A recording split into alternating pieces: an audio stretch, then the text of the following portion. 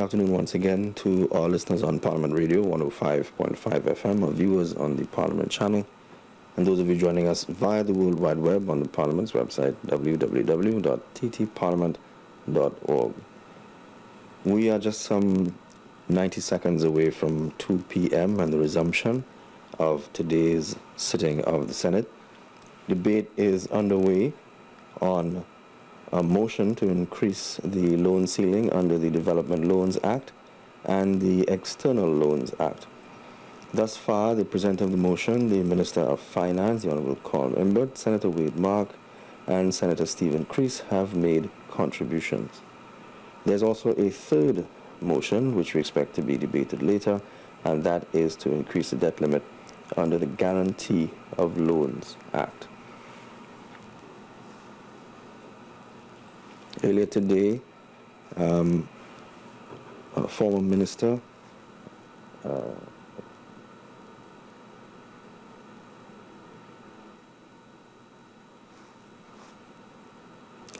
former Minister Gerald Hadeed was appointed an opposition senator. He replaces Senator Vasant Bharat. At this point, we return to the Parliament chamber, where we await the resumption of the proceedings.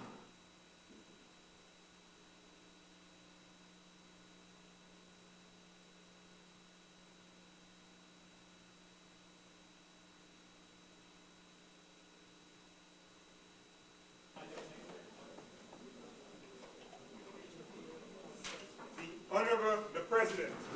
We now return to the 7th sitting of the Senate in the first session of the 11th Parliament that takes place on Tuesday, December 8th, 2015.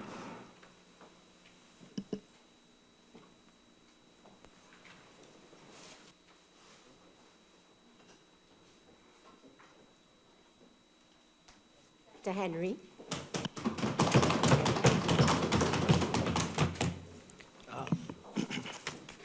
Thank you, Madam President.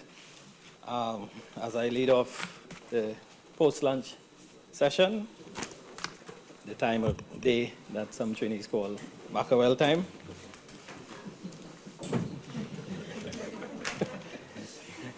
So, let me proceed.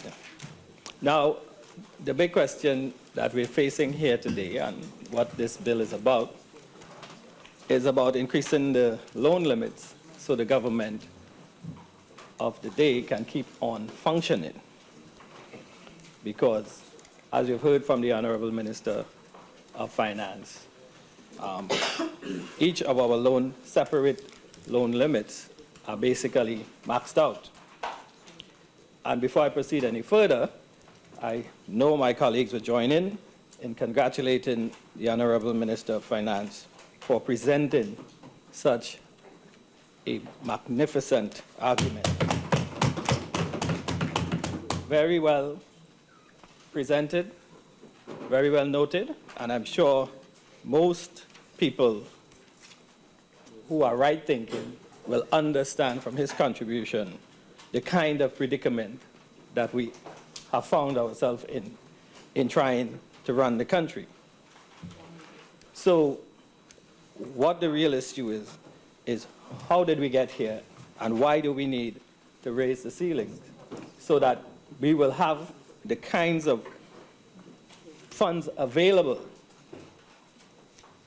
As was well noted, we don't necessarily say we're going to use all of it, but at least have the money available so the operations of the country can proceed. We have reached a critical juncture. And the one thing I want to say up front is that if the government before had happened to win the election, God forbid, what would be their position right now? Where would you have gotten the money from to run the country? After pledging 21 billion in contracts that we heard, and also maxing out on all the borrowing limits and the overdraft at the central bank. Where were you planning to to get financing from. Wouldn't you have had to come and do the same thing we are doing? Wouldn't you have had to come and increase the borrowing limits or find some other ingenious way to finance these operations? So when you pledged $21 billion in contracts, what, as they say, was a helicopter supposed to fly over Trinidad and drop that money for you?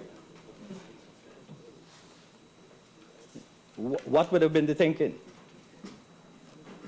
So right there and that, just that alone, you should do the honorable thing and support this bill wholeheartedly, because you set it up that way. Okay.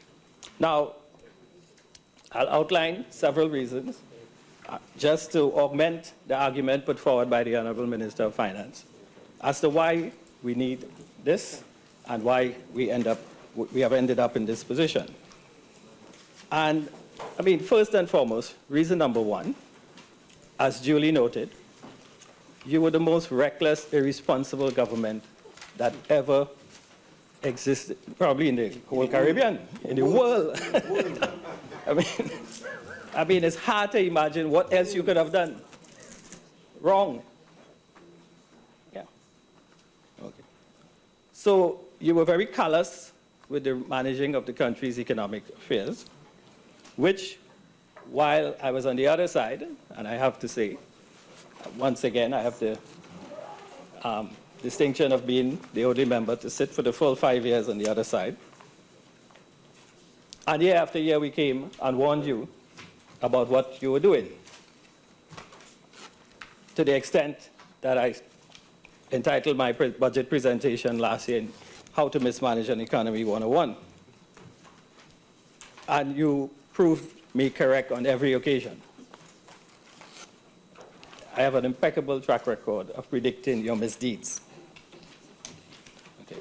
So you frittered away based on the new evidence coming out from the Minister of Finance, in addition to all the budget spending already acknowledged by the previous government. You know what? Close to $400 billion. Right?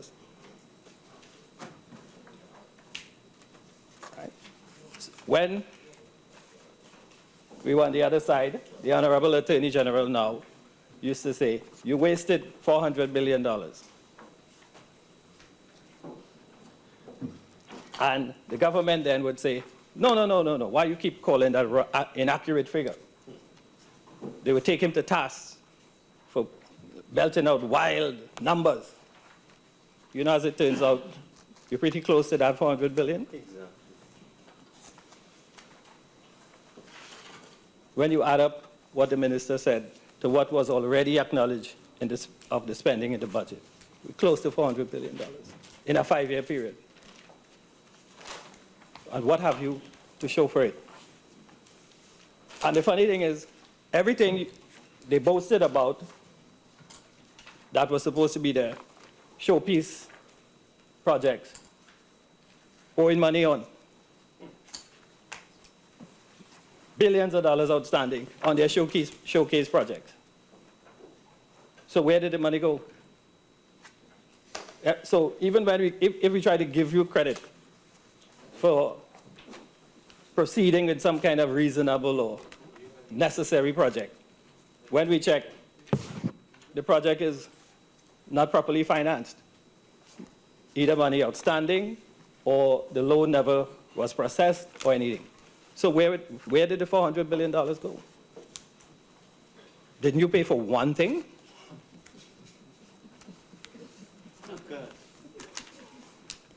You spent $400 billion and you can't say there's one thing that you actually paid for? Food cards. You know? Yeah, it's amazing. And they come here with a straight face and try to present and act like if they just dropped from the sky. The same helicopter was supposed to drop the money, they dropped from it too. Right? So almost $400 billion, we find out that you didn't pay for anything, everything is still to be negotiated, loans outstanding, whatever. You know? And these are the flagship projects of the UNC. Right? So this was mismanagement of the worst possible kind. Like I said, it's difficult to imagine what you could have done worse. In all sectors, in all ministries, you know, tutmun. That's what you did. That's what you brought us here. That's reason number 2. Right? No. I'm moving to 3. You'll get more. So, again, the legacy of the UNC administration is nothing short of scandalous mismanagement on a humongous scale. In addition to everything else that was mentioned by the ministers in the lower house of the recklessness of signing contracts with no funding in place and so on.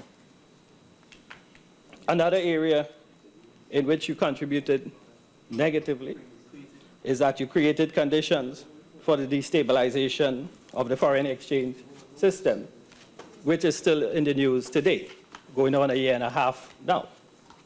That's another one of your contributions to macroeconomic management or mismanagement. Okay. And in addition to this, Madam President, as if in an effort, I'm not accusing them, I'm just saying if, or maybe, it was to help cover up their mismanagement. They destroyed the CSO. So that now we're in a situation where we have in controversy over statistics, or the non-production of proper statistics, or as the IMF said in many reports, unreliability of data, and Moody's also added as one of their reasons for downgrading us. So, again, one of your sterling contributions to mismanagement. So, as though you created a scenario where now we will have doubt where none used to exist before. Myself, and I'm sure several other independent senators have been doing research on economic data for many years, and there was never a negative connotation associated with Trinidad and Tobago statistics. We know the CSO was in a difficult position for a long time, before the UNC. But the reliability of our data was never questioned in the way in which it has become questioned now. So in order to add to the obfuscation, as though people will never really find out the real issue, you messed up the CSO so that even the data coming out now becomes debatable. Right? And the people at the CSO, I know some of them, are very dedicated, hardworking people who have been trying to still do their best under difficult circumstances. That was reason number 4. Reason number 5, as to why we're here, you were not truthful, that is, the previous administration, with the country about the true state of the economy of the country. Right up until August, early September, they were selling wolf tickets. Right? Wolf tickets. Oh, sorry, that's an American. Does it mean? Yes, it means when you're selling something that isn't really real. Yeah. Yeah. So, Madam President, they were not truthful. Even in the Parliament, there are some doubts about some of the accuracy of the responses that they gave. Because I remember asking the former Minister of Finance under the UNC. I posed the question late last year, but I think he answered it several months after. I asked specifically what is the state of the borrowing of the government over the last year and a half. Yes, you could go check the handset. That was my question to the then Minister of Finance. He avoided answering for several months, and then he came back and read off a list of things. A bond here, they floated the bond, and things that we know about. But virtually none of what our finance minister mentioned earlier today was on that list. Nothing. He came and he read from a list, we assume, Madam President, provided to him. Something else. Yeah. We assume that this was provided to him from technocrats in the Ministry of Finance, or perhaps even the central bank, or some reliable source, as we should assume is the case with a sitting Minister of Finance. And nothing on that list that he read out, I recall, could square with what our minister found in the ministry in terms of outstanding loans and money owed on different projects. And at the time, I remember telling him, say, Honourable Minister, are you sure that list is complete? Because I know of some loans that were going down, and you said nothing about it. And with his usual smile, he said, well, that's well, Honourable Senator, that's the list I was given. And yes, and he moved on. And luckily, he has subsequently moved out. Lucky for us. And right. Yes, I remember it very clearly. Did not include even loans that I myself was completely aware of. Bond finance and money borrowing left, right, and center. I asked the question, could you come clear and clean with the country as to the amount of money the government was borrowing over the past year and a half? Wasn't the exact wording of the question, but it was pretty close to that. And the list was very short. Very so the former minister was either given bad information, we have to assume, or a very incomplete list based on what we know now about what was happening with the government. So it was clear that the previous government was not truthful with what they were engaging in, the kind of reckless borrowing.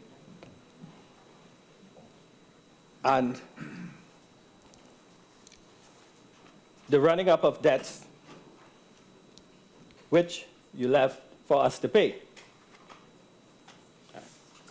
Because it's as though, of course, as I said in my budget contribution over a month ago, it's as though you ran a scorched earth policy to leave nothing left for any incoming government, including yourself, if you had happened to win.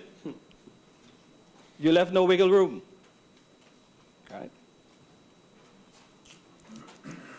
And, of course, the flip side of this is something as I've been harping on, if you see my Hansard contributions going back to 2010. One of your main legacies, again, there are so many bad legacies, it's hard to classify them as bad and worse or something, was that you generated no new revenue projects in 5 years after substantive old talk. I remember the 2010-2011 budget read by Mr.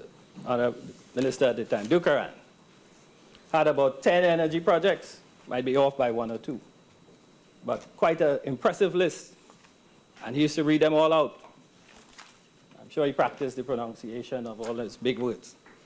Ethylene something project to this and that, and dimethyl something and whatever. And by 2 years later, everything was gone. Gone. Never happened. Nothing. You go back to the budget presentations in 2013, no mention of any of these projects. They just vaporized.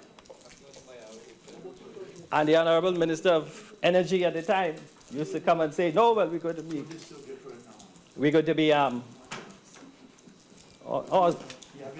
sorry for my distraction, but I see they corrected the sign for the Honourable, well, former Honourable, Jerry had. Yeah, they changed the sign. It was our old sign. So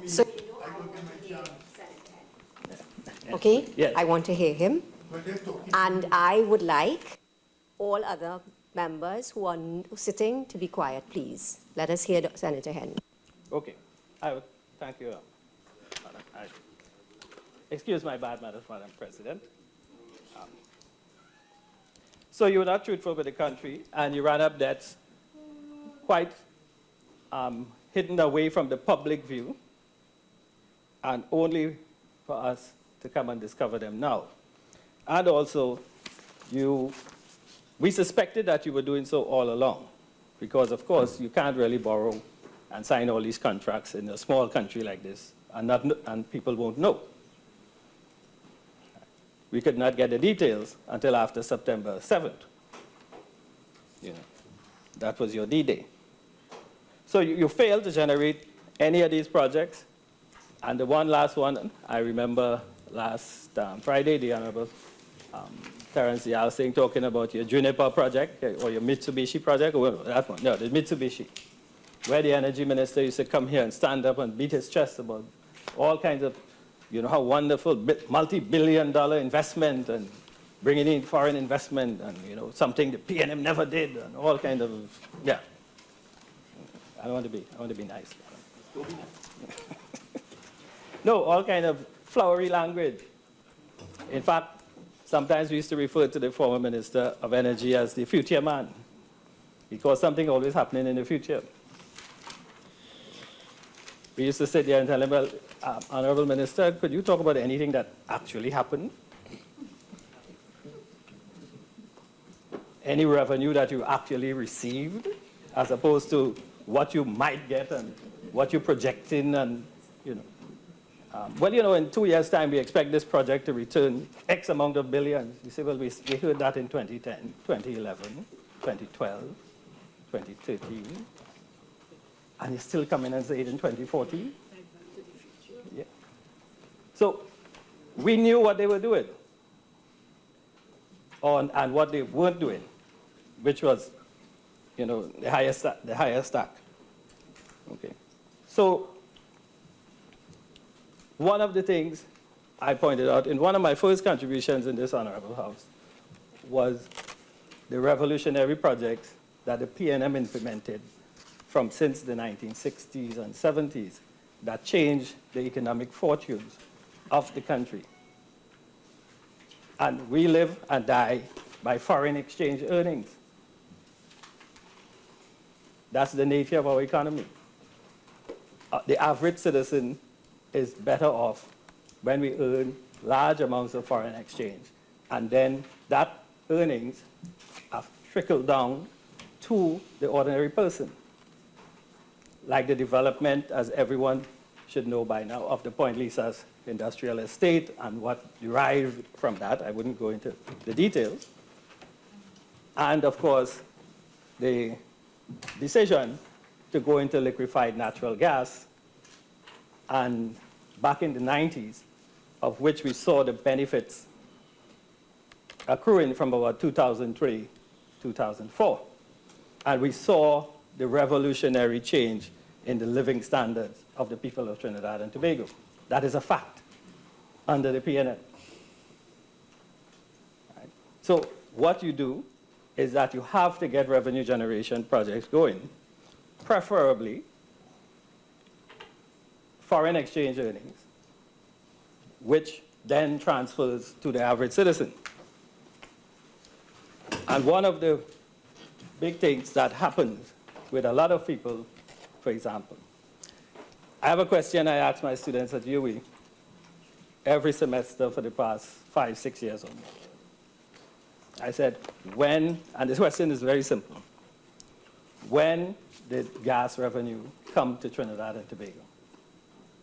And you know what most of them tell me? 1942, 1950, 1960, 18-something. Not one has ever gotten it right. That is only in 2002, 2003 we started to see the benefits of gas revenue. Right? We might have seen the projects in any massive way. And that is how it is. But the previous government became very dependent, to some extent, for lack of a better word, of not making very difficult decisions. What the government did in the 5 years they were in office was generally known as kick the can down the road. So every time they were faced with any kind of decision where they might have to say, well, okay, we'll have to cut spending, we'll have to do this, we'll have to do this, make any kind of adjustment, they would say, no, we're leaving that for somebody else. Because in their initial projections, when they ran deficits in the early 2010, 2011, you know what year they had planned to balance the budget by? Before all the drama of the last year or two? 2016. So in other words, from day one, they had planned to run deficits for their whole time in power. 27 billion.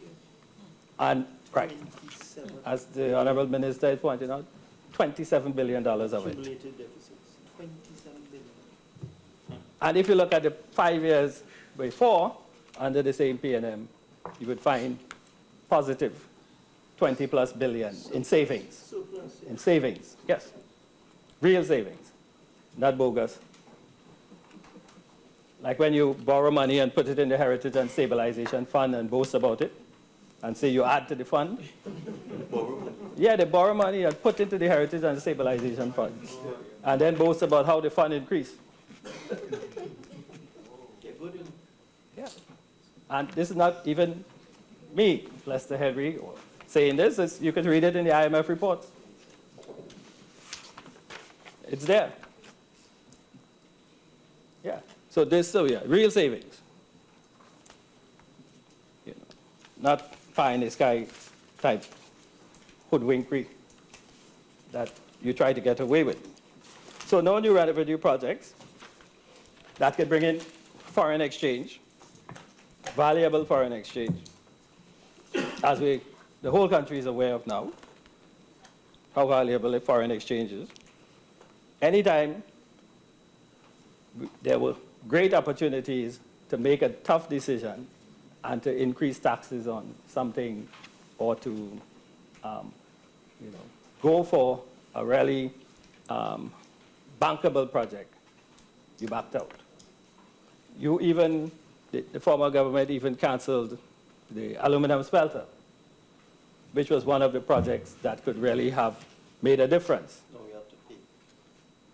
Not only that, as the Honourable Minister said, you cancel the project that could have brought in foreign exchange and lift the standard of living of the country. You not only cancel that and destroy that possibility, we have to pay for it after now. Penalty. Yeah. For what they do. Yeah. So you acted as though there was no consequence to your action. Once you were in power, that's all that mattered. No forward thinking, no thorough economic analysis of your decisions, just whoops, as the Honourable Minister Fitzgerald Hines used to say. Whoops, vaps, and vaiki-vai. That's what you did. And Honourable Madam President, you know, even they're back in opposition and they're still whoops, vaps, and vaiki-vai.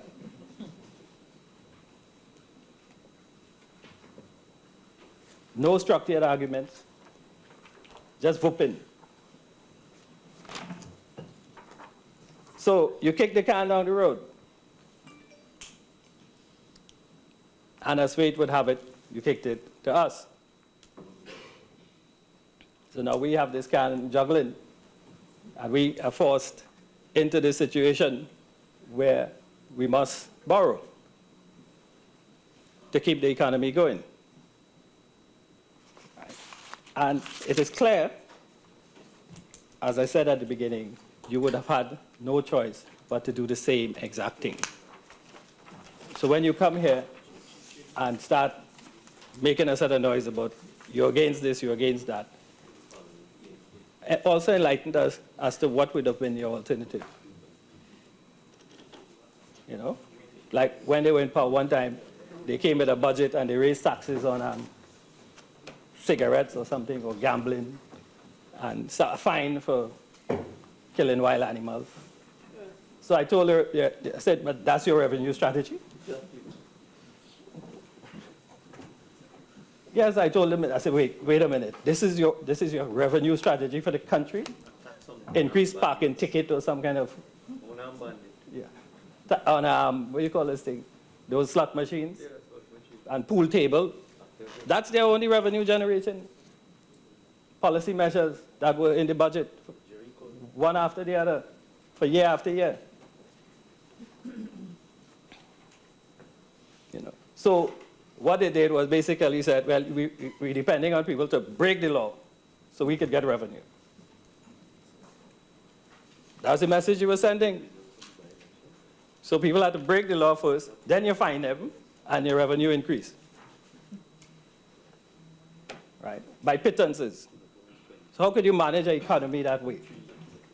And of course, everyone knows in the good times, when we have the income and the money, it might have been easier to get away with increasing substantive taxation on critical items.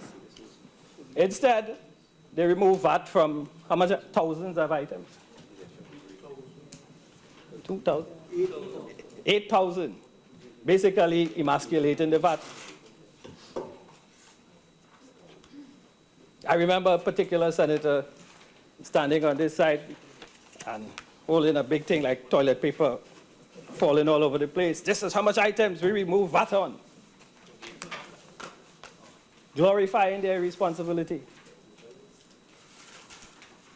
So, what you did was continuously kicked the can down the road, and you ran away from any decision that any responsible person would take as granted, that you must take. And what we heard from the Minister of Finance was a government coming clean with the country and saying, we are in a difficult situation, and you need to understand that we must do this. People are sophisticated now. There's internet, there's all kind of cable TV. People are in the country are intellectually aware. They are matured. So they can understand if oil prices fall from $100 or 90-something, which is average under you, to about 40. Something has to give. And then they combine that with your mess. They know we're in problems. But as is well known, when the country is in problems, who comes to the rescue? The same PNF. Once again, we will battle through it, and we will bring some sanity back to the country in terms of economic policy, as well as overall management of our affairs. Now, the minister also mentioned one of the big problems as to why we need to get the approval to get this money. And I think it's worth repeating for people who may have missed it and don't understand how serious it is the issue of avoiding the cost of becoming delinquent, building up arrears, and eventually defaulting on our loans. That comes at a tremendous cost. So if we don't get the money approved, as the minister just pointed out, in one loan alone is 8,000 US per day that is accruing on that loan. So we are not irresponsible like you, where you would just ignore these things and act like if some phantom character will show up from the sky to save you. Just on one loan. Debt servicing last year, I believe, was around $5 billion. That's money you have to pay back just to keep your loans going. If we were to default on anything of that magnitude, of course, that's not one loan, that's all the loans put together. That's just the servicing. if we were to continue along this path where we'd have to be paying penalties, defaulting or being delinquent on our loans, that number will shoot up drastically. It's similar to your credit card bill. When you don't pay it off at the end of the month, what happens? You see your outstanding balance jumps significantly. And in a quick space of time, you could find yourself in a deep, deep hole. When you thought you were in a real deep hole, you find yourself sinking further to the point where it might become a bottomless pit, as the Greeks have found out. Right. So it is very critical that the population understands that to avoid the penalties and the arrears that are built into these contracts and these loans, regardless of the source of the loans, even the multilateral entities lending like the IADB, all of them have penalties and clauses in there where your debt could increase significantly if you don't pay on time, and also if you don't draw down the loans on time. Okay. So the money that we could save by doing that is tremendous. So to avoid the penalties, that is why, so if we don't get this passed and we continue to default or go delinquent or build up arrears with these other loans, our payment will balloon, our payments due. So this is why this is critical for any right-thinking person to say yes to this. And as I wind up, I just want to remind the people out there that we need to run the country. You run it into the ground. We are trying to bring it back afloat. And this is just one step in terms of getting that done. We know that you would be happy, some of you in the opposition and of the previous government, if the whole economy grinds to a halt and you'd say, look, it's the P&M fault. But we can't afford to do that. That would be irresponsible. That would be madness. That would be UNC. Right. So we are not about the business of shutting down the economy. We are about the business of running things properly. And this is just one step in that direction. You brought us to this position after having the best run of oil prices and gas prices probably of any government over 2010, late 2010 to 2014, mid-2014.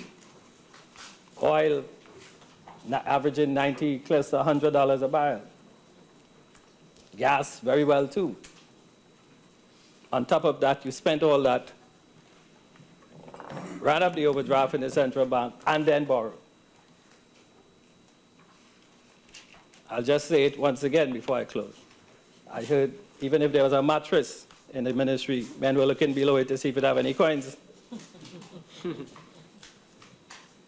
Because they would have spent that too. Right. So, Madam Vice President, I thank you, and I look forward to, Madam President. Sorry. I thank you for allowing me to make this contribution. Senator Ameen.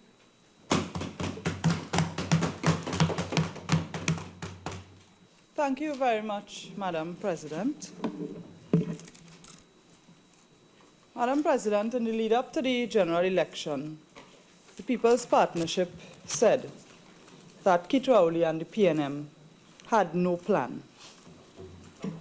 No plan for the most vulnerable in society, no plan for gender equality and gender development, no plan for agriculture, no plan for labor, perhaps except the 15 million given to their friends, no plan for safety and security of our nation, no plan to manage the economy, no plan for Trinidad and Tobago.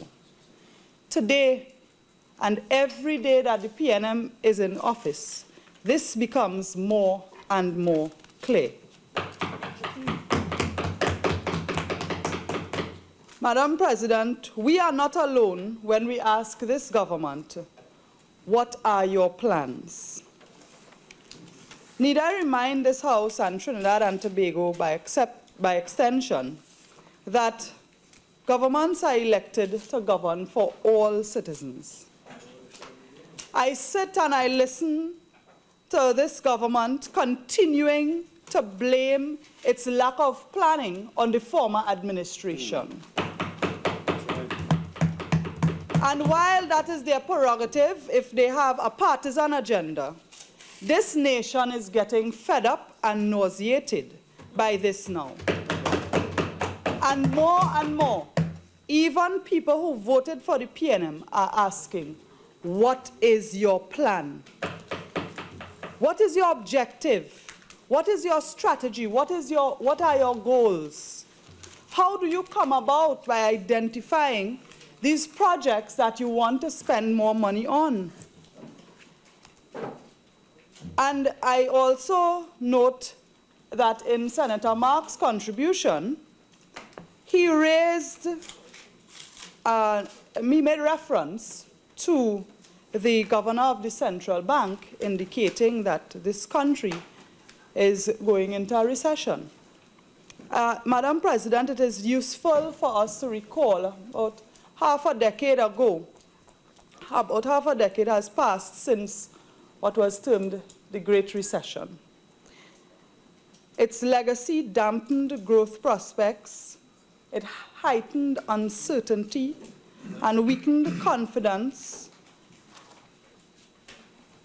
It presented significant challenges to the recovery efforts being made across economies globally, not only in Trinidad and Tobago.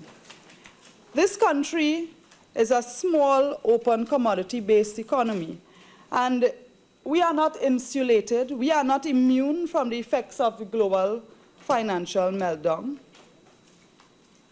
Does this government believe that by increasing the debt ceiling, you will protect us? You want to put us in more debt, and you want to tell the people of Trinidad and Tobago that it is the partnership's fault? Doesn't it take careful economic management to steer us through these rocky global occurrences? Does the fact that the present Minister of Finance does not have a background in finance, is that the best thing for Trinidad and Tobago at this time? I'm asking. I am suggesting that perhaps, with no malice towards this present minister, who he does possess expertise in another area, but perhaps it is time for the Prime Minister of Trinidad and Tobago to consider that at this time in Trinidad and Tobago, we should have a person to spearhead the management of our economy, someone with a strong background in finance and economic management. Madam President, Trinidad and Tobago, the people of this country, are yet to see any clear direction from this government on fiscal management and on the welfare of our nation. I want to refer to Express of September 4th, 2013. The Employers Consultative Association of Trinidad and Tobago had a breakfast to address the macro and microeconomic challenges in the economy towards creation of a sustainable businesses. And I quote, "Expectedly, economic growth began slowing in 2007 and was followed by the global economic crisis, which started in 2008, leading to 4 consecutive years of negative or negligible growth between 2008 and 2012. These are not my words. In 2013, there is every indication that the Trinidad and Tobago economy is emerging from the dark shadows of the global recession as GDP growth is building momentum across a widening range of economic sectors. In the first quarter, I continue the quote, in the first quarter of 2013, initial estimate is that the economy grew by 1.7%. This was based on the indication that the energy sector grew by 0.5% and the non-energy sector by 2.6%. This followed a growth of 1.5% in quarter September 2012 and 1% for the quarter to December of 2012. This positive growth continued until August, still June. 5 consecutive quarters of growth for the economy, as small as those percentages are. Madam President, I refer to that to tell you that this good fortune, in spite of the global economic atmosphere, did not simply fall into the lap of this country at that time. The People's Partnership government didn't wish on a star and had that wish come through. This good fortune came about due to careful management of the economy by persons qualified in that field in spite of the global climate. Madam President, that mantle is now passed to the PNM administration to steer the economy of Trinidad and Tobago through the rocky waters that we face at this time. Many countries all over the world with strong economies are doing just that. But perhaps, Madam President, their focus is more on putting blame rather than steering the economy right. I think in their haste to come into government, the PNM gave very little consideration as to what the job really requires at this time. It is apparent again that they have no plan. Even today, I think the citizens of Trinidad and Tobago, in listening to the presentation from the Honourable Minister and those on the other side who have made their contributions so far, as well as those who made their contributions in the lower house, I think many of our citizens today would have liked to see, in addition to the request to increase the loan ceiling, they would have liked to hear from this government where they plan to spend the money, a direction that the government plans to go, a strategy not only to spend the money, but also to repay the money that they plan to borrow. People are reasonable. People in Trinidad and Tobago are not stupid. People are reasonable. And they would be fair to this government if you can treat them as though they have sense. The Minister of Finance, Madam President, I sat here and I listened. I don't know where he lives, and I'm happy he's walking back into the chamber. He leaves so often. Madam President, the Minister of Finance this morning spoke with disdain, with haughty contempt, with scorn, about a hospital being constructed for the people of Arima, for the people of Point Fortin. And you know, this hospital in Arima was promised by the PNM in 1971, years before I was even born. And it took the People's Partnership coming into government in 2015 to begin the construction of that hospital. 44 years. In Point Fortin, there were so many promises. And you know, the irony.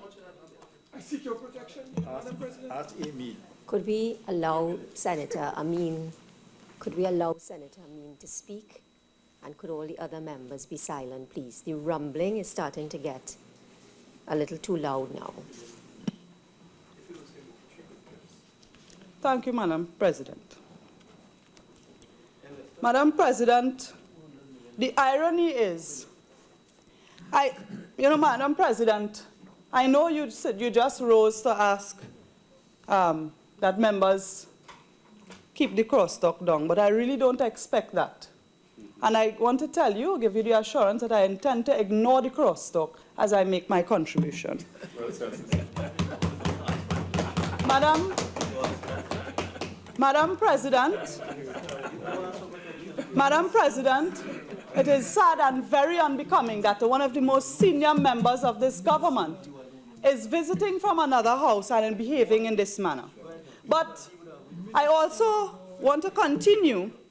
You know, the irony is that both Arima and Point Fortin have been traditionally represented by the PNM.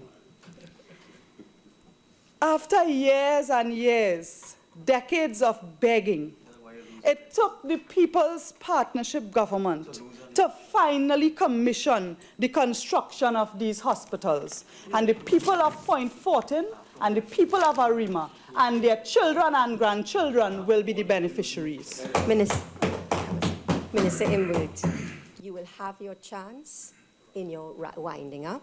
Could we be allowed to listen to the Senator, please?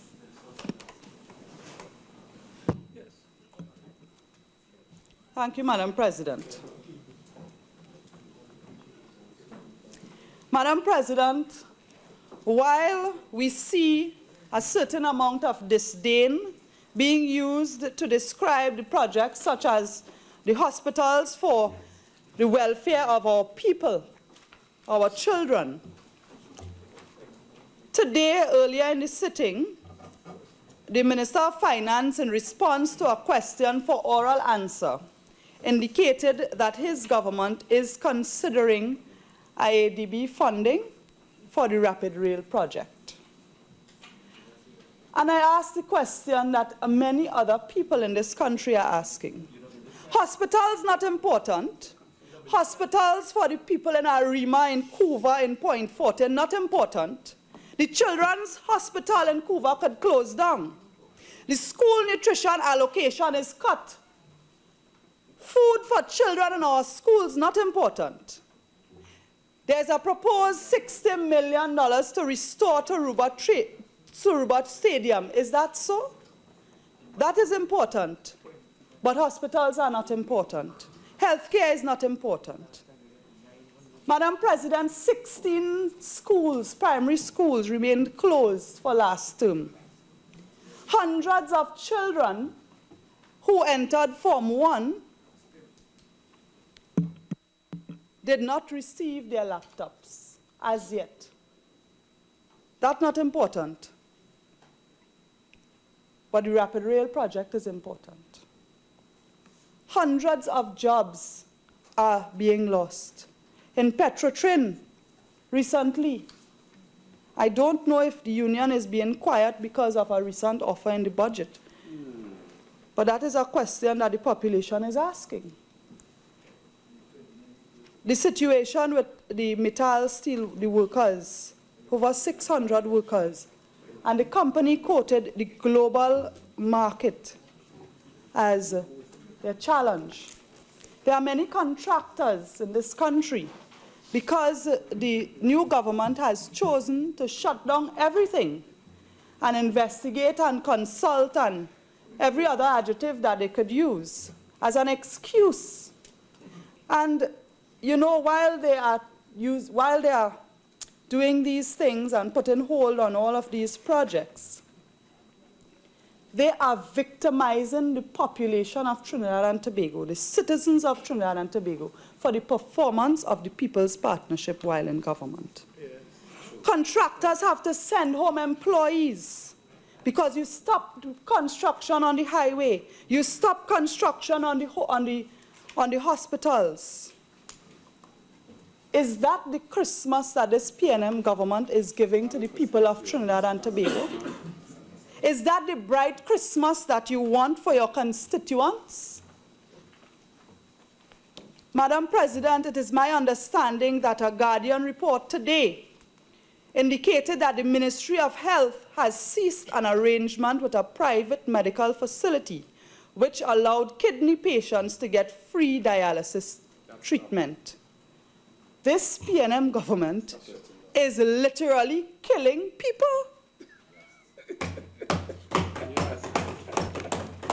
And you come again to ask, yes, you want to borrow more money, but I'll tell you, you continue with this doom and gloom approach. And while I know you want to continue your campaign, perhaps, the partisan approach to dealing with managing our country's economy. Madam President, if you are familiar, we are familiar with children cartoons, the image of dogs chasing their tails.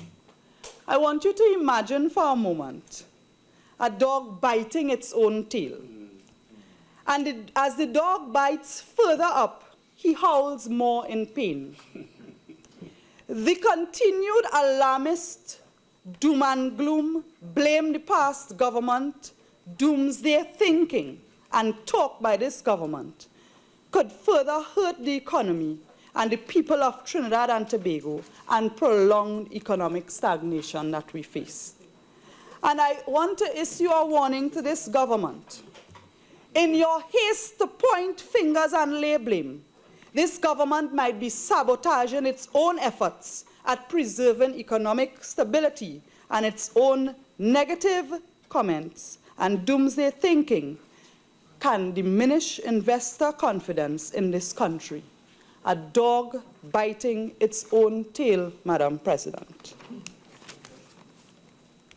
Madam President, the Minister of Finance listed a number of projects which the government entered into loan agreements to undertake, the previous government. I wish to point out, one, every one of those projects are geared towards the protection, the health, the safety, and security of citizens of this country. The minister implies that the purpose of this motion is to increase the borrowing limit of this country to $30 billion is brought about due to these debts of the previous administration, the previous government. Yet this government is bent on going ahead with a vanity project, the Rapid Rail project. I wonder if this is a pet project of an engineer obsessed with little toy trains.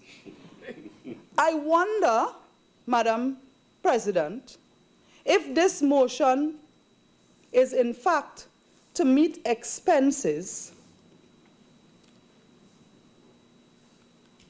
So, Madam President, if this motion, Madam President, is in fact to meet those expenses, then members on the other side should have no problem with the amendment moved by Senator Mark that there be no new procurement to be facilitated by borrowings made possible by this resolution,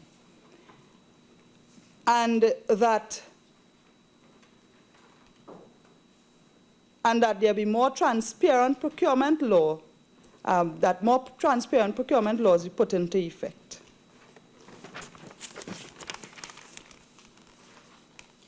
Madam President,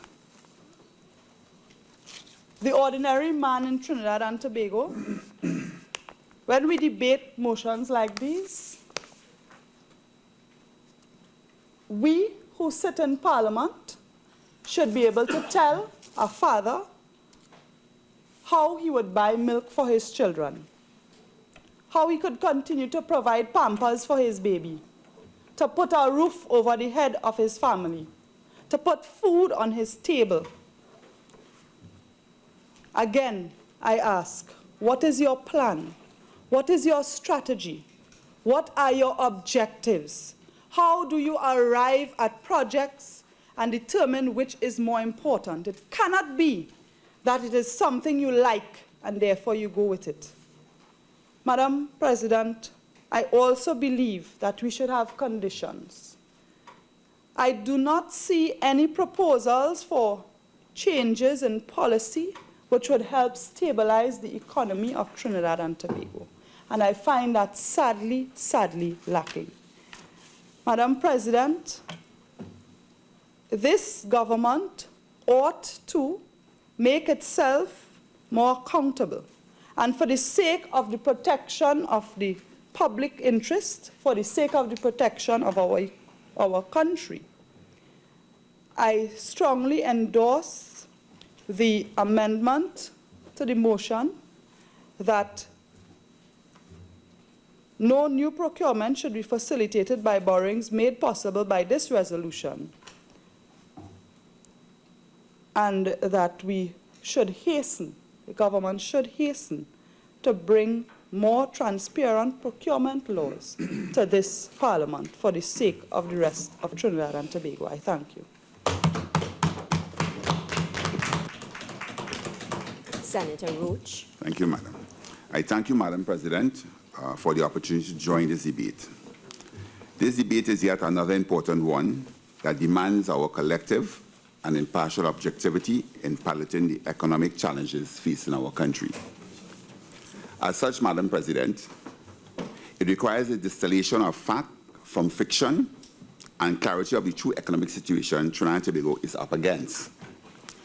The motions before us in this Senate is for a 70%, I believe, or a $35 billion increase in government's authority to borrow on the local and international market. The government advances that there is a critical need to provide for such a facility in order to cater for debts incurred by its immediate predecessor, and also to be able to fulfill its manifesto obligations to the nation, which now informs the government's policy. The government states as well that the previous administration used up and or borrowed up to almost the maximum legal limit permitted by law, hence created the unfortunate dilemma, having to increase borrowing to meet expenditure in the face of declining revenues from oil and gas.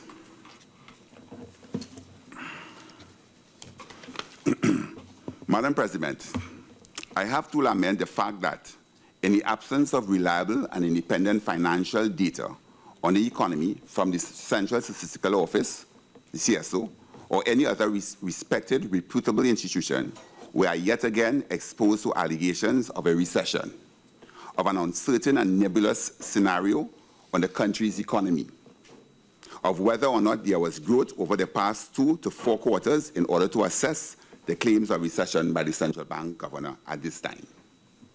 Madam President, I do have serious concerns about the governor's declaration of a recession weeks before Christmas and the publication of same before any alleged discussion with the Honourable Minister of Finance. There must be a responsible protocol for dealing with sensitive matters of state interest, which can cause panic and negative reactions in the financial and productive sectors of our economy. If, in fact, the country is in a recession, I would prefer to see a collaboration of all arms of the state apparatus working in conjunction with the private sector to assist in rectifying and reversing the situation in the shortest possible time, but with sensitivity on the social impact for the most economically vulnerable in our society. In fairness to this government, Madam President, they have not yet been in office for a full quarter, and I want to believe they are still grappling with an assessment of the true economic realities of state resources, ministry by ministry, and we therefore should await their report on the review of the economy by March 2016, 6 months from their taking office and a little over 3 months away from now. Madam President, the country needs most honest and reliable information of our economic conditions in order to move forward in constructing a model for economic growth and sustainable development, none of which will be possible in a state of economic ignorance and with data that is incomplete or flawed or based on information from public officials engaging in hype and mischief. This is not the environment the country needs at this time. Economic trends, like life, is transitory. We have been here before. We have experience and hopefully institutional memory in dealing with the economic predicament that has now befallen us in 2015. The world is in an economic turbulence, and we are but small players in the world economics. Madam President, I shall not take up much time on these 2 motions, since I am prepared to support same once the government is able to make its case as requested to justify the need so to increase the borrowing limits. I would like to, however, for the government to make its case on if and how, if it plans to use the Stabilization and Heritage Fund as part of its strategy. Madam President, we as a country must come to terms with the fact that in times of high revenue and abundant resources, much can be expected and ought to be done to achieve a higher or better standard of living, but in times of reduced revenue and resources, we are expected to adjust our outlook based on those realities. It calls for the unions and employers, public and private, to engage in meaningful consultation and dialogue on making whatever adjustments are required so as to save jobs where possible, contain inflation, increase productivity, and engineer some positive growth in the economy. It is not impossible, but challenging, which the country will be all the better for if we can overcome it. We are a resilient people who have been tried and tested before and have succeeded on all occasions. So why not again? The debt to GDP ratio is determined, I believe, on a case-by-case economic matrix of each country. It is for the respective economists and institutions whose business it is to assess such data to do so and inform the country accordingly. Madam President, the Honourable Minister informed the Senate that the government is faced with a number of billion-dollar liabilities contracted by the previous government, which have to be honoured in order to discharge its responsibilities by saying, why play politics with this? Such declaration, if true, ought to be addressed, and ought to be addressed in a responsible way. I want to know, and the public also needs to know, what is the economic realities of our country. We need a reliable economic assessment once and for all. I do expect that during the interim, the business of the country has to continue. And if it requires responsible borrowing by the government, then so be it. The government will be held, like its predecessor, to account for its management of the economy. If it mismanages the economy, there are consequences like the previous government, now opposition, is aware of. The Trinidad and Tobago public is no longer an ignorant public. It's no longer a public that is patience runs endlessly in the abyss. People are asking questions. People are hearing rumblings about the economic situation and want to make adjustment appropriately in order to deal with their day-to-day affairs, in order to provide for their families, in order to provide and cater for a future that is not uncertain, that must be based on some sort of a reliable information. And as such, it is the responsibility of us here to ascertain that information and provide it to the public at large. Madam President, it is quite baffling to me that all of us here, as members of Parliament, on whichever side we find ourselves are, must be cognizant of the economic realities prevailing in the world. The reduced revenues coming from oil and gas, the reduced prices in commodities. This is not localized to Trinidad and Tobago, to the developing world. It's a phenomenon happening right now in this world.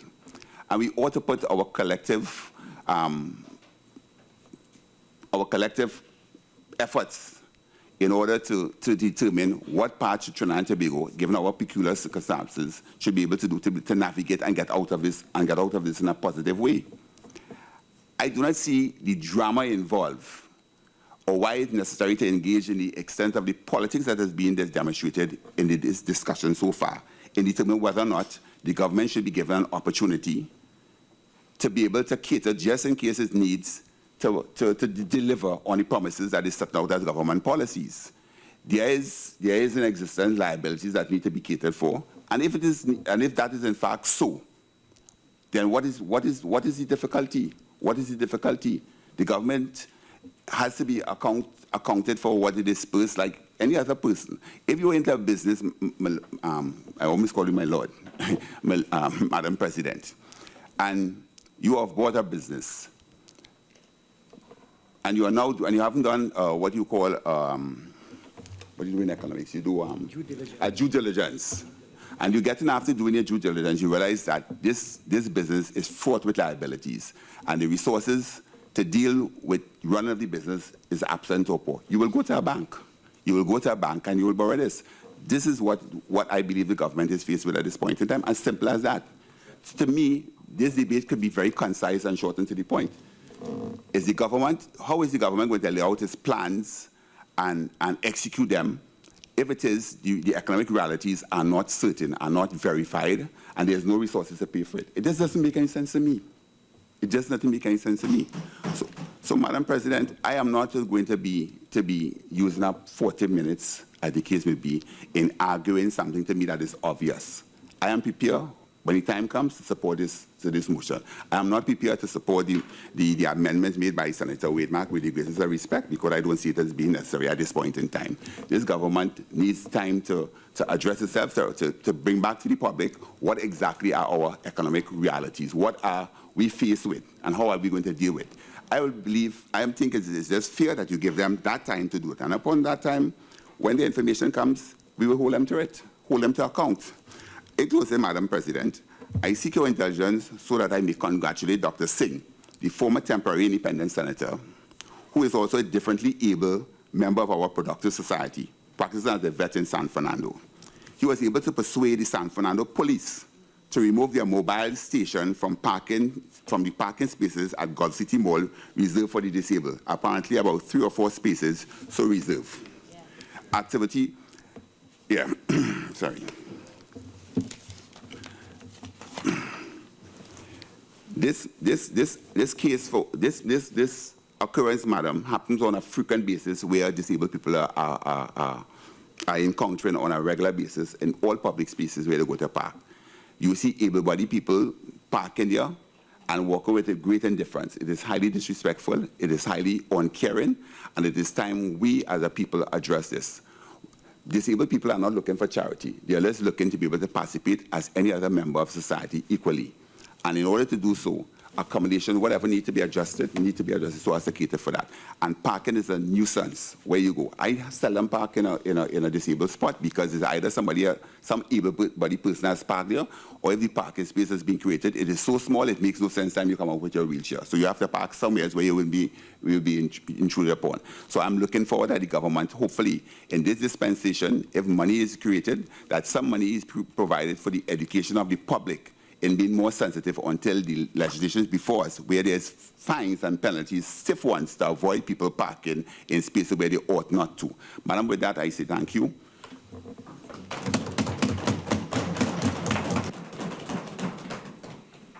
Honourable Leader of Government Business.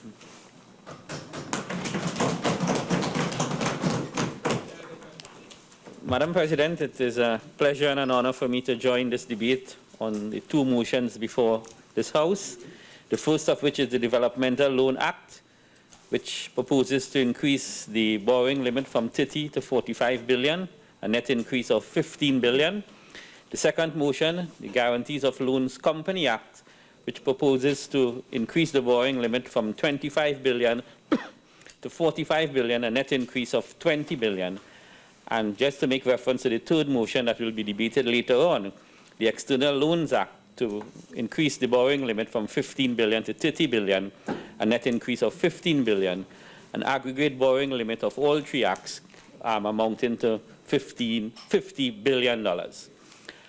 Just to draw reference to the fact that these same 3 motions were tabled here in 2011, where there was a net increase in the aggregate borrowing of 32 billion, and as the Minister of Finance have already indicated, in 4 short years, it has used up $28 billion of this facility. Madam President, just to quote some statistics, again, I'm just repeating the Minister of Finance, but just to go on the records, borrowing obviously affects your debt to GDP ratio, but borrowing is fundamental for your own credit rating and for the credit rating of a country. I remember I was posted to the United States on a project called the Southern Basin Consortium way back in 1991 when we didn't have foreign credit cards. And I went in with a tidy sum from Petrotrin. I was based with Exxon Exploration in Houston, Texas at the time. Big bank account. So I went and applied for a credit card. They say, Mr. Khan, you cannot get a credit card because you have no credit rating. So it is important that you borrow and repay, even in good times. So we have been borrowing in good times and in bad. So our debt to GDP ratio, as Minister Imbert said, It was at a high of 70 in 1991. It was reduced back to 51% by 2000 under some successive PNM administration. It went to as low as 20% actually from 2007, 2008, and it is now back up 2015 to 46%, 46.3% to be exact. If we go through with some of these borrowing figures that we hope to do, we are making a commitment that it will be no higher than 60% of GDP, 60 to 65%, and we know that is an international benchmark figure. We will try to keep it as low as possible. But, Madam President, let me just make some comments on some of the contributions before. I want to start by complimenting Senator Ian Roach for what was an extremely well-balanced presentation. Not only because he supported, or he purported to support this government's position on the matter, but it was really a balanced approach to economic management. This doesn't call for long talk, although I will take my 40 minutes unlike him. But he capsuled very succinctly what the issues are facing us. But for the purpose of the Hansard, I will have to say more, because I speak also not only to the national population, I speak for the record. Let me deal with Senator Wiedemark. What is our economic plan? We went to the population with this document, okay? It is a well-structured document. It deals with infrastructure. It deals with energy. It deals with diversification. It deals with agriculture. It deals with local government reform and rural development. And I will link that to some of the projects we plan to implement. As we implement, this is now official government policy. Will the minister give way? Yeah. Madam President, I really don't want to interrupt the minister, but I do not have a manifesto. Are you going to table that in the Senate to make it an official document available for all of us? It will be tabled both in the House and in the Senate, but I promise you, before the week is out, I will hand deliver by courier a copy of this to you and to all members of the independent and opposition bench. Thank you very much.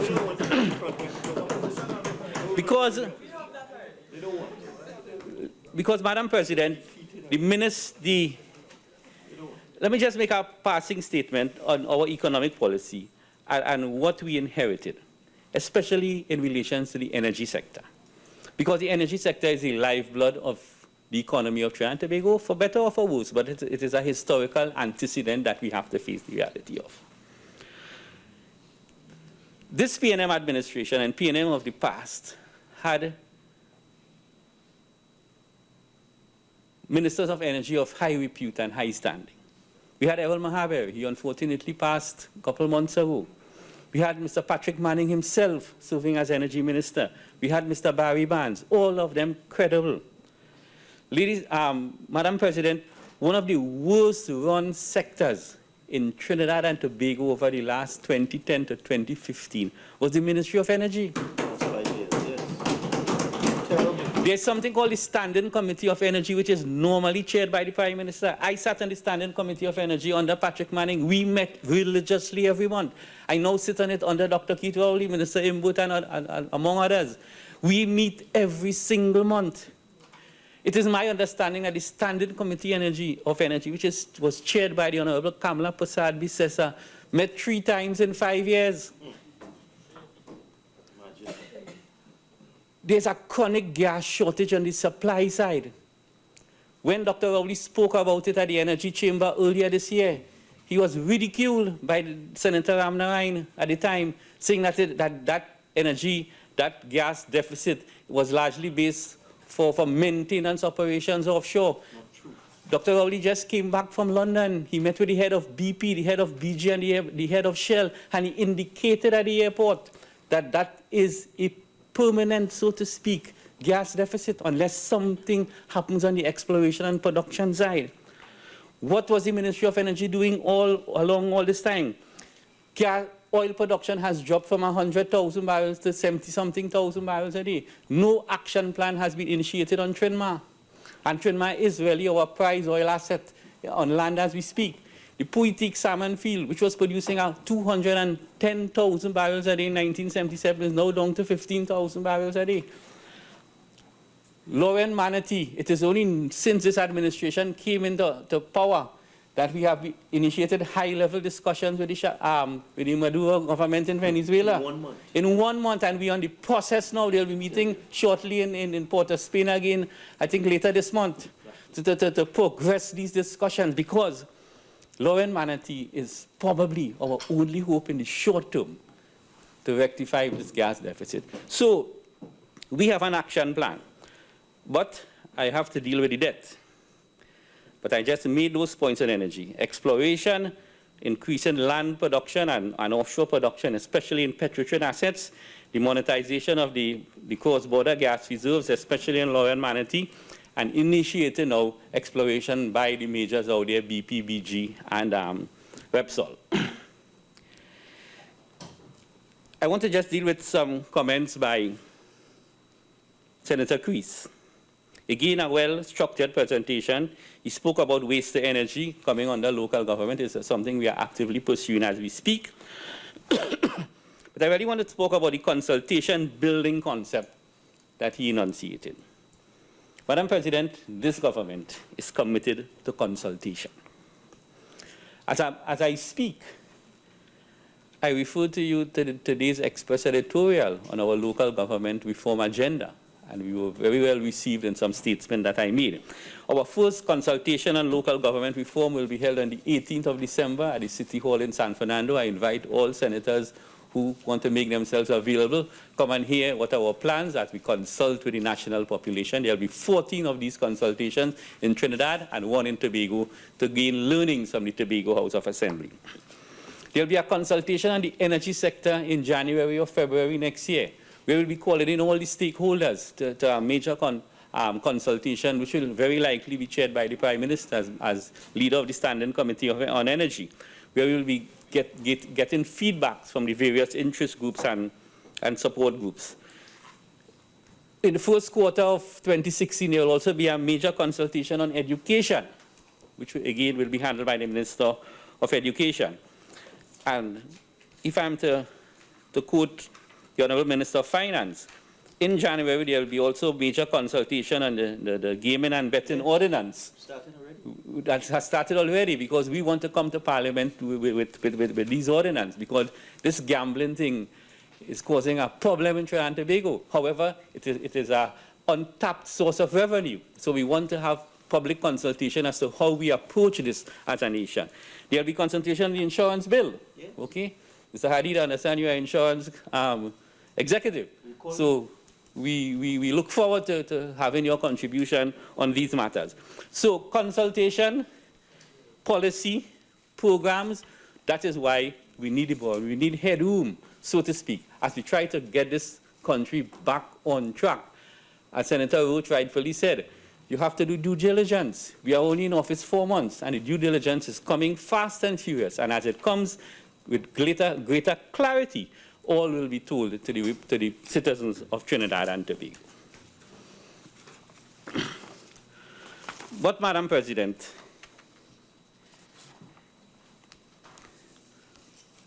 what did the government do in 5 years? The previous administration. Again, for the records.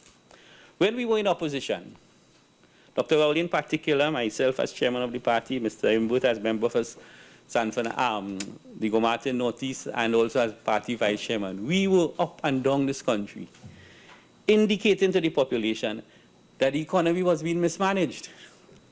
But little did we know the extent of the mismanagement. It is only now unfolding to us the extent of the mismanagement of this economy. Every successive year from 2010 has had record budgets. 2010 was a record budget. 2011 was a record budget based on 2010, and it continued on until 2015. Minister Imbert, Minister of Finance, already indicated that the accumulated deficit over those 5 years was approximately $27 billion. Over $300 billion was spent and wasted in profligate expenditure in 5 years, with no transformation or modernization of the country's infrastructure or the country's institution, or improvement in the lives of the ordinary citizens. $300 billion, you know. Good? In addition to that, an accumulated deficit of 27 billion, over 300 billion expenditure. They went ahead and borrowed 28 billion out of the 32 billion in the cap. So 300, 27, 28. That wasn't enough. They used up the cash reserves at the central bank, which was positive 6.5 billion in May of 2010, and reduced that deficit negative 8.5 billion within 200 million of the limit. 8.8 billion. Still, that wasn't enough. I didn't want to use the word pilfered, but it took $14 billion in cash from the National Gas Company. Okay? As the corporation sold, you are entitled to 50% of the profits at dividend payment. But this was way beyond that. They actually went into the coffers. Madam President, you do not take the cash reserves of an energy company. Do you know Rivulet Road cost $70-something million to resheet, and that was paid for from the cash of the National Gas Company? The Rivulet Road contract, which was administered by the Ministry of Works. These are some of the issues that we face. 14 billion from the HTC, cash balance went down to a negative 8.5. I have it here written down that you had to hide your children piggy bank from the UNC. Because any, and Senator Lester Henry said under the mattress, they're looking for money anywhere they're looking for money to spend. And the quantum of spending, Madam President, is obscene. And what you see for it in the country is absolutely nothing. And all the now so-called flagship projects, the Brian Lara Stadium was not completed. The government campus was not completed. All these buildings and projects were almost 90% completed in 2010. All it needed was an incremental amount of money to outfit the government campus, the Ministry of Education, the Ministry of Legal Affairs towers, the customs building. And it's only in 2015 when the UNC saw water more than flowers, they ran, and I will show you that just now, they ran to the borrowing agency and borrowed 400, 500 million to start the contract to outfit those buildings, just when the election was dawning upon them. So, Madam President, all this happened. And speaking about recession now, the central bank governor. Recession or not, it is still subject to verification by the Minister of Finance through the ECSA. But in 2010 to 2015, as Senator Lester Henry said, world oil prices were very high. There was no issue of revenue. In 2011, WTI, West Texas Intermediate, averaged at $94.87. In 2012, $94.11. In 2013, $97.91. And in 2014, $93.26. So out of the 5 years that the UNC was in office, 4 of those 5 years had oil prices approximating $100 per barrel for West Texas Intermediate. And they still run an accumulated deficit of $27 billion. Gas prices, I have Henry Hub figures here. So, yes. At the same time, if you could please give us the same gas price during that period of time that you just called, please. I have gas prices here, but it's Henry Hub prices, and we do not get Henry Hub prices. We get significantly higher, and sometimes 100% above Henry Hub, because we sell in Latin America, we sell in Asia, we sell in Japan. Okay? And then again is the netback, as that is a whole issue that is under serious consideration now by the Standing Committee on Energy, because we are not extracting maximum value as a state from the sales of, in particular, LNG. And Senator Small will bear me out on that. But, Madam President, what will we do with the money? We will honor our liabilities, because this government honors the sanctity of the contract. That is what makes Trinidad and Tobago the gem of a nation it is. because successive administration, and we will be honoring the sanctity of the contract. We will be paying outstanding liabilities to contractors. But we will be very prudent, understanding the wastage and lack of accountability and transparency over the last 5 years. Madam President, in the Ministry of Works, I'm sorry the Minister of Works is not here to say it himself, there are over $100 million in contract that they don't have a letter of award, they don't have a tender document. The contractors are claiming they got the contract through word of mouth from the minister.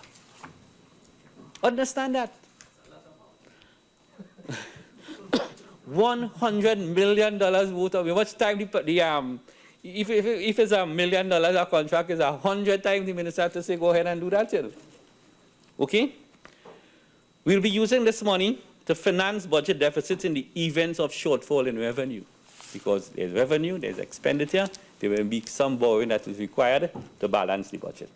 But most importantly, let me stress that, Madam President, most importantly, this borrowing, which will be done prudently and transparently, is really to fund the developmental agenda of this PNM administration. Here are a list of some of the projects. We will complete the Point 14 highway. And I have something to say on the Point 14 highway shortly. We will complete the Point 14 highway. We will construct through our Rural Development Initiative the Valencia to Toco first-class arterial road. We will build the Tobago Port and Ferry service from Toco to Tobago, running on the hour every hour. It will now take you 40 minutes from Valencia to Toco. And the tourism potential of that is tremendous. Prime Minister Rowley has a saying that what separates Trinidad from Tobago is not the sea, it's a ticket. Because nobody could get a ticket to go to Tobago, whether it's on the air bridge or the sea bridge. We will bring an end to all that. The tourism impact of a UK citizen coming into Tobago for a week. He can spend a day in Togo, come and see the beauty of the Northern Range and go back in the afternoon. And this will also spur rural development, which I have responsibility for as the line minister. We will continue the National Highways Program. We will be reconstructing the San Fernando to Mayaro Highway, the Wallerfield to Manzalina Highway, and a road link, whether it is a causeway or whether it's an alternative route from Port of Spain to Chagaramas. Minister Imbert spoke about our plans for the mass transit system. We are awaiting an IDB report in February of 2016 before we make our final investment decision. We plan to move the Port of Spain eastwards. Okay? Close down the Beetham landfill, Senator Crease.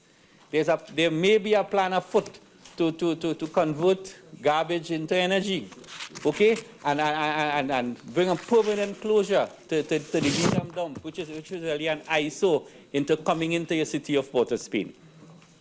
Again, on the rural development side, we plan to upgrade the Moruga Road, which is, as we speak, Senator Shrikissoon, littered with landslips, okay? And build a modern fishing facility in Moruga so that the rural people of Moruga can have an economic base and have a market for their fish. Moruga has the largest fishing fleet in all of Trinidad and Tobago. 20% of the pirogues registered in Trinidad and Tobago comes out of Moruga. We'll be building a new airport terminal building in Tobago, okay? So that right now, if a wide-body aircraft lands in Tobago, there's pressure. The customs space is too small. The immigration space is too small. And if tourism is to develop in our sister island, these are some of the infrastructural projects that has to be done. So we have an agenda. We are proud of it. And as we borrow prudently and as we manage the expenditure income profile of the state, we think that there will be enough cash and or resources to pump into some of these long-term development projects. How much minutes do I have, Madam Speaker, Madam President? Well, you have until 3:51. 3:51, all right. 20 minutes, well, no on a ball. Madam President, I want to spend some time dealing with the Point 14 highway, Caribbean Airlines, Trinidad Generation Unlimited, and probably I could probably exhaust it by then. Madam President,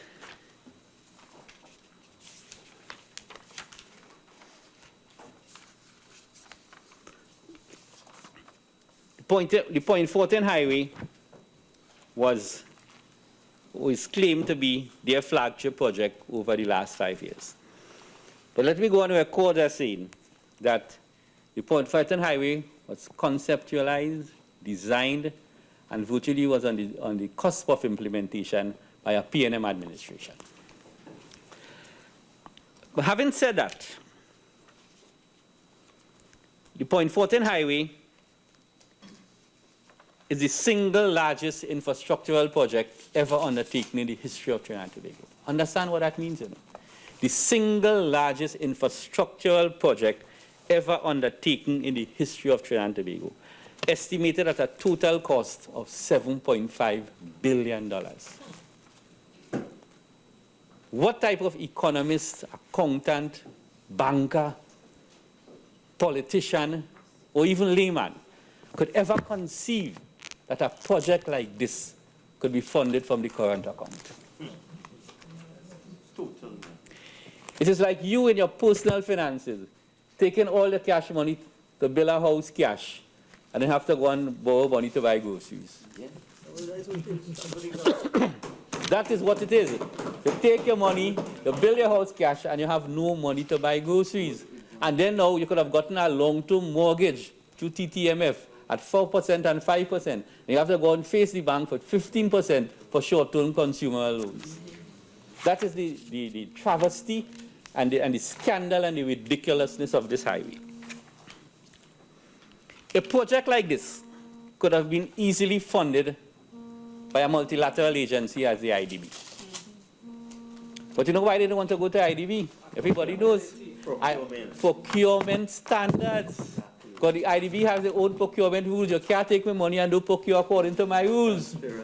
Transparency, accountability. The IDBs are watchmen over their money. It is purported. I don't know, but it is purported, and it has been rumored, and it has been alleged that this contract was negotiated in South Africa. It was. I wouldn't call the name of the person. But let me put on the records, Madam President. A typical IDB loan, listen to me, a typical IDB loan has a 5-year moratorium. I'm speaking to the national population, not to you senators, but a moratorium means you do not pay anything for 5 years. The interest is approximately 3 to 4%. And the repayment period is between 20 to 30 years. Madam President, this is the closest thing you'll ever get to free money. They forego on this to fund the largest single infrastructural project in this country from the current account. And let me read the funding of this exercise for you.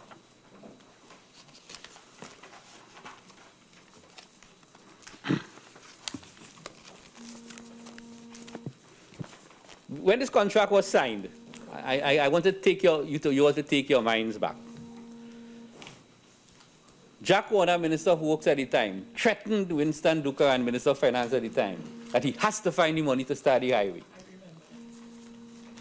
The Prime Minister of the day, Mrs. Kamala Prasad Bisesa, went down to Golconda and took an excavator and made a little movement to dig up a piece of dirt.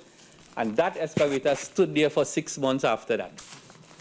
Because Mr. Winston Dukaran couldn't find the $1.5 billion for Jack Warner. Lo and behold, there was this big check that was published on the papers with $1.5 billion to start the highway. And let me read this. Funding was received as follows. On June 27, 2011, NIDCO received $1.5 billion as an advance from the Ministry of Finance, this being the first tranche. That is the $1.5 billion. However, one of the problems of that project is that the $1.5 billion was received, but the site wasn't ready to be handed over to the contractor. So 6 months passed after that with the government paying liquidated damages to the contractor for not being able to access the site. That went into about $300 or $400 million. On August 8, 2012, 1 year after, NIDCO received another $1 billion and an advance from the Ministry of Finance. This represented the second tranche. In fiscal 2014, NIDCO received $900 million, almost $1 billion, in advance from the Ministry of Finance. And in October 16, 2014, NIDCO received $200 million as an advance from the Ministry of Finance. This is where it gets curiouser and curiouser. In fiscal 2015, and I want to read this in its entirety, on November 26, 2014, the Ministry of Finance and Economy indicated the agreement of the government that Royal Bank Trinidad and Tobago Limited be awarded a mandate to arrange and underwrite a bridging facility for up to 1 year in the amount of $1.5 billion. A bridging facility For 1 year. for 1 year gotta pay it back. at high interest. I gotta pay back. You have to pay it back in a year I tell you. to fund something that was supposed to be funded from the IDB. Imagine that. Then funded from the Ministry of Finance. Now the Ministry of Finance found themselves having no money. They're going for bridging finance for 1 year. You can imagine the interest on that. It was also agreed that the RBC Merchant Bank Caribbean Limited be awarded a mandate to arrange for a 15-year fixed-rate bond to replace the aforementioned bridge facilities.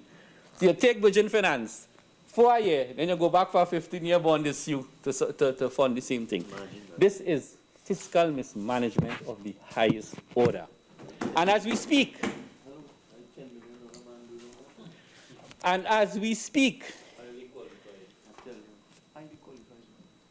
to date, NIDCO has received $1.5 billion in funds from the Ministry of Finance. That is 68% of the $7.5 million drawdown. The highway is no more than 45% completed. Those of you who from San Fernando, Mr. Shrikissoon and Senator Melissa Ramkissoon, you can bear me out. There's more unfinished segments in the highway than finished segments. And it gets worse than that. It gets worse. Let me just tell you something here now that the country will know for the first time. In an effort to keep the cost within the $7.5 billion range, mark, so to say, just to say that there was no cost overruns. Let me repeat that. Just to say that there were no cost overruns to the $7.5 billion, and having borne in mind that there was liquidated damages paid to the contractors for the lack of availability of the site when the contractor was signed, they did something called value engineering. They downgraded. What value engineering means is to downgrade the scope of the highway to keep it with the price within range. And here what they destroyed. Indicative design, penal interchange. Final design, penal roundabout. So they move from an interchange to a roundabout. Siparia interchange, indicative design. Final design, Siparia roundabout. And there's a third one. The main one. Because I lived in Faizabad for years. Faizabad interchange, downgraded to Faizabad roundabout. So here you have, ladies and gentlemen, we're going to stop this, because you cannot spend $7.5 billion to build a freeway from San Fernando to Point Fortin and put 3 roundabouts in it. And spend the same amount of money. Because a roundabout is not a freeway. You might as well put traffic lights. $7.5 billion, and the highway has been downgraded by the 3 major intersections. The only interchange that remained and survived because it was early in the game was Debe. So from Debe you go to Penal. Penal interchange has been converted to a roundabout. From Penal you go to Siparia from an interchange to a roundabout, from Siparia to Faizabad, and then you go down to St. Mary's, Labrie, and Point Fortin. Shameful. Mr. Senator Lester Henry, your lecture, you could have this as a test case as how not to do a project. Madam President, I have 5 more minutes, so 10 more. Okay. Let me just deal with Caribbean Airlines, because unlike what Senator Roach said, it is important that the country understand why we are here today. Because you just cannot forget it. Because somebody must be held accountable for the serious financial situation we are in today. And do not only say, move ahead, move on. That was the Prime Minister's mantra all along. From Rishmi Ramnath, she said, let's move ahead. Let's move ahead. We cannot move ahead unless the country understand what has been happening here. Caribbean Airlines, I really want to spend 5 minutes on Caribbean Airlines. One of the loans that was taken out was in August 2012. A loan of US $50 million, or 320 million TT, for financing operating expenditures of Caribbean Airlines. Madam President, under Prime Minister Manning, we shut down and retired BWI, cleared their balance sheets, and formed a new airline called Caribbean Airlines. Caribbean Airlines was given a fresh start. We made structural changes and structural adjustment to Caribbean Airlines. I was Minister of Works at the time. One of the fundamental things we did about Caribbean Airlines was to stop the London route. Because you cannot run an airline where your bulk of your haulage and your passenger load goes into a short-haul distance to Miami, Fort Lauderdale, Orlando, New York, Toronto, and then have a wide-bodied, long-range component with only one route. The PNM administration got a lot of criticism from selling the 2 Heathrow slots and saying it was undervalued and what have you, what have you. But having said that, we worked out an arrangement with British Airways to take load. Lo and behold, when this government, well, this PNM administration demitted office in 2010, Caribbean Airlines had a cash balance of close to $1 billion TT dollars. And here you are, in 2012, you're borrowing $320 million to finance operating expenditure. You know why? Because they went back and reinstated the London route with some high-cost Boeing 767s aircraft. And most recklessly, they went ahead and purchased 9 ATRs in cash. 9 ATR planes to service Tobago and the Caribbean in cash. No airline in the world, from American to even the great Emirates, do buy plane in cash. They just lease plane in cash, and the Emirates have money. Well, because every referee in the world and every top football side have fly Emirates. They have money, they don't buy things. We bought 9 ATRs in cash, depleted the cash reserves of the country, go into the expensively and high operating cost London route with Boeing 767s. I don't want to criticize Boeing, but probably the worst plane in the world. Okay? And that is where the position comes now. So that the new management of Caribbean Airlines now have to say, by March of next year, they will have to retire the London route. And you know what, how Dr. Rowley put this? On the election campaign, he said... Minister, you now have 5 minutes. Yeah. He said, you know, sometimes you have cancer. You take radiation, you take chemotherapy, and the cancer goes into recession. And see, and what you... Remission, okay? And your biggest fear is when you come back to the doctor tells you the cancer has reappeared. This is what happened to Caribbean Airlines. It went into remission, radiotherapy, chemotherapy, what other advanced medical technology, surgery and all. And there you go, the cancer came back worse than before because of mismanagement by this former UNC administration.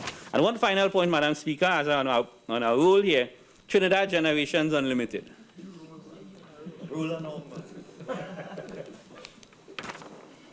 Senator Lester Henry spoke about Alutrin. Alutrin was the only source of additional revenue that this country was going to have. Granted, there was an environmental issue. I have no complaints that the environmentalists who had the objection. But the key factor of Alutrin was the disposal of the pot linings. And we clearly articulated that the pot linings would have been disposed in the United States of America, and think in the state of Pennsylvania. The TGU plant was built because, for those of you who did your chemistry, it is electrolysis that produces aluminum, and electrolysis calls for cheap electricity, either through hydroelectric or through cheap gas. Okay? And as a matter of fact, for the records, that gas was a tranche of gas in lieu of royalties from the old exploration and production. Senator Small is shaking his head. And that was a well thought out project. Here we are now, On August 25th, 2015, Republic Bank Limited loaned $1,612,590,423 to T&Tech. You know what that is for? To repay Trinidad Generation Unlimited for outstanding payment for the supply of electricity. And you know why? Because there's something called a take-or-pay contract. So it was designed to send that power to Alutrin. You shut down Alutrin without giving it a second thought as to whether it was a prudent financial decision to shut it down. Take or pay, so you didn't take, you still have to pay. And this country had a debt of $1.6 billion to Republic Bank Limited because, again, of spite and mismanagement by the former UNC administration in shutting down the aluminum smelter. So 1.6 billion, 1.6 billion. So, Madam President, I think I have made a case where we need this additional borrowing headroom, so to speak. But I have also made probably more succinctly the case as to why we are in this position today.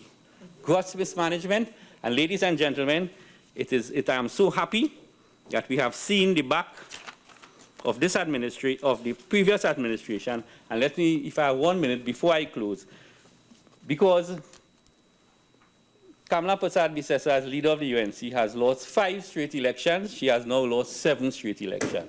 Because last night, the PNM won the Malabar South seat by 1,600 votes to UNC 29. 1,600 to 29. They got 1.7%. Let me say that again. 1.7% of the votes cast. And we won the Ozanville Tunapuna seats, 2,459 votes to 325. Ladies and gentlemen, Madam President, the PNM is alive and well. Our election machinery is still strong, and we plan to govern this country for a very long time to come. Thank you, Madam. Senator Munro. Thank you. Good afternoon, everybody. Thank you, Madam President, for this opportunity to present in this debate that looks into development expenditure, $15 million, state companies, $20 million, a total of $35 million. Billion dollars, thank you. Not million, but how much? $1 billion. Now, I'm not a new person to the Senate. And I know in the spirit of the discussion, I may have to pelt a few punches above the waist. I know I have to do that. Right? Pelt it anywhere. On the foot, all right, okay. Right? Now, in the spirit of the debate, right? In the spirit of the debate, I need to first comment on those persons who have presented before. I'll first start with the Senator, Honourable Franklin Khan. He started off his presentation agreeing on our side by stating that borrowing helps to increase a country's credit rating, which is in total contradiction to the Honourable Minister of Finance, who questioned why we borrowed. We borrowed to increase economic development in our country, as well as to increase economic growth. So borrowing is necessary for one to increase one's credit rating in the economy. Now, why you say borrowing was bad? And you know that our borrowing rate, the debt to GDP ratio, it was under 60%, which I'll deal with furthermore as I go on. Now, he also went on to state that the energy is the lifeblood of the economy of Trinidad and Tobago. And we all agree that the energy sector is the lifeblood for the economy of Trinidad and Tobago. So it means to say that if we are borrowing money, we need to consider the energy sector. And if we believe the minister, what he said that the Prime Minister came from a conference, and at that conference, information was given to him as to the level of our extractions of both natural gas and as well as oil. If you allow me to go to the Express papers, I'm looking at the Express papers, I'm looking at Friday, December 4th, 2015, and I'm looking at this Express paper here, right? Now, this Express paper here, on the page itself, I'm looking below the article, historic High Court case, there's a next headline that states that security drill, right, stirs public uproar as the Prime Minister, the Honourable Keith Rowley, fly home. But I'm not referring to that. I'm referring particularly to what the Honourable Prime Minister said. And it indicates to me that what he's saying here and what the members on that side are saying is in total contradiction. So I have to ask myself, is the PNM unorganized? Here we have the Prime Minister saying one thing, and members coming to this house and saying something totally different. We on this side, we are always organized in our approach to sound economic management and policy. I'm looking at page 3. The Honourable Prime Minister said, our problem is very real. Under the basis of that understanding, we have a real issue. He's speaking with the real issue in the economy. And the real issue is not pointing fingers at us, as to say we borrowed, caused the country to enter into debt. That's not the issue. The Prime Minister said the real issue is the report of the Ryder Scott, what is going on in the Ryder Scott report, as well as what is going on with the gas master plan. Those are the issues, not pointing fingers at us on this side. I think you missed the boat, Honourable Minister, by going in contradiction to what the Prime Minister was saying in that Express newspaper. You missed the boat. And I would suggest that your former caucus, and you tend to have a common stance as it relates to information that you bring to this Honourable House. Because I'm going to show you that in a number of cases, what I realize with the PNM, especially those on that side, since you all started your presentation, you are pointing fingers on us, to us on this side. But you fail to realize that when you're pointing one finger at us, you're pointing 4 fingers at yourself. Now, furthermore, the contribution made by the Senator, the Honourable Franklin Khan, right? The contribution is not directed to any sound economic argument or logic, which I'll explain. That side, you all missed the boat. That side, you missed the bullseye. And furthermore, you missed the people partnership government by mentioning us over and over and over and over again. If you cannot stand the heat into government, you need to what? Get out of the kitchen and call an election. And call an election, right?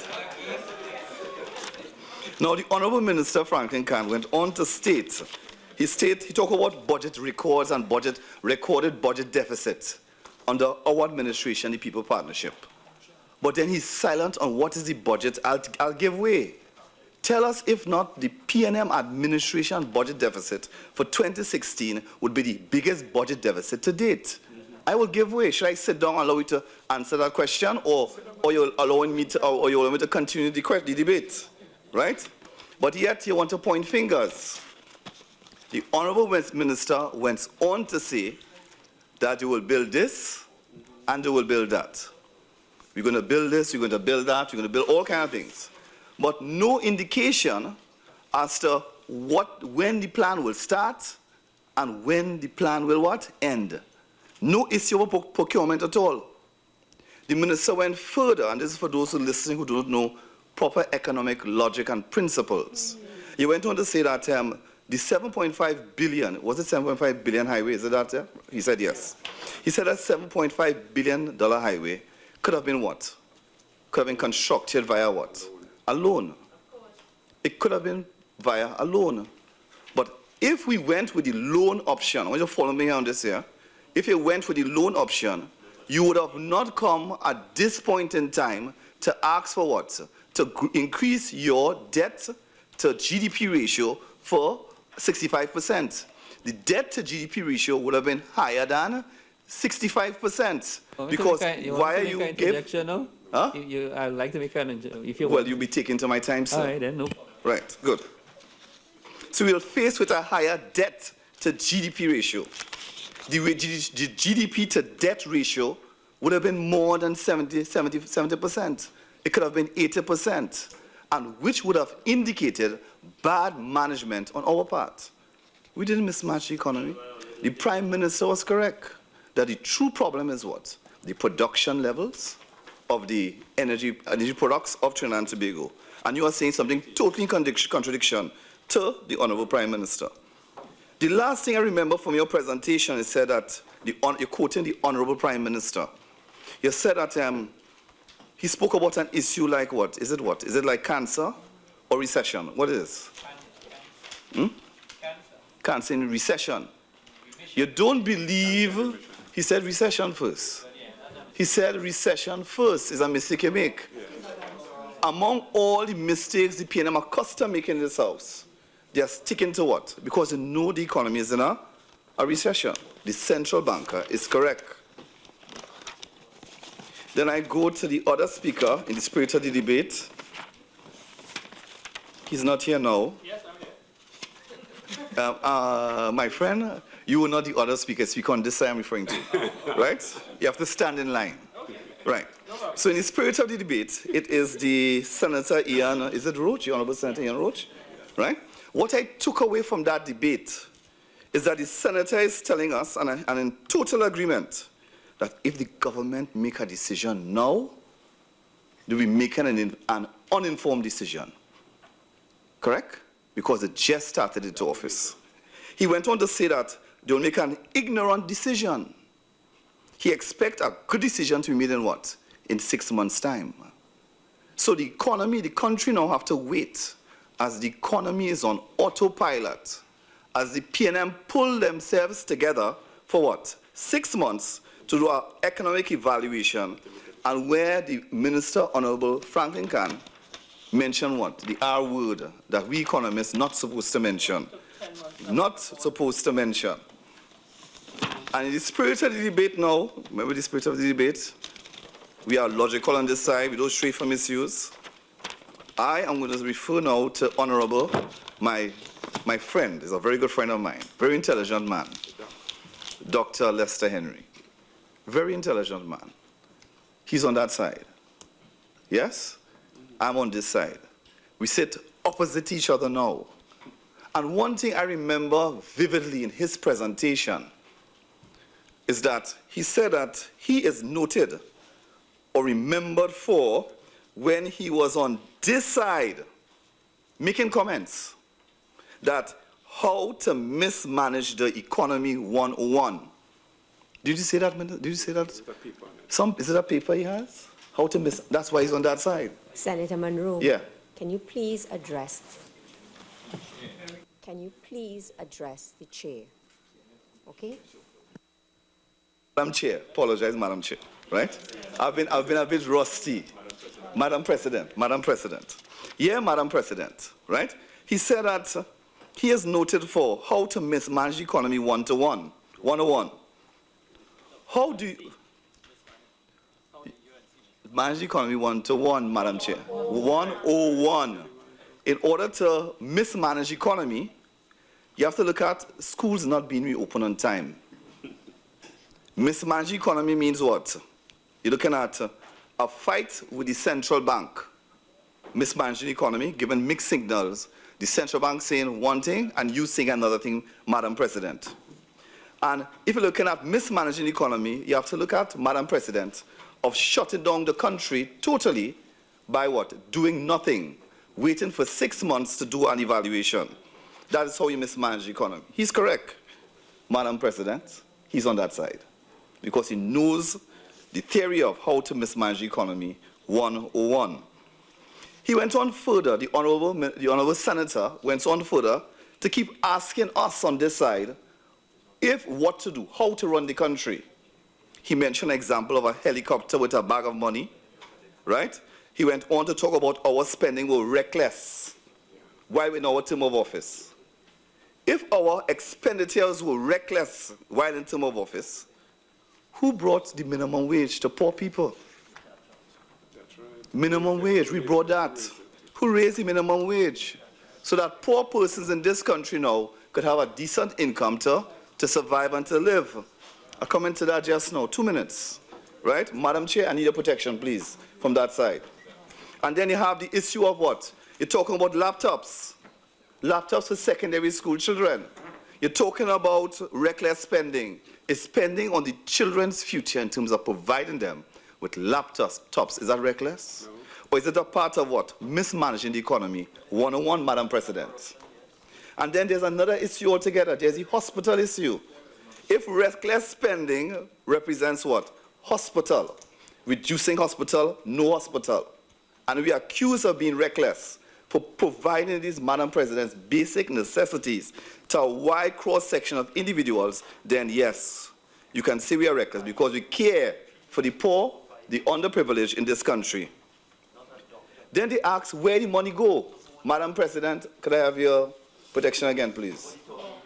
Right? Where the money go? Where the money go? The first issue is it went for the for old age pensioners, single parents, roads, and a whole set of individuals who benefited. And then now, Madam President, my equal opposite, if I can refer to him as that, I have respect for him. He's an economist just like myself, Madam President. He went to talk about the IMF, the International Fund Report. And again, I ask the question, why is there a contradiction among the PNM? Why is there one person saying one thing and another person saying another thing? Disagreeing with the Prime Minister on one hand and disagreeing among themselves on the other hand, Madam President. Here we having the talk, he spoke about the IMF report, about the CEO. And the CSO, thank you, CSO. And in the CSO, he said what? It's not proper what? Statistics coming out of the CSO. So on the one hand, the economist, Madam President, is saying data coming out from the CSO is what? It's not what? It's unreliable, it's not proper. His words, word for word, check the answer. It's not reliable, it's improper, not proper. And then we have now the Minister of Finance before. In answering the question, he said, I have to wait for, check the answer, Madam President. I have to wait for information to come in from the what? From the CSO to determine whether we're in a recession or not. So on the one hand, one person is saying CSO information is not good, Dr. the Honourable Senator Lester Henry. And on the other hand, the minister is saying that he's waiting for information. There's a level of what? A level of uncertainty, a level of what? This is not the PNM I know. When I came to debate the last time, it was a stronger PNM. It was consistency. It is easier now to walk out, to talk with you in terms of debating. You have no consistency, right? And then now, Madam President, the true state of the economy. And Madam President, when you're referring to the true state of the economy, I'm leaving with this in mind. He talked about wolf tickets in his presentation, right? The man who talks about wolf tickets, the man who talks about of mackerel season, right? Asking us now, what is the state of borrowing in our country? He's asking us, what is the state of borrowing in our country? And that is what I got from his presentation. Madam President, I'm moving on now to the minister's presentation, the spirit of the debate, commenting on everyone, right? Again, I'm asking about the CSO, 1% growth, Madam President, fiscal growth, in comparison to the central bank, Madam President, 1% decline in the growth. So right away, Madam President, we see now what? There's a separation. There's a dichotomy. There's a difference in the viewpoint. Fiscal stance is saying growth by 1%. Monetary is saying what? Decrease by 1%. But yet again, the Honourable Minister says that the only reliable data, or the data that he's waiting on, is from data from the CSO. But again, when asked about the foreign exchange covers in the economy, he referred that there is about, is it 11% of 11 months? 11 months of export covering. And the standard benchmark is how much? Is 3 months benchmark covering for the economy. 3 months covering for the economy, which I'll come back to later on. Now, after listening to all the presentation, Madam President, I am of the opinion that there is no plan to increase GDP over the short, medium, and long term by this government. Madam President, increases in GDP means what? Increasing our country's productive capacity, producing more. That is what it is. And there's no plan. There's no plan to cater for the decline in oil prices, oil production, gas output, as well as gas prices in the economy. And there's no plan to stimulate growth and foster economic development. Under the People's Partnership Government, we know what growth is. Growth was across Trinidad and Tobago. It was north, it was south, it was central, it was east, it was west, and it was even in Tobago. Right? All over Trinidad and Tobago. No, there is no clear direction, given the presentation, Madam President, so far. Given the presentation so far, there's no direction in this House, to the country, to this Parliament, as to what the government will spend the money on. All the minister came with was a piece of paper and telling us that stop Arima Hospital, stop the vessel Coast Guard, cutting down a number of projects. Is it that is how you plan to jumpstart the economy, by cutting expenditure patterns? If you cut expenditure like that, it means that will impact negatively on jobs and job creation. The more expenditure you cut, the more you hold back the economy, Madam President, is the more the economy will what? Will crumble, will get smaller and smaller and smaller. Could we listen to the senator in silence, please? No. Senator Mark. Senator Mark.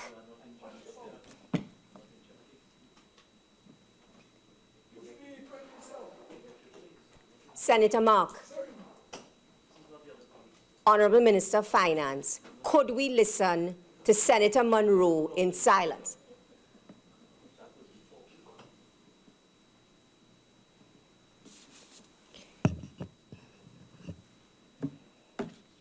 Senator Mark, could you position your chair, not have your back to me, please? Thank you very much. I did not ask for any commentary on my speaking to Senator Mark. Could we now have Senator Munro resume his presentation, and will we all listen in silence, please?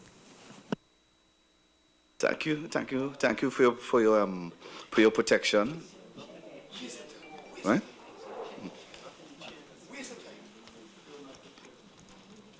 Madam President, there is no plans for job creations. The Couva Children's Hospital could have been an important avenue for job creation. The naval asset acquisition, an important part for job creation in Trinidad and Tobago. There's no plans to increase productivity. There's no plans to increase competitiveness. When you have productivity in the economy, it means that what? You're producing more goods and services with the existing resources that you have available. And the PNM don't know that. We on this side know to take very little and stretch it out such that the economy is made better off. That's what we're good at. But you all have no idea of how to increase productivity in the various sectors and how to increase competitiveness in this economy. And there was no plan to make the economy generate more foreign exchange. If the problem is foreign exchange shortage, in order to service your debt to GDP ratio, to have a low debt to GDP ratio, what's the plans in order to boost or increase your foreign exchange earnings? And finally, within this section, there's no debt management or debt repayment system in place, given all the contributions of the members opposite. Madam President, the debt to GDP ratio being in the vicinity of 65% is not acceptable to this country. International benchmark, and the minister, he speaks at length about benchmarking. He's correct. He is correct. He speaks about benchmarking internationally. And once you're within your benchmark, you're good, you're safe. He speaks about benchmarking. I must tell him that that's excellent. he speaks about how to, looking at the way in which you compare what you have with other countries. That's excellent. But the GDP of 60%, and for countries like Trinidad and Tobago, the GDP of 60% is good only for developed countries. The literature coming out of the University of Northern Lu states that 60% GDP, the debt to GDP ratio, is adequate for developed countries. And for developing countries, 40% is accurate, is adequate. 40% is adequate, right? A debt to GDP ratio of 60% is quite often noted as not prudent management in a developed country. This suggests that it crosses the limits and will therefore lead to instability in the what? In the fiscal system.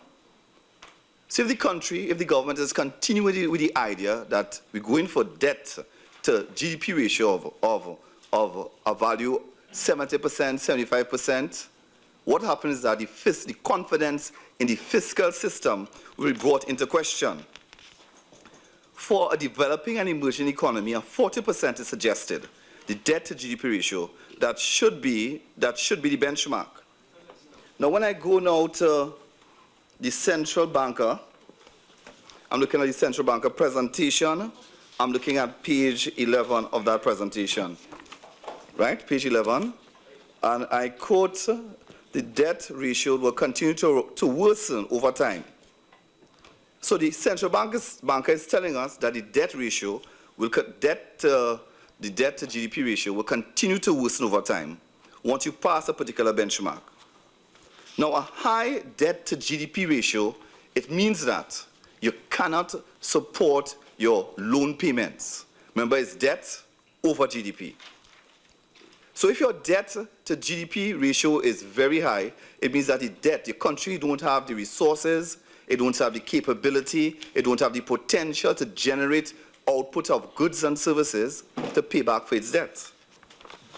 On the other hand, if a country has a low debt to GDP ratio, Madam President, it's low. If it is low, 40%, 46 and less, when we left office, it means that the country could generate, Madam President, enough to repay its debt over time. Now, if you have a debt to GDP ratio that is possibly too high, once the country starts borrowing, and this is important, if the debt to GDP ratio is too high, once you start to borrow, you'll have to come back again, and the minister must give us the assurance that he's not going to come back here in 15 months' time to borrow again.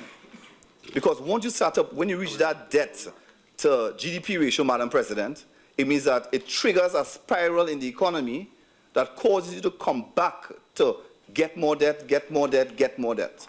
We are traveling dangerous waters under this government. Now, the Honourable Minister came here and he gave us a history, a very important history lesson. He said that we need to look at the debt to GDP ratio over time. I know he's here, and I know he will correct me if I'm misquoting these statistics. He said that under the NAR government in 1991, we had a debt to GDP of 70%. Am I right, sir? He nods. He said yes. Now, the PNM, when they came into office in 1992, they inherit a debt to GDP ratio, Madam President, of 70%. In 1995, it went down to 62%. In 2001, 2010, it went to 32%. And then they are estimating that over the period of time, from, let's say, from 2019 to 2019, a 6%, a total average of 65% of that ratio, Madam President. So it means that, straight from his quote, so it means that what we're going to have is a case where in the country now, we will not be able to what? To repay our debt in both the medium and in the long term. And the government will come back to this house in order to what? To borrow more money. Right? To borrow more money. Also, Madam President, not as an engineer, Madam President, right? The minister went on to say that, that under their administration, that there's a need to what? What is the best way to go about this fiscal analysis? And once you talk about fiscal analysis, there are three possibilities here for fiscal analysis. It's either you run a budget deficit, where you spend more money than you have, and I know he's paying attention. You run a budget surplus, where you contract the economy and spend less in the country, or you balance your budget. There are three circumstances you look at. Either your budget deficit, you spend more than you have, and if you spend more than you have, as the People's Partnership Government did, in order, Madam President, to stabilize the economy and to promote growth and development within the economy, we could have, because our debt to GDP ratio was under the international standards and limits, Madam President. So we could have done that. And that is the true economic facts facing us. And there's the other case where you could have a what? A budget surplus. Run a budget surplus in the fiscal account, where you spend less, you cut back. And when you start to cut back expenditure in the economy, it means that you are what? You're causing the economy to slow down. You're in a plane on automatic pilot, the economy, and you're cutting back, cutting back, cutting back. It means that persons will lose their jobs. The total economy, as you know it, will slow down. And then there's the balanced budget. The ideal case, the most efficient one of all, is the balanced budget, where your revenue patterns equal your expenditure patterns. And that is the one everyone should try to work towards. Now, countries that have a high debt to GDP ratio are desired because they can fund infrastructural projects. Going back to the argument, Madam President, that our debt to GDP ratio would have allowed us to finance projects such as what? Such as the roads and bridges, such as the Point Forte Highway, because our ratio was appropriate. Now, once you need to increase your output of goods and services in the country, Madam President, you need to invest. And what could you invest in? There are so much avenues you could invest in, and there are so much of spillover effects that could result from the investment in the highway and other typical projects. Under the People's Partnership Government, a farmer can now travel from south to Port of Spain, expanding his market, expanding his income, accessing processes and so on, and thus increasing income for him and boosting economic growth and development within the country of Trinidad and as well as Tobago. Now, before the highway, Madam President, a large number of land were landlocked. Madam President, you know what landlocked is, right? Landlocked is when the land itself, you can't access the lands. But under the People's Partnership and the highway, the economy benefited from land being what? Unlocked, and fertile soil became under cultivation because the highway was used as a major access roads to provide food for a large cross-section of persons in this country, help pushing what? The retail price index down, cause of availability. Now, if you consider opening the General Hospital will cause what? Increases in service. Remember, I started by saying what? The GDP is the total production in the economy of both goods as well as service. We need to increase our production of goods as well as service in order to drive the economy forward. So by opening the Children's Hospital, you will automatically increase the array of services available and such increase employment in our country. Now, the People's Partnership Government laid the foundation for reducing the debt ratio through a number of initiatives that they put in place. Among the initiatives we put in place is investment in IT. Investment in IT, and I must commend Senator the Honourable Stephen Crease for his contribution. Stephen Crease. His contribution was very important to us. He underscored the importance of development of the human resource. Very interesting contribution. He said that there need to be investment in what? In technology. Am I correct? such as what? Laptops, for example. You need to invest in the human resource, such as the construction of the university in South Trinidad. That's investment in your human capital. That's increasing the capital stock available for people in the country of Trinidad and Tobago. The construction of new UTT campuses in Shoguanas. Again, we contributed to increasing what? Output of goods and services in Trinidad and Tobago. The new Costard campus in Sandy Grande. Again, increasing in the contribution of services and service delivery. The construction of the Children's Hospital.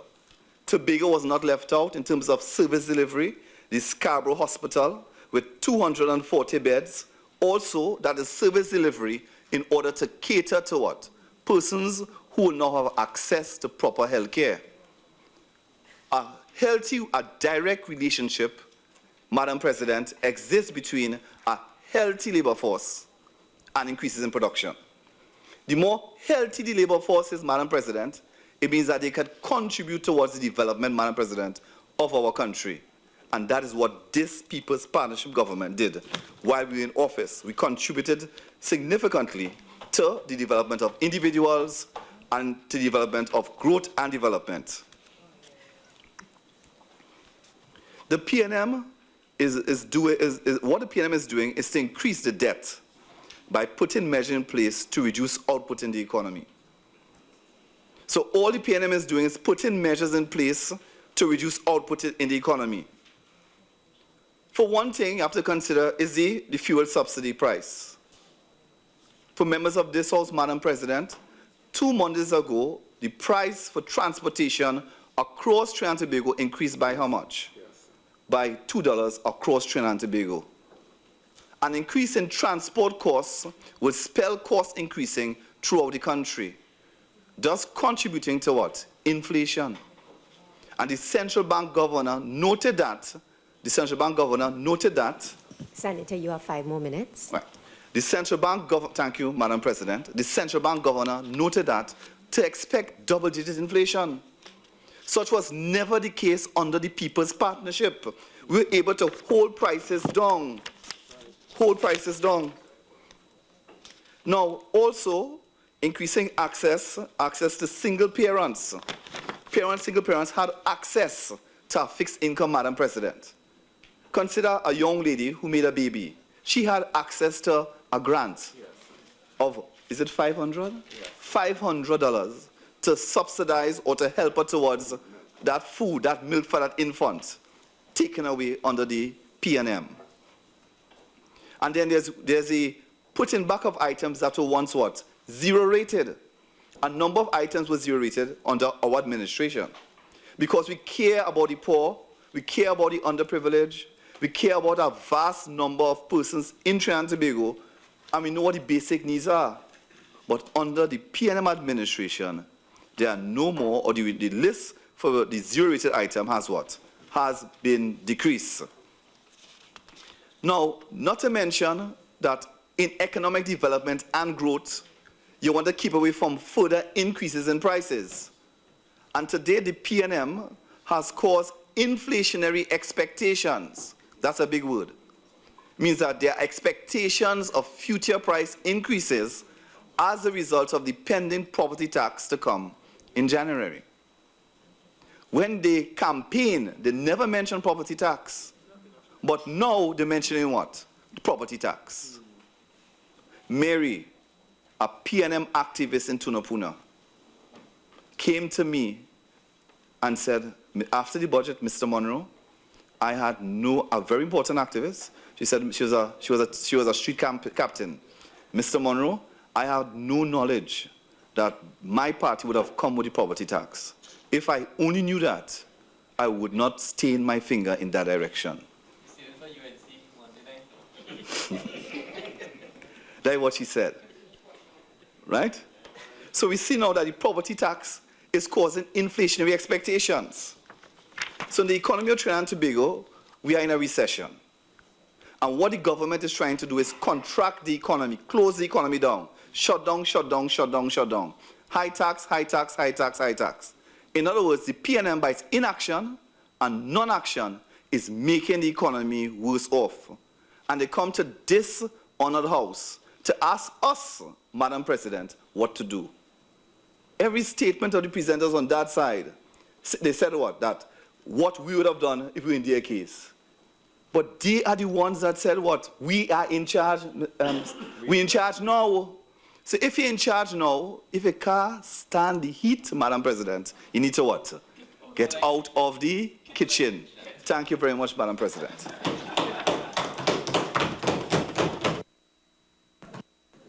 So at this time, we will take the tea break. This sitting is suspended until 5 p.m.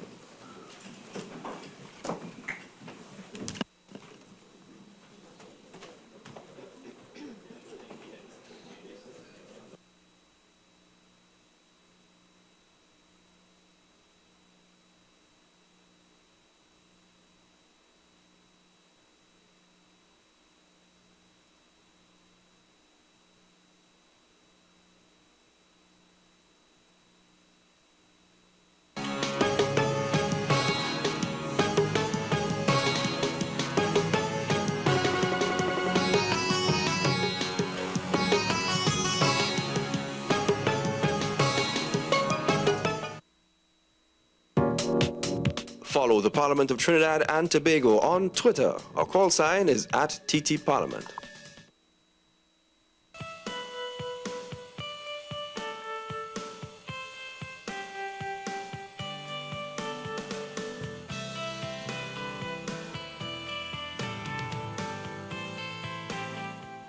This is the Parliament Channel and Parliament Radio 105.5 FM.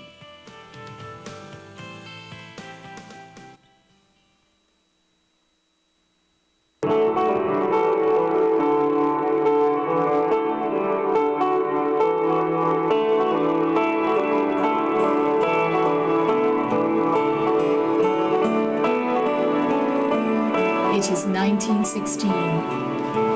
In countries around the world, the stark reality of war is sinking in. There are food and labor shortages and sudden spikes in the cost of living.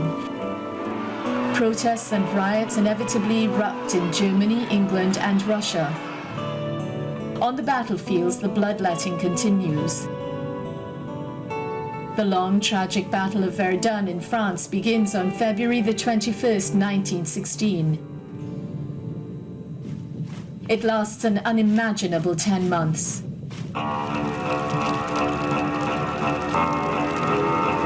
German Chief of the General Staff Erich Falkenhayn seeks to bleed the French army to death by targeting the cherished French city of Verdun.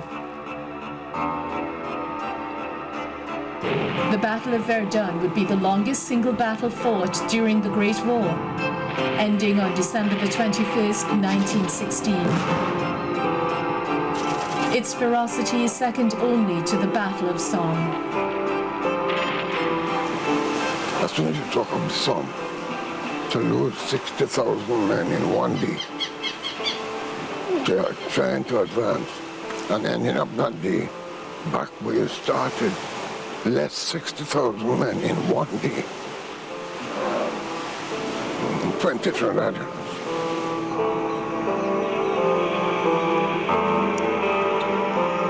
On the 24th of June, 1916, in an effort to divert German resources from Verdun, British and French forces begin a 7-day artillery bombardment of the German trenches near the Somme River. Assuming the German lines are destroyed, the Allies end their bombardment.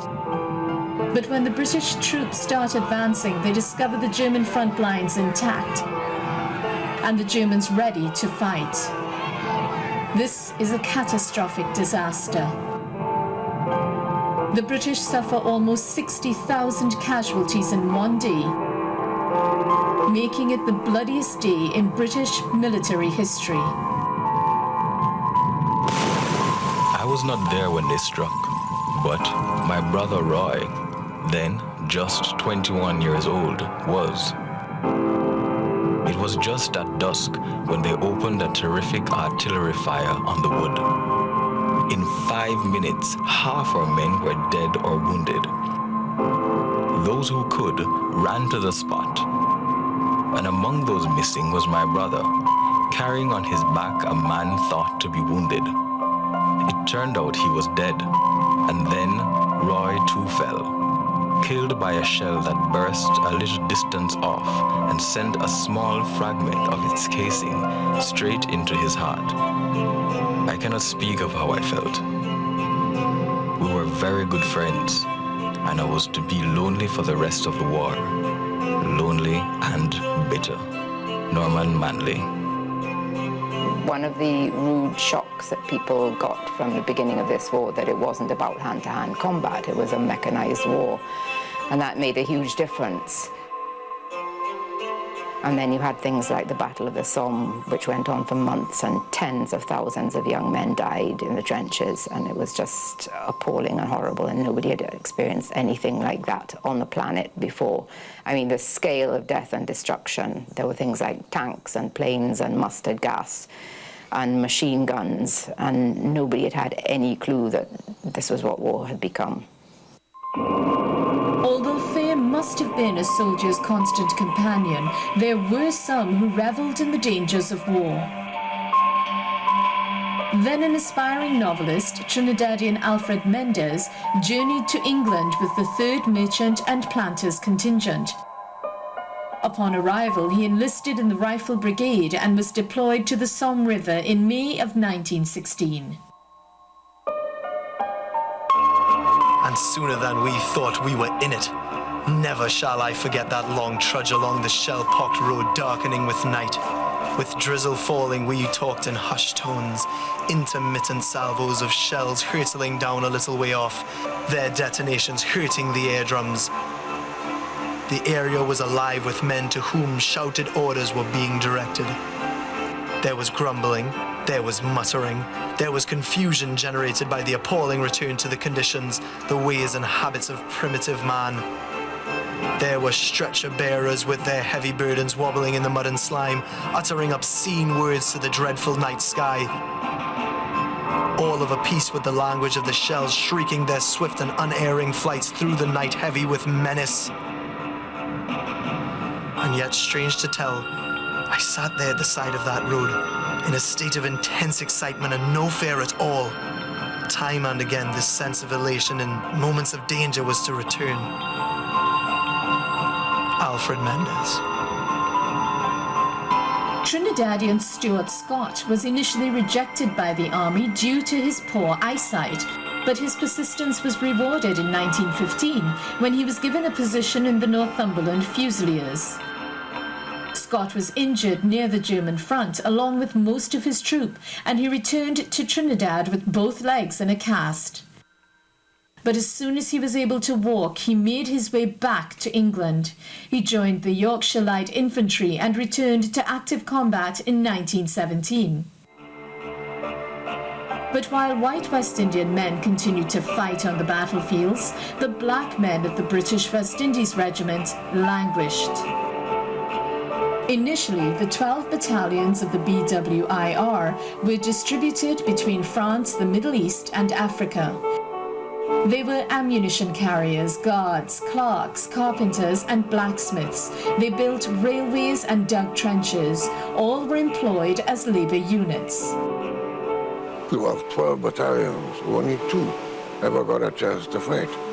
All the rest were just leave a corps. Move that pile from there to there, move that pile from there to there. So they were trained for combat. And let's make it clear that some of them did see combat, not in Europe, but in Egypt. The battalions under Captain Cipriani, for example, saw combat. So some of them saw combat. Others were involved in duties which, although not considered direct combat, were obviously dangerous and important tasks. For example, carrying ammunition to soldiers at the front. They're doing this under shell fire. They're just as likely to be killed as the folks in the trenches.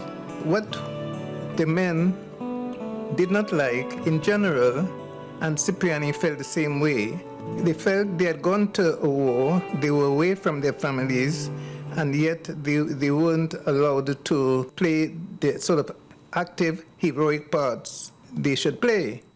One such soldier was Railway Douglas, the organizer of the first Calypso tent in Trinidad. Douglas served among the ranks in the British West Indies Regiment in Egypt, but was dissatisfied with his role as a labourer. What he said was he was just there.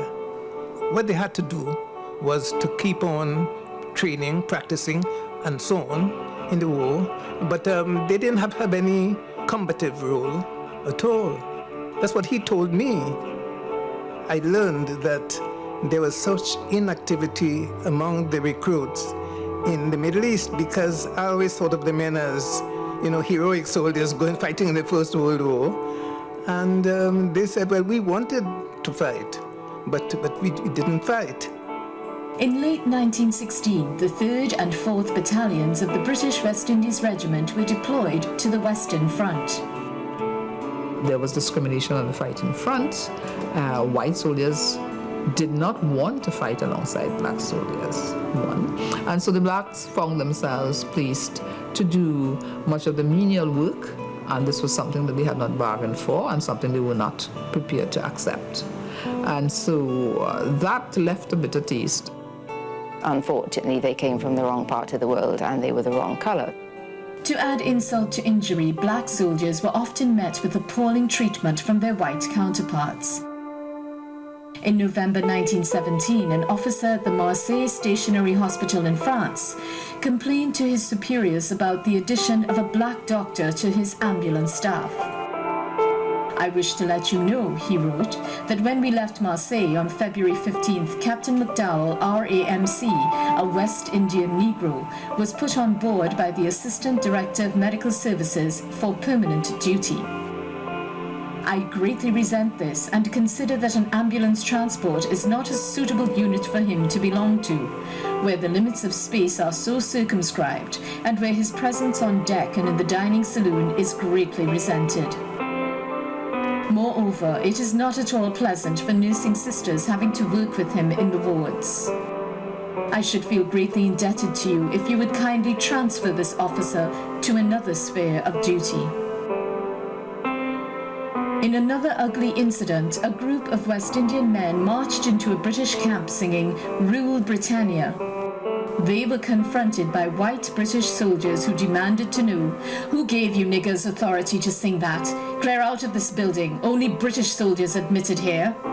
The soldiers who left were genuinely shocked at their treatment. They didn't expect that because they were so positive of their role as the defenders, of the empire.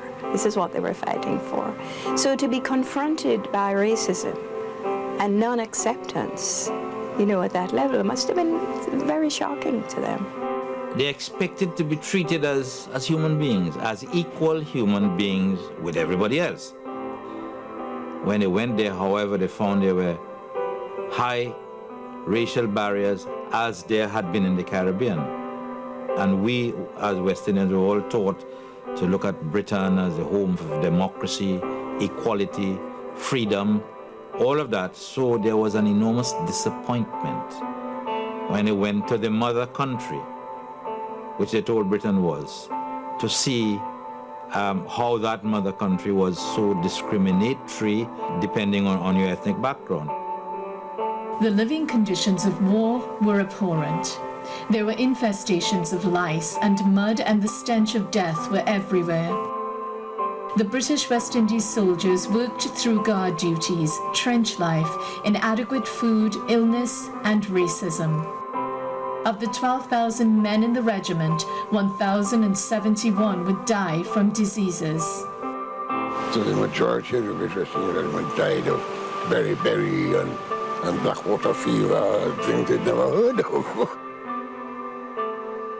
The chaplain of the BWIR in France, Harry Brown, would write to the West Indian Contingent Committee back in Trinidad. I visited a barracks today and discovered German prisoners warm and comfortable, their rooms adequately heated by stoves. And in the same barracks, our West India boys on the extreme top floor, without any warming apparatus of any kind, cold and suffering. In every room where I saw West Indians, there was at least one sick man, and in one room, 2 men were stretched on a concrete floor, both with high temperatures, huddled up, trying to secure as much warmth as possible from a couple of blankets. The officer who took me round described the room as the ghastliest and a perfect abomination. Pouring rain, quite tropical in its violence, and cold winds and mud. Such mud as we never see in the West Indies except in hog pens became our portion. The mud was quite above our ankles, and as we had only our thin uniforms, the inevitable result was cold, influenza, pneumonia, fever, and ague. Our tents were far from new, and I have vivid recollections of sleeping in liquid mud. A.E. Horner. Although it was assumed that black soldiers would be able to adjust to the climate in the Middle East, illness was rampant and living conditions were repugnant. A Trinidadian soldier wrote home about the situation along the Suez Canal, where the British West Indies Regiment was stationed. I can hardly remember a worse camping ground than the desert environments of the canal, for not a tree could be seen, not even a shrub, only sand and sky, perhaps a stray camel or a poorly fed Arab. And in another account, Corporal Samuel Haynes described his experience in East Africa. Shipping difficulties would lead to the regiments being put on half rations, during which an officer's supply for 15 days were 15 pounds of rice, 8 ounces of sugar, and 3 ounces of tea. Clothing was so scarce that when a man died, applications would be made for his boots and clothes. We arrived in the height of the winter season and were ushered into mud huts without any flooring. We had 2 blankets, 1 rubber sheet, and 1 crate coat in our possession. These huts were always leaking, and the roofs not being strong enough to stand the weather. The accommodation was rotten. It was strongly noticeable that in the huts in which British soldiers were quartered, electric lights, flooring, and winter stoves were introduced, but not in our camp, in my time. It is late 1916 in the Middle East. The Allies finally amass enough troops for an assault on the large Turkish forces in Palestine. Previous battles against the fortified Turk positions had failed, but the new forces comprised troops from Britain, India, Australia, New Zealand, and the West Indies. The Palestine theatre becomes the second largest after the Western Front in terms of forces deployed. It is here in the Middle East that the fate of the British West Indies Regiment changes. In November 1916, the decision is made to use the 1st and 2nd Battalions of the BWIR in combat. Here it was that we put paid to the Turks and gave the lie to our detractors who said that our men would not stand up under fire. The battalion, supported by the Auckland Rifles, went into action with the same calm as if they had been on ordinary parade. And in spite of being subjected to heavy fire, our troops never faltered for a single moment, seemingly heedless of enemy fire. Arthur Andrew Cipriani was a fairly wealthy white Trinidadian of Corsican descent. When war broke out, he was a passionate recruiter of soldiers. He was over 40, so he was actually a little bit old, but he volunteered and was accepted and was, of course, commissioned as an officer. He ended the war with the rank of captain of one of the battalions of the British West India Regiment. In 1917, Cipriani joined the British West Indies Regiment in Egypt. He would participate in the British offensive against the Turks in Palestine. The West Indian troops were praised for their role in combat. Major General Sir E.W.C. Chaytor wrote a message to them saying, "Outside my own division, there are no troops I would sooner have with me than the BWIs, who have won the highest opinion of all who have been with them during our operations here."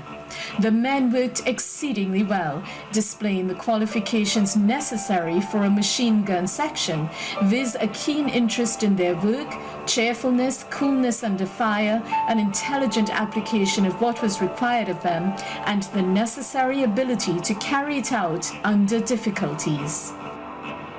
Commanders also commented on the characteristic West Indian sense of humor. When the conditions seemed most hopeless, they never seemed to give in, and the saving grace of humor seemed always to be present. On a patrol when everyone had to sleep in pouring rain and when too tired to march any further, the only comment was, "Serve me right for my fastness to join the contingent. When I get home, I will be afraid even to join a church."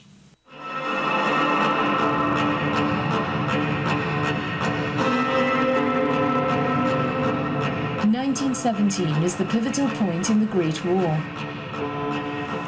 German U-boats dominate the seas, attacking both military and merchant vessels. Germany's submarine warfare tactics prompt the United States of America to abandon its neutrality and isolation. In early January, Congress authorizes a declaration of war against Germany, and the US enters the war on the side of the Allies. A growing tide of nationalism sweeps across Europe.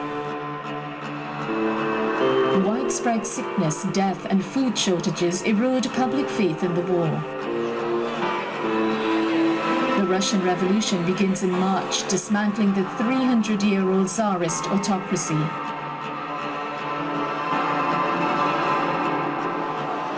The communist leader Lenin comes to power in October 1917 and promptly pulls Russia out of the war. With Russia gone, Germany can focus more resources on the Western Front. In France, a mutinous atmosphere engulfs the French army. Soldiers refuse orders to advance on May the 27th. The arrival of American troops in late June manages to rally the fractured Allied forces.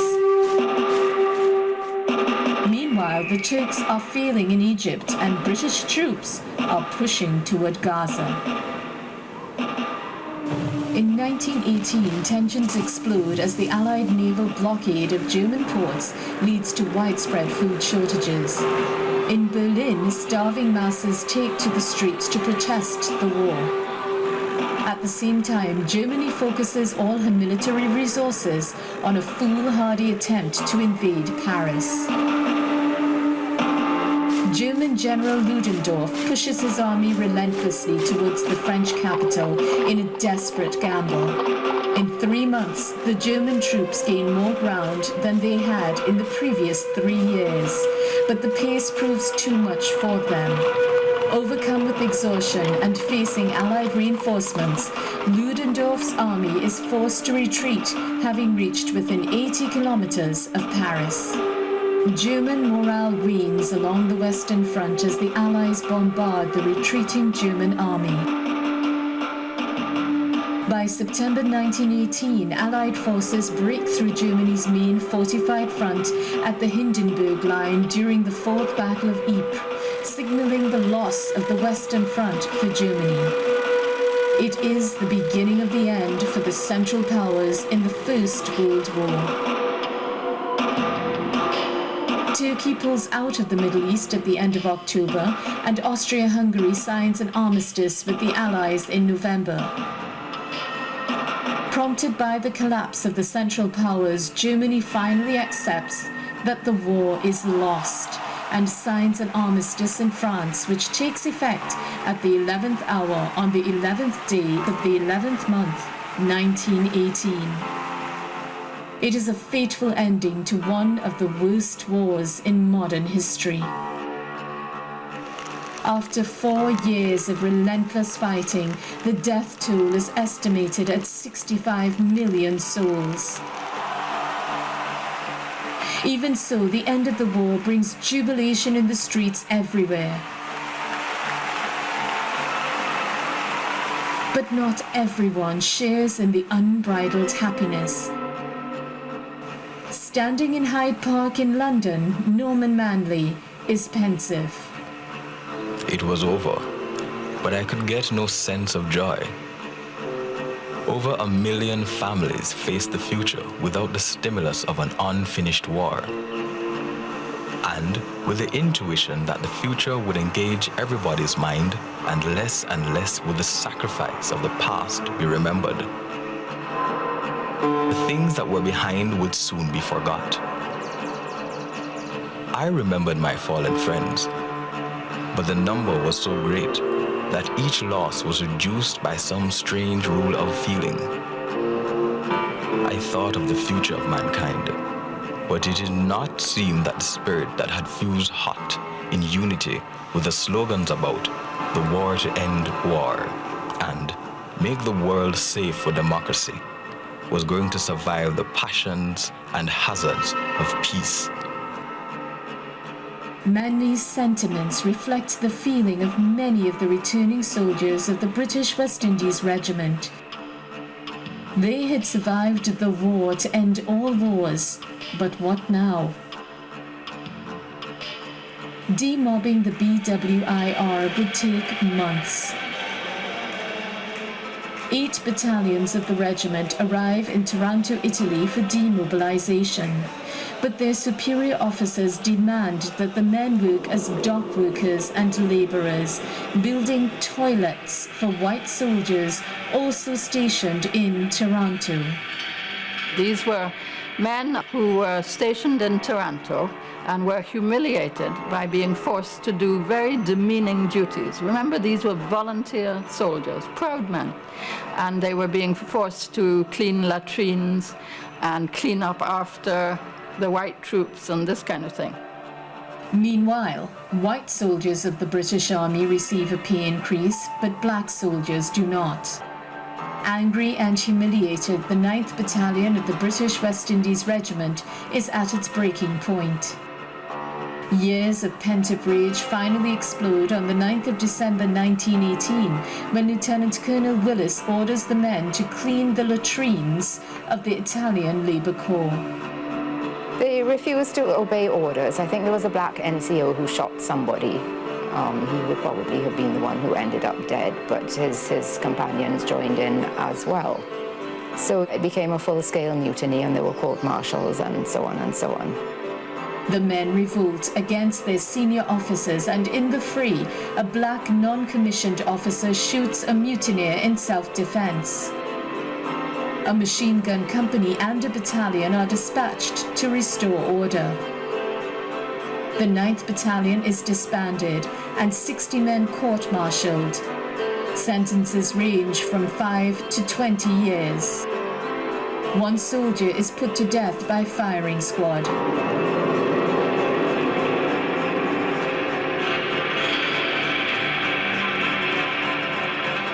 Exhausted and bitter, the British West Indies Regiment sails home with a new resolve.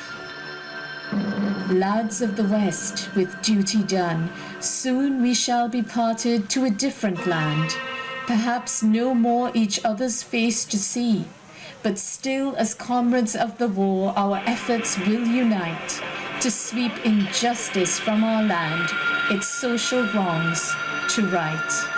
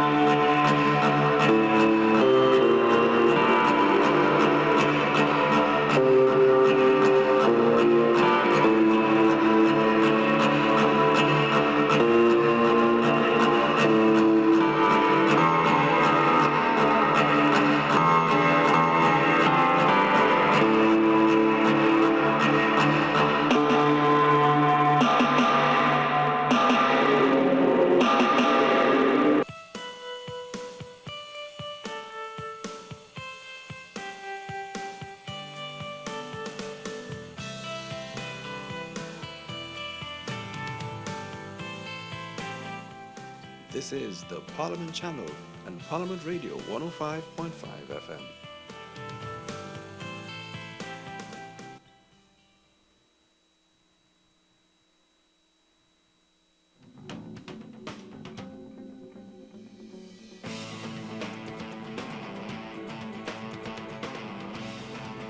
Parliament Outreach.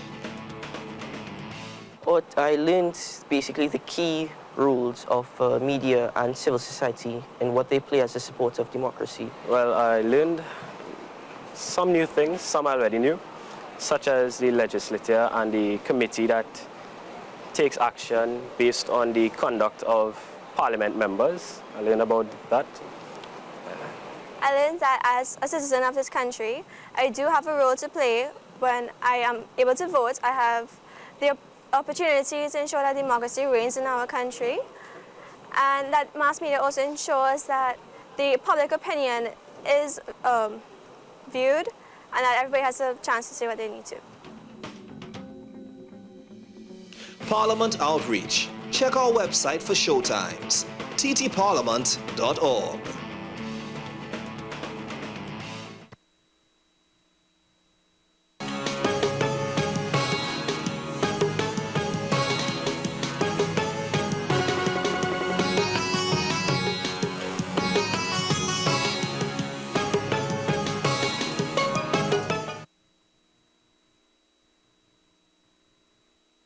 Good afternoon once again to our listeners on Parliament Radio 105.5 FM, our viewers on the Parliament Channel, and those of you joining us via the World Wide Web on the Parliament's website, www.ttparliament.org.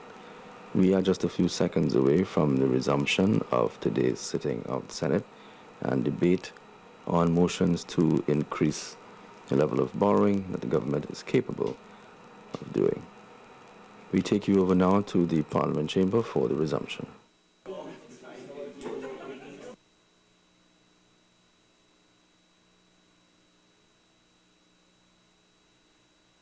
We now return to our coverage of the 7th sitting of the Senate in the first session of the 11th Parliament that takes place on Tuesday, December 8th, 2015.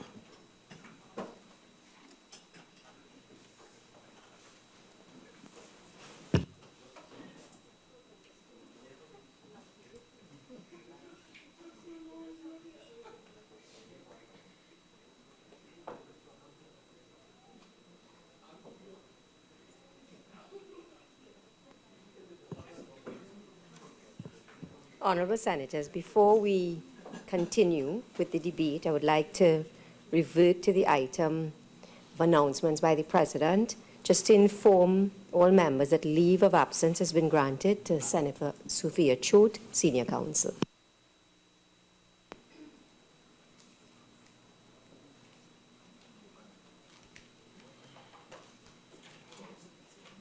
Senator Richard. Madam President, it's an honor to be able to contribute to this important debate in the interest of the people of Trinidad and Tobago. I thank you for the opportunity. I shall be following in the lead of Senator Roach, who delivered earlier, and try to be as concise and efficient as possible in the interest of time, though I know we're allotted 45 minutes. To me, quite a bit of the debate, though important to put on record as part of an important process, is academic. The imperatives are very obvious for the country's international credibility, and based on the earlier articulations of the Minister of Finance, in terms of the history of petitions to raise these borrowing limits, I think it puts it in an interesting context.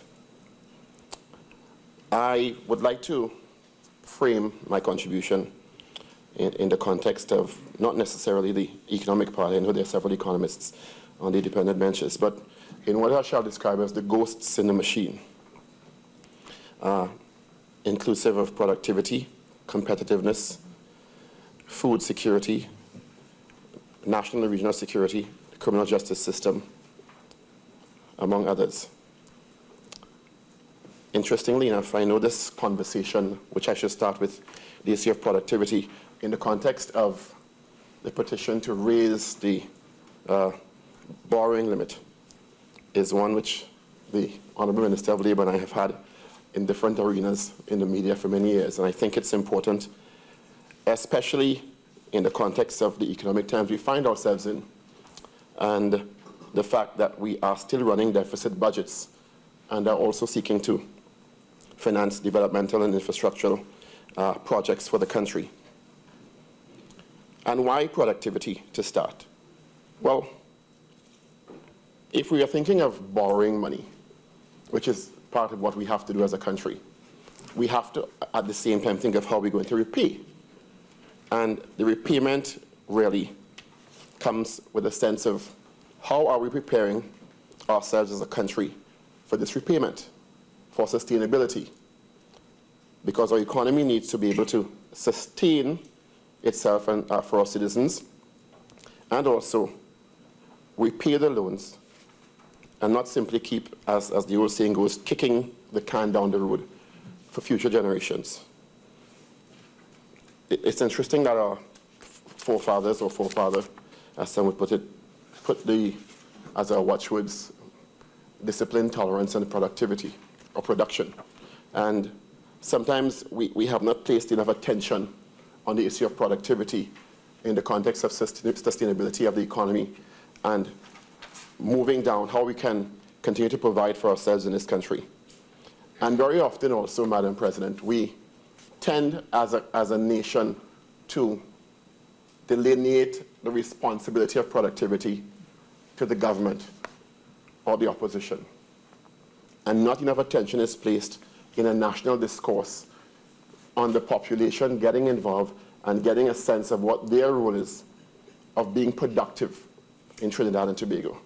Because no matter how much money we borrow, how much money we budget, if we are not focused on productivity and by extension competitiveness, we will be simply spinning top in mud, as we say in local parlance, and not be able to be competitive in an ever-changing global environment that can be sustained to move our country forward. And to just give an example, I really think that productivity needs to be placed in the context of patriotism for every citizen of Trinidad and Tobago. Very often we think of productivity, we think of companies, firm, private, public sector. But every citizen must be able to have a sense of ownership of productivity, especially when we're talking about budgeting and finance.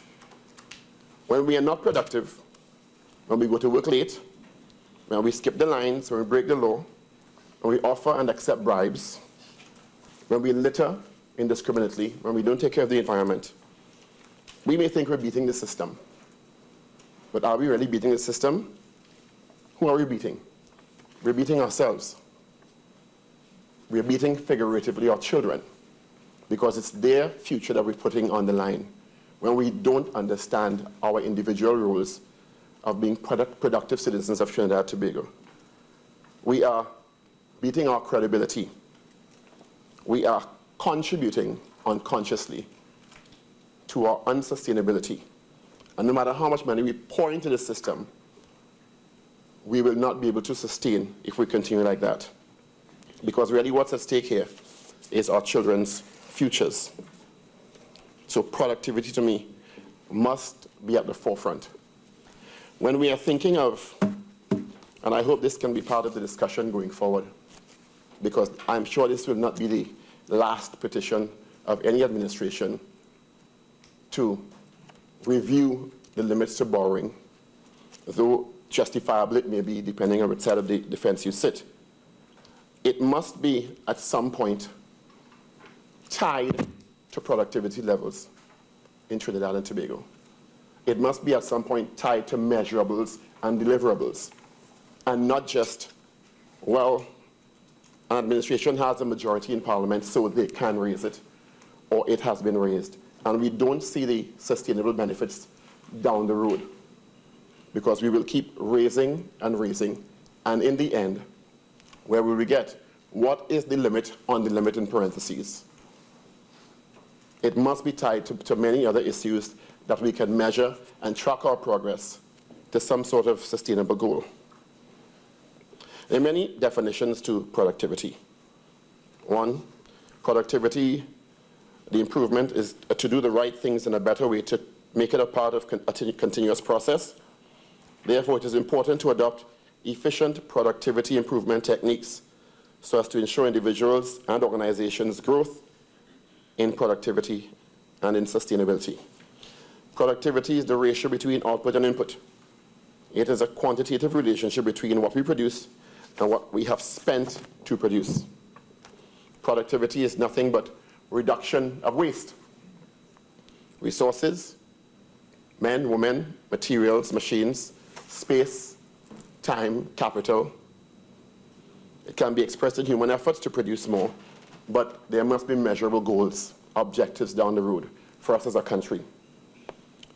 According to the International Labour Organization, productivity is the ratio between the volume of output as measured by production indicates and the corresponding volume of labor input as measured by production indices and the corresponding volume of labor input as measured by employment indices.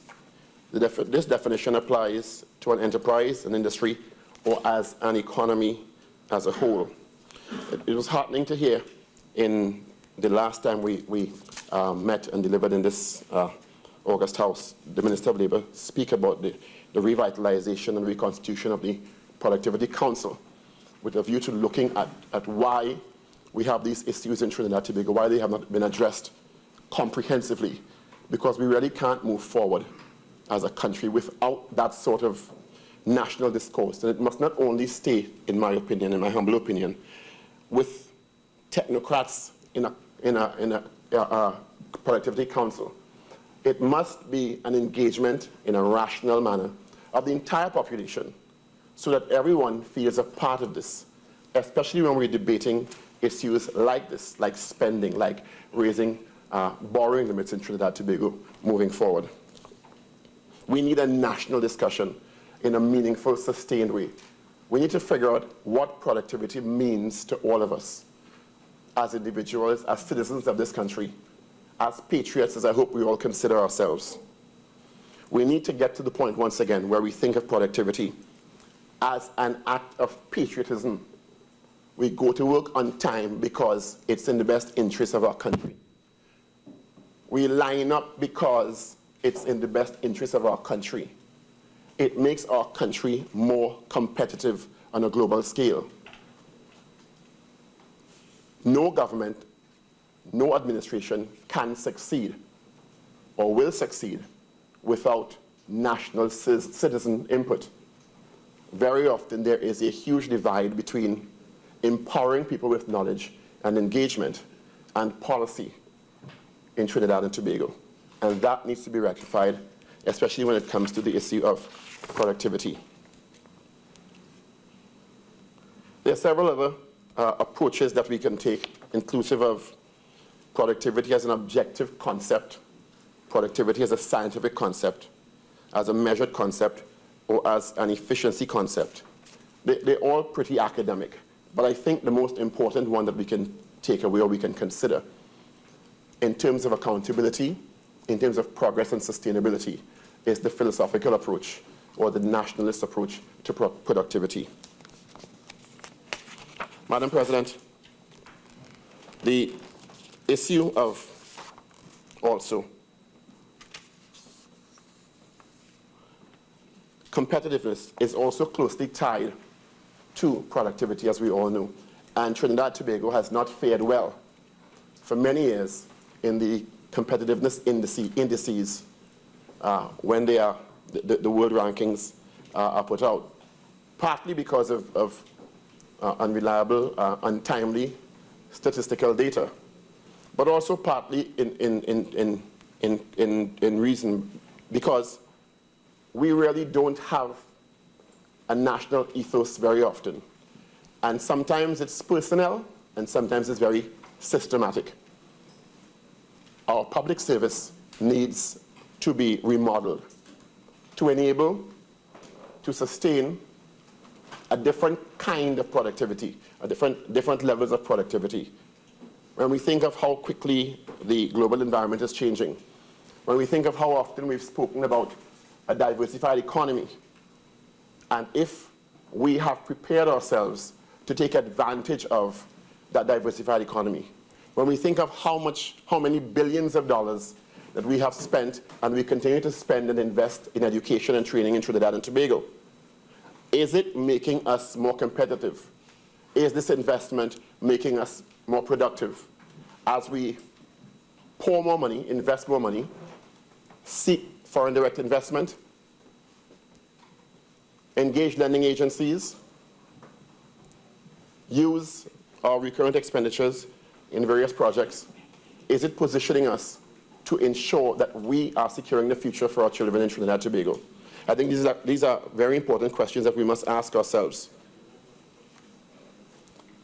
We also need to look at the issue of underemployment in Trinidad and Tobago. I know several references were made to the dichotomy between unemployment and underemployment in the last delivery in this Honourable House. But when you think of underemployment, it is an important concept to consider. If we do not consider the levels of underemployment with the level of investment we're making in education in Trinidad and Tobago, we are not being productive in that sphere either. And the definition of underemployment, or the notion of underemployment, is really to be defined. It understates the extent to which labor is underutilized, and it's an important consideration when we're looking at what have been described as statistical full employment in Trinidad and Tobago. But is it really in the best interest of efficiency? Is it serving our country efficiently?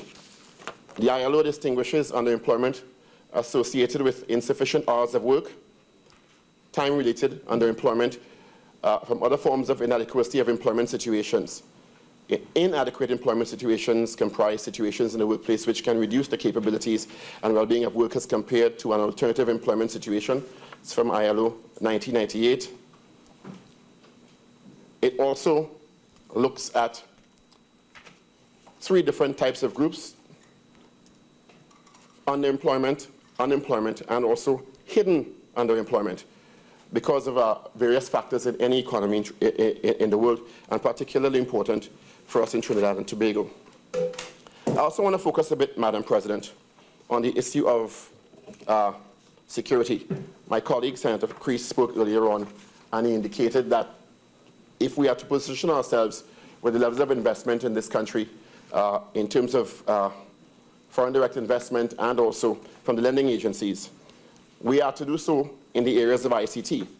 What I think I want to add to that, if we are to be a truly sustainable economy, we need to focus intently on ICT, food, water, and in the age of ISIS, security on a national and regional level. We cannot survive if we do not do that.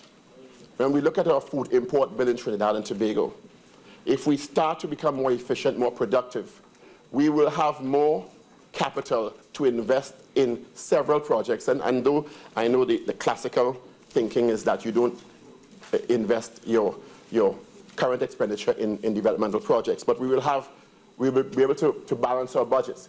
We'll be able to focus on what will push us in the right direction to be more competitive environment or economy.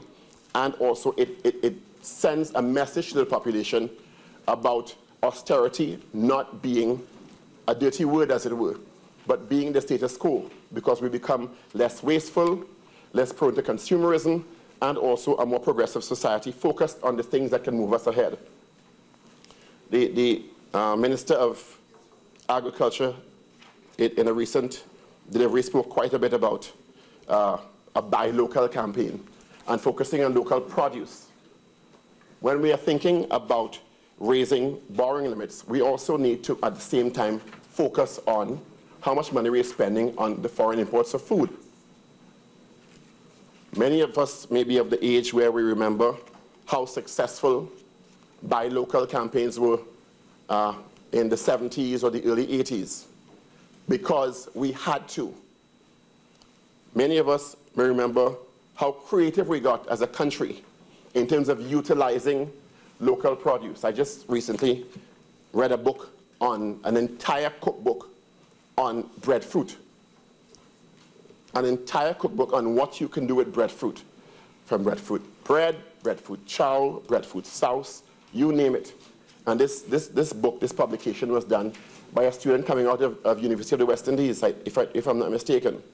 These are the kinds of things that we need to focus on and monetize, as opposed to importing chips from the US.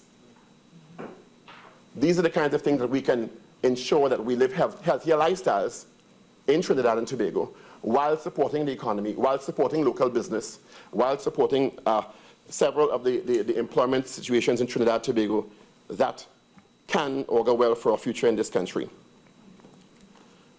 One of the issues I also want to focus on in my pretty short presentation today is the issue of the criminal justice system in Trinidad and Tobago. Because if we do not have a sense of security, if we continue, in some instances, playing with the numbers as to whether crime is statistically down or not, when citizens continue to feel unsafe, when women don't feel safe to leave the office or their homes after under the cover of darkness, then no amount of numbers and statistics are going to give us a sense of security that we need in Trinidad and Tobago. We need to really focus on reforming the criminal justice system comprehensively. We need to change from the issue of having a prisons system to a corrections system, philosophically. Because a prison system, philosophically, houses people who have run afoul of the law, who end back up on the streets to, in many cases, commit these crimes again. A correction system is a more sustainable approach to dealing with the criminal justice system. We've spoken ad nauseum about ways we can improve our court system in Trinidad and Tobago to facilitate the backlog. We have spoken ad nauseum about the levels of inmates in remand in Trinidad and Tobago, and we don't seem to be moving forward with many of these issues.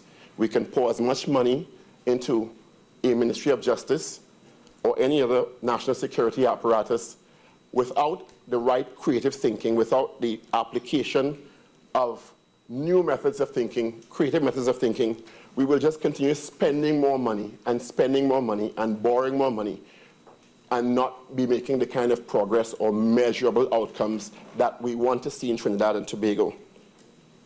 While I'm on the issue of the criminal justice system, I want to make a plea, beseech, beg, even though it's a sensitive issue, even though an investigation is ongoing, because in these times we have some sort of an audience, on behalf of the family of slain Senior Counsel Lena Sita-Hal, for some sort of update for the public where that is concerned. We're closing in on the 2-year, I don't want to say anniversary, but observance of her heinous murder. And in other jurisdictions, you get a sense that some progress is being made without compromising the investigation, because that's sometimes the excuse that's given by the investigating bodies, where we can't say much because the investigation is being compromised, would be compromised. I think this case in particular, in terms of our criminal justice system, is a critical litmus test for the restoration of confidence in the criminal justice system because of what the late Ms. Sita-Hal meant to the criminal justice system and generally the people of Trinidad and Tobago. And if we are to continue attracting foreign direct investment and having the confidence of lending agencies and country-to-country arrangements, we need to make sure that these kinds of cases, which have garnered international attention, which in many cases put a blot on our reputation as a country with our ability to manage security issues, have to come with a certain level of accountability to the people of Trinidad and Tobago. I don't think it's enough to say, well, the investigation is continuing and we're making progress. And I know the new administration is only 3 months old, but this case, I think in a couple of months, is going to reach the 2-year mark. And as Ms. Sita-Hal herself, the late Ms. Sita-Hal herself has always said, I mean, justice delayed is justice denied. And though it may be a complex case and some have already been heard before the criminal justice system, the population is every day, every week, losing confidence in another important institution in Trinidad and Tobago. Finally, because I'm the eternal optimist, you know, I want to end. Last time I had the opportunity to present in this Honourable House to make reference to a situation where the example was set in the other place that was copied by children, you know, in a negative pattern of behavior. And I want to end by speaking about my restored faith sometimes in the system, where last Friday I was driving in Port of Spain and was extremely heartened. And this is where I get a sense of hope and optimism for this country, despite the challenges we face, where there was an elderly lady. She looked to be in her 70s or 80s, standing at the side of the road on the pavement. And there were two young men in QRC uniforms coming down about their business, chatting. And I think it's important to highlight these kinds of cases because we only talk about the negatives sometimes when we're trying to move our country forward psychologically. They stopped. One held her hand, the other stopped the traffic and took the time out of their busy young 14, 13-year-old schedules to help her across the street and make sure she was safely on the other side of the road.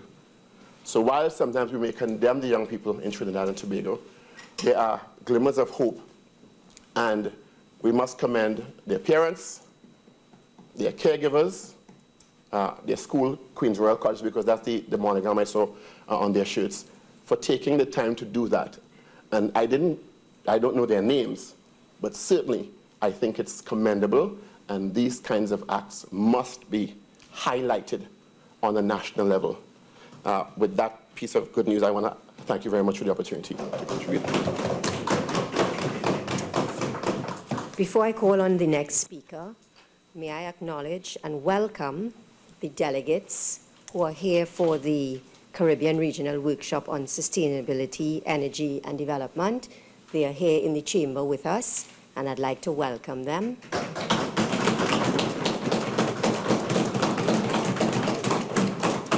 I now call on Senator Shrikissoon.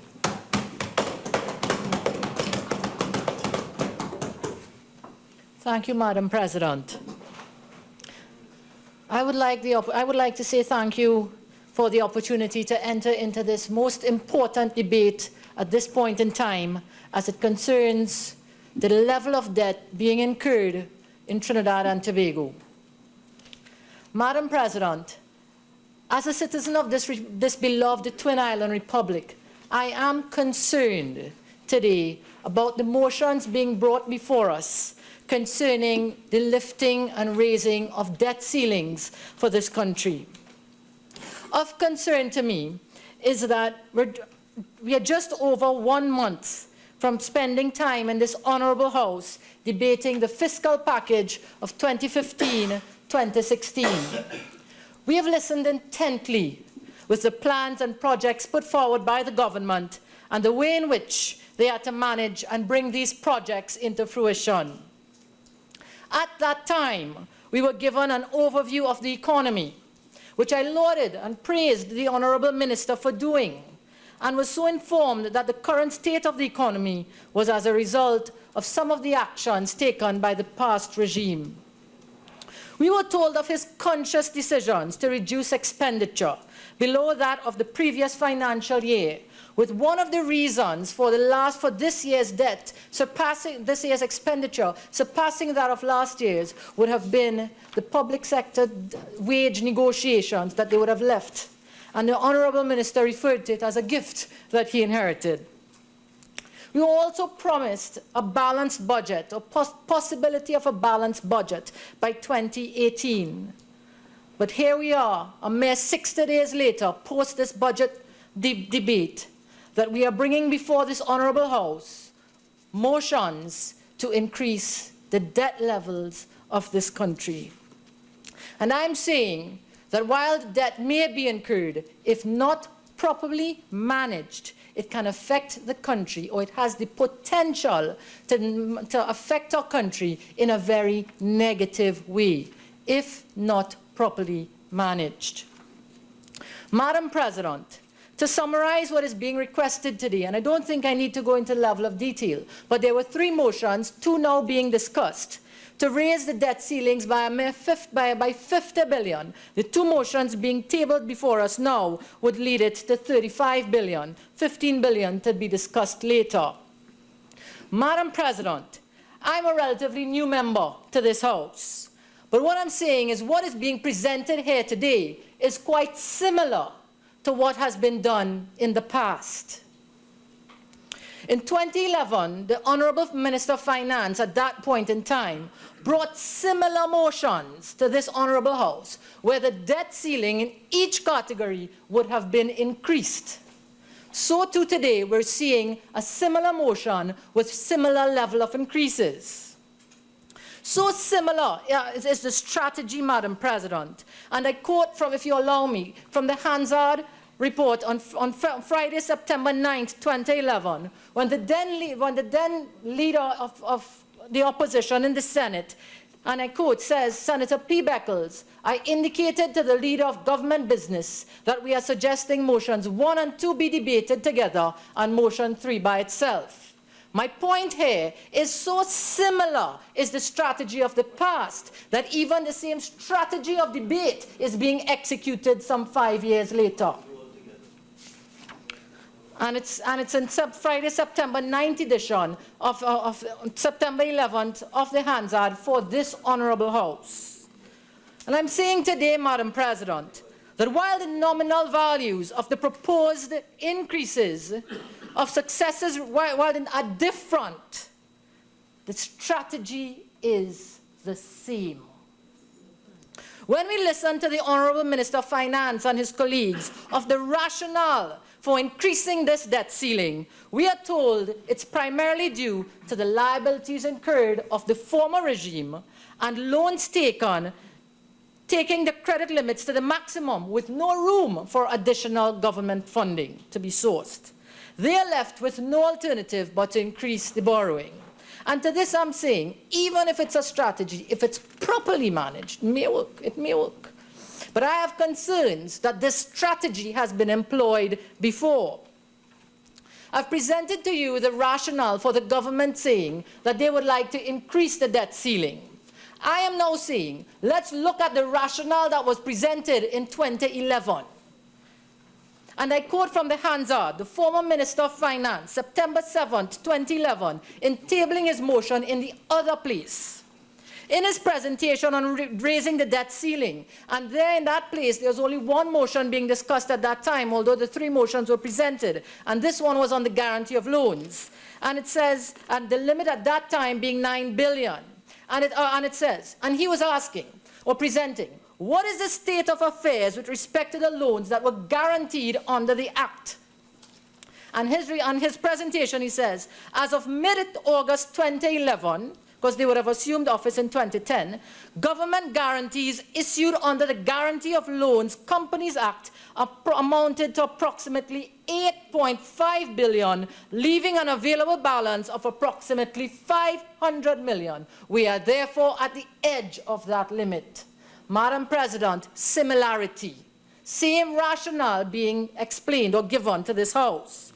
He also goes on to say, the other commitments that we honored during the course of this administration, and he was speaking to them about them at that time, were all hangover commitments made prior to our time.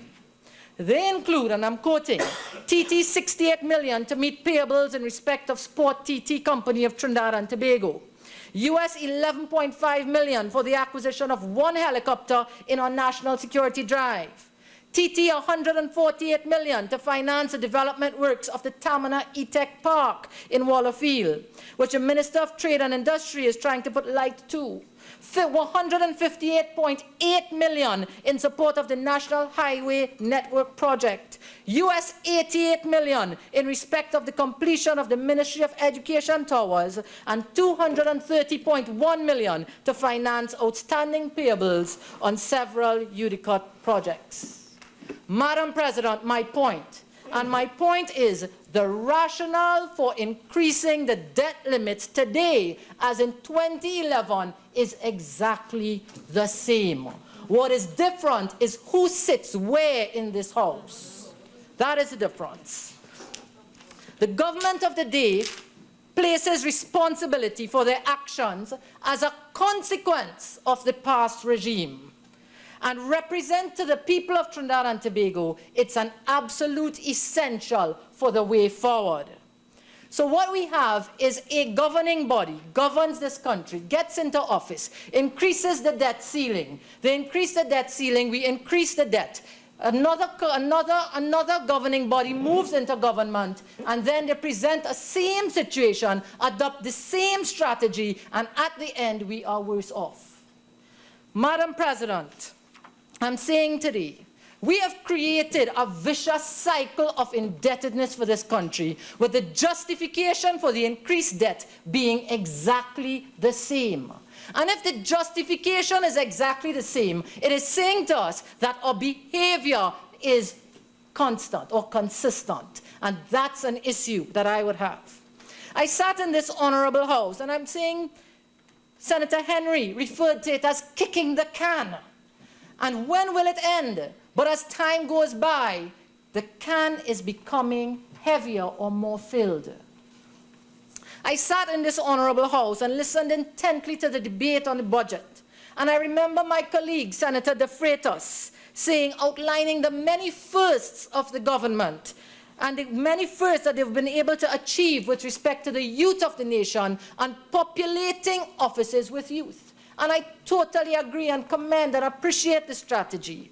But my point is here, should it be a legacy, should it be a situation where we populate office with youth as a commitment to the future, or should it be an economy and Trinidad and Tobago that is sustainable, that is economically developed, and they can benefit, the youth can benefit?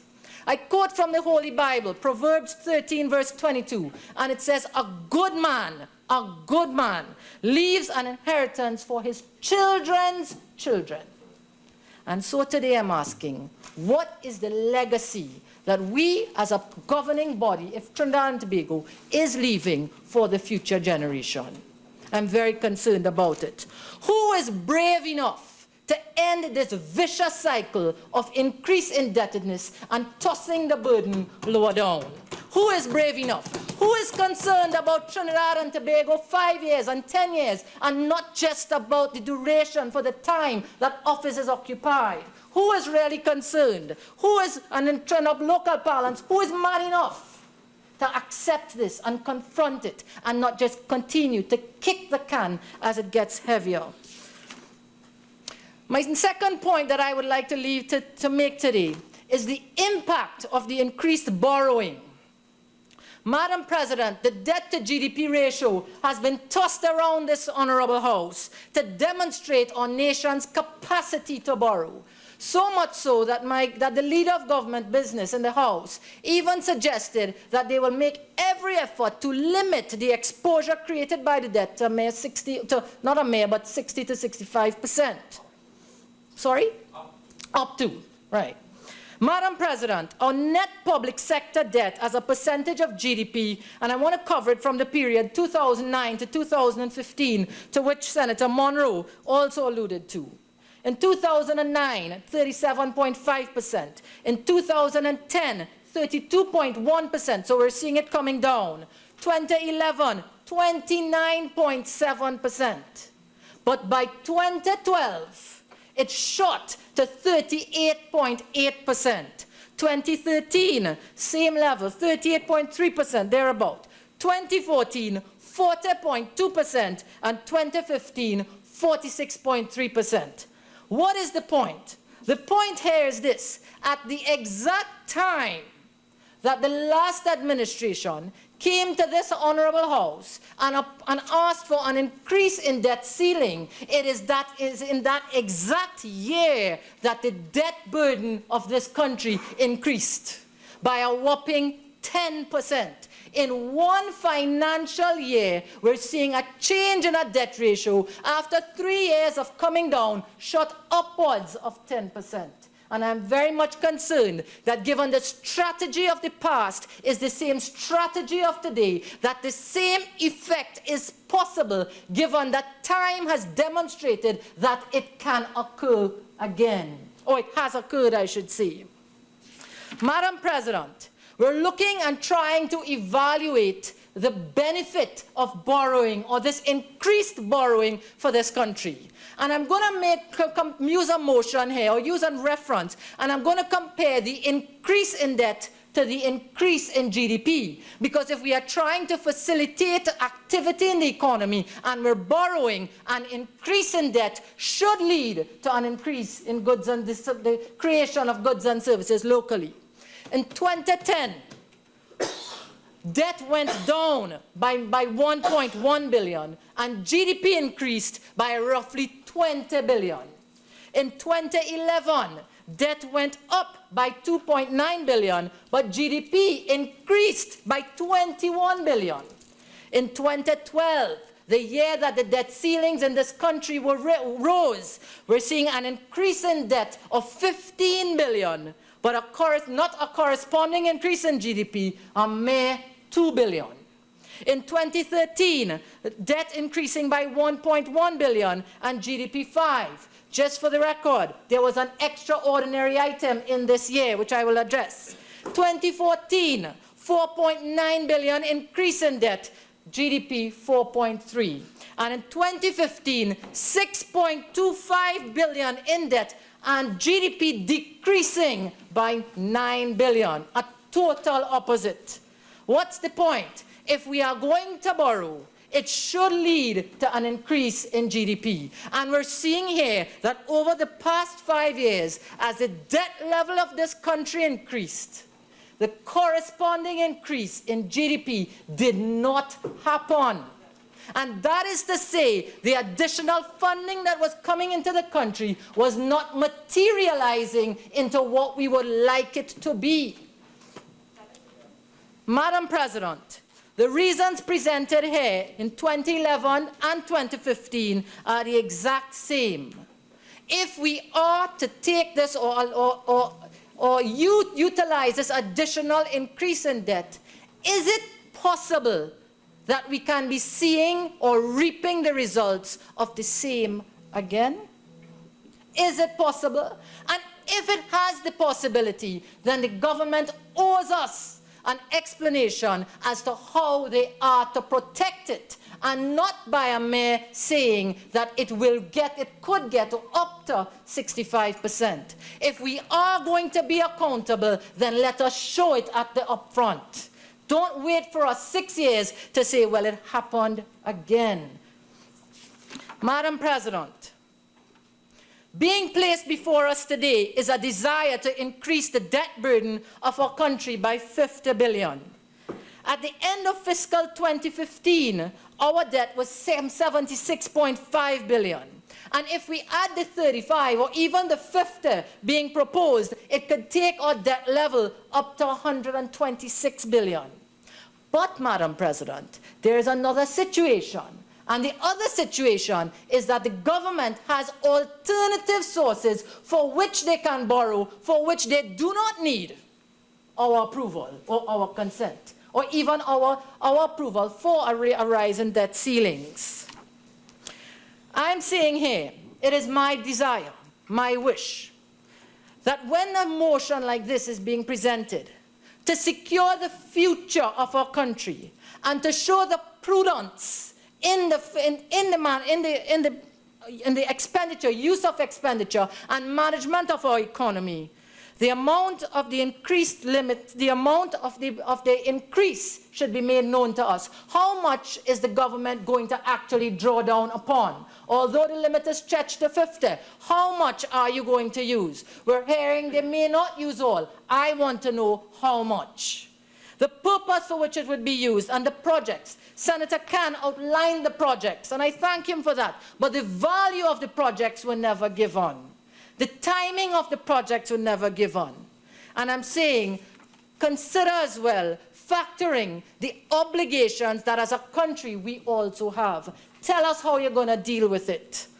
So I would like to see, in addition to that strategy, or complementing that strategy, is a repayment strategy as well. Show me where we're going to get the funding from, and tell me how we're going to address the debt so that in 5 years from now, this is what our debt level would be. Don't just incur the debt, raise the ceilings, take the debt level up, take the debt to GDP ratio up, and saying we're going to hold it at 65, up to 65%. No one is in control of the GDP of this country, so there is no guarantee that we can determine with an exact nature the denominator. And if we cannot determine the denominator, we cannot determine the ratio. In the absence of this strategy, I'm concerned as well that the government has available to it the IBRD Act 2, 1967, Chapter 706, for which they require no limit should they choose to go to that agency. The same is true with the IADB. Should they go there, there is no requirement of this House to approve a limit there. The Treasury Bonds Act and the Statutory Authorities Act, all no limits. So while today we're hearing of an increase in debt of 3 areas, there are alternative sources which the government has used, can use, which they're saying that they will intend to use, example like the IADB, funding for the Rapid Rail, which has the potential to take the debt level even higher.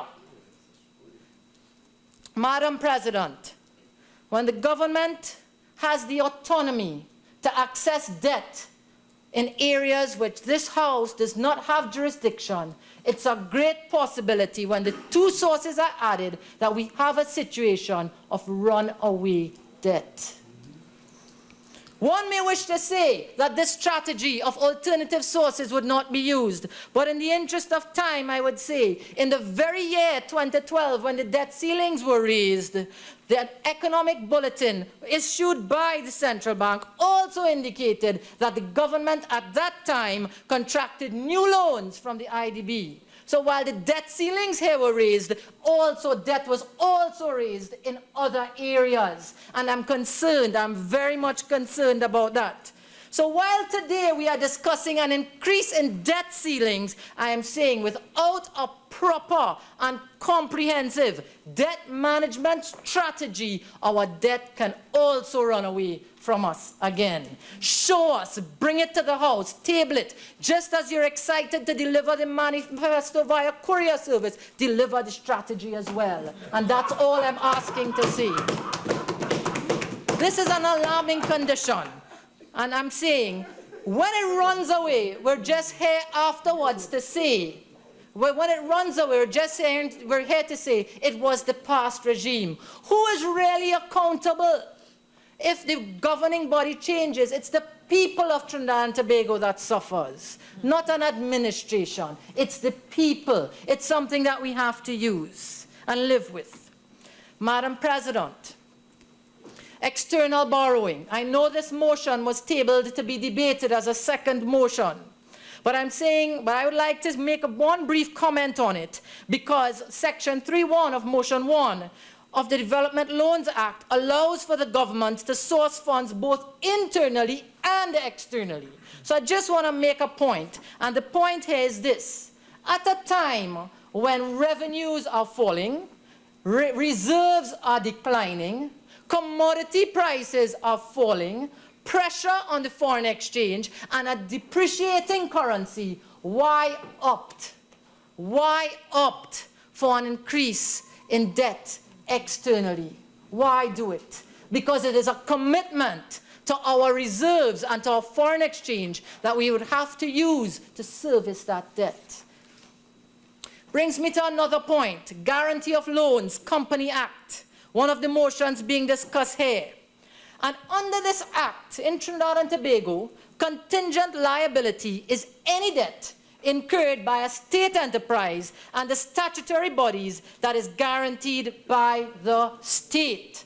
Contingent liability consists of letters of comfort and government guarantees. Currently, there are about 120 state agencies and 8 or 9 special purpose companies for which this motion governs debt to be provided to. Madam President, I want to say, let's just look at some of the state agencies, and I'm going to use Petrotrin. This is no way casting any aspersions to Petrotrin, but a mere use as an example. Revenue in Petrotrin, 2012, 37 billion. Revenue in 2013, 31 billion. Revenue in 2014, 29 billion. When we look at the gross profit margin, 2012, 10%, 2013, 6%, 2014, 6%. That's gross. So if we now deduct operating expenditure to bring operating profit, 2012, 3%, 2013, 0.06 of 8%, and 2014, loss.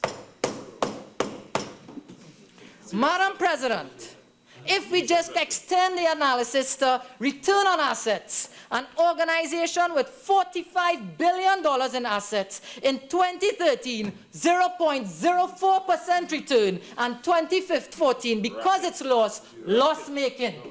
These are the state agencies that we are seeking to increase borrowing capacity for, and that's my concern.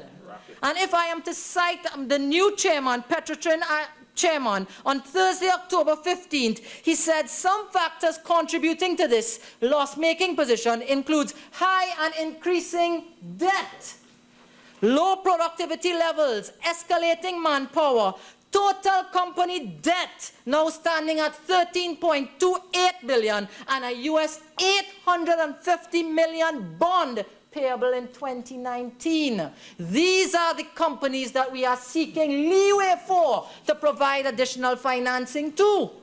And if this story is the same with Caribbean Airlines, I listened intently to the Honourable Minister telling us how well it was structured before and what happened to it now. I am not here to discuss what happened in the past. I'm here to discuss what is before me.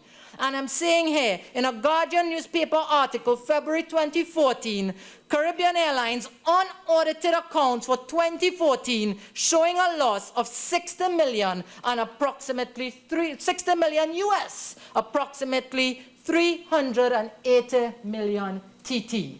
Madam President, my point is, if it is that we are increasing the debt ceiling to put money into these loss-making entities, then are we as a nation moving forward?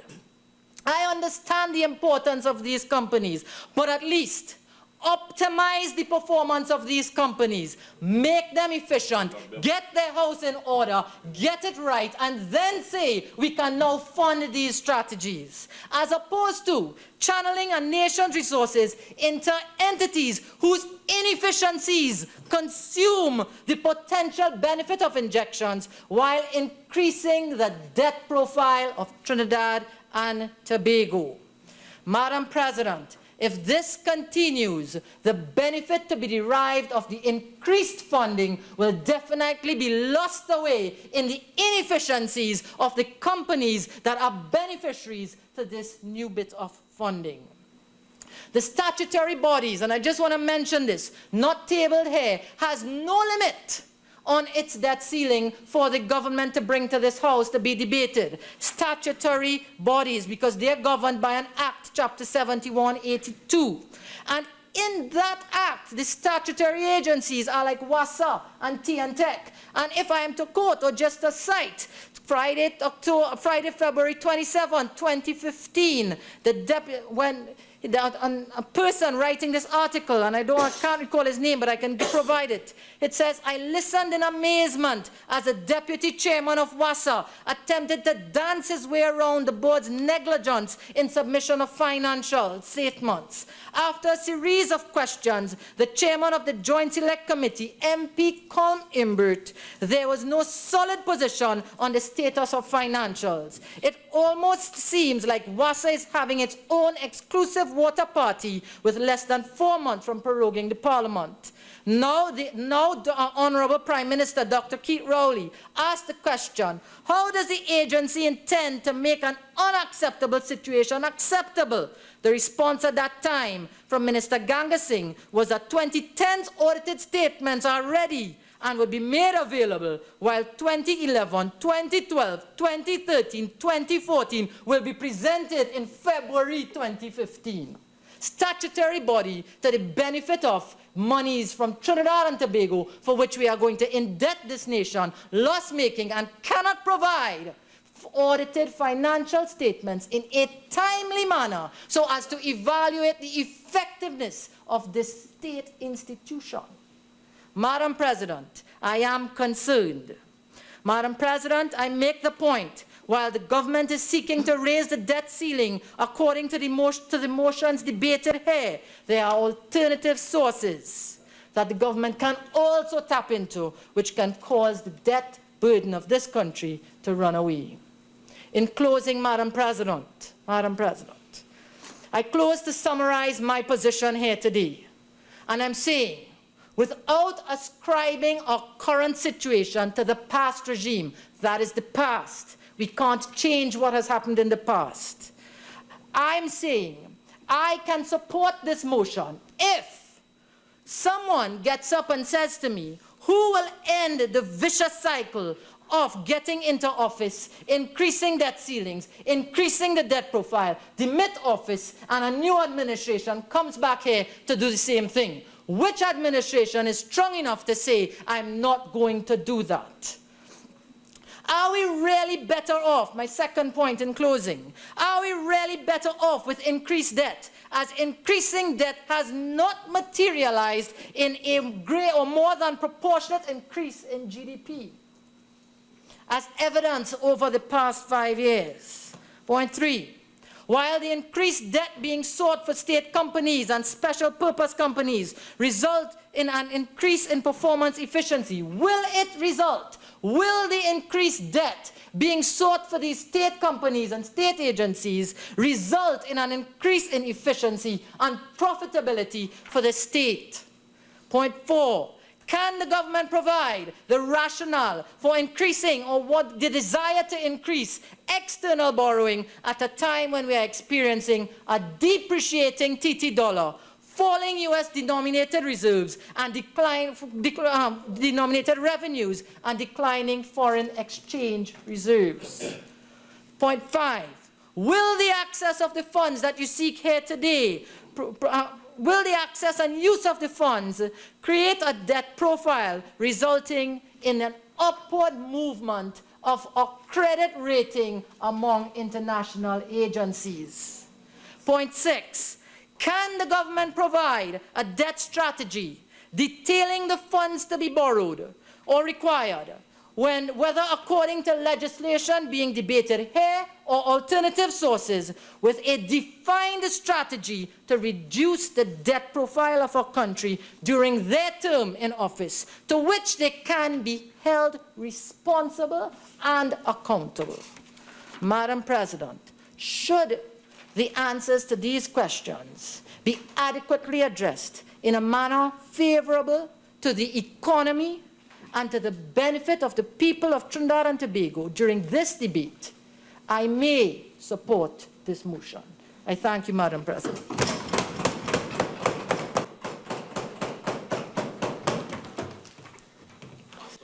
I now recognize Senator Sturge.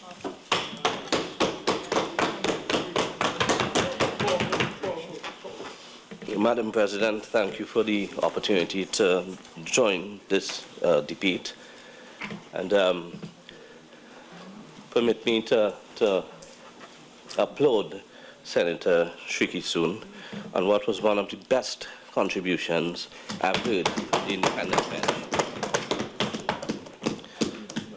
Permit me just 15 minutes of your life as I join this debate, or maybe less, depending on what my illness will permit.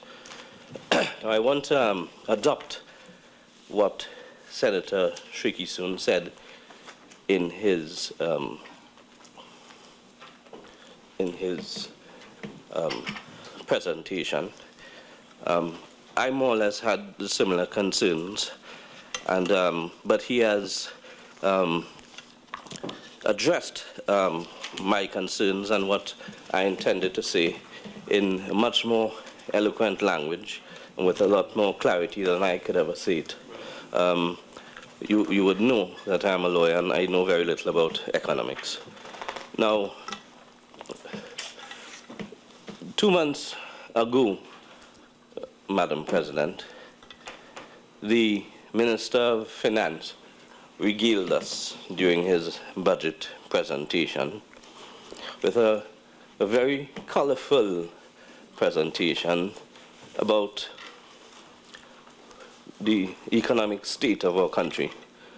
And I don't recall his exact words, but I recall him saying that the previous administration had maxed out the overdraft facility and that the country was, in essence, running on fumes. Now, by that logic, as I understand it, I know nothing about economics, but from my own, how I run my own finances, if you are running on fumes, why would you extend your overdraft facility? That to me makes absolutely no sense. No sense whatsoever. And I say this in the context of the budget he presented, which, after complaining, and I heard it again today, about the budget, the deficit budgets presented by the previous administration, and the total deficits being about 27 billion. After regaling us with all of that, he went on to present, from my recollection, what was the biggest budget and possibly biggest deficit budget ever in this House. Now, if we were running on fumes, at that time, maybe common sense and is not the same as economic sense or monetary policy or fiscal policy, but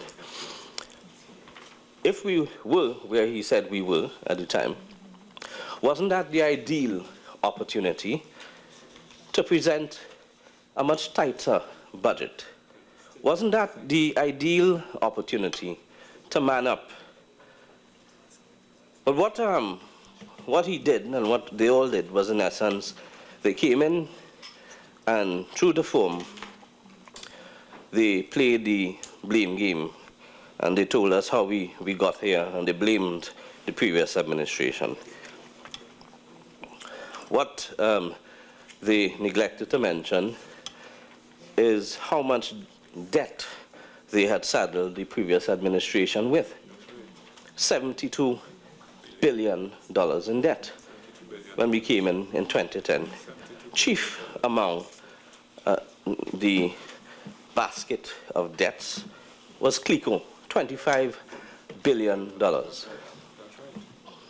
And what we did was we had to manage it. We had to manage the situation. And since you are in charge now, as you want to say every time you get a chance, then you're in charge now. Handle it, as the youths would say, and stop playing the blame game and then tell us what you are going to do.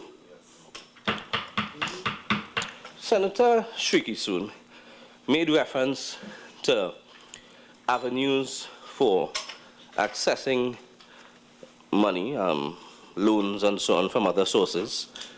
And it threw me back to what Senator Khan had said in his contribution when he told us about what the previous government did with respect to the Point 14 highway.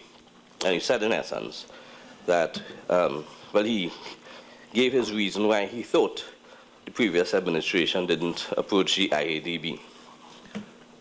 And then he proceeded to list the projects that he intended to use this extended borrowing for. And I was thinking to myself,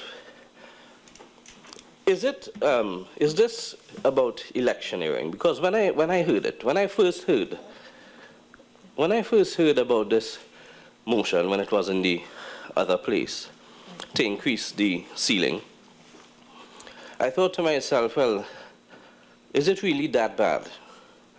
Are we in such dire straits? And if we are, then we should be patriotic, and then there should be no real reason to object to extending or increasing the borrowing limit. But when I heard Senator Khan outline the projects, I was startled, because you are increasing the borrowing limit when you don't need to, when clearly you are seeking to deal with infrastructure. And as Senator Shrikissoon has said, you are seeking to deal with infrastructure, and there are sources available from which you can borrow. So there's no urgency in my mind to increase the borrowing limit, not at this stage.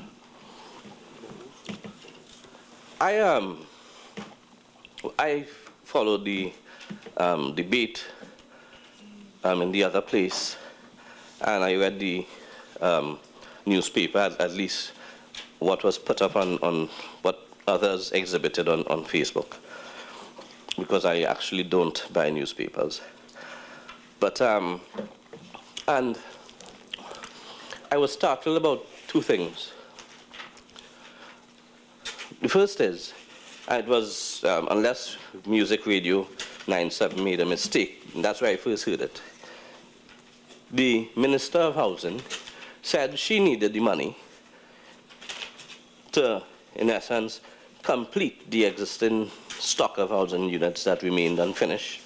Can't remember the figure she quoted. I think she said, I need 10 billion for this, and I need 10 billion for that, and so on and so on. And then I read on Facebook an article exhibited where the Prime Minister is, in essence, saying the same thing. And if we are in such dire straits, I wonder if that is the sort of expenditure we need to engage in at this time.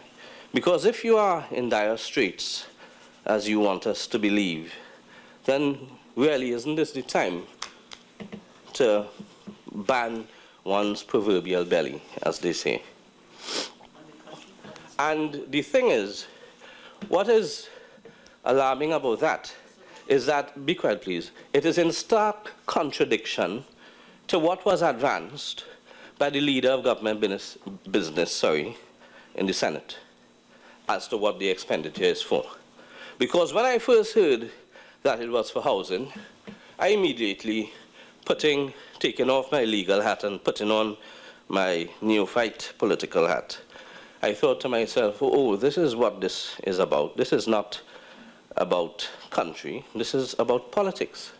I immediately thought, because that's like it or not, that's the general perception as to the purpose of HDC. It's not really about building houses. It's about building houses in marginal constituencies so that they no longer are considered marginal. It's building houses in other constituencies in an effort to make them marginal. And that's raw politicking. And now the tune has changed. And now we are hearing all sorts of projects listed by the leader of government business in the Senate. I can't remember them all. But the first one I took the time to write down related to the completion of the Point 14 highway. I guess they would like in the end to have bragging rights to say, well, we promised this Point 14 highway in 1961 and look, we delivered it. I guess that's what that is about. But it's a laudable objective to complete the highway. But as Senator Shrikissoon has said, there are other avenues. The same avenue suggested earlier as to why the past administration didn't seek IADB funding. Why not seek IADB funding? Why are you listing that among the projects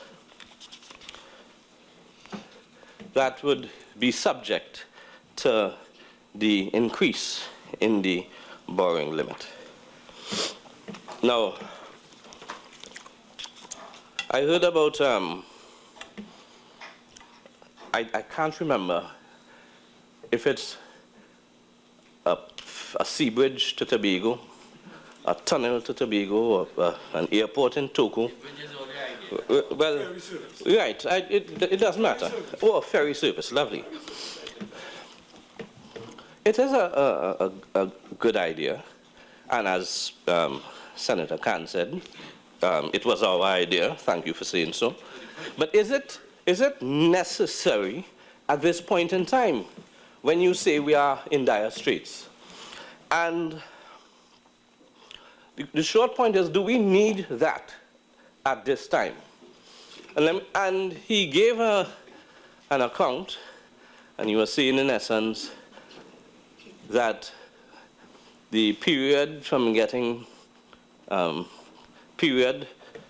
leaving Trinidad and getting into Tobago and vice versa would be 30 or 40 minutes. I don't quote me on it. That's the best of my recollection. Yes, on the hour. And he seemed to say that it's a very good idea. But at this point in time, does that make sense? Is it necessary? And let me tell you why it's not necessary. It makes perfect sense if the bulk of the citizens of Trinidad traveling to Tobago live in the Northeastern Division. In perfect sense. But the reality is, persons from every corner of this country travel to Tobago. And the bulk of our tourism, of Tobago's tourism, like it or not, comes from Trinidad. And I'll get to that point, the point about the Tobago airport in a little bit. But if the bulk of the tourism from Trinidad to Tobago, if the bulk of the tourism from Tobago's tourism comes from Trinidad, then what's wrong with leaving it where it is in Port of Spain? Is it really a priority to reduce the traveling time to Tobago to 40 minutes at this time? Does that make common sense? Does that make common sense? Clearly, it does not. It makes absolutely no sense. And to say otherwise, it means you have to be living in the clouds. Because, think about this. And I hope I don't attract any attention, but I drive a Cooper Mini, and I'll tell you, it's a rocket. So from San Fernando to the interchange takes about 20 minutes, thereabouts. Faster than the Benz. Think about persons who keep within the speed limit traveling from the Southland. Does it make more sense for them to go to Port of Spain? Or after reaching the interchange, you then have to see a whole heap of traffic lights in the other direction where there's no traffic light the other way. And not only you have a whole heap of traffic lights heading east. When there's accidents, what happens? Roadworks and so on. And even when there are no roadworks, no accidents, I'll go by my own experience. The last time I journeyed to Togo was probably 2 or 3 years ago. It took me about 2 or 3 hours. That's far. So you are narrowing down the traveling time in one sense, but you are increasing it in another sense. It makes absolutely no sense. So regardless of what part of the country you come from, except if you live in Valencia, thereabouts, it makes no sense. It's not something we need if we are in dire straits. I heard about a highway from San Fernando to, I don't wish to misquote. To me, I heard Manzanilla. It may have been Mearo. So if you are taking that route at present, it takes 2 hours from San Fernando to Mearo. From my experience in going to court in the morning, when I surmise I might be going against the traffic. Is that a necessity at this point in time? Or is that electioneering to perhaps get some more votes along the way and pick up some constituencies that you wouldn't normally win. And then there's moving the port eastward and closing down the Beetham landfill. I agree with closing down the Beetham landfill. I agree to that, so I wouldn't say too much about that. Moving the port eastward, is that something we can afford in this fiscal year? Is it necessary for us to increase the borrowing, to engage in that sort of spending in this fiscal year, when the first thing we should have done was to slash the deficit and present a much leaner budget? But here's the killer. The airport in Tobago, which was being refurbished some time ago, and which Senator Khan listed as one of his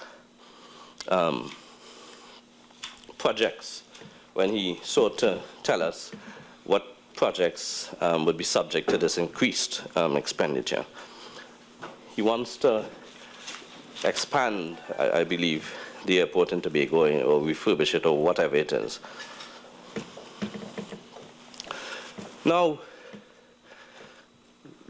maybe you may have different figures, but the impression I am getting is that visitor arrivals outside of Trinidad, visitor arrivals from Europe to Tobago, the impression I get is that it has fallen drastically. I don't get the impression that visitor arrivals from Europe to Tobago is up. I don't get that impression. Because of the airport, he says. So when a tourist wants to go to Tobago, he says, because of that airport, which I would spend 15, 20 minutes in, I'm not going to Tobago. That makes perfect sense. Because of that, I am not going to Tobago. I can't stand 20 minutes in that building. That makes no sense. Or is that electioneering to ensure you keep seats in Tobago? I don't know. But is that something we need at this time? And the short answer is no. If you see, we've gotten to where we are for two reasons. Well, one main reason, and the Prime Minister has said it. We, in essence, we are heavily dependent on fossil fuels, as they call it in the US, oil and gas. And when the budget was presented the budget on the basis that oil would be, I think, $40 or $45 a barrel. It's now $38, and gas, $2.75. It's now much lower. So we are in problems right there. But we were warned about this, and the day is upon us. We were warned about this more than 30 years ago, that we would one day reach where we are. Because we have no control over the price of oil. And now the prices are down. We are subject to the mercy of OPEC and others. So we were warned more than 30 years ago that we need to diversify. And because we have not diversified, then we are still subject to fossil fuel. And as the Prime Minister said, I think it was Friday, that's the real problem. The real problem is not what the last administration did. The real problem is we are still heavily dependent on fossil fuel, and the prices of fossil fuel are low and will be low for quite some time. So let me get back to Tobago and this airport. Because I don't believe in pouring money into a problem. In fact, I heard someone in Woodford Square say recently that the Minister of Finance seems to have a problem for every solution. And it sounded laughable, but I want to say this. Why would you pour money into something, the Tobago airport, for instance, when arrivals are down and there's no sign of it increasing? We don't have arrivals from the US, or not much. And those arriving from the US, for most part, for the most part, would be Trinidadians living abroad coming back. So you pour money into an airport in Tobago for tourists to come and end up like the Greens. We all remember the Greens. You come into Tobago, and quite recently, you heard it from 2 other tourists, that when they were chopping them up and violating them, they were talking about them in xenophobic terms. So if you want to make Tobago attractive, the first thing you have to deal with is crimes, and more particularly, xenophobic crimes. Because the truth is, there still remains travel advisories telling Europeans, if you are going to Tobago, expect the worst. I'm not saying it in their flowery language, but in essence, it's violent. And crimes against foreigners are on the increase in Tobago. So what we need to do in order to fix Tobago, we need to fix the criminal justice system in particular in Tobago. You are not going to inspire any confidence in any tourist if your detection rate is low. And that's a problem in Tobago. Low detection rate, just like Trinidad. But we are dealing with the tourists, those who actually bring money. If your detection rate is low, you're not going to inspire confidence in European tourists. If upon detection, if you are lucky to detect the offenders, the time from arrest to the time of conviction is years. You're not going to inspire confidence. So we need to get real and deal with the maladies of Tobago. And I saw quite a few cases of foreigners, Germans and English persons, when I was chairman of the Criminal Injuries Compensation Board. Imagine the limit, the most we can give them for being chopped up is 25,000 TT. That can't do anything. But there was an alarming number of, be quiet please, there was an alarming number of xenophobic crimes. And if I can regale you very briefly before I take my seat about my own problems with Tobago, because it would impact on how we treat with earning revenue, because Tobago is a gem from which we can actually earn revenue. I was doing very briefly, less than a minute, doing a murder trial in Tobago. And because I am a single parent and I have custody, I would leave Trinidad every morning, do the trial in Tobago, and come back the same day. Well, one morning I arrived a bit too early, so rituals at Crown Point was closed. I journeyed down into the capital, and all I saw was this place that seemed to have been built in the 1920s or 30s, real rundown place. So I journeyed in. But I was dressed in my court clothes, and I tried to buy something to eat. At first, the attendant didn't notice I was there. And a Rastafarian took out a purple note and got himself a coffee and a bread and cheese. And he got back some change. And when she was finished dealing with him, I waited 5 minutes. She didn't notice I was there. I knocked, and she came out. And I asked her if all she had was bread and cheese, and she said yes. I said, well, I'm hungry, so let me get the bread and cheese, please. One bread and cheese. And she said, well, what do you have in the drink? I said, a coffee. And then she said, you from Trinidad? I said, yes. So she brought the coffee and the bread and cheese. I took out 100 and I gave it to her. And she gave me back $50 change. And I asked her, well, where's the rest of my money? She said, well, you didn't order bread and cheese and coffee? I said, well, how much for the bread and cheese?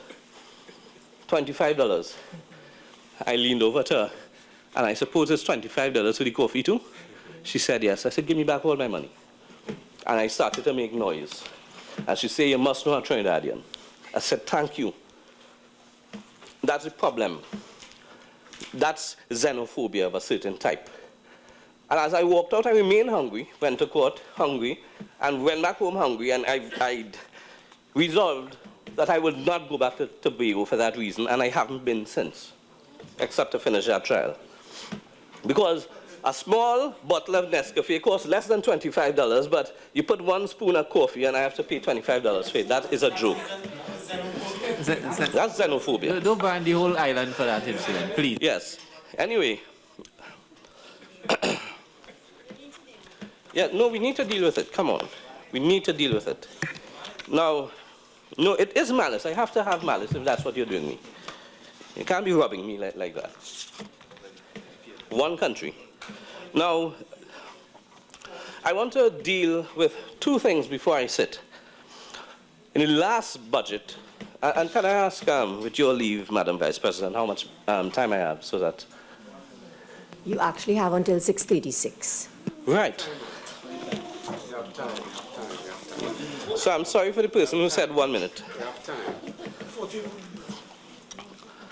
I don't think my health would permit me to go until 6:36, but someone pointed something out to me recently, and it makes sense. He said to me, it's amazing that the only group left untouched in the 2015-2016 budget was big business, the large conglomerates.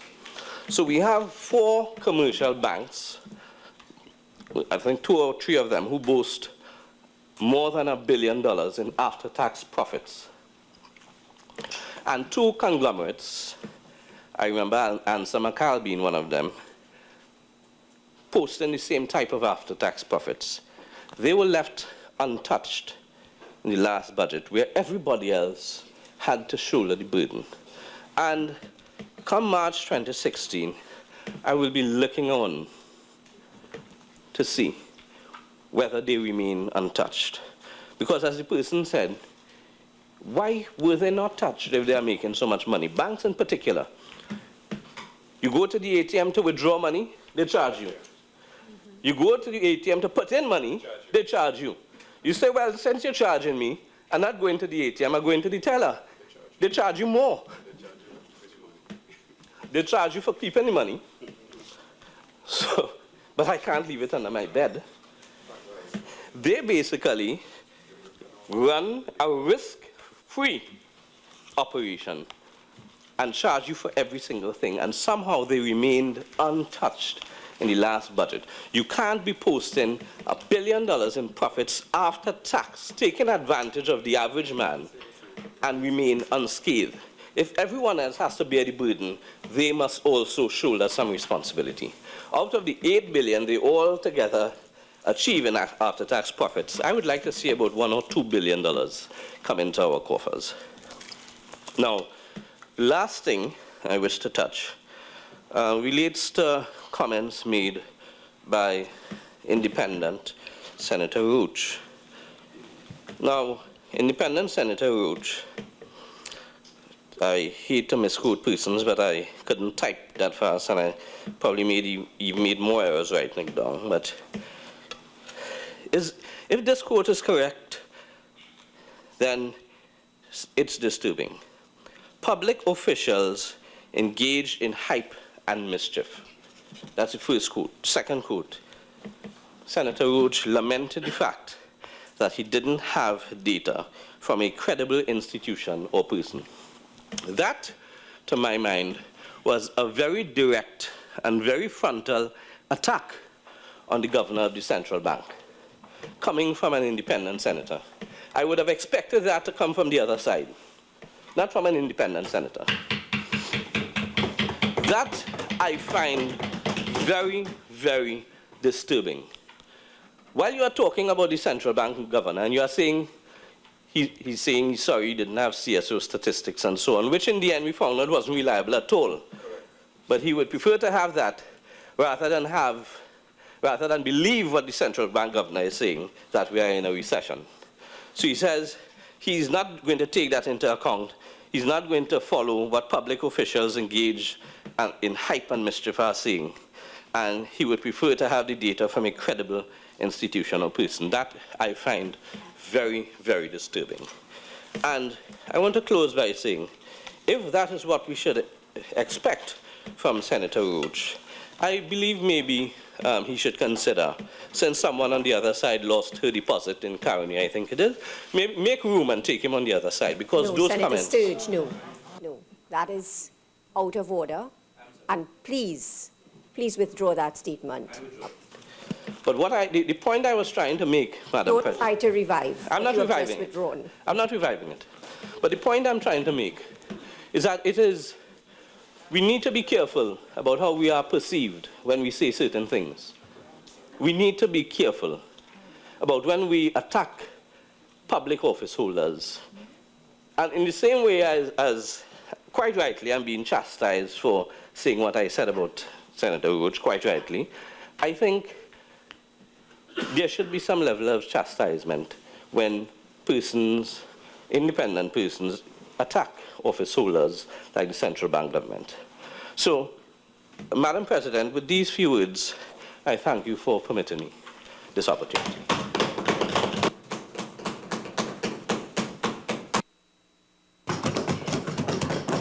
And Fisheries. Thank you, Madam President.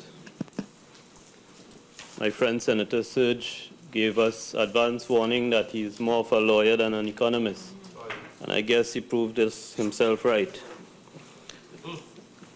Madam President, why are we here?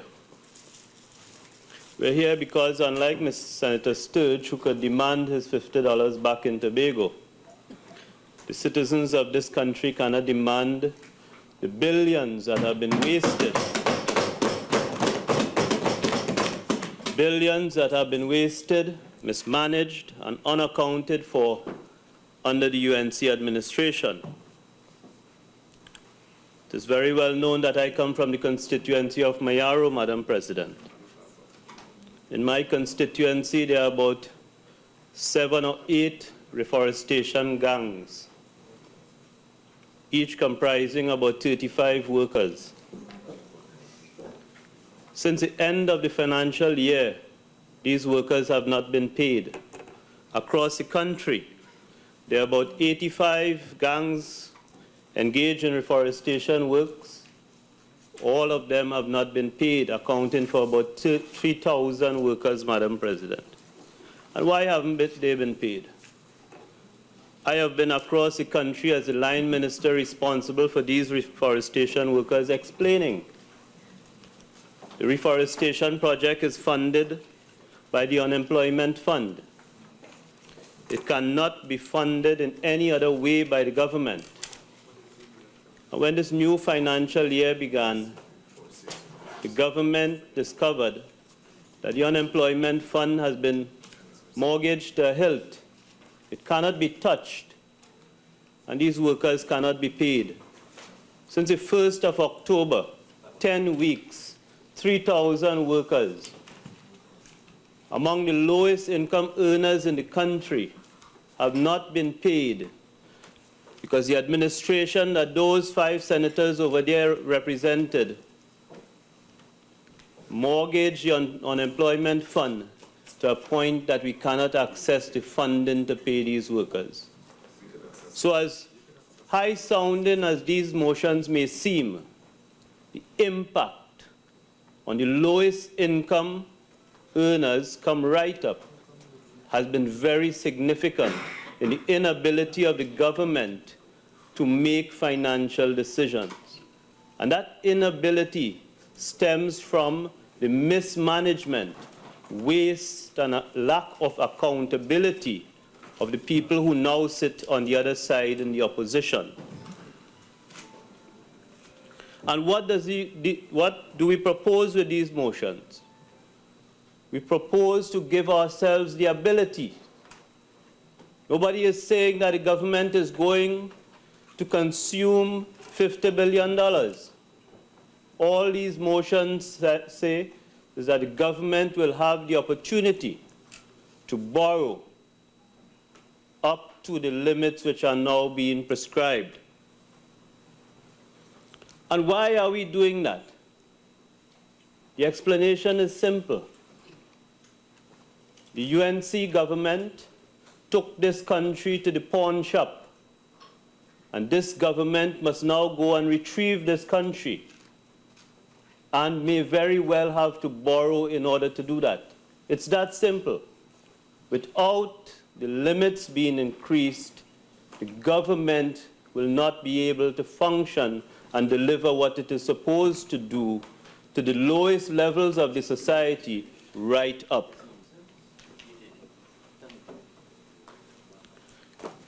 But, Mr. Vice President, I am amazed at the sanctimonious behavior on the other side. It is almost as though life began on the morning of 8 September. And now I hear the expression, forget that, that was in the past. But it's a past that we have had to live with and we now have to deal with. We have no other choice. And the sanctimonious behavior extends across the board in both houses of Parliament. I, for example, have been asked 2 questions by the Member of Parliament for Mayaro. Mr. Parry, the Member of Parliament, has asked me about a fishing facility in Ottawa Village and a fishing facility in Guaya. And we know, I've listened to every speaker here today, talk about the importance of food security, of agriculture, of being able to feed this country. And if it's anybody, because Mr. Parry boasted through the election campaign that he lives in Mayaro, and for 5 years of the UNC government, Mr. Parry sat in Mayaro. Ottawa Village, 5 minutes drive in that way. Guaya, 15 minutes drive in that way. Mr. Parry never asked a single question about those 2 fishing facilities. After the PNM government constructed the Ottawa facility at significant expense, for 5 years the UNC government did nothing with that facility. It remained locked up. And after the UNC government spent $60 million on the new Guaya fishing facility and opened that facility in June 2012, not a fish has landed on that facility.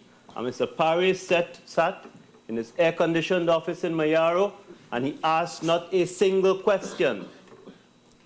And I accept that. I accept that as the minister responsible for fisheries, he's right to ask me the question. But for 5 years, he showed no interest. And that is typical of the behavior of the people on the other side of this house and in that house. In my previous life as a columnist, Mr. Vice President, the moment that Beetham wastewater project became known to the public, I wrote in my column and I pointed to the disparity between those 2 bids, the $400 million difference. And I asked several questions about it, but the most important thing I said, in one of those articles on the wastewater project, I pointed to a previous report by the FIU, where $1.3 billion in transactions were stopped by commercial banks in this country. And I asked the question, who in this country has $1.3 billion in 39 transactions to put into the financial system without being able to explain the source? What type of business in this country? Which businessman goes to the bank with an average of $31 million in 29 transactions and cannot tell the bank where the money is coming from? And I said in the context of Beetham wastewater that the FIU needs to look closely at these transactions, at the politicians and contractors in this country, and see if those bids involve money laundering and corruption. And now the Beetham wastewater comes up again with the contractor who was preferred and selected and questioned and pointed and many allegations made, being unable to complete the project. And now we have allegations that the contractor is not even in the country.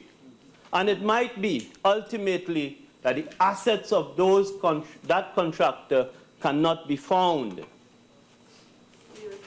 That is the reason why we are here today, Mr. Vice President, because we now have to find the money to finish. We now have to find the money to clean up the mess. And that, my colleagues on the other side can now sit back like Pontius Pilate and not be held accountable, or so they think. And the highway to Point Fortin. Again, as a columnist, I wrote and I asked, because unlike my friend Senator Sturge, I know I have a little bit of common sense about the numbers. And I asked, who finances a project of that magnitude by dipping into your revenue? Who does that? And at that stage, I pointed to the most important question to me. It was not the construction of the highway, but the compensation which was being paid to the people who were said to be affected by the passage of that highway. And most importantly, Mr. Vice President, as it turns out, and as it turns out so many times with the UNC government, the problem with the highway is not just the financing and the completion, but the close to bankrupt nature of the contractor and the allegations of corruption made against that contractor in Brazil. And it all ties up, just as Beetham Wastewater and SIS, it all ties up. A decision to finance in a way where you escape transparency a contractor found in Brazil to be corrupt, and a contractor now close to bankruptcy. That is the legacy of the UNC government that we must now deal with. So now that we're in trouble once again, and now that the oil prices and the gas prices, although everybody looks to food production, everybody looks to food security, everybody looks to fisheries.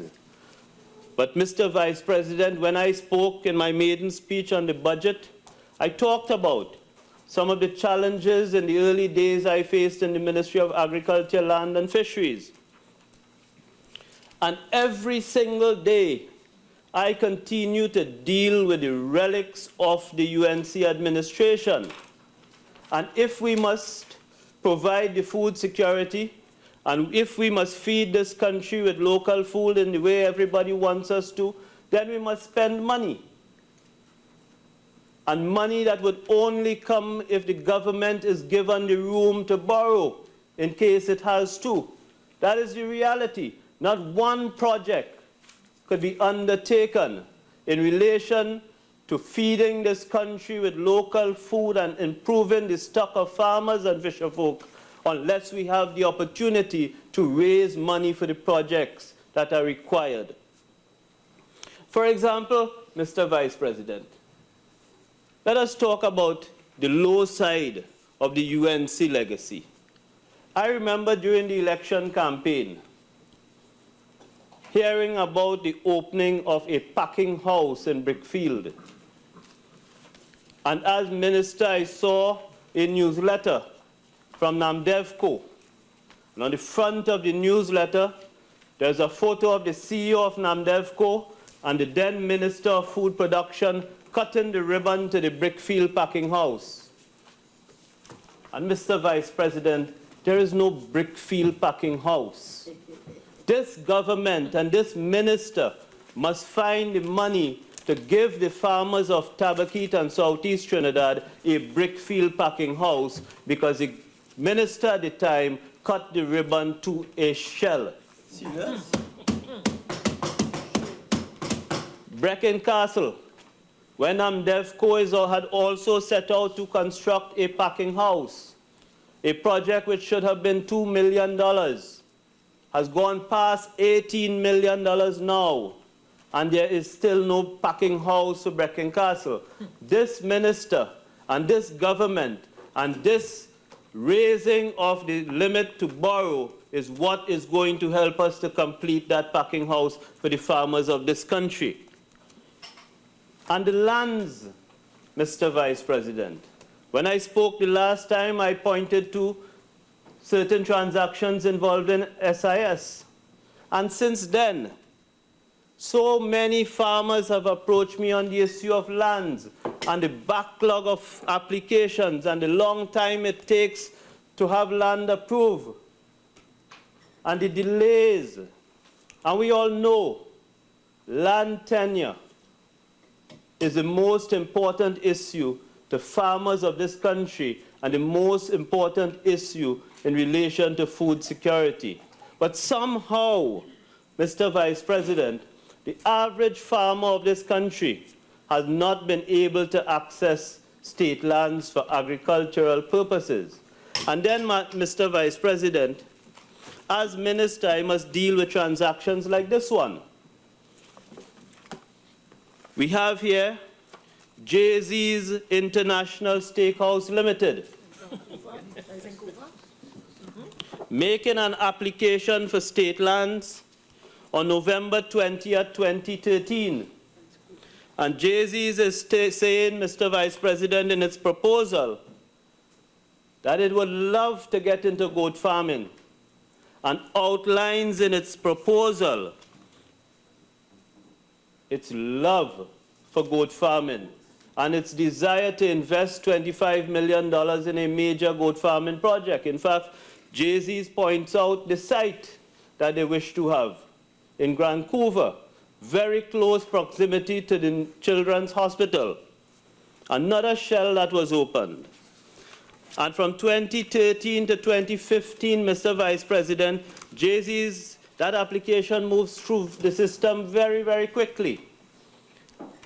Until in April 2015, an application is made by the Commissioner of State Lands to Town and Country asking about the use of that land. As it turned out, Mr. Vice President, Town and Country says that it is approving that land for use except for goat farming. And suddenly, Mr. Vice President, Jay-Z is no longer interested in goat farming, and they're now saying we're going to continue to cultivate the land in the way we have been cultivating. Up to today, Mr. Vice President, nothing has been cultivated on that land. That land has not been used for agriculture. And on the morning after election, Jay-Z was given permission to occupy and use 25 acres of land for agricultural purposes. That land, Mr. Vice President, is valued at about $30 million. And no agricultural use, no other farmer, no other person in this country has been able to have access to land for agricultural purposes in the manner in which this applicant has been able to do that. And then we have another one called Planet Magic. Planet Magic, and that is real magic. Planet Magic applied by letter, Planet Magic Limited. And again, one sheet of paper, no major proposal for agriculture. And the application moves very quickly through the system. In fact, so fast that Planet Magic Limited is approved for use of prime lands on Rivulet Road, and then Planet Magic goes and incorporates itself. No proposal for agriculture. Again, 9 days after the election, Planet Magic is given the use of this land. Again, sizable portion of land, valued over $30 million on Rivulet Road in Vancouver, in a way no other farmer, no other applicant for state land in this country has been able to do. So that is a challenge. The challenge is in being able to fix that system so that the farmers, the bona fide farmers of this country, would be able to access agriculture land, that they would be given the opportunity that it seems that under the last administration, only friends and family, the few and select, were able to, that they would be able to access the lands that they need to cultivate and feed this nation in the way the country has been asking us to. And the only way this ministry could provide the lands and provide the use to the farmers is by having the money to do that. These lands have to be surveyed. These lands have to be developed. Access roads have to be developed. And the only way is if the ministry is given the opportunity to pursue its development plans for 2015-2016 through the funding that this increase in the borrowing limits will provide for us. So in conclusion, Mr. Vice President, these motions are a step towards cleaning up and making the financial room for government's development activities. And those development activities are not secret. Those are set out in the manifesto of the PNM and in the budget statement given by the Minister of Finance.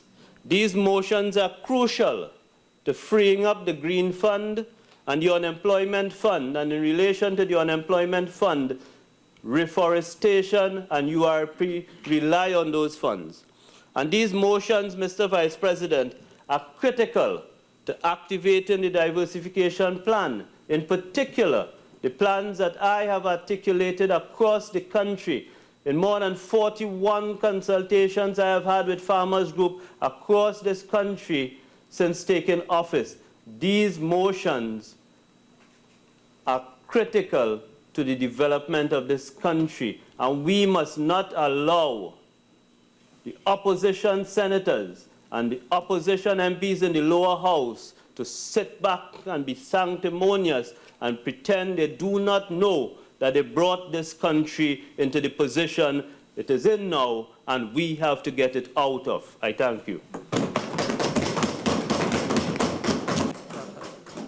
Thank you, Honourable Minister of Agriculture, Land and Fisheries. Senator Ramkissoon. Thank you, Mr. Vice President, for allowing me this opportunity to join in this debate.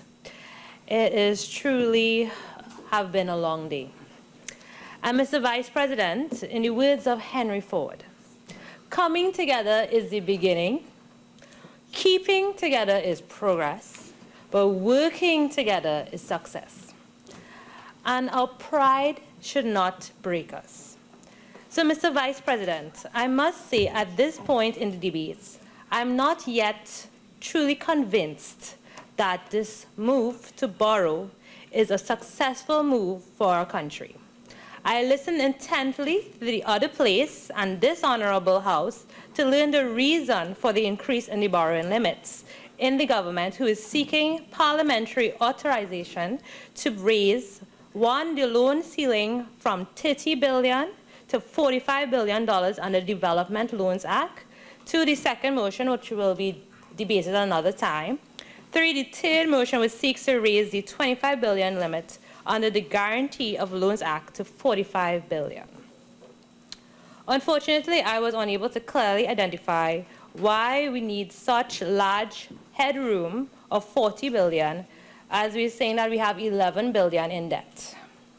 And after listening, I hear so much of the different rulings of the administrations of the past, the future, I don't know. And so as I continue to listen intently to the debate in this open discussion where all share the common interests of what is best for our country today and in the next 10 years.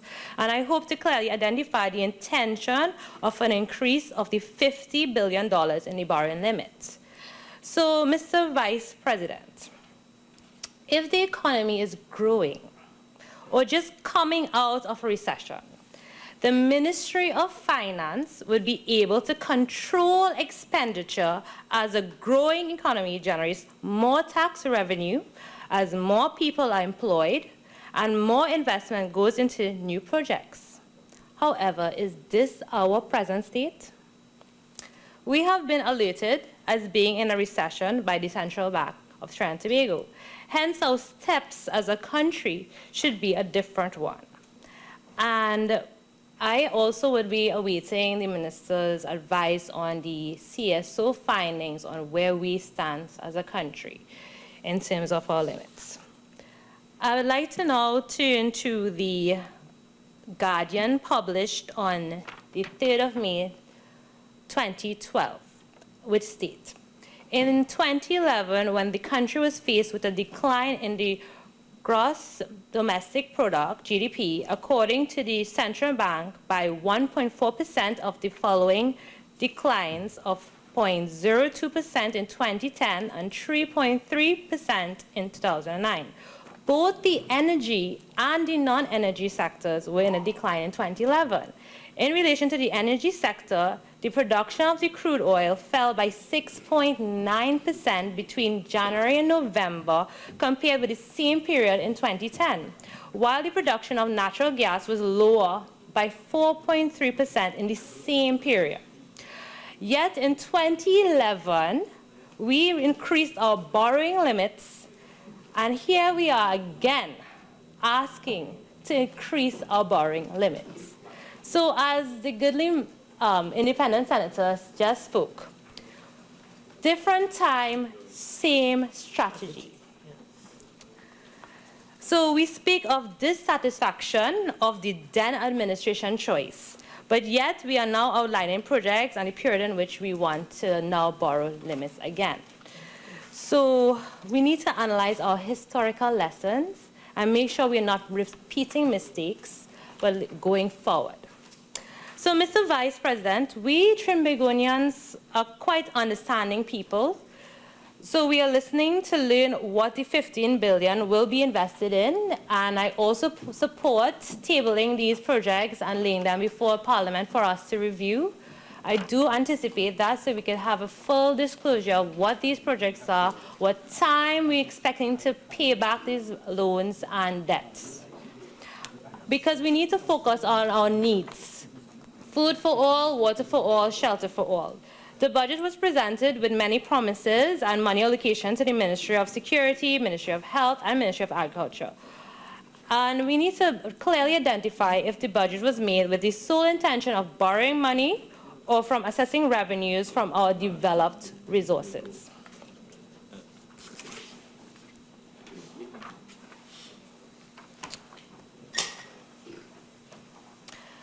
We need to ensure that we are not inheriting more debts and what period we're going to expect to pay off this. So I went back to some historical data in the Hansard dated the 7th of September 2011. And Mr. Vice President, if you would allow me, to show that our management decisions for the Guarantee of Loans Act, which was enacted in 1969, prescribed a statutory limit on the guarantees to be provided by the government of Trinidad and Tobago for borrowings by solely owned and majority-owned state enterprises. And since its enactment, there has been 8 revisions to the statutory limits under the Act from 1970 to 2011. And in other words, the last time the borrowing limits was in 2011. So it started from a mere sum of 70 million in 1970 and gradually improved in terms of limits, so to speak, to 5 billion in 1979, 9 billion in 2002, and then 25 billion in 2011. And now we want 45 billion in 2050. So, is this the practice of good governance, borrowing? As I said earlier, we need to work together to come up with good solutions. The economists on the bench gave some pliable options on a way forward. And we need not to reinvent the wheel, as most engineers like to say. There's no need to. So there are learnings that we can face from past administration and our present. And before we borrow to fund projects to ensure the continuity of major projects that will raise revenue and repay loans, I must urge our leaders to rethink the pattern of borrowing. However, Mr. Vice President, I heard the Honourable Minister speaking of international benchmarks, which is a good thing for us to set our mark of where we want to achieve. And if you're adhering to the debt and the fiscal management of the European countries, I would like to share a finding that I was able to find during some research. And if we look at Europe a little closer, we will note that in very recent times that Greece was in a debt crisis. And this is, I'm sharing this because I don't want Trinidad and Tobago to be a victim of such. So I would like to share what I found. And it was really an unfortunate case because we really don't want to be experiences. So we need to vigilantly watch how our international partners are facing their crisis. So I now draw your attention to the Los Angeles Times dated the June 29, 2015, which stated, Greece won't be eligible for further assistance from the IMF fund until it has taken care of its arrears. The European Central Bank said it would not expand the emergency loan program, raising the possibility that Greek banks could soon run out of cash and the government eventually will be forced to start printing its own money. And we already heard where we said we are not even in that bracket to be printing our own money because of the value. And so what does this mean for Greece? Such an event would throw the Greek economy into chaos, as citizens and businesses' savings would just be plummeted in value. And they will not only affect Greece, as analysts predict, if Greece exits the Europe market, it will plunge the markets into uncertainty about the future of the shared currency, with a domino effect if investors become more evasive towards countries that are considered economically fragile for reasons that have nothing to do with Greece. And now I'll share with you the New York Times dated June 29, 2015. And it spoke about bailouts. So now when you borrow, you need to get bailouts. So the bailouts from the IMF, the European Central Bank, and the European Commission came with conditions where lenders imposed harsh terms requiring deep budget cuts and steep tax increases. And it also went on to the New York Times dated November 9, 2015, said that the country legislation had to undergo some economic changes forced by the country's international creditors, which include raising the retirement age, cutting pensions, liberalizing the energy market, opening up protected professions, expanding a property tax, and pushing forward a program to privatize state and assets. This was only, all these things only was able to bring forward a $2.3 billion from the bailout program to Greece. So the reason I share this with us today is so that we could critically analyze the country experiences and use this method to analyze our own experiences. So, Mr. Vice President, we do not want to reach there, and we don't ever want to be and remain in that. We don't want to come back here. So we need to go forward.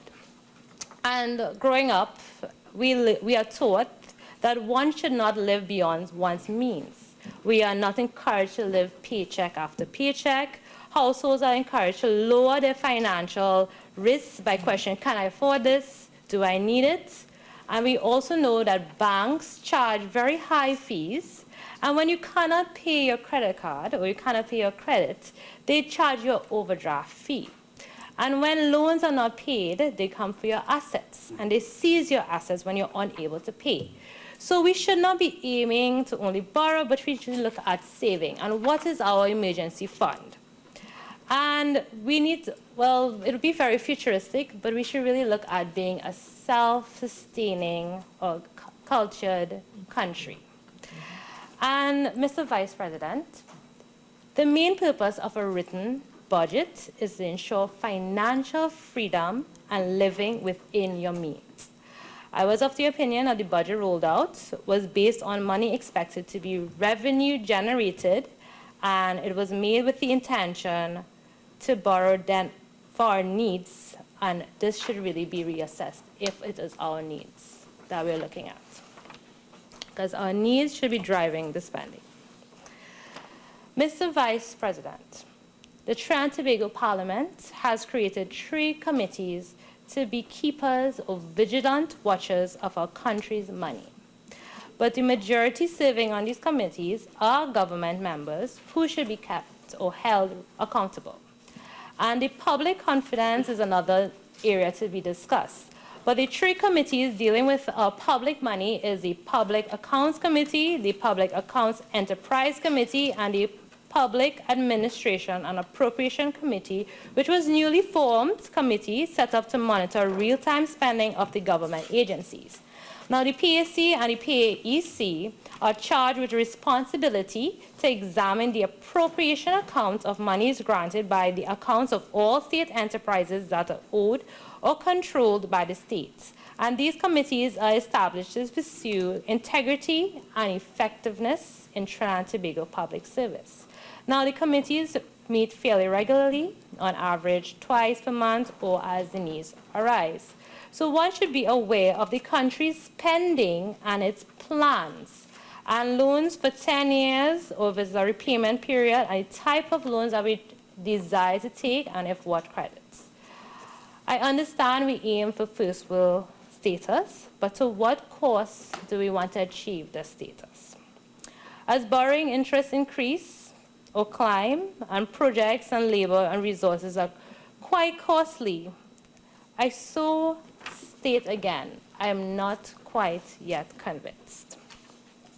And I say this because, as noted on December 4, 2015, coming up from the Jamaica Observer News, which shared, Mr. Rambharat said that the last time the country saw economic performance figures like these was in 2009, a recession which lasted all of 1 year. Prior to that, the country experienced a severe recession for 7 consecutive years, from 1983 to 1989. Since September 2014, Trinidad and Tobago has started gradually increasing their policy interest rate in order to help insulate the Trinidad and Tobago economy from the potential disruptive shocks we are expected to feel from the rising U.S. interest rates, and close linkages with the United States expose Trinidad and Tobago to fluctuations in the United States economic activity and changes to the U.S. monetary conditions.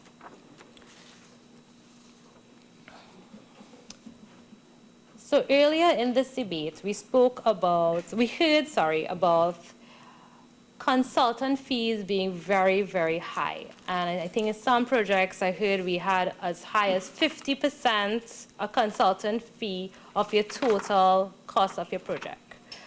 And I would like to say we really need to assess the country's needs. The Daily Express, dated July 14th, 2015, stated that due to 2 major oil spills in 2013 and 2014, spurred the government, or the then government, to audit all its energy sector assets. The article went on to say that the audit was the first of its kind in Trinidad and Tobago. It will cost $15.6 million. And DNV, a Norway-based company, will be having a 9-month period to complete this audit, after which a report with recommendations is expected to be submitted to the ministry. What resources, meaning money and infrastructure, are in place to act upon these recommendations coming out of DNV audits? We are an age asset, and this is not a secret. How many new fields have we discovered in the last 5 to 10 years? As I echoed before, Mr. Vice President, I am not yet convinced. Our country has paid a consultant $15.6 million on a national assessment of our oil and gas sector, who have been asking the very same questions our insurers have asked. Now, there are countless recommendations existing in the various industries, and due to poor procurement systems or lack of resources, these recommendations are unable to be actioned. Now, after $15.6 million assessment, who will be footing the bill to implement these emerging recommendations? I am sure if our state enterprises had $15.6 million, the integrity gaps would truly be closed. And this leads me to another point, Mr. Vice President. Our lengthy procurement system is stifling our state enterprises. Some enterprises take as much as 6 months to send out a tender, as we call for transparency and accountability and open tender bidding. And after submission of bids, one needs to valid bids. And all this time, the facility continued to be unmaintained. Simply put, the roof is still leaking and we can't fix it because who is capable, certified, and qualified to carry out such work? We want accountability of character, transparency of selection of character, but yet the leak worsens. Mr. Vice President, we need the procurement process to be finalized and the law deals harshly with contractors who do not adhere to these procedures and these guidelines. And I'm sure the perceptions of corruption can be reduced by adopting a transparent procurement process that works. In conclusion, what is our vision and our strategic objectives of achieving our needs? And I'm not yet convinced increasing our debt by borrowing to pay off loans is the way. Borrowing cannot stand on its own. Borrowing has to be in relation to something. It needs to be linked to the nature of the economy, the size of the economy, the GDP, and one's ability to repay. So as we await the projects that are going to be tabled and the time in which these projects will be paid, I would like to know what was the contingency percentage used to determine the 50 billion to start off with, and how are we generating revenue to pay off this debt and what period we're looking at in this generation.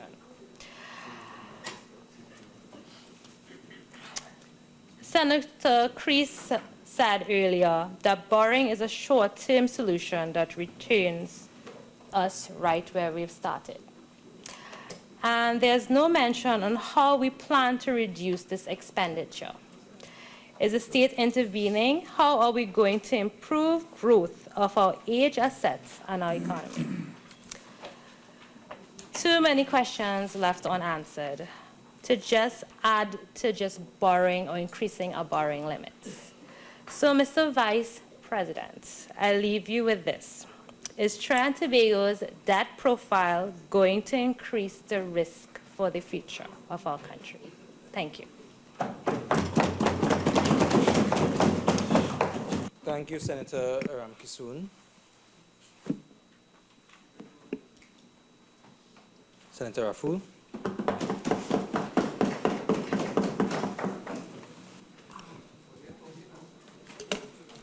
Good afternoon, Mr. Vice President. I thank you for your time and attention, and as always, for your service to our country. I can understand the rationale on both sides of the debate. Please allow me to give my interpretation of the financial statistics data and to give my technical recommendations for going forward. Regarding the financial data, allow me to point out that Trinidad and Tobago's revenue position is still quite strong. From 1991 through 2008, we had positive growth rates every year. The overall effect was the GDP, in real terms, nearly quadrupled during that time. Since 2008, our revenues have been virtually stagnant each year, but there has been no decrease in total government revenues. But when you look at the data, here's where the real issue is. While our total revenue was increasing, our total government expenditure was increasing at a rate that exceeded the rate of growth of revenues. According to the data in the Social Sector Investment Programme publication by the Ministry of Finance, spending on social sector initiatives increased from 17% of government expenditure in 2001 to 36% in 2014. Let me also point out that the financial stagnation which began in 2008 in TNT had little to do with the global financial crisis. TNT had very little exposure to US mortgage-backed financial instruments. But we allowed CL Financial to continue its risky investments and when it crashed, we absorbed the impact. At the very least, let's stop attributing our economic stagnation to the global financial crisis, and let's acknowledge that it's been due to our own mismanagement. I understand the urgent need for cash flow at this time, but please notice that I said cash flow, not an increase in expenditure. Development financing alone is not sustainable. I have 4 suggestions for strategic improvements we can undertake to get to a place of fiscal responsibility. First, let's make use of the development financing institutions, namely the Inter-American Development Bank, the Latin American Development Bank, the World Bank, and the Caribbean Development Bank, the CDB. Let me point out, we are shareholders in these institutions.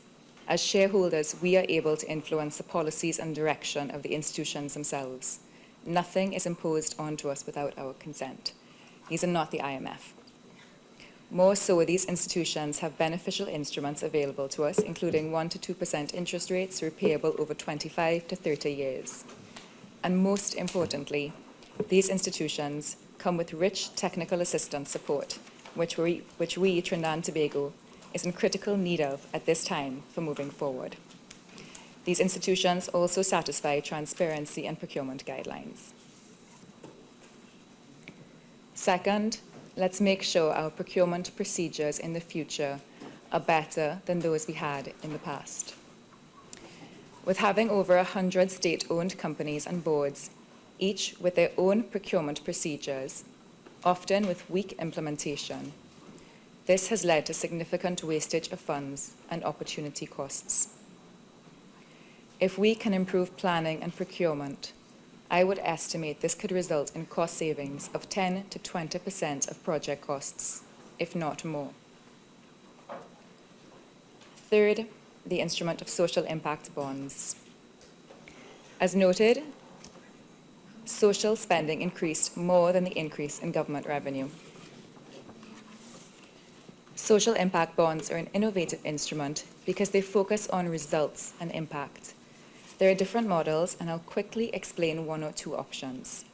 But the interesting thing to note about them at this time and for our context is they can help us minimize the immediate needs for cash flow. What a social impact bond is a contract between the government and the executing agency, whether that executing agency is a non-profit or a for-profit initiative. The government and the agency together identify the ideal outcomes, the targets are measured, and the executing agency is paid based on outcomes, not based on inputs.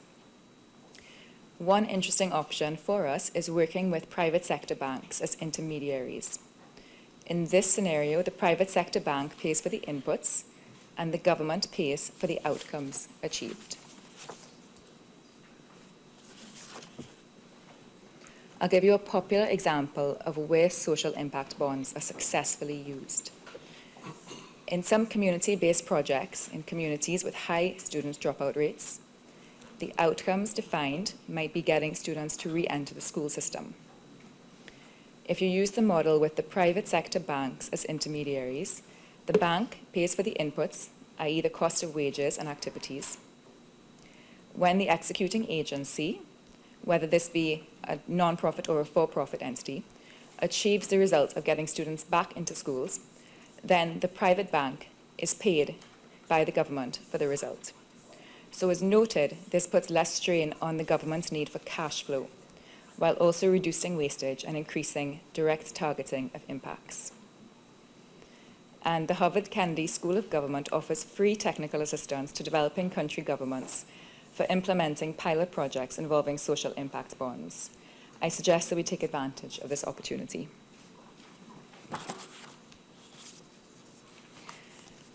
Public-private partnerships are similar in this regard as an instrument for fiscal sustainability and for minimizing cash flow. And fourth, let me iterate that all of us in this room must take personal responsibility and accountability for national expenditure. In this regard, please allow me to give 2 examples of wastage that I've noticed that we have all participated in since our appointments in this House. In my last contribution, I spoke about driving past this building on the highway on evenings and noticing the lights in every room 24 hours a day. Every time I've sat in this room since swearing in, I notice that it is extremely cold and I often find myself shivering, like now. From a health perspective, this cold compromises our immune system. When we send mixed signals to our body from extreme temperature changes, we send mixed signals to our microbiome. And this determines how it responds to protect our immune system. Our microbiome, or digestive bacteria, plays a critical role in our immune health, and it's estimated to be responsible for 80 to 90% of our immune system. More relevant, though, to this debate and to this example is the financial implication of these air conditioning costs. When I remarked on the cold and asked if it could be adjusted, I was informed that this building has no thermostat. The air condition simply cannot be adjusted. I asked again during our next sitting, hoping that I had been misinformed, but was told the same thing. And most times I go into Trinidad and Tobago government buildings, I notice staff wearing winter jackets and winter gear because it's so cold. This cannot be financially sustainable. And those of us who have the opportunity to be here in this room have the power to change it. In my interactions with European colleagues based in Trinidad, to my surprise, I noticed that they adapt their clothing to the climate. And this does not diminish their professionalism. In Europe, energy is not subsidized. Air condition is expensive, and they've learned to adapt to the weather rather than try to change their environment. When we air condition large government buildings at extreme temperatures for 24 hours a day, how much do we spend on it? There are energy conservation service companies in Trinidad and Tobago that can install energy-saving devices into our government buildings. Let's take the personal initiative to get this done and start stimulating some fiscal savings as a result. My second example in this room is this. Here, I have 2 pieces of paper that I've received in the last few weeks, which are profoundly contradictory from each other. First, this notice, which came with our iPads, it says, the iPads are in keeping with our move to go paperless, although it was on paper.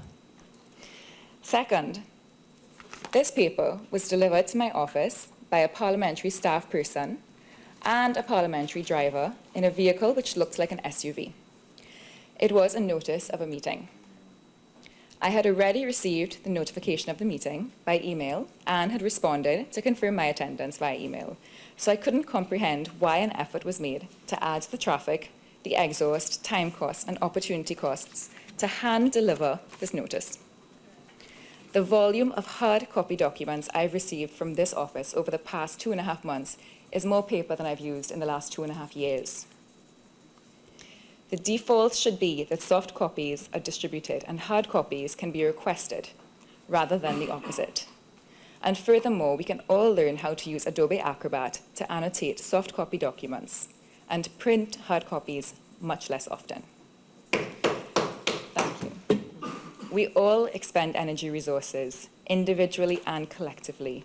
Let us lead our country and use less resources, and let us start acting fiscally responsible right here in this room. Madam President, I thank you for allowing me to speak. As always, I offer my technical recommendations and collaboration in service of our country. Thank you.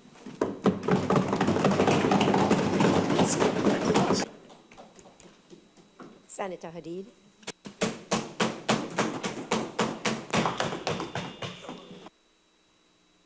Mr. Vice President.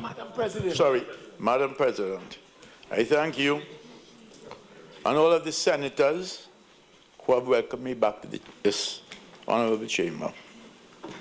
It's good to be back, especially when it means that I am back to stand up with our citizens, with our political leader, Kamla Prasad Biswas, and our party. Madam President, you will know that the political leader of the United National Congress was returned with not only a landslide victory, but a larger victory than when she first took up the post in 2010. Back then, the victory set off a series of events that positively changed the political landscape of our country.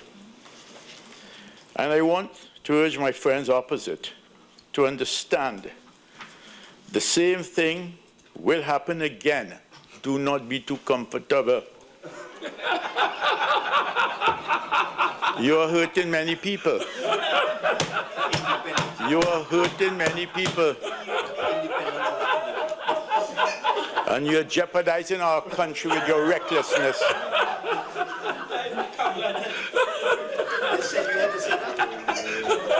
I'll deal with what I'm coming to say. I do not use the word fail lightly, Madam President. The mere fact that we are here today debating the government's desire to raise borrowings by a further $50 billion without any shred of a plan or vision is in itself a recipe for disaster. I remember Senator Dhanayshar, Mahabir, asking Senator, the Honourable Franklin Khan, what is your plan? Senator responded, my plan is my manifesto. Am I correct, sir? I'm quoting you correctly. Well, if following your manifesto is your plan, I have a dissertation going back from 1956 of promises that was made by your government through its manifesto. You're right. Bolo, Lord. You know why? No, there's no election. I want to remind the House and I want to remind the country that the Honourable Franklin Khan intimated his plan was his manifesto. I will go through just one or two things in every single one of the manifestos that he has said is his plan. In 1956, that's 59 years ago, you know, the PNM promised facilities for small producer and storage and marketing, adequate credit, corporation development extensions. Today I'm hearing, after 59 years, the Honourable Clarence, Rambharat, Minister of Agriculture, is promising to deliver that, what he has promised then. I come to 1961 promises in their manifesto. Highway to Point 410, that's 54 years ago. A promise made 54 years ago. In 1961, a promise was made to build a highway from St. Mary's to Point 410. In the 1966 manifesto, it was stated at page 9 that studies and surveys are in progress in respect of the highway from St. Mary's to Point 410. You also promised in 1961 a Rio Claro hospital. Your promise in 1961 manifesto, the PNM promises the reorganization of the administration in Tobago. The UNC-NAR coalition government passed that act in 1996. That's just one or two things I will just bring up to show the inconsistency of promises being made in the manifestos of the PNM.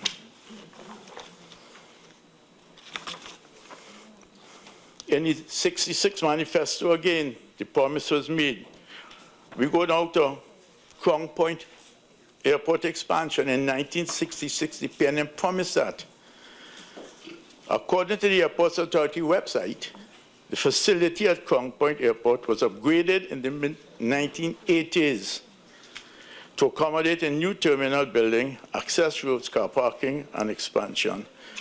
The runway was extended to 2,744 meters. The government of Trinidad and Tobago in 1987 approved $78.7 million for this. This project was completed by another government, never done by the PNM. In that same 1966 manifesto, you promised rural and water electrification. It was only under the People's Partnership government is 70% of the population got water. Police stations, again promised police stations. It was in 1966, nothing was done. In 1971, the PNM promised to expedite decision-making and reduce red tape. Never did it. East Port to Spain development in 1971 never happened. Children's Authority in 1971 never happened. Tobago in 1971, the premise promised total physical separation from the administration. Promises, promises, promises, nothing ever materialized. You want it? I'll tell you when it is, yeah.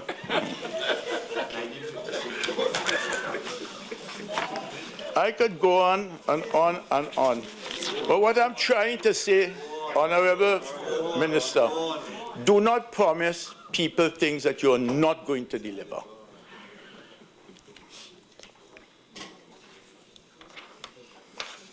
In the other place, the Honourable Minister of Finance tabled these motions seeking $50 billion in borrowings with theatre and shrieks reminiscent of 2009.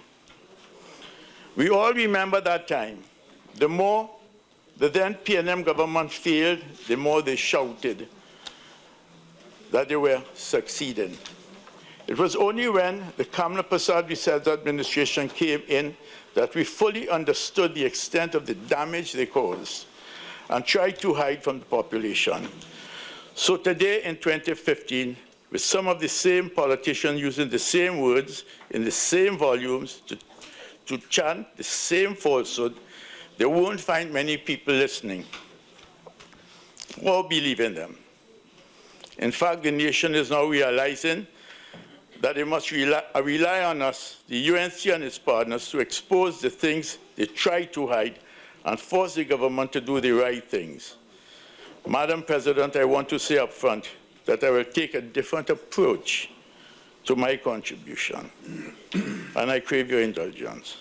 Rather than going straight into the question, I want to first create the path that has brought us to the present. It's a history of economic failure. And in doing so, I want to make the basis of my argument very clear.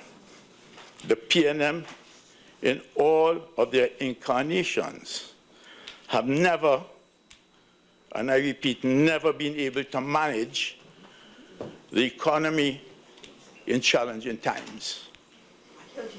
The past administrations, the ivory towers, were built on the back of oil and gas booms. They only know how to survive when money is making itself. The moment they are called upon to govern by plan, by vision, by strategy, and with the good of the people in mind, they fail. They have failed before.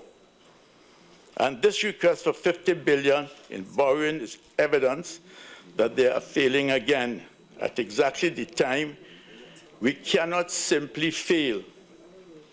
Madam President, a nation and a people can never really afford to fail. That is to say, if failure occurs because of incompetence, the people will suffer. In 2010, we had to strengthen our backs and get down to the job of pulling the economy back from decline and negative growth, increasing unemployment, a failing energy sector and no economic diversification, deep and prolonged rural neglect, alarming rates of violent crimes, and unbridled, unprecedented corruption and pillage of the Treasury. Madam President, I expect that they will do as they have always done when they rise to speak. They will ignore the facts we have given to the House. They will distract from their failures that almost cost this country its stability. They will raise their voices and fling their arms left and right. They will change the story, inventing tales of mismanagement. That is how PNM works. We all know that they know how to do that. And they will do that for one reason. They have no record to defend, no vision to articulate, and no plan to share with the people of Trinidad and Tobago.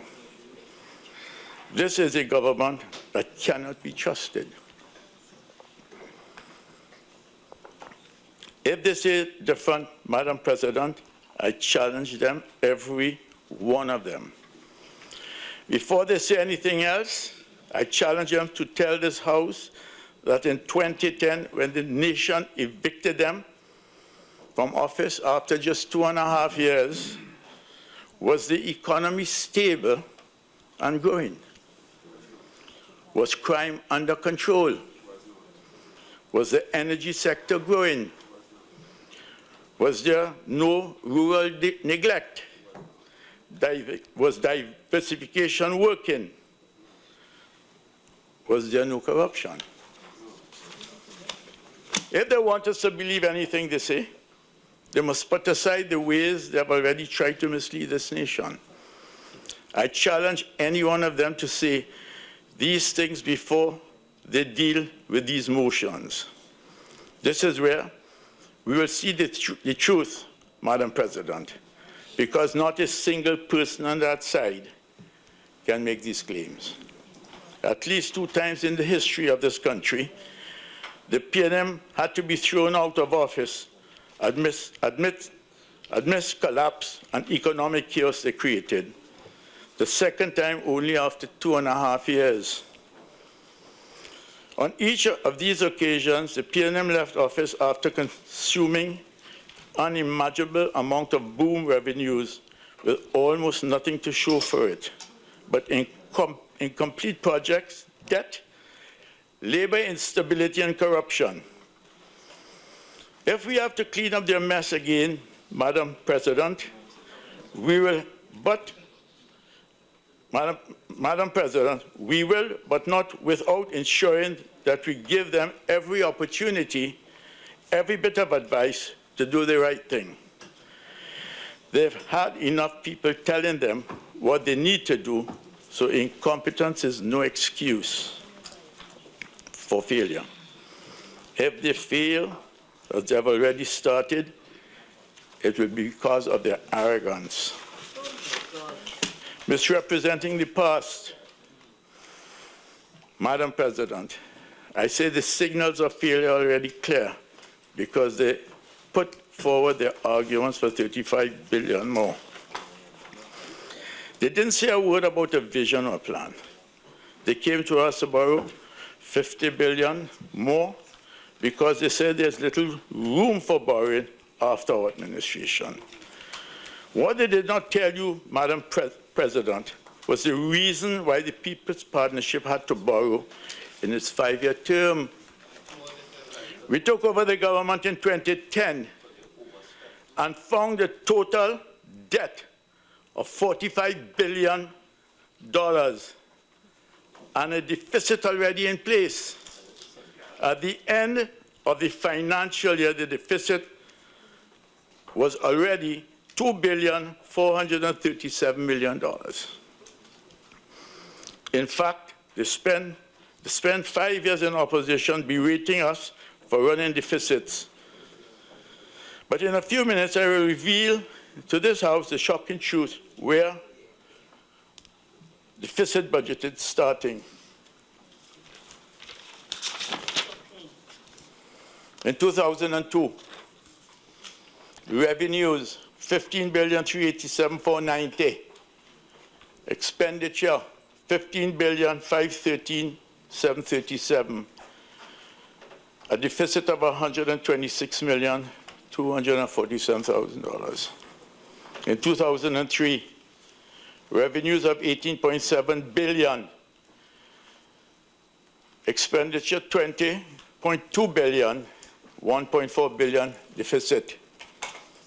2004, revenues of 20.8 billion, expenditure of 22 billion, a deficit of approximately 1.2 billion. 2005, revenues of 28 billion 330, expenditure 30 billion 831, a deficit of approximately 2.5 billion. 2006, revenues of 37.4 billion, expenditure 39.9 billion, deficit $2.4 billion. 2007, 40 billion 444 in revenues, 41 million and 34,000 in expenditure, 590 million in deficit. 2008, when the problem started, they got revenues totaling $55.5 billion. The expenditure was $55.4 billion, and they had a surplus of $89.2 million. I'm just giving you the facts here. In 2009, revenues of $40.4 billion, expenditure $45.3 billion, a deficit of $4.8 billion. In 2010, 43.6 billion in revenues, expenditure 46.1, a deficit of 2.4 billion. They had total revenues between 2002 to 2010 of $300 billion, and they had expenditure of $316 billion. That is where deficit spending started. We had to do the same thing. We're not saying we didn't do it, but we did it in a constructive manner, and I'll explain how. What is that? What is that?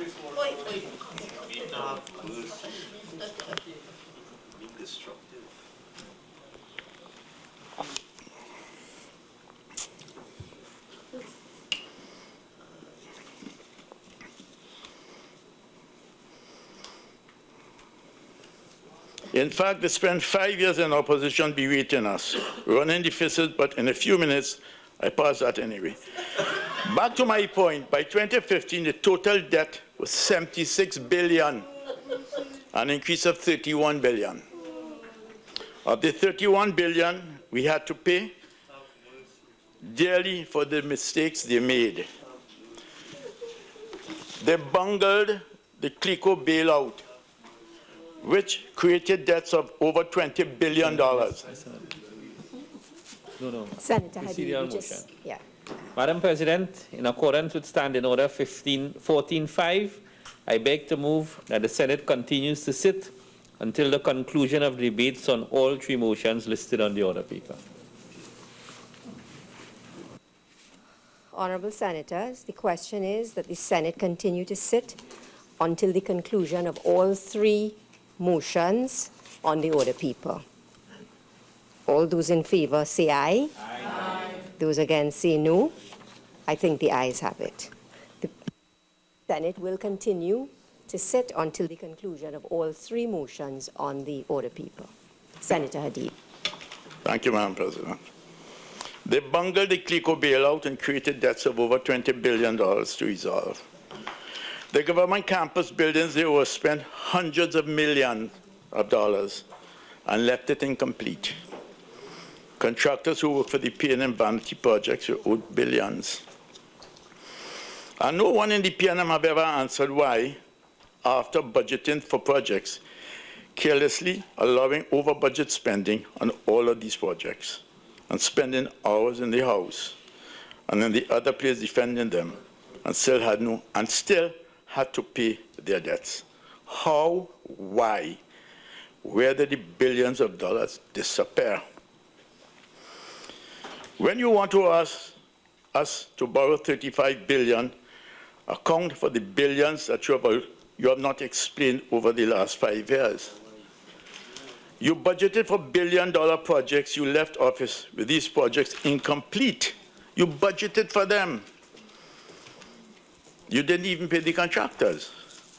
If you want us in this Senate to agree to you getting your hands on $35 billion in borrowings, you have to explain this first. Madam President, as we await this story, they will give this House on the case of the PNM missing billions. Let's return to actual borrowings. The past administration excluded the borrowing to pay the debts they racked up and still not explained, left a net increase in debt of $11 billion for a 5-year period to be used for purposes relevant to these motions. Let me be clear. Our borrowing for the purpose of these motions, net of the CLICO and government campus burden they left behind, was $11 billion in 5 years. And they are coming here with these motions for $50 billion in just one debate. This is why, Madam President, in the other place and in the public, the question is being asked, if the PNM had been able to create such a perilous path for us in just 3 months, can you ever imagine the damage they will cause in 5 years? They came here and in the other place rolling off figures and telling all sorts of stories about why they failed to even get started with the job of governing. They said the previous government mismanaged, and this is why they have to borrow $50 billion. Madam President, I'm putting it to you and to members of this House and to the country that those stories are not true. Because in 5 years, the People's Partnership government borrowed $11 billion for development purposes and delivered like no previous administration ever could have done. But they want to borrow $50 billion, and this one debate, and they came here for us to approve that. How could that make sense? Not even for the best storyteller. It is not enough to say that we borrowed almost 1/5 of what they are seeking and ran this country for 5 years. Let me tell you some of what we did with it. The PNM needs to learn how to manage an economy, and they need to learn fast.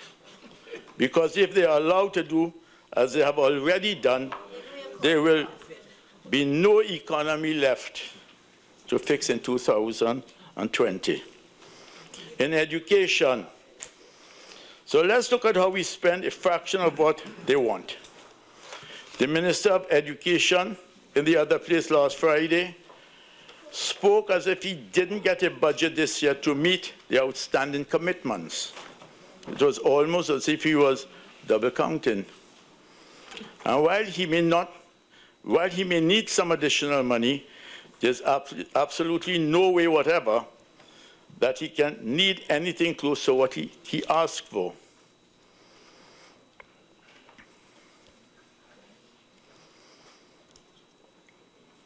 When they left office almost 10 years, they promised over 600 early childhood centers, and they delivered 22. In the 5 years, the People's Partnership delivered over 210 early childhood centers and government and government-assisted, and this country is the first in the world to have achieved early childhood education, despite that before you tell your stories, dispute that before you tell your stories. In 5 years, we spent $600 to upgrade 850 schools across the country in every constituency. And in doubt it, is that for you to prove. And in January of this year, when the former Minister of Education spoke at the opening of the new school facility, he made it clear that in 5 years, $165 million in repairs and maintenance went to school in opposition constituencies. Dispute that if you can. You want to hear more? You need to hear more because you're all seeing facts in front of you and telling stories that aren't true. When the People's Partnership government spent money, we spent it on computer labs in each of our 125 secondary schools and over 337 primary schools in Trinidad. We also partnered with the global tech company Samsung for 20 schools with 21st century smart classrooms as the first part of that program. We employed over 280 remedial teachers and close to 300 substitute teachers in the primary and secondary schools in different subjects areas to ensure that children had every support they needed to succeed. We developed a program for annual screening of approximately 18,000 children to identify and assist visually impaired and hearing students. In our 5 years, we constructed over 100 new school facilities. And when we left office, almost 100 more were in different stage of completion. And these are just a handful of the programs that we spend the money on. In one ministry to ensure the future of the country is stable and secure. I come to energy, Senator, Honourable Senator Khan. Madam President, one of the main features of the decline in the government revenues have been the falling energy prices around the world. But even with the decrease in revenue, we could have countered the challenges by having higher volumes. But it was their failure to act that almost collapsed our oil and gas production.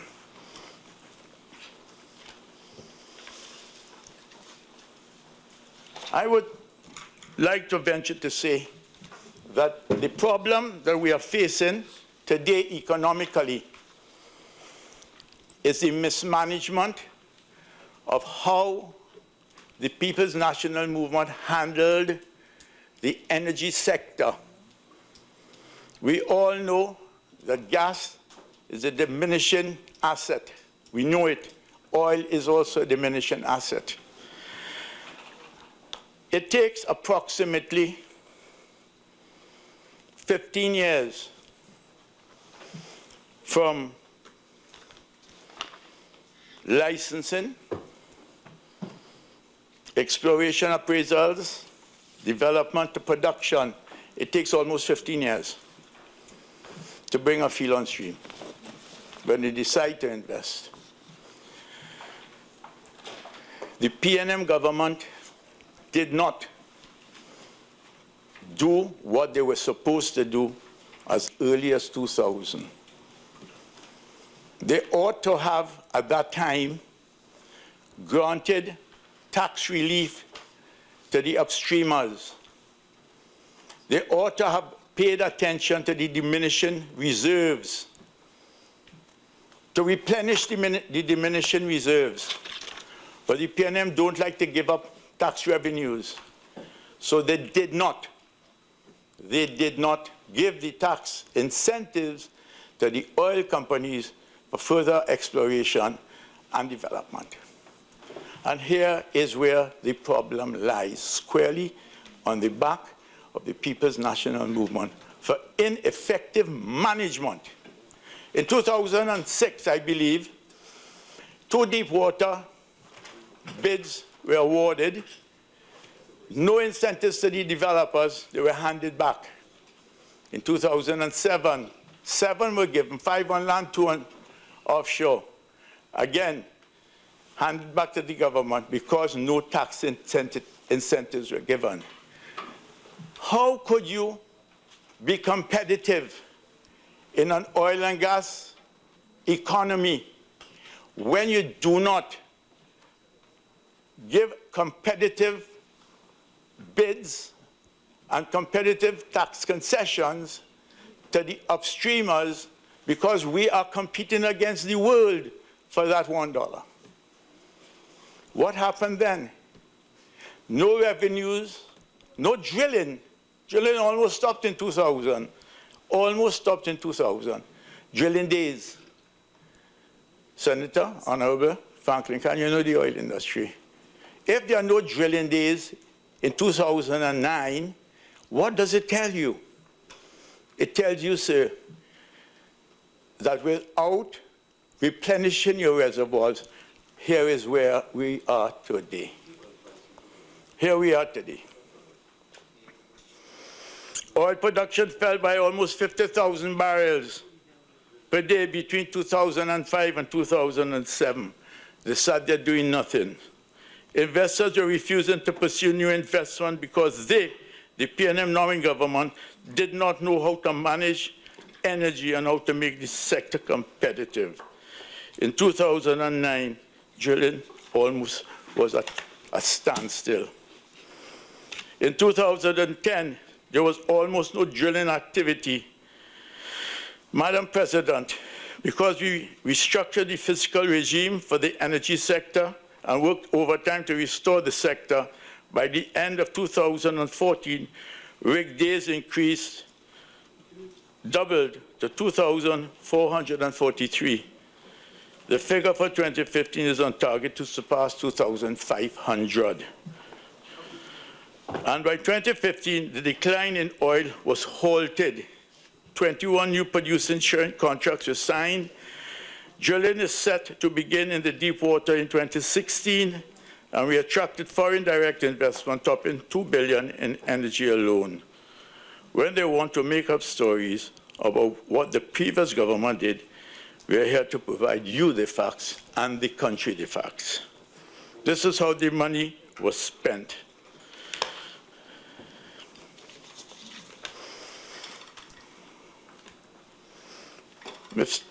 Madam President, they talk about how we spent money widely and tell other stories that they are trying to force the public to believe that they're speaking the truth.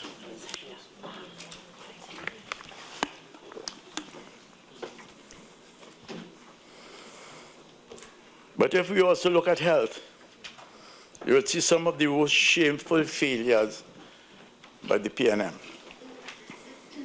The Scarborough Hospital, which was started by the UNC government in 2000, was left for almost a decade riddled with cost overruns and still could not be completed. It was the Kamla Prasad Bissess administration that finally completed the hospital and delivered it for the people of Tobago. Could you deny that? We also started and completed the Couva Children's Hospital, delivered the San Fernando Teaching Hospital, and started construction on the Arima and Point Forte hospitals. And while we were talking about health facilities, at the same time, we upgraded and built 105 community health facilities. If you want to talk about how we spent money, this is what we did. We did it for the benefit of the people. And we recognized the need to staff all of these facilities. What did we do? We started the El Dorado College, the College of Nursing and Allied Health in El Dorado, so we could train our expertise to staff our own health systems. I now turn to national security. Madam President, two things especially have made me ashamed of this PNM government: the way they are politicizing security and the way they are burdening the failing economy. When we were in office, we focused on delivering safety and security to the people through the formal establishment of the National Operations Center as the backbone for intelligence gathering and information sharing among law enforcement agencies, formal establishment of the Rapid Response Unit, formal establishment of the Counter-Human Trafficking Unit, establishment of the National Security Training Academy, formal establishment of the Energy Sector Security Initiative. We improved the technological platform to enhance the responsiveness of protective services and expanded recruitment and training to ensure we had sufficient force to fight crime. And we reconstructed 9 police facilities across the country. When they spoke about the purchase of the naval vessels by the previous administration, every one of them in the other place stood up and said there was no firing mechanisms on the vessels. They repeated it over and over and over. But they know it was completely false. Senator Hadeed, you have 5 more minutes. Oh, my dear. They all knew that the firing mechanisms were disabled on the vessels we bought because they were here for demonstration purposes only. The vessel delivered to the authorities would have been fully equipped with firing mechanisms and everything else. They all knew that, yet they all said things that they knew were untrue to make the public believe something was false. When we are talking security, Madam President, it is shameful to knowledgeably know something untrue, especially because the nation is dependent on you to provide security.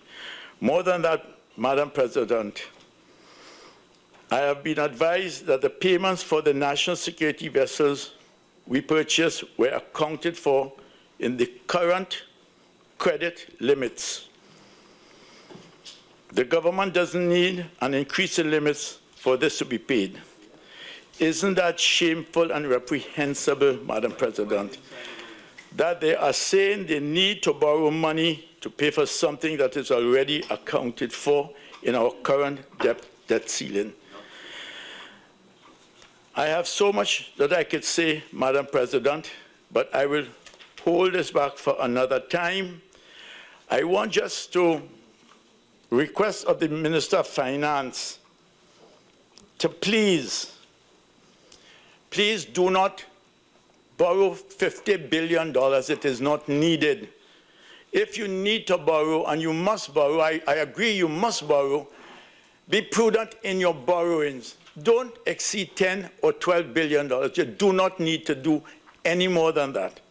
And I would like to say that I support the motion brought to this Honourable House by my colleague, Senator Wade Mark, and I will be supporting this, and I'm calling on everyone in this House to support this motion.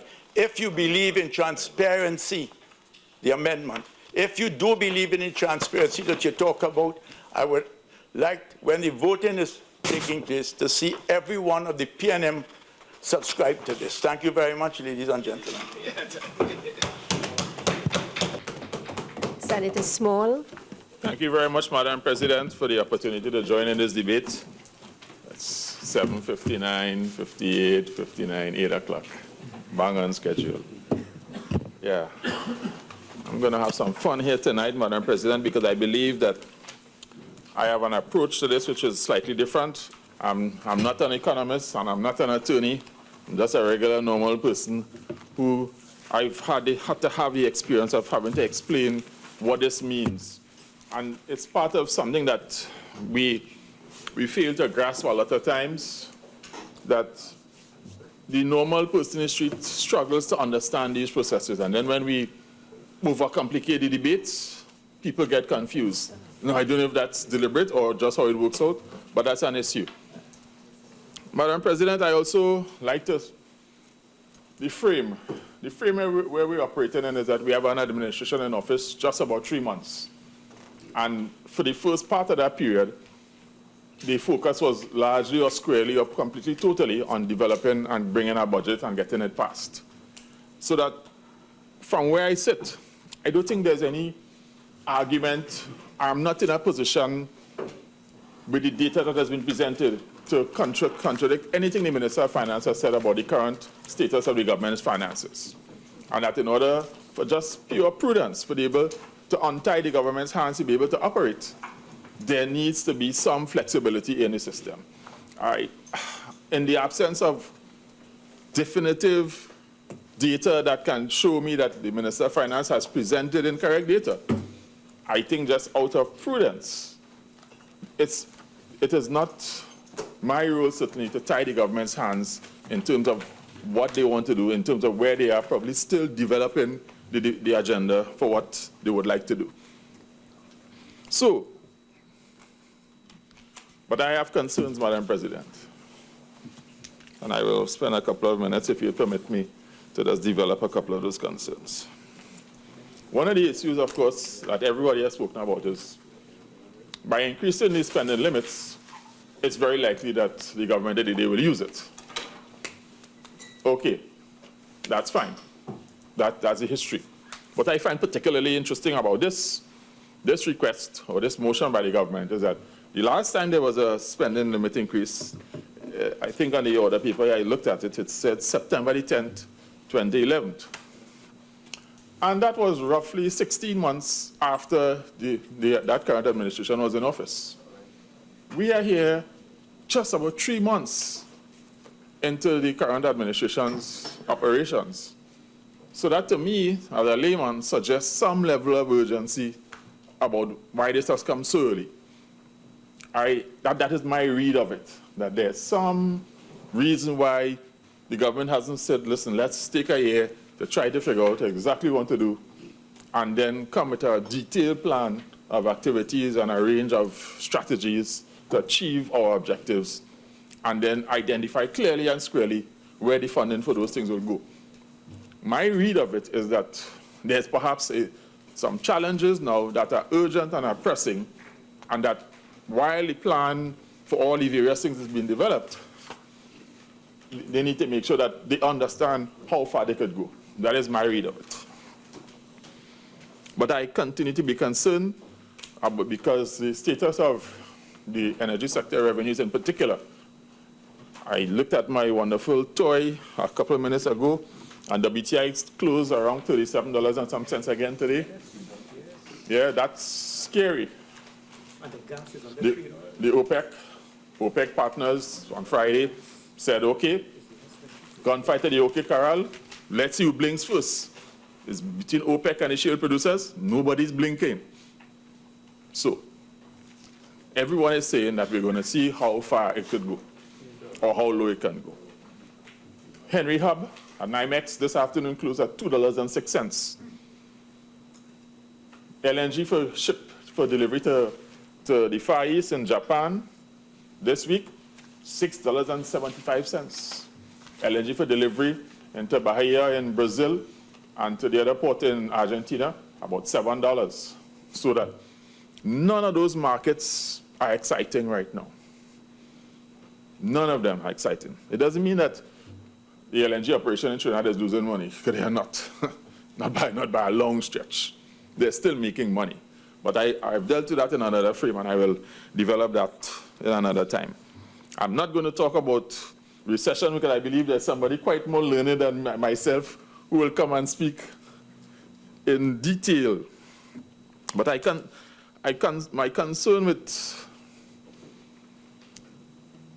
a statement about the country being in recession, and then from all appearances and from all utterances, the other leading actor in the economy, who's the person that every citizen looks at to understand what's going on in the economy, is caught unawares.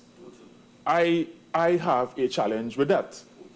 It is imprudent, improper, wrong. I don't care about personal relationships. Let's be professional about this. We are managing an economy in a crisis situation, and you cannot be making statements like that without proper consultation. It cannot happen. It cannot happen. Because what you do, you send mixed signals to the economy, and everyone is now asking, well, if he didn't know, is this data correct? And if he didn't know, perhaps, Madam President, with the greatest respect, I have the advantage of many years being in a place where, when this release happens, there's something called a copy is provided, but it's embargoed. So I have seen the embargoed copy of this in a former life, probably a day before it actually comes out. And that has been my short 23 years experience in the system. That is the practice. The central bank wants to make their release. They provide it to the key ministries. Energy was one. So that in the event the Minister of Energy has to make a comment, he is prepared. He's not caught unawares, as a courtesy. So that when you have a situation now where that information comes out and the minister is none the wiser, caught completely unawares, something is wrong. And I don't care what personalities. I'm not dealing with personalities. I'm dealing with process. Process. And something is wrong with the process. Because we are dealing with an economy, let's be big boys, pull up our bootstraps, and let's get it done properly. And forget egos. We are in a crisis situation with revenues, and signals to the market are important, and let's deal with this like professionals. Yeah? Madam President, the other issue I want to talk about is, while, according to the release, we're in a recession, okay, part of the challenge with that for us is how we deal with that and the plan for that. And sometimes some governments tend to want to try to spend their way out of a recession. Part of the problem for Trinidad and Tobago is that when we try to do that, that money actually doesn't stay here. That money goes somewhere else. Because we are a highly consumptive economy, and a lot of the consumption is for products and services that go overseas. So that, you know, we tend to have a leakage. So while the intent of the actions by the government is spent to put into the economy, actually a lot of that money leaks and goes overseas. And it doesn't really have the intended purpose of bolstering economic activity in the country. So that those are things that they're not easy to solve. The wonderful and learned visiting, for the record, visiting professor at McGill University will speak to that issue, I am sure. Yeah? I am not an economist, I am not going to try. So that I think that the most pressing problem, in my opinion, Madam President, we have to reduce the uncertainty in the real and financial parts of the economy, rather than simply propping up demand through increased spending. In other words, the problem is structural rather than situational. And that is exactly why, Madam President, the diversification agenda is so urgent. But it must be tackled without subsidies. Otherwise, we will simply be building another sector dependent on state or government finances for their survival and growth. And on that premise, Madam President, I want to share, I was doing some research and trying to understand the linkages between subsidies and diversification and innovation in economies. And the United States House Committee on Science, Space and Technology received a submission from Veronique Durugui, who is a senior research fellow of Mercatus Center at George Mason University. The title of her presentation to the House Committee was "Subsidies are the problem, not the solution for innovation in energy economies." And here's part, and I quote some of the comments she makes, and they're key. The existence, and I quote, "The existence of government subsidies increases the incentive to lobby and the power of special interests." That is the exact status quo in Trinidad and Tobago. Those who are receiving subsidies of all kinds have access to the corridors of power and always seem to be lobbying for their various issues. But here's the big one, Madam President, and I quote, when the government subsidizes businesses, it weakens the profit and loss signals in the economy and undermines market-based entrepreneurship. Close. Here's what that means, Madam President. When a company reports that it's gotten X level of profits, but underlying those profits, what is really driving those profits or supporting those profits is a high level of subsidies. That means that the profits that they're reporting are not real. It weakens the normal profit signal that you see what we would get in a real clean market. If that is underpinned by subsidies, then that profit and loss is not real. It's significantly weakened. And that is part of the problem. I continue to have a thesis that companies, a lot of organizations, a lot of businesses, a lot of manufacturers or whatever, the profits that they generate, while they're real numbers for them, when you start, if you really disaggregate that number, then you realize that it is not necessarily completely, totally correct and accurate. And the other key observation made by Dr. Riggi is, and I quote, is entrepreneurs have often had to overcome barriers put in place by governments and dominant businesses receiving special treatment. Close quotation. Again, what the good doctor is suggesting here, this is testimony to the United States House Committee on Energy and Innovation and how you fix these things. She is suggesting that when you have these special interests in place, these businesses become dominant and effectively close the doors to others. And by doing that, they stifle innovation and stifle diversification efforts. And you have to break that cycle. If we don't break that cycle, all you're going to be doing is pumping money into businesses that have profit signals that are not real. And it's not going to be an easy fix. My good colleague, Senator Henry, is shaking his head. He understands that structurally, some of these things need adjustment. Yeah? Madam President, I am also, like everyone else, several other speakers, and I won't stay long on this, but I'm fearful of that our past and planned borrowing could be limiting our future options. The term that's often used is mortgaging our future.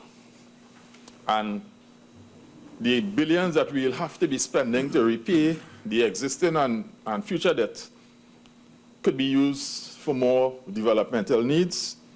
And this comes at a challenging time for our country when our revenue situation is challenged. I am in a place where I reviewed the Honourable Minister of Finance's budget presentation, and I am in the thought that, listen, I am wherever his thought processes and his positivity is, I am behind you. I am hoping, just like you, that those projections for the revenues come true. Because if they don't, we have issues. We have major issues. So I am like this. I am hoping that whatever you have in place is actually going to work and deliver the revenues. By March mid-year review, we'll all be in a better place to figure out where things are.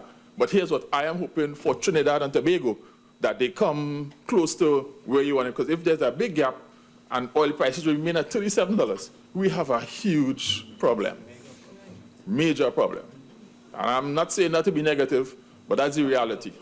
But I'm on your side because I believe I'm on Trinidad and Tobago's side, because I do not think anyone in this room wants Trinidad and Tobago's economy to tank. Nobody wants it. I certainly don't. So that from that perspective, I would like to, and I am hopeful that the things that are in place will work.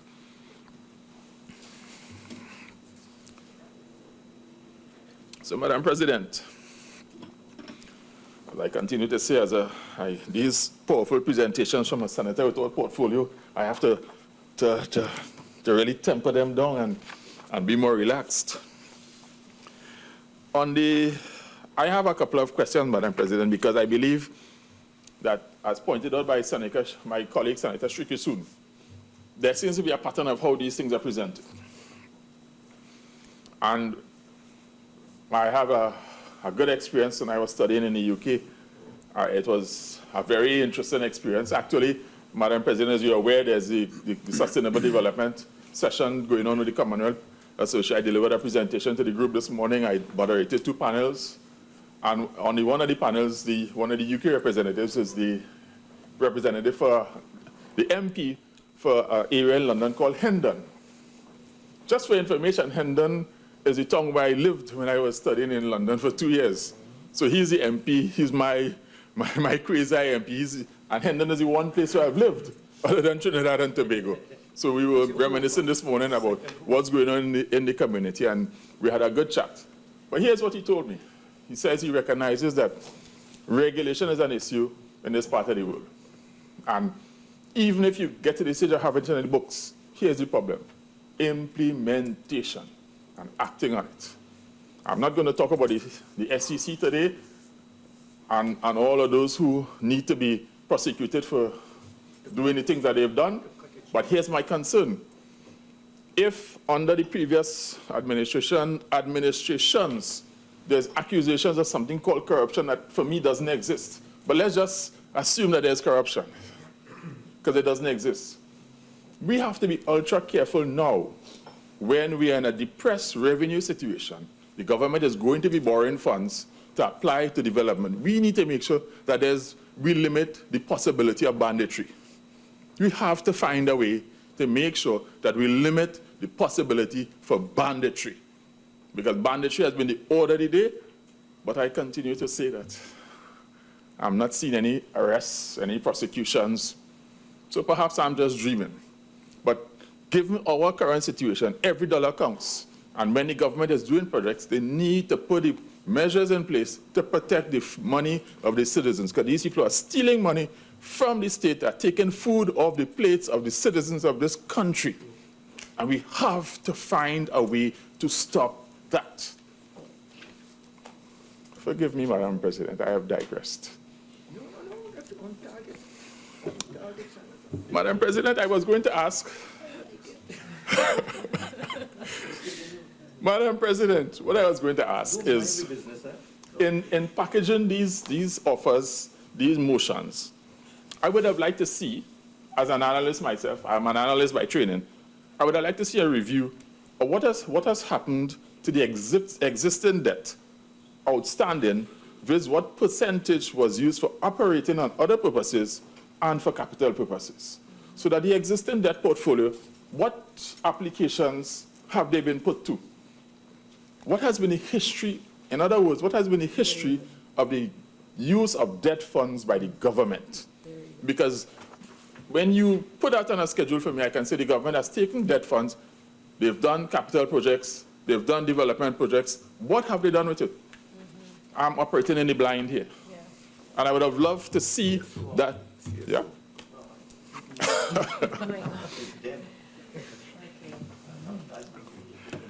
But in terms of just being able to understand what has happened, even if the government, and I understand the government today is probably not in a position to outline everything that they would like to do, at least for the history, for the record, what has happened? Because unfortunately, history has a way of repeating itself. Yes. Unfortunately, whether we like it or not. So that perhaps we should seek to have in our consideration that you restrict in a situation where the country is revenue constrained, and depending on what happens at the media review, we may have to look at saying, whoa, any debt funds that the government is going to be using, we need to be able to say what you're going to be using them for. Because we can't operate business as usual if we have a restraint. There has to be adjustments. Yeah? And one of the other concerns as raised by my colleague, Senator Shrikissoon, is effectively the backdoor borrowing by state entities. There's backdoor borrowing that doesn't need to come here, but it's happening and it's available. And the Minister of Finance is only one person. He has a tremendous team. But believe you me, the people who run any state enterprises are terribly creative. They're terribly creative. And things will always slip through the cracks. I recall Senator Ramkissoon was talking about procurement, and I have had the unfortunate pleasure of sitting on a board of directors of a state company and seeing a procurement activity, and the in-house estimate is $10 million. And the winning bidder submits a winning bid for $9.9 million. Now, you sit there, they're the best bid, they meet all the technical requirements, but clearly there's some collusion between whoever prepared the in-house estimate and the bidder.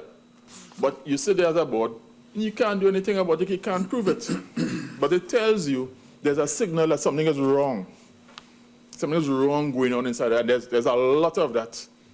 And then because of how that works, it tends to go around the system. And everybody, quote unquote, benefits. But I will leave that for another time, Mr. Madam President. Madam President, I have a recommendation.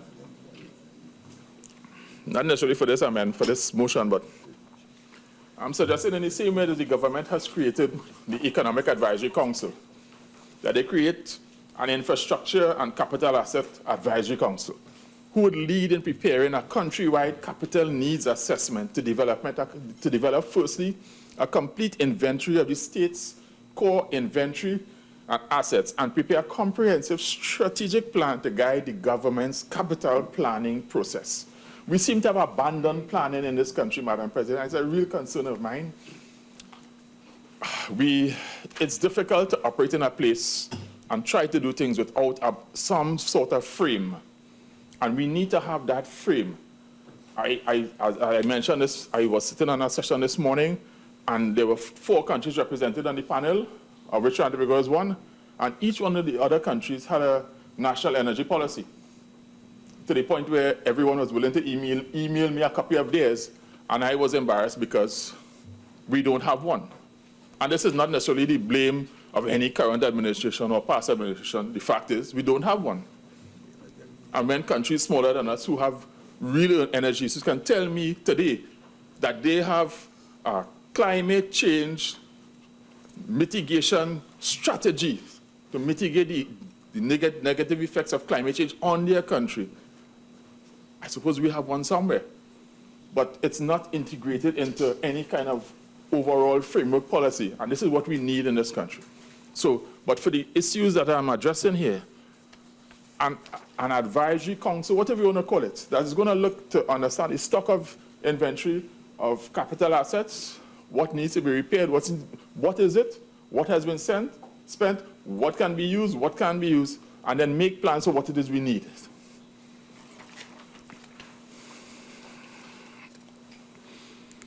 Madam President, I have a standing position.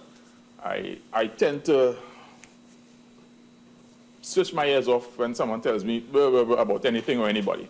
I normally say, I looked at this, and it's a blank page. I give you that. I give everybody that. It's up to you to do to the page. Yeah? I try my best to tune out what I've heard and work with what I am experiencing, so that I tend not to prejudge. So that in that situation, Madam President, when the Minister of Finance, when he says he needs to have this increased limit also to provide cover, there's no way I can not support that.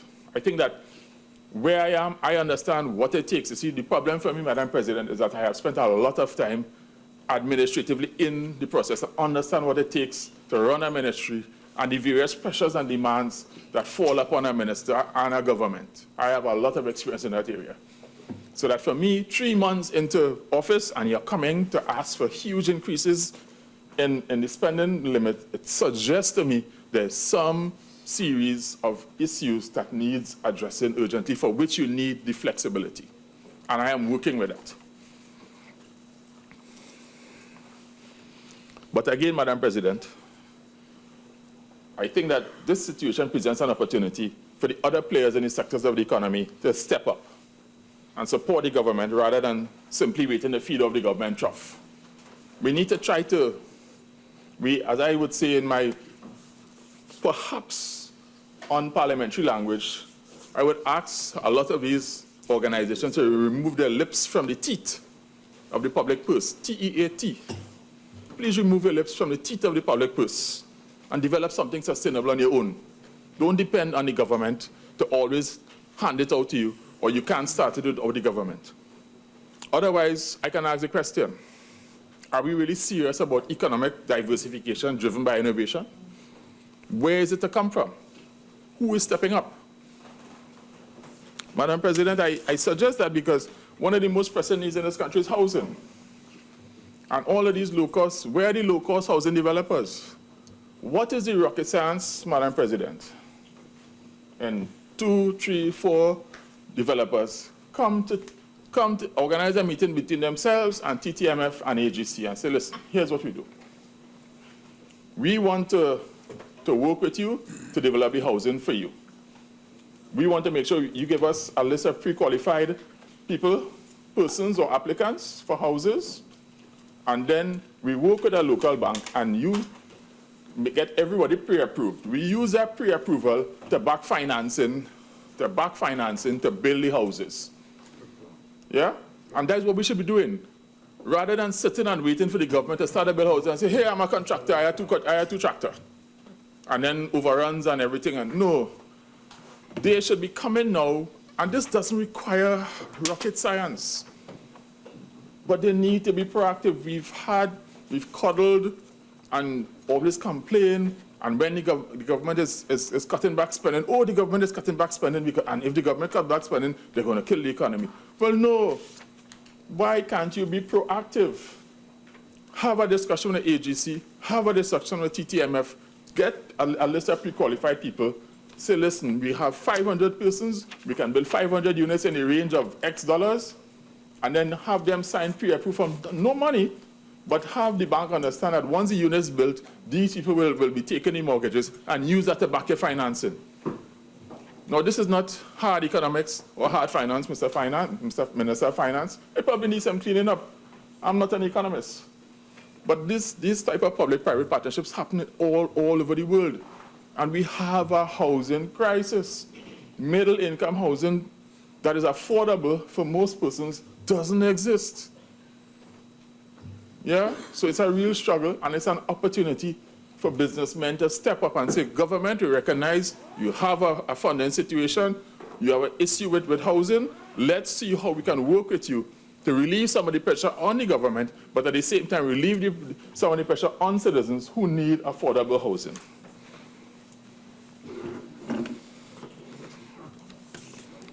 So, Madam President, fiscal prudence should be order of the day. Government has the ability to really help us to understand what it is they want to do. I fully expect, and I would call on the Minister of Finance to be as forthcoming as possible at the upcoming mid-year review with what the government's plans are for the spending. I think that by the mid-year review, the government should have some ability to be able to come and say, okay, we asked for the increase in spending, we needed a few weeks or a couple of months to sort ourselves out, because I'm being fair here. I have been a civil servant for 23 years. It takes a government 6 months to a year to come up to speed. That's how long it takes. That's the reality. Anyone wanting to doubt that hasn't been in government. It takes time. So, but Madam President, the reality is that around the world, countries, oil-producing countries, the governments have struggled and are having issues with managing their budgets. For instance, Madam President, Angola has cut their budget, their 2015 budget, by 53%. Ecuador based its national budget on $35 a barrel for 2016, after having had to make $2.2 billion in cuts to their fiscal 2015 budget. Venezuela's budget is based on 2016 for the 2016 fiscal year is based on $40 a barrel. And here's what with Venezuela. Venezuela relies on crude sales for 96% of its foreign exchange. 96%. And more than half of its GDP. So, and according to the statistics I have, the government of Venezuela loses $700 million for every dollar reduction in the price of oil. So that they're really struggling. Nigeria gets almost all of its imports from foreign exchange, from petroleum. They used $53 in their budgeting cycle, which was in May. They expect a new budget by the end of this year because $53 is not realizable. Russia gets more than half of its budget from oil and gas. For every $10 drop in the per barrel price of oil, Russia loses $14 billion a year in revenue. These things are serious, and I'm sharing it because countries around the world are struggling. You set a price, and then halfway through the year, you have to change. One particular topical example, Madam President, is Brazil. Brazil has been very good at being able to still sustain a forecast, a surplus. Brazil's economy has shrunk by 2% this year. They've had to adjust their fiscal 2015 budget 3 times this year. 3 times. And the last adjustment was $17 billion in September.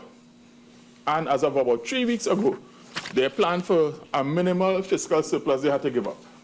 They've had to adjust it downwards again because prices keep going. And I suspect now that prices starting to go down into the 30s there may be an even deeper adjustment.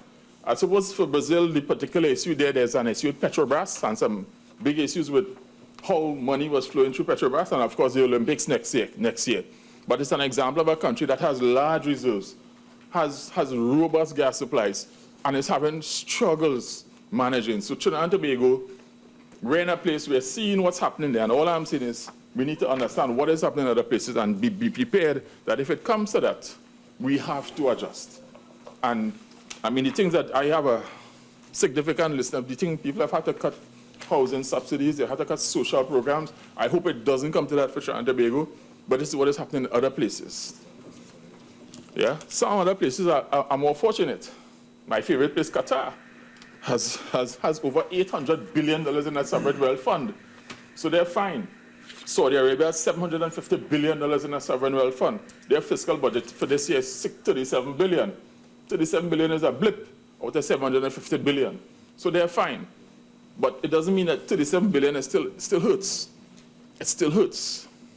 So that when you think a country's deficit is $37 billion real money, Mr. Finance, real money, US dollars, these things are serious.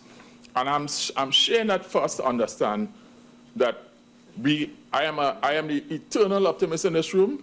I believe that I looked at Daniel Yogan, one of the most respected and forecasters in the business, or who understands this business. Last week, Friday, he did an interview on, I think, CNBC. Yeah, Daniel Yogan, he was at the GCF headquarters in Doha a few weeks ago. I got a feed, but let me leave that alone. I have my little peeps. But in his outlook, here's what he said. The short version is that he believes that oil prices, where they are now, the oversupply in the market is going to constrain the extent to which prices are going to go up. When you match that against the reduction in expenditure on exploration by the companies, he said there's a level of excess in the system that it needs 2 to 3 years for that to work its way out to the system.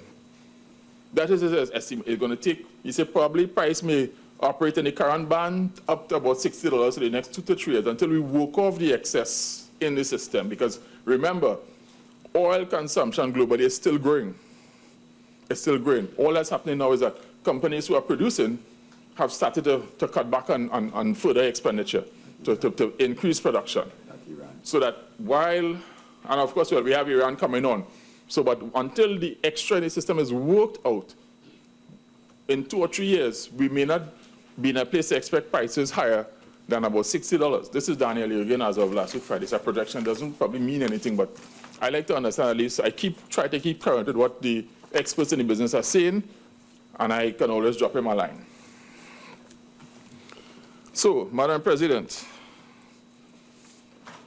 in the absence of hard country data, I have to trust the actual state of the country's borrowing capacity is at or very close to the limit.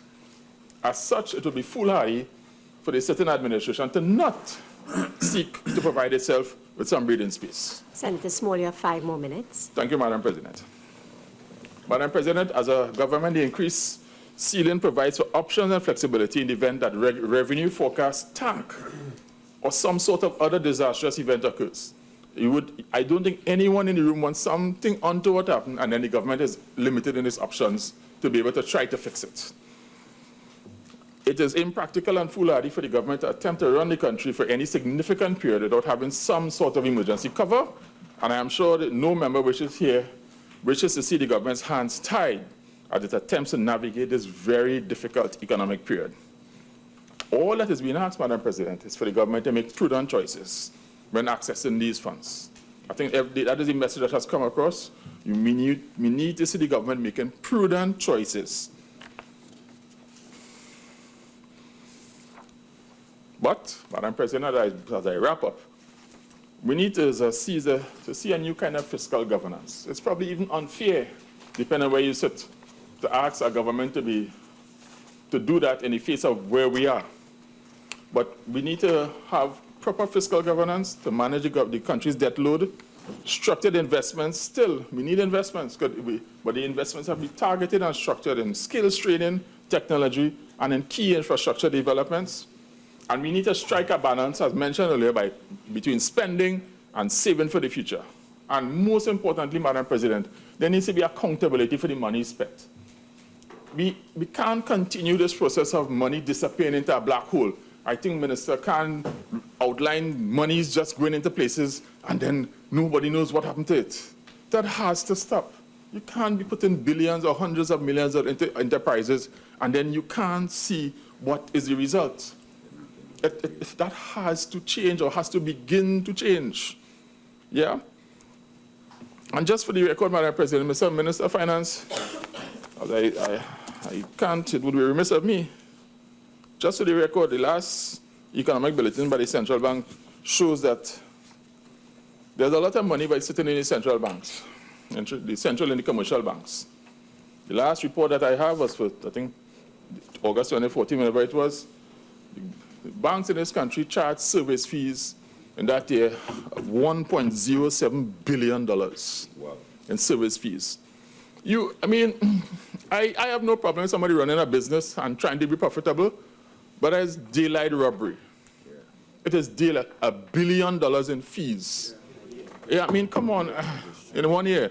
I mean, Minister, I had a talk with the wonderful MP from the UK, and he says there's a banking regulator, and the banking regulator in the UK tells the banks, based on what your financial structure, how much profit you can make per year. You just can't make willy-nilly numbers because they know the proclivity of banks to exploit the citizens of our country. And the banks in Trinidad and Tobago, I don't know who's the banking regulator here. Is it the inspector of banks? Whoever it is not doing the job. Or they need help. But it can't be. You can be making $1 billion. That works out to $455 a year. Each person in this country, $455 a year? Nah, come on. Something's wrong with that. It's wrong. Especially when you look at the fact that these banks are sitting on, let me be correct, just about $90 billion in deposits. And then here's the most important thing, Madam President, before I wrap up. When you go to the banks, Madam President, there's the spread between deposit and interest rates. Deposit rates. Yeah? Yeah. It's criminal. It's criminal. It's zero ordinary savings. The average percentage rate is 1/5 of 1%. The deposit rates, yes, Madam President, I'm wrapping up. And the average lending rate for an installment loan is 7.5%. 7.3% spread for sitting down and doing nothing. When you compare what's happening in other places, this is organized crime. Forgive me, Madam President, I am running over time. I want to thank everyone for being patient with me. I always try to have to hit the banks because somebody needs to look at it, and I'm asking. All they need is somebody to tell them, whoa, that can't work. Thank you, Madam President. Senator Samuel. Madam President, I want to thank you for, and I grasp the opportunity to be part of this debate today. I want to begin by reading a little excerpt from the Minister of Finance's budget presentation. And this is on page 5, where he says, Madam Speaker, my pre-budget consultations allow me to establish the underlying principles of programs and policies for restoring confidence and for rebuilding the economy of Trinidad and Tobago, an exercise which will require collective effort from every citizen. This will involve not only the full engagement by the government, but also those on the other side. I now wish to make a clarion call to all to rally around our programs and policies and our budget theme reflecting the vision. And he went on to talk about what the theme of the budget was. But yet, Madam President, it is kind of strange and contradictory that in one breath, people are asking for those on the other side to rally around programs and policies. And in another breath, every time somebody gets up to speak, there is some remark, some negative remark. We don't listen to them. We don't want to hear them. And it's a sad state to be in at this point in time when the country needs the support and the movement of every individual. Not only so, Madam President, but what has been presented over and over in regards to the criticisms of the past regime, and it's more like a chorus group at this point in time. What we failed to do is to tell the nation that for several years, governments have had deficits, and even governments who returned to office had deficits for themselves. As a matter of fact, what you found was that one party was in government and they won again and they inherited a deficit. And it says to us that that is nothing that was strange. And if you inherit a deficit for yourself, then what is different from inheriting deficits from some other regime? And it's so strange because it appears as if we are saying that it doesn't happen to us. We are saying it never happened to us. We are saying that even when we were in power, and I'm talking about how it's coming across, when we were in power, that we did not have a deficit and that we did not inherit our own deficits as time went on. And we are saying that to make the nation believe that this seems to be the first time there's a deficit. That this seems to be the first time there is some kind of inheritance of some bill, some expenditure, something to be inherited. And little is said about the many times the governments have inherited expenditure. So it's nothing new. It's nothing strange. But we come across as if this is a strange one. Nothing is being said that in 2010 and in years before that, governments inherited stuff, $72 billion in 2010. That is something wrong. Something is wrong about what is inherited over the many, many years, Madam President. But deficits have been always there.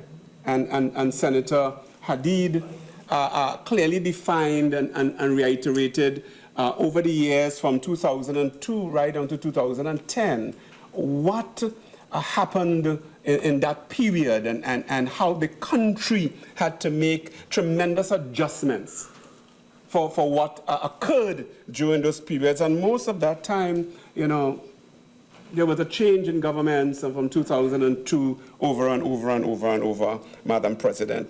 As a matter of fact, I remember sitting in the other house and when budgets were presented, you would always hear the criticisms then that people didn't know what they were doing. As a matter of fact, very, very early, and Senator Small talks about you need to give people 6 months to come up with ideas and whatever. But very, very early, it was being reiterated, or you all have no plan, you all have no this, you all have no that. And we could say the same thing.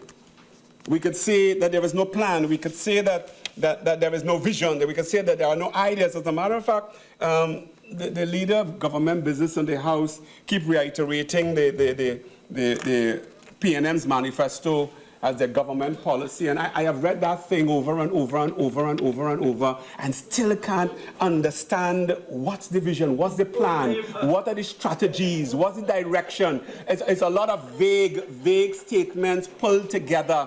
And yet they say that this thing was planned for many, many years. And I find it strange that something that they say planned for many, many years could be so vague in its presentation. And probably they need to revisit that and put some meat to it and some substance to it and ensure that the average person who reads it can understand directly what value system they're putting to this manifesto. And I have read it, okay? And it's vague. And and I can defend that too. Madam President, Mr. Vice President, sorry. I listened intently at Minister Khan, and Minister Khan had to kind of take the shame off of the of the Minister of Finance's face, because Mr. Khan had to now try to give us an idea as to some of the projects that they're going to spend this money that they're borrowing on, when the Minister of Finance could not have done that, and he did not do that in his presentation. Sadly to say that it is, when the question was asked of the Minister of Finance by Senator Wade Mark about the visit of the IMF to Trinidad and Tobago, the Minister of Finance clearly said that it was a private situation. And then when cornered by by Senator Mark that how could something that is so private end up in a national budget statement, the minister then jumped up in a kind of jovial kind of way and said what he said. But it's strange because, Madam President, in the budget presentation, on page 8, the Minister of Finance says, we have also benefited from the findings of an IMF team who came at our request just after the election. And I'm asking the question, our request, is it private request, or is it the request of the government of Trinidad and Tobago, the then government of Trinidad and Tobago? Those are the questions, because at one point in this is a private situation, but in the budget presentation, he says that our request to the national public. So I'm very, very concerned about that, and I know he will be jovial about this, but he will answer it anyway. But at the end of the day, Mr. Vice President, the discussions that took place, we will wait the report and to see if the report that came out of that or the minutes of that discussion tallies with what the Minister of Finance actually said was the result of the discussion. Mr. Vice President, I pay close attention with regards to the substance of the contribution made, and I was eagerly awaiting to understand if there was any comprehensive plan for the expenditure.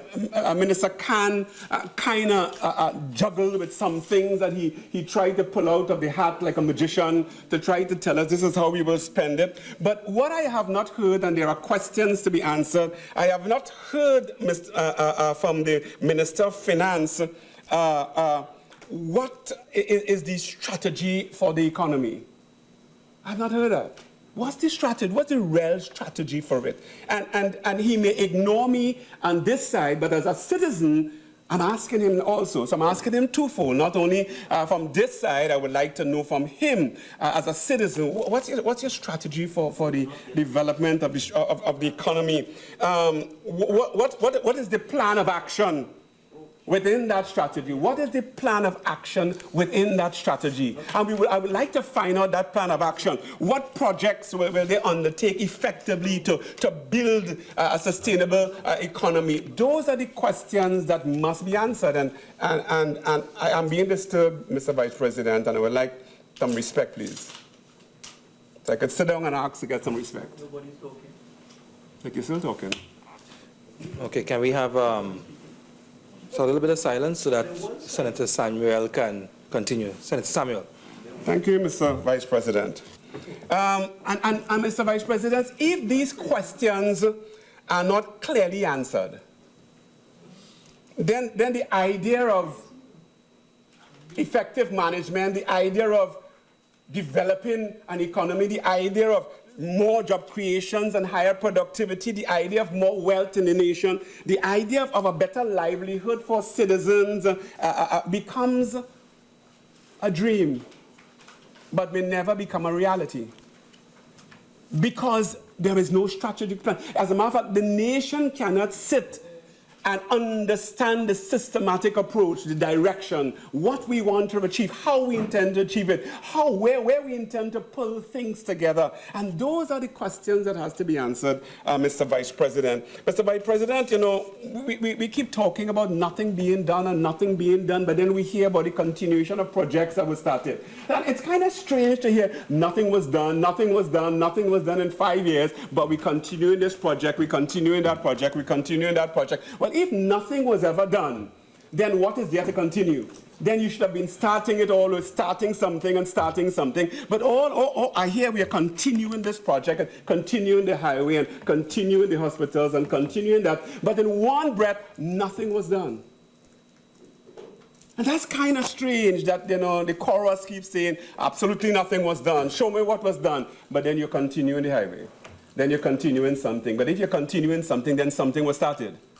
And it means that it's a kind of charade, a kind of joke that you know, if we say it long enough, people might just believe us. Well, nobody's believing that. Really? Nobody's believing that. As a matter of fact, Mr. Vice President, at the end of the day, people can travel around Trinidad and Tobago and recognize that quite a bit has been done. And nothing can take that away. So the more you say it, you could say it how long you want. People just have to travel through Trinidad and Tobago and recognize that was just a lot of old talk. That was just a sort of nonsense. And really the truth and in fact is that they have no ideas and they just have to continue the projects that were started by the last regime. As a matter of fact, Mr. Vice President, I remember years ago, I mean, Mr. Minister Khan, Honourable Franklin Khan, talked about the road to Toko. That was something that was presented many, many years ago. And the people protested. And the talk about that came up many, many years ago. And I remember sitting down listening to that many, many years ago because I'm from up that side of the country. But you know, something is coming back again. So it's just a recycling of ideas, a recycling of old thoughts, a recycling of all decisions that were made that failed in the past that are coming back up again. So it's just a recycling of things keep happening over and over and over. And there is nothing new to stimulate the economy of Trinidad and Tobago. So it failed then, and it's beginning, and it's going to fail again. It failed then, so it's coming back up again. It didn't happen then, so it's coming back up again. So it's a recycling of thoughts and no new thoughts that's happening because it's the same minds, the same people, the same ideologies, the same philosophies. It's the same thing over and over, Mr. Vice President, and that is what is dangerous in this country. Mr. Vice President,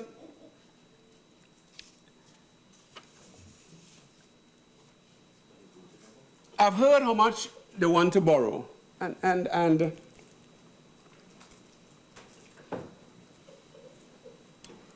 but I've not heard how we're going to pay for it. Because if we really are going to borrow money, and that's their right, then we need to understand what's the process? How are we going to pay for it? What are the mechanisms that are going to be put in place for the revenue earning aspect of our economy to make sure that we have what it takes to pay for this $50 billion? Over what period of time is negotiated? That's not the issue. But we have to pay for it. At the end of the day, whether it is now, whether it is next 10 years or 15 years or whatever, we have to pay for it. And at the end of the day, when we have to pay for it, we need to find out how we plan to pay for it. There is nothing like that. There is no comprehensive idea so that the average citizen could understand this is what we want to do, this is how we want to do it, this is how we're going to pay for it, whatever. There is nothing like that. And, you know, Mr. Vice President, and that is a sad reality.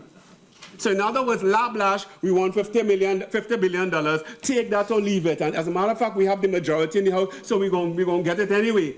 That's the attitude we get in this House. We'll get it. We'll get it anyway. We are the government, you know. We're in charge now. But I remember hearing a campaign that said, we are red and we are ready. We are ready to take over. We're ready to have the economy right. We are ready to do it. We have the plans. We have everything in place. We are red and we are ready. It doesn't appear to be ready, Mr. Vice President. And it's important for us to understand that. it is one thing to talk about how people mismanage and criticize everybody else. It's another thing to come up with a comprehensive plan that to show the citizens that we have a plan, we don't have to worry about, we know where we are going. And the citizen is unable to understand that at this point in time, Mr. Vice President. As a matter of fact, we have not heard anything. As I said, they have a right to borrow. They have a right to do a lot of stuff. But what the citizens of this nation need to understand is what you're going to do, how you're going to do it, and how you're going to pay for it. And it's important for us to see that. As citizens of Trinidad and Tobago, how are we going to pay for what we are borrowing? And it's important to do that. What is the debt management and debt repayment strategy? What is it? And easy questions if you have a plan. Easy questions if you have a plan. And I have not heard that. How are we going to deal with revenue and expenditure, with the deficit? How are we going to deal with that? Mr. Vice President, the budget says nothing about that. Plus, presently, with the Minister of Finance and coming here looking for extra funds and looking to borrow and raising the bar, it has not provided us with any kind of information that says comprehensively and transparently, this is how it's going to be approached.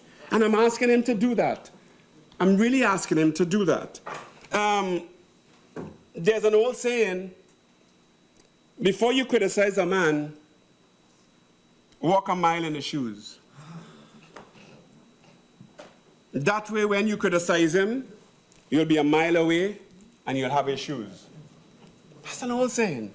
And I say that because criticisms upon criticisms upon criticisms have come, but no plan, no strategy, no approach, no direction, no comprehensive direction given to us, not only on this side, but as citizens in the budget, and this particular thing some 2 months or 3 months after, and we are left nowhere. Just to understand, we want to borrow this money, and we're coming to get money. When, Mr. Vice President, we took office in 2010, there were quite a number of issues. CLICO, Hindu Credit Union, the public service wages negotiations, the Alutrint situation, the Rapid Rail situation. I'm hearing now about another study. There was a $500 million study. Now there's another study to see if it's possible and if it suits us and all kind of. I thought the first study should have given us a kind of idea, but there's another one being done, Mr. Vice President. Kind of strange, you understand? The issues of balances in 2008, 2009, 2010 seems to be an issue over the years, Mr. Vice President. But at the end of the day, this nation needs to know clearly what these funds will actually be used for. Not something thrown out by the leader of government business, well, you're going to use it for this, we might use it for this, we should use it for this, but comprehensively, what is going to be used for? Not only that, but the major thing that the nation will want to find out in whether there is a recession or there is no recession, whether the Minister of Finance collaborates with the governor of the central bank, whether they agree there is a recession or not, that is not my issue. My issue is to figure out, okay, in the midst of this, whether it is or not, how we plan to pay for it. And if really this is not, the last budget is not the real budget, and this is just something to give us a little leeway, some little flexibility, then when is the real budget coming? So when the real budget is coming, probably it's going to come in March, and maybe when it comes in March, then we will probably understand the magnitude of the situation that we're in. Maybe. But at the end of the day, and you know something? At the end of the day, they will have to account. At the end of the day, they are going to be watched. At the end of the day, Mr. Vice President, they will have to say to the people what we plan to do with it and how we plan to repay it. At the end of the day, it is the citizens of this country that would find itself in dire straits. At the end of the day, the budget has already put people in dire straits. There's an increase in taxi fares, there's an increase in quite a number of things. Quite a number. There are people who are now on the breadline. There are people on the bread. It is proposed, I understand, that there are state enterprises that intend to send home by the thousands. Yeah, by the thousands.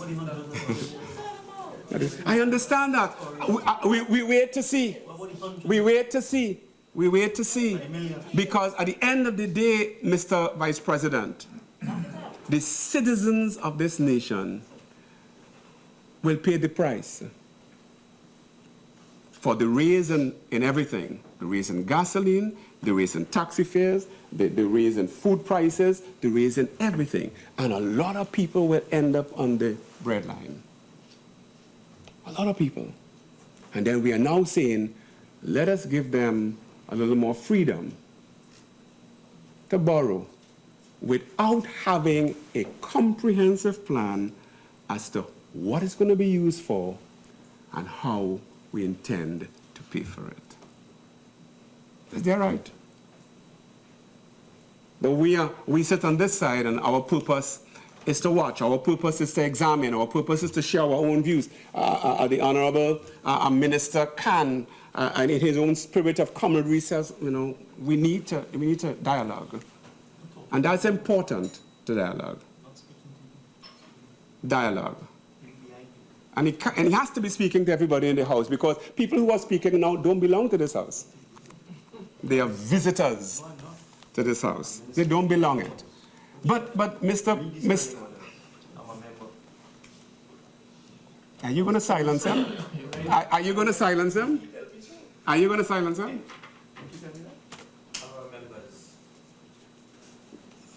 Again, as Senator Samuel is making his contribution, and he has about 15 to 17 more minutes. We'll let him continue. So please maintain silence while he continues. Senator Samuel.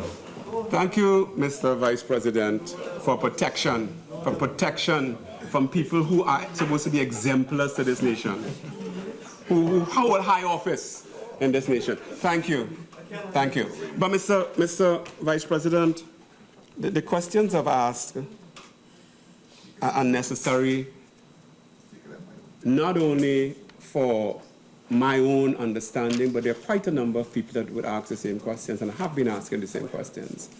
And the Minister of Finance could choose to answer or choose not to answer. But at the end of the day, the nation will answer. I want to thank you graciously. Thank you, Senator Samuel, for your contribution.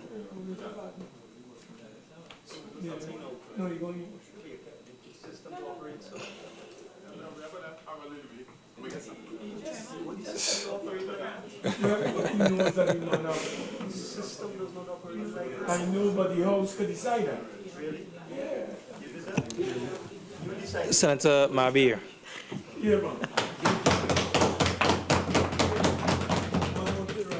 Really? Okay.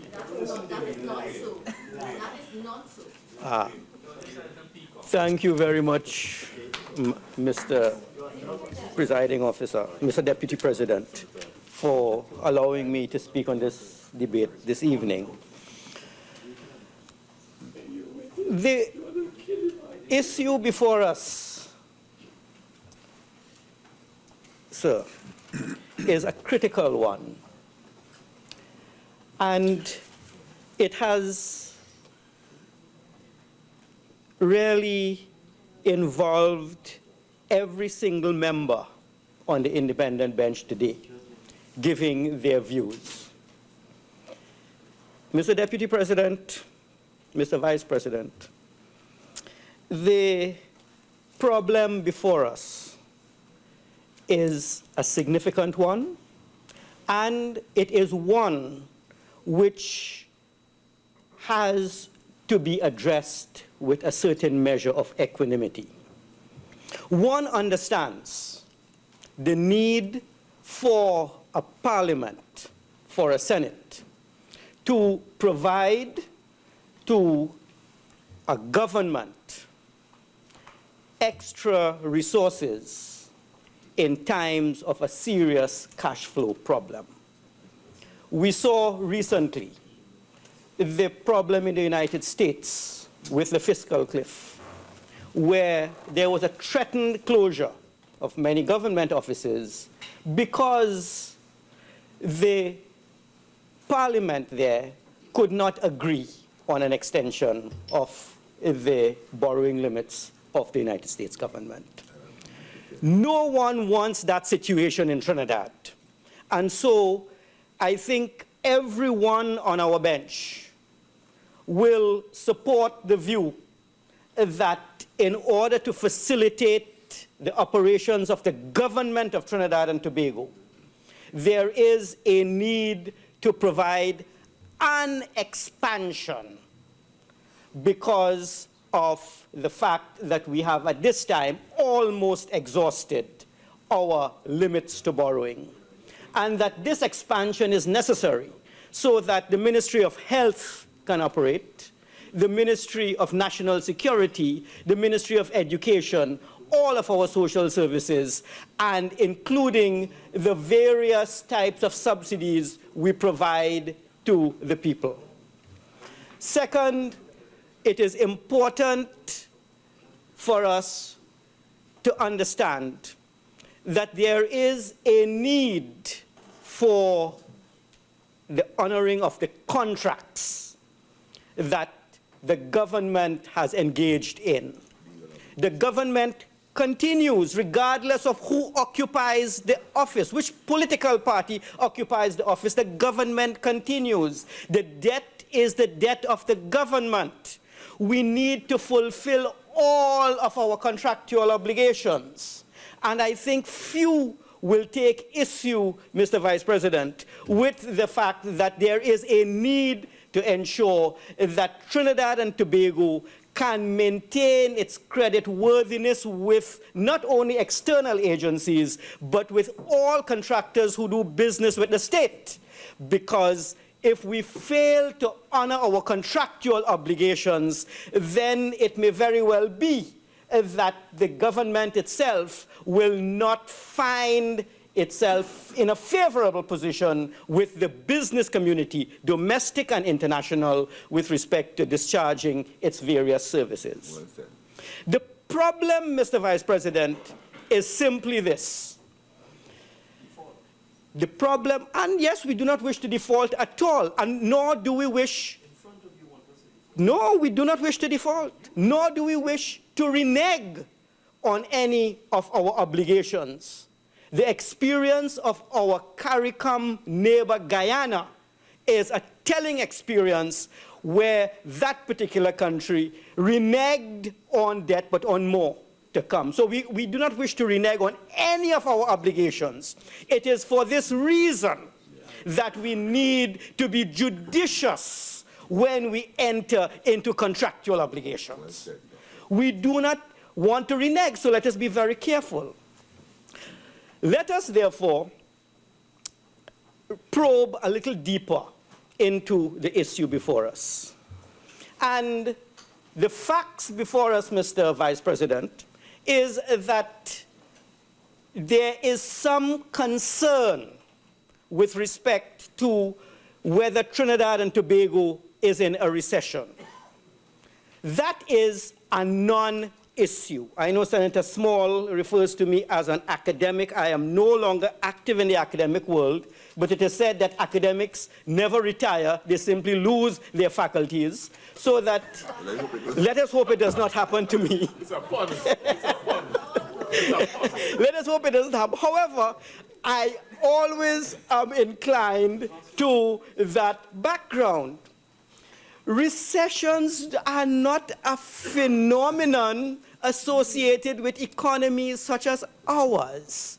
It is an internally propelled problem which affects the industrialized economies, and they arise largely from volatilities in investment spending, inventory behavior, and in behavior of the investment community there, which is subject to uncertainty and vagaries of investments. So that there is what is known as the business cycle, which we do not experience here.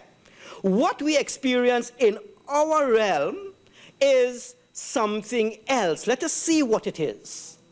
And let us not get too confused with words. The reality before us, Mr. Vice President, is that in 2009, the rate of growth of the Trinidad economy was -3%.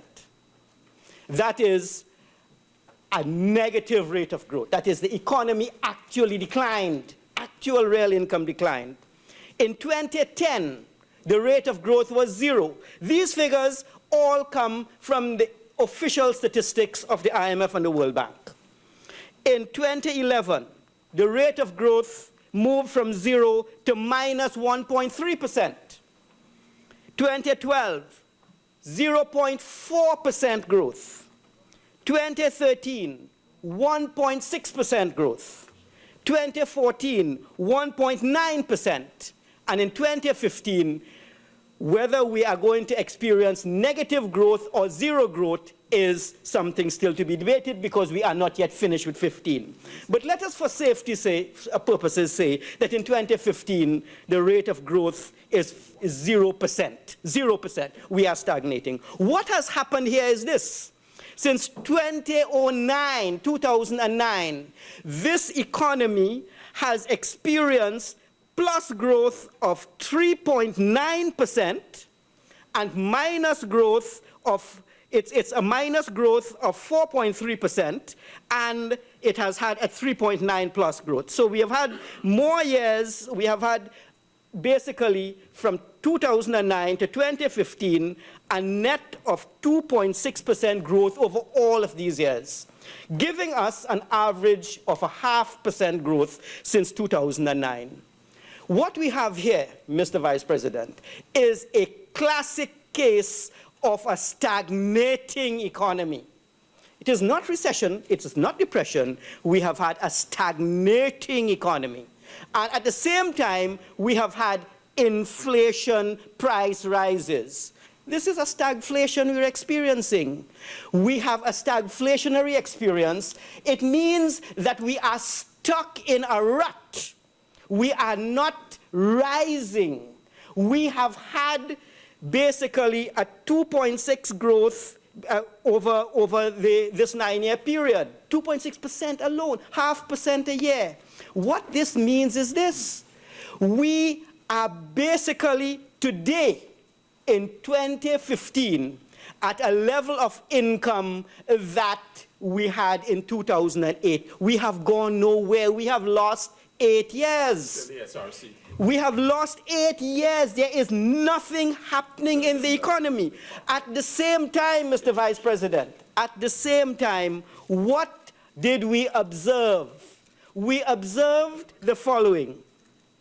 Deficits after deficits after deficits, 2009 to 2015, on average of about 4 billion per annum, over this particular period of time. The minister indicated that he has counted some $27 billion in deficits, and that would have added to our debt stock. What did we get in exchange? We got basically zero growth. And I want to really relate that to a point that Senator Crease has indicated in his presentation. We are trying to revive this economy via spending deficits, our spending deficits, and in the process, we have been accumulating a debt. The debt has grown, and the debt growth has not resulted in economic growth. Senator Shrikissoon has emphasized this point. What is happening now that is going to cause extra financing to generate the growth? This is where there is a missing area of information. Over the last 8 years, we have run the deficit. We were supposed, Mr. Vice President, to balance in 2016. There was supposed to be an increase in real economic growth from then to now, 2009 to 2016. By 2016, we were supposed to say that we are out of difficulty, only to hear that, well, we need a little bit more time to ensure that we could balance our budget and get out.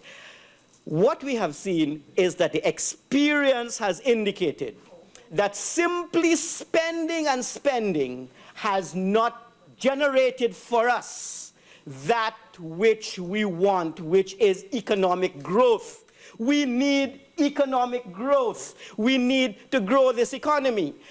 The purpose of increasing a public debt is a simple one. There is no strange issues here. When we borrow, borrowing must be repaid. That is in the nature of the contractual arrangements. We need to repay our debt.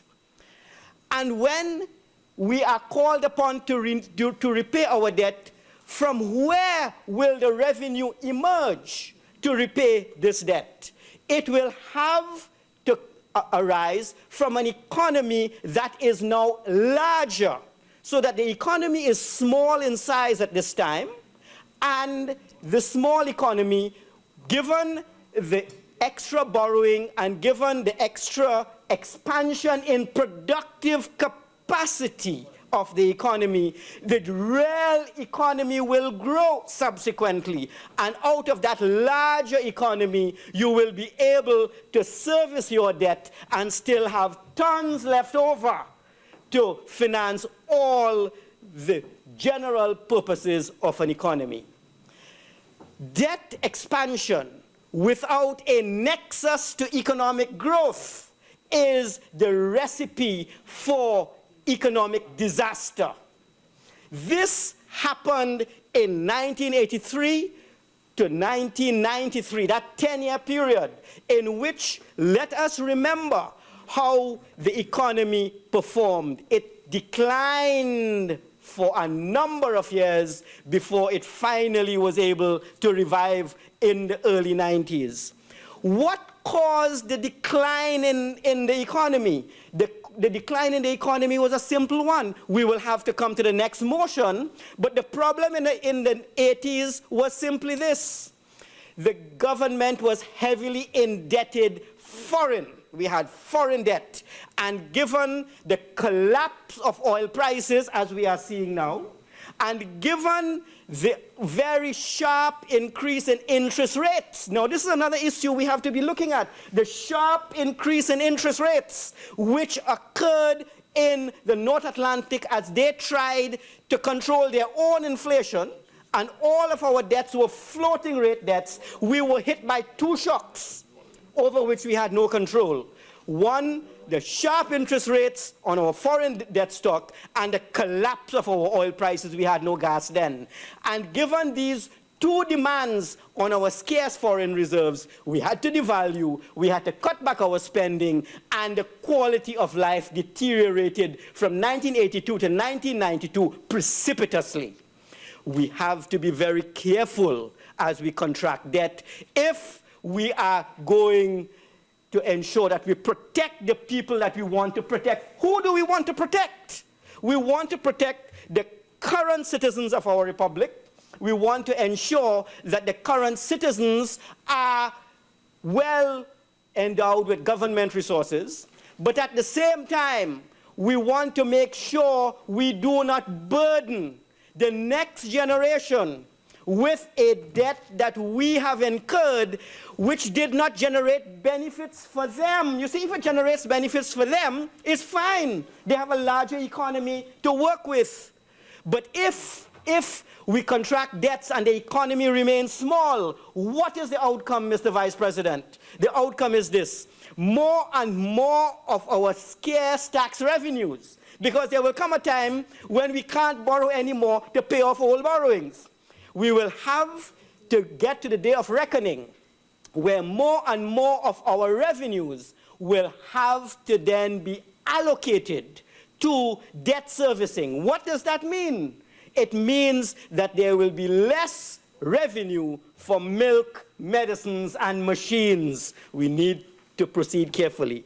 On that score, we have in this country at this time a worrying phenomenon. This is the fact that the Minister of Finance is hopes to collect some 40 billion in revenue, and he intends to spend some 60 billion for this fiscal year. His revenue collection is 40 billion. His expenditure is some 60. There is a gap of 50% of his revenue. And I am on board with the minister. I understand his position. I share his hopes. I hope that he will be able to fill the gap via the various mechanisms he identified in the budget. We want it. I really share that with him. However, the reality is this: the measures that the minister has indicated, the increase in VAT and increase in collections. You know something? We have been talking about the increase in collections for as long as we have been talking about an increase in diversification. And these measures are hopes. The reform of the Revenue Authority, the merging of customs and BIR, all of these things have been on the books. But you see, the overall outcome is simply this: while I want the minister to succeed, everybody on the bench wants the minister to get this right. We want him to raise more revenue. But we are not optimistic that it will happen in the short term or even in the medium term. We need a medium-term policy framework. In fact, when you're under an IMF adjustment program, you do have a medium-term policy framework on how you are going to adjust to a particular reality. My own position is we cannot continue in this way, having a revenue stream of 40 billion and an expenditure profile of some 60 billion. There has to be some movement on both sides. That's the practical reality. I'm in this business a long time, and I've seen all the economies in the Caribbean. And I'm telling you, it is going to take a while for this 40-60 gap to balance. And if we hope for it to balance in the short period, we will be disappointed.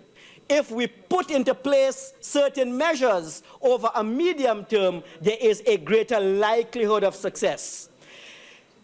On this score, we need to get, and I would love to support the motion. I'd love to support the motion for the first two reasons mentioned. First reason, we need to fulfill our contractual obligations. Second reason, we do need to ensure that the minister has room to maneuver. No government should operate with such a very tight financial situation. It is not comforting to the citizen, and it is not good for the government. We need to give the government a latitude in order to really navigate its way over the next year, over the next 2 years. We need to pay our... However, when we are asking for the quantum increases, we need to find out for what purpose is this increase going to be used for. And Mr. Vice President, again, the old academic in me is coming out. This issue was raised before. All the economists seem to have left the chamber, but I refer them to the classic 1972 piece, Joan Robinson, The Second Crisis in Economic Theory. Richard T. Ely lecture, American Economic Review, 1972, classic piece, where her position was simple. The first crisis in economic theory was simply to find out what caused the slumps, the business booms and the business collapse which generated so much mass unemployment. And the second crisis that she saw in 1972 is having decided that we could engage in deficit financing. We did not work out as societies on what the money should be spent on. This was an issue because if we do not determine on what the deficit monies are to be spent on, then we are going to saddle our societies with debt that they cannot service. And so it is highly, highly critical. It is important. The issue has been raised across the aisles. We need to know for what is the minister going to spend the monies on. And Mr. Vice President, the problem before us is, again, a lack of information. The manifesto is a plan. I hope it will be sent to me. I want to read it. But we need to get the assurance that the funds, the extra funds, over and apart from payment to contractors, of which I have something to say, and second, the funds in excess of what he reasonably needs to run the country over the next 4 quarters, what is he going to spend it on? Is it going to be on financing deficits over the next 5 years when deficit financing has not worked over the previous 5 years? Minister Franklin Khan indicated that some will be used to finance deficits. That's his position. Then some will be used to finance projects. My colleague Senator Small indicated, well, if it is going to be used to finance projects, we need to know what they are, and we need to ensure that there is no massive hemorrhaging and wasting of funds as the projects are financed, because the flexibility for waste is now zero.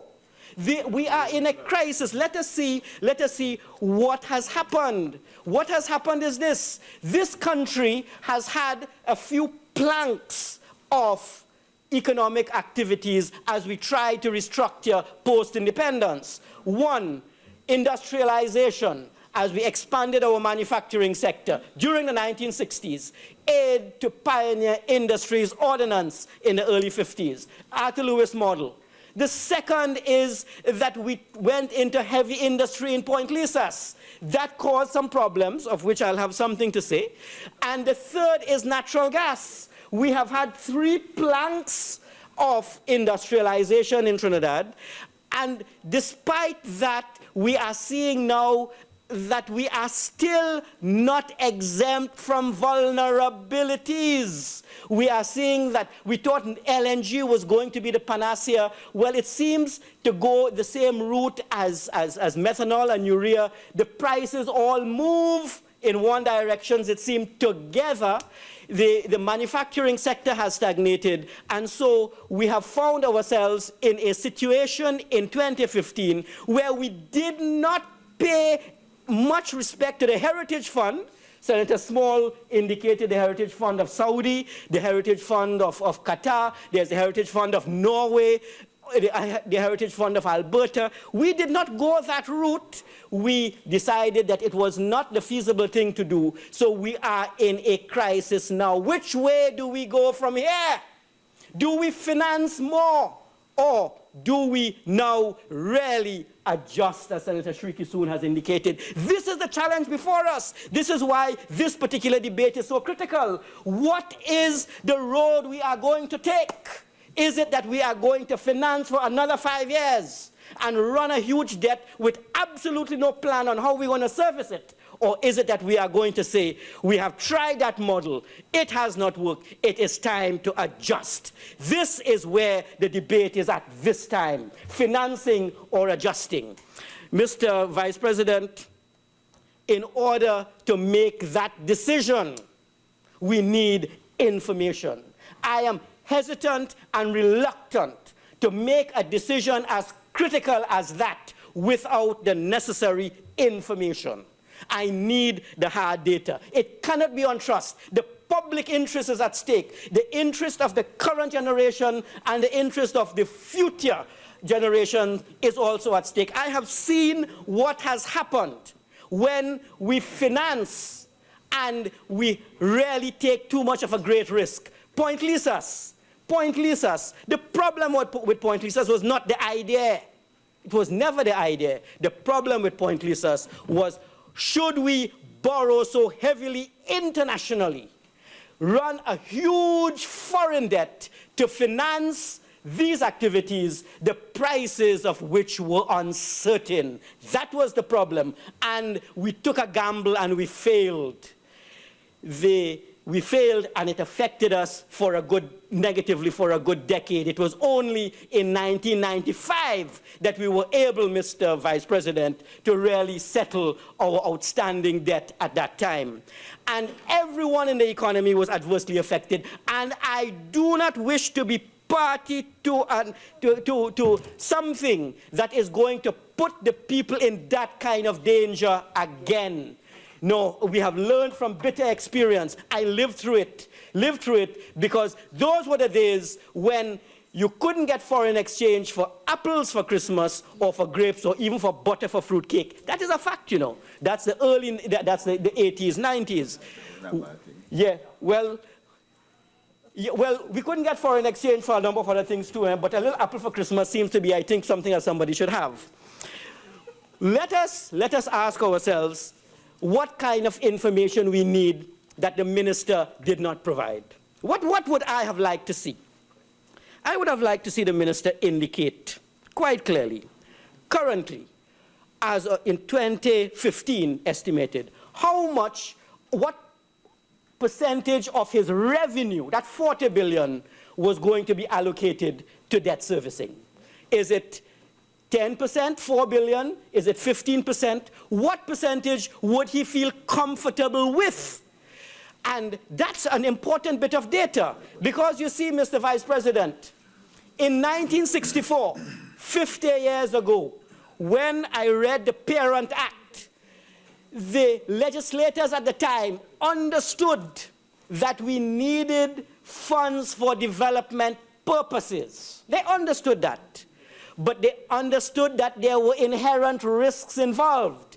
It is for this reason they passed this Limit to Borrowing Act in their wisdom, because they did not want a government to borrow as much as banks were willing to lend. Because a bank would love to lend a government. It's a very relatively safe borrower. Governments always pay their debts, but at the expense of whom? If the government overborrows and it has to pay its obligations, it is the people who will suffer, and we need to protect the public interest. We need to be very, very careful with respect to how much of our revenues, what percentage of our revenues we can safely allocate to debt servicing. Unless we define that particular figure, we are simply going to run afoul of the intent of the legislators in 1964, 50 years ago. We absolutely need to know, is it 10%, 15%? Is 20% our maximum? And in addition to that, we need to be very careful with respect to the projects for which we borrow. The second statistic I would like to see is this. There is a problem of data in this country. And the data problem, we know, comes from the fact that there is little or no confidence of the figures coming out from the central bank and the Ministry of Finance. You know something? I too share some of those concerns. Yes, I'll tell you why. I would really like to know what is the true and correct state of indebtedness in this country. You see, all this GDP ratio that I'm hearing, I'm not convinced. I understand that we have good figures on central government debt. We have good figures on our foreign debt.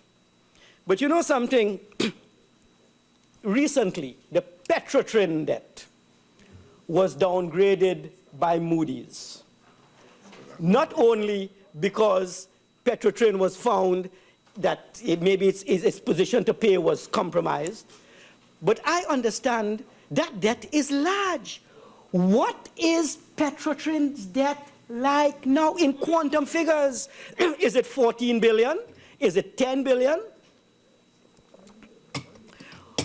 BWIA, before it became CAL, was a company that borrowed. Now there is Caribbean Airlines. What is that debt? I would like to know what is the TNTech debt, what is the WASA debt, what's the UDICOT debt. All of these agencies, excuse me, Mr. Vice President, all of these agencies, as Senator Shrikissoon indicated, running up contingent liabilities. I would like to see a well-functioning debt monitoring unit so that if I were to try to get information today on all contingent liabilities in this country, I should be able to get that information. I should be able to know what is the state of the CLICO debt. That is still rather nebulous and undefined. So really, what is the true and correct state of our debt at this time? This is not an academic question. This is a problem that encountered Greece. So many agencies borrowed, so many businesses borrowed, until at some time when the debts came due for servicing, 330 billion euros were contracted, and Greece had not a clue as to how to service that debt.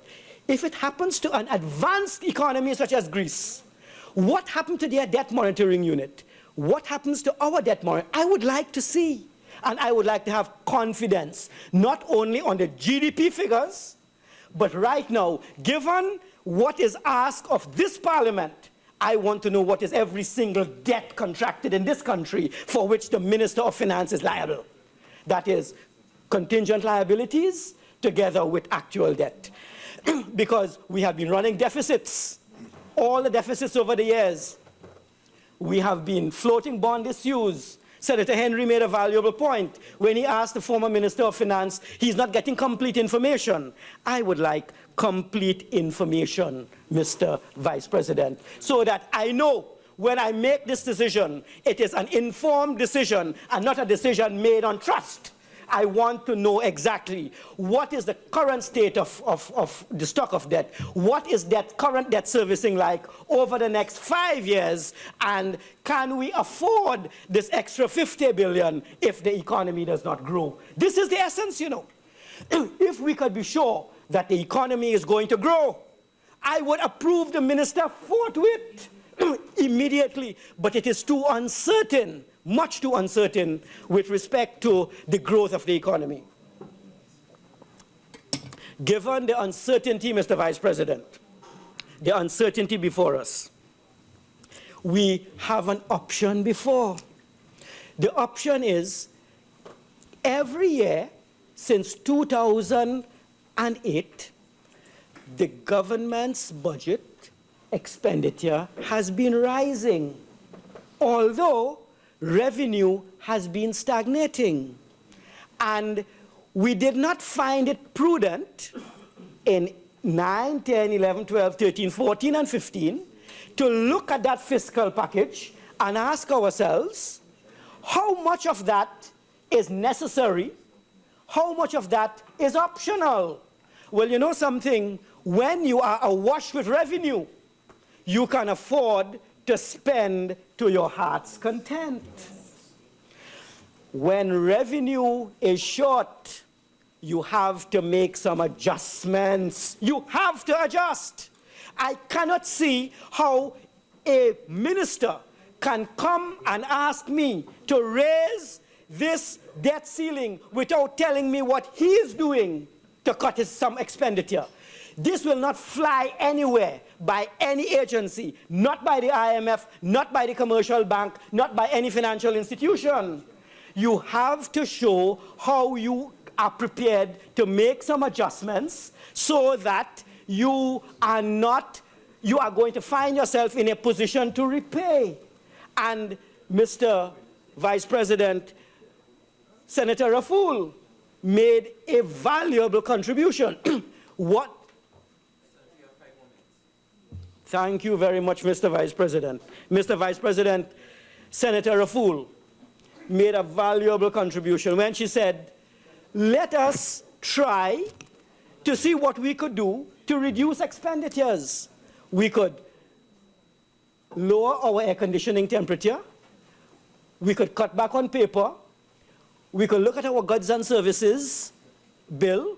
We could look at all areas. We could look at live sport. But you know something, when I look at every item of expenditure in our estimates of expenditure, I'm telling you, the amount of things I see that if we cut, that we will not compromise the quality of life of the citizens is simply amazing. I would like the minister to tell this honorable chamber how much progress he has made with respect to trimming expenses in the budget. Yes, in 3 months, I'm telling you that basically, look, yeah, an IMF can do it in much less. The reality, Mr. Vice President, is this.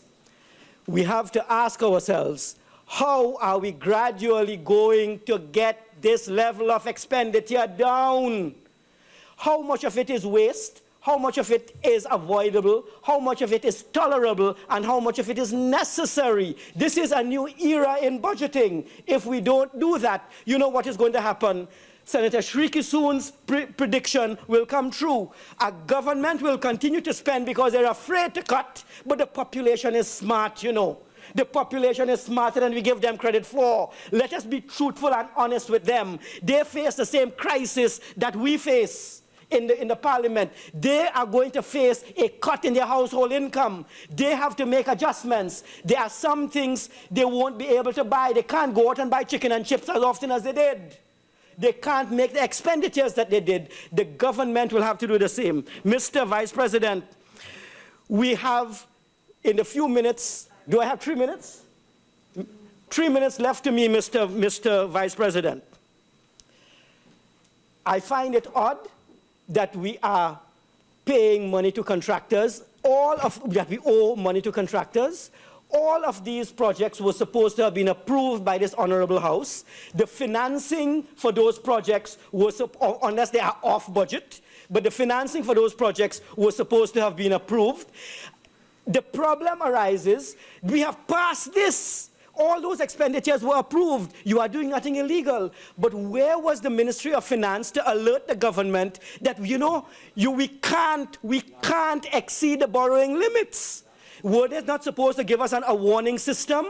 Where is the warning system? I was not aware, for example, that we were so close to the borrowing limits, but let us ensure that we have this corrected, that whenever we are close to a borrowing limit, I would hope that in the future, a Minister of Finance will tell us that we are close to the borrowing limits, and don't just drop this on me like a suddenness. And finally, Mr. Vice President,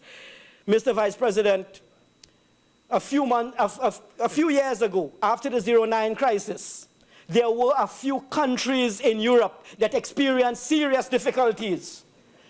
They were Portugal, Ireland, Spain, Iceland, and Greece. Today, Portugal, Ireland, Iceland, and Spain have all recovered. They did things to ensure their recovery. Greece did not recover. Greece went the route that Trinidad and Tobago plans to go now.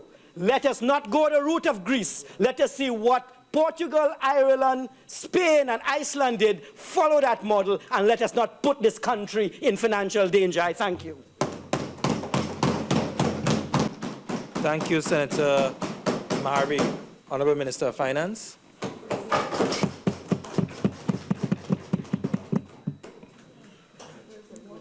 Thank you, Mr. Vice President. And I wish to thank all members of the independent bench who contributed. I found all the contributions from the independent bench, they were all different. Mr. Vice President, they were all different. Different approaches, different interpretation, different views. But I took notes because they all had something interesting to say. I did not take any notes when the honourable senators in the front bench spoke, because, Mr. Vice President, they are all in denial. Every single one of them is in denial. I had a conversation with someone before this sitting began who said in another country, if other governments had done what they had done, they made a different result. They are all in denial, Madam President, every single one of them. And I think it is necessary to reiterate what really happened and why we are here and why we are before this Honourable Senate asking for an increase in the borrowing limit. I think it's necessary to put into the record the historical progression, because people need to know what happened, the historical progression of the cash balances at the central bank. Now, the economists among us, some of them, economists on the backbench, on that side, will know that the cash balances at the central bank, if you read the Central Bank Act, it's very revealing. These are temporary advances from the central bank. And the central bank is authorized to make temporary advances for cash flow purposes to the government up to a limit of 15% of expenditure for the fiscal year. Now, the wording is very instructive. You're supposed to retire these temporary advances during the fiscal year. It's an overdraft. You're not supposed to use the overdraft limit to finance your country's expenditure. It's merely a cash flow mechanism. And every government, or most governments prior to the last government, understood that. And this is the evolution in the cash balances at the central bank. In May of 2010, the cash balances were in credit. What this meant is that the government of the day had retired the temporary advances made by the central bank in the years prior. So there was a positive balance in the government's account in the central bank in the amount of $6.5 billion. But then some brilliant people came into power, brilliant, distinguished economists and distinguished bankers and so on. And look at what happened to the cash balances. It was $6.5 billion in the positive in May 2010.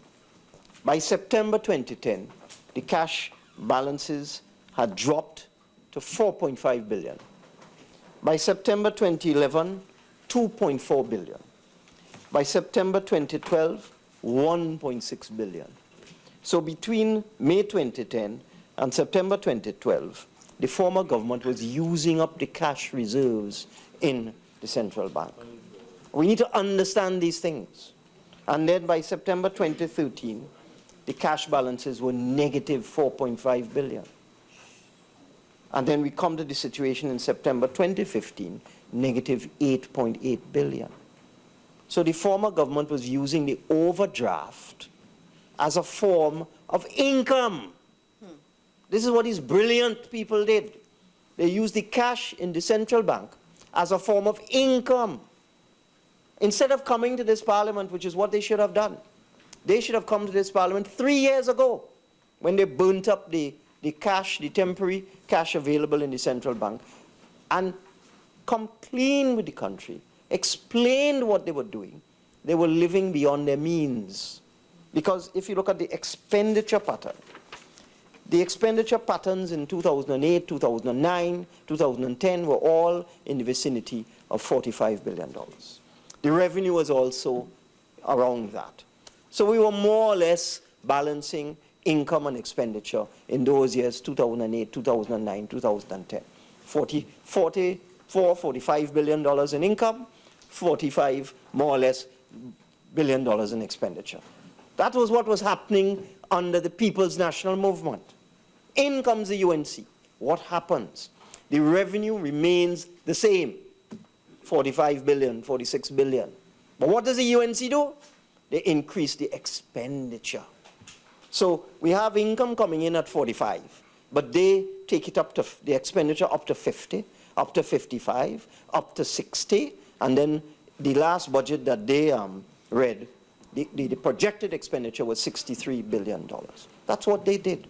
So they never recognized that the country was running on a fairly balanced system of $45 billion in income and $45 billion in expenditure.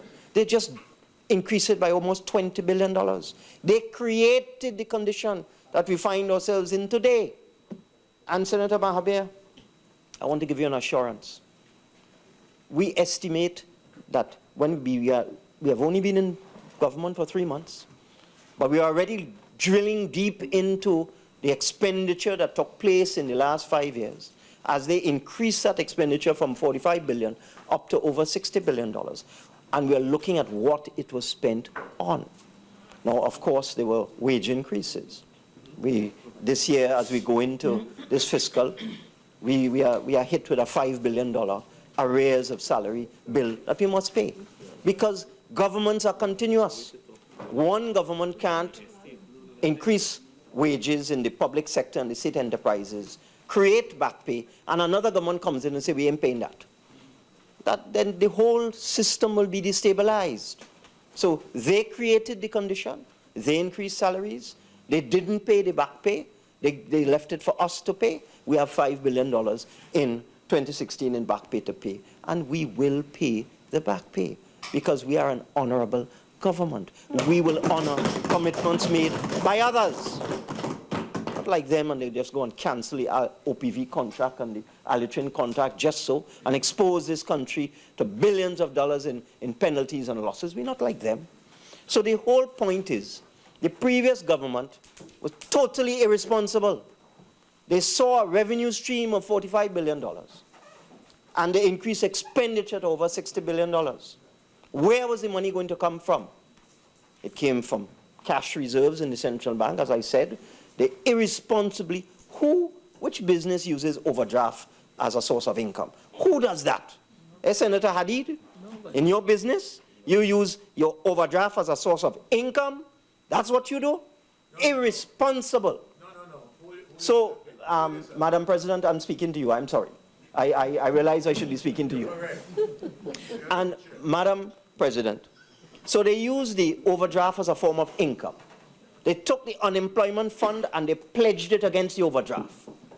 So we now cannot access the unemployment fund. $11 billion in deposits, treasury deposits in the unemployment fund, which is from the oil companies, as Senator Small will know. $11 billion. Can't touch it because they pawned it. $3 billion in green fund. Can't touch it because the previous government pawned it. So not only did they use the overdraft as a form of income, they took all the special funds and used that as a form of income as well. Because when we speak about the overdraft being $9 billion or $8 billion, you have to realize they also have all those deposits inside there that we can't touch.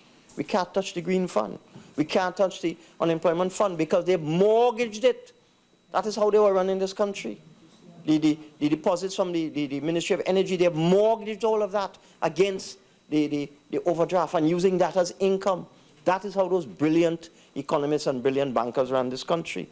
You have to understand the situation we are in. But Senator Mahabir, I want to give you an assurance, and everybody on that side, on the upper bench, that we have already begun to determine that many of the expenditures for goods and services and for projects were way overpriced. Projects that should cost $5 million were costing $15 million. Same thing. You had schools in the PNM era, schools costing $5 million. In the UNC era, same school, $15 and $20 million. Hospitals, they talk about the Scarborough Hospital. That was a project that was mired in controversy. You had one contractor terminated the contract, then there was a legal battle, then you had to demobilize, deal with the problem of litigation and arbitration, and bring in a new contractor who would obviously have to incur additional mobilization costs. It's at a different time, all that sort of thing. But when that hospital was finished, a modern state-of-the-art hospital, with all those problems, which must have added maybe $200 million to the cost of that hospital, when it was all over, it was $700 million. A modern 100-bed hospital in Tobago that probably cost about $200 million more than it should have cost because of all the contractual disputes and the problems, the litigation and so on. So you have the cost of a hospital, a 100-bed hospital, modern, state-of-the-art, fully commissioned and equipped, say $500 million if you don't run into contractual problems with a contractor. Say $500 million. That's what it's supposed to be. How is it that 3 years later, the same hospital, same 100-bed hospital is costing $1.5 billion? How is that possible? How is it possible that the Arima Hospital is costing $1.8 billion? Do the maths. Something is wrong. Those hospitals that are costing 1.5 should cost 500 million, not one, but they are overpriced, each one of them by as much as $1 billion. So I assure you, this administration is not going to engage in that sort of irresponsibility, that sort of political banditry. And once we start to get rid of and I have to say it, the corruption, the waste and the mismanagement, once we start to get the cost of goods and services and government contracts down to what they should be, then we estimate we can save. Remember, they jacked up the expenditure by almost $20 billion. We estimate we can reduce expenditure by $3 to $4 billion. And that alone, annually, that is my estimate of the overpricing, the unnecessary expenditure, the waste, the corruption, and the mismanagement in the system. At least $4 billion a year. And that alone will service the additional $50 billion, senators. That $4 billion in savings in corruption, waste, and mismanagement, that alone could service $50 to $60 billion in additional borrowing. That alone. But that is not all we're going to do. I heard senators talk about the Greek situation. But when we're looking at situations, we must compare apples and apples, with due respect. Greece's debt to GDP ratio, you'll be amazed at what it is. 177%.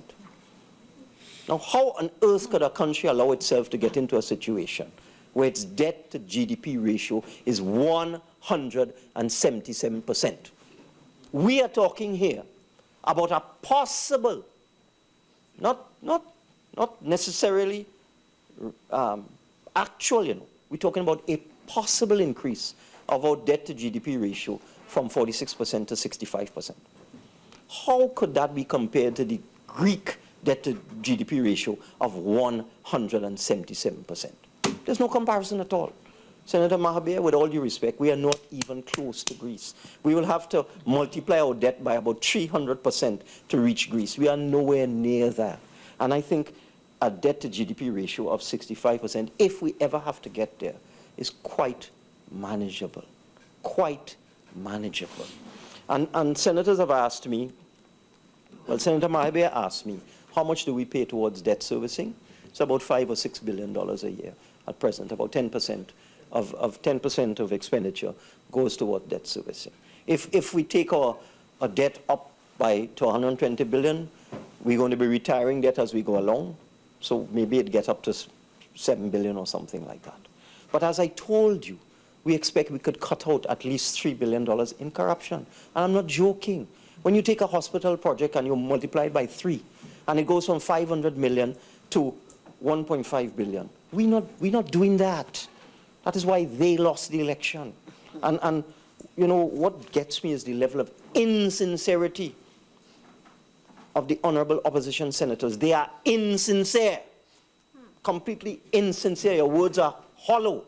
And that is why I took no notes. That is why no matter what the independents said, even if I didn't agree with some of the things they said, I still take notes. Because I believe every single one of the people on the upper bench are sincere. You are sincere. Nobody in that front bench is sincere. You know, Senator Hadeed comes in and starts to read out figures. Figures make no sense. So I went to the review of the economy. What was the source for his data? He didn't quote the source. I will quote the source for my data. I went to the review of the economy 2007, Appendix 19, and it gives you the fiscal balances for Trinidad and Tobago from 2002 up to 2007. It's there in a document, a published document. Didn't pull it out of a hat like Senator Hadeed. And the surplus in 2002, 2003 was 775 million.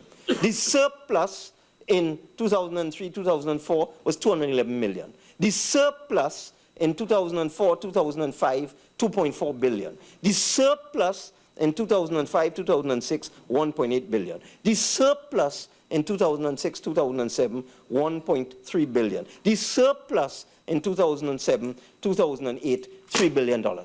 So where on earth do these honourable gentlemen in front, where do you get your figures from? I went to the review of the economy. I knew that information was bogus, and I checked it for myself. Where does he get it from? Where do they get the information from? It's shocking, shocking. And, Madam President, if we listen to them, they want us to renege.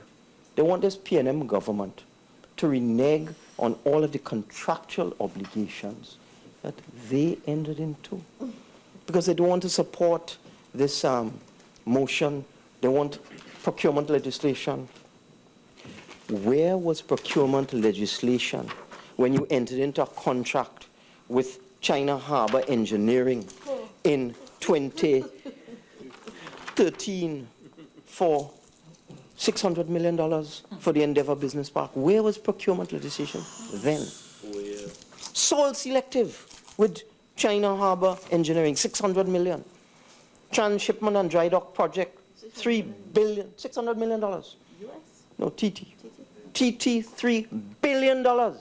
Transshipment and dry dock project executed in 2014. Where was procurement legislation then when the UNC entered into a sole selective contract with China Harbour Engineering Company for $3 billion?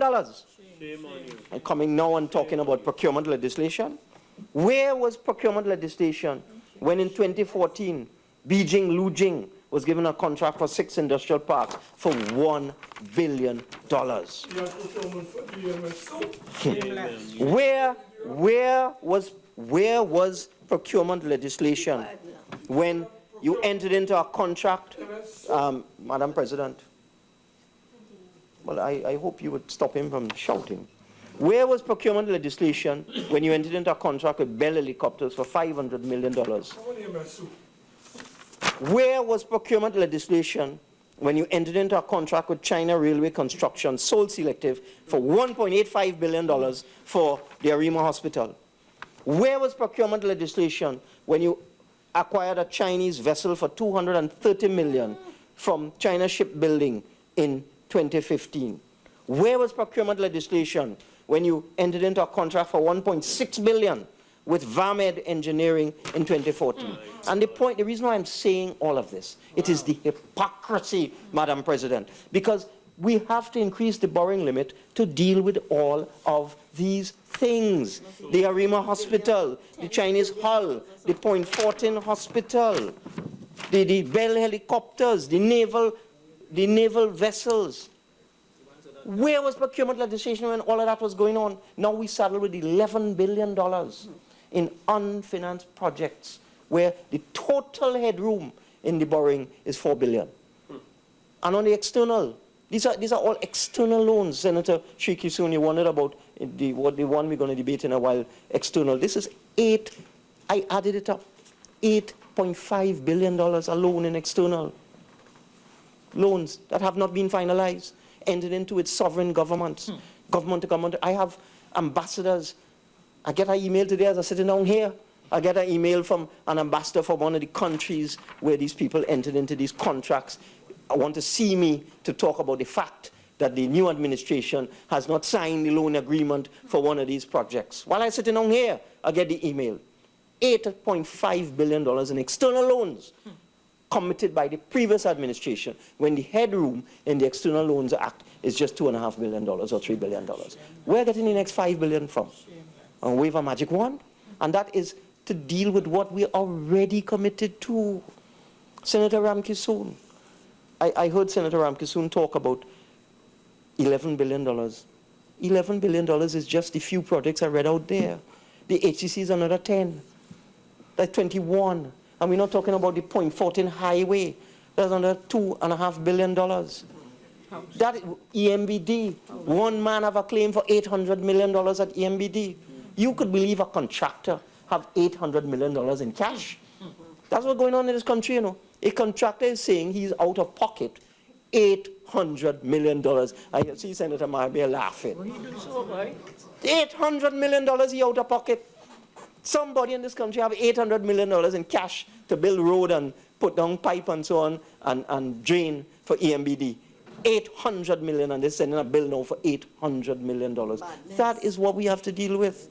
So it's not a question of this PNM government being profligate and we want to bust the borrowing limit and we want to bust the GDP and I don't think we would ever come like Greece. We have to deal with these matters, and that is why we need breathing space. But I want to give everybody the assurance that we are going to go in there, and all these overvalued, all these overpriced, all these obscene contracts. Look at the Beetham wastewater project is a case in point. 2 bids.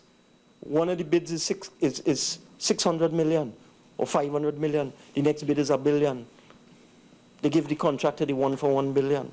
That's $500 million could have been saved right there. And then the contractor abandons the job because they underbid. The $1 billion contractor, the one that was over the other one by 500 million, want to walk off the job because he underbid. And that is what we have to deal with. And then I have to listen to Senator Munro, Senator Samuel, Senator Sturge, Senator Ameen, Senator Hadeed, Senator Mark, as if you were in dreamland. Are you in fantasy land? These are all cabinet decisions of your government. You did this. You put this country in this mess. We have to fix it. We have to fix it. And as I said, I took notes of everything what Senator Roach said. The question of the Heritage and Stabilization Fund. There was always a point of view we should have 2 funds, a Heritage Fund and a Stabilization Fund. And when I came here to do the budget debate, Senator Mahabir raised it. And it's an idea whose time has come. We need to talk about this. What is the point of having a stabilization fund? When you need to stabilize something, you don't use it. What you have it there is a trophy. So you just have money in a fund for nothing. So we need to talk about these things. We need to separate the fund into a heritage fund for future generations and a stabilization fund to stabilize the economy in times of economic uncertainty. Where did the money come from for the fund anyhow? It was surplus revenues in times of high commodity prices put into the fund to be used when commodity prices are depressed. But we just watching this thing and saying, what a wonderful thing. We need to have a discussion in this country about this. What is the purpose of this fund?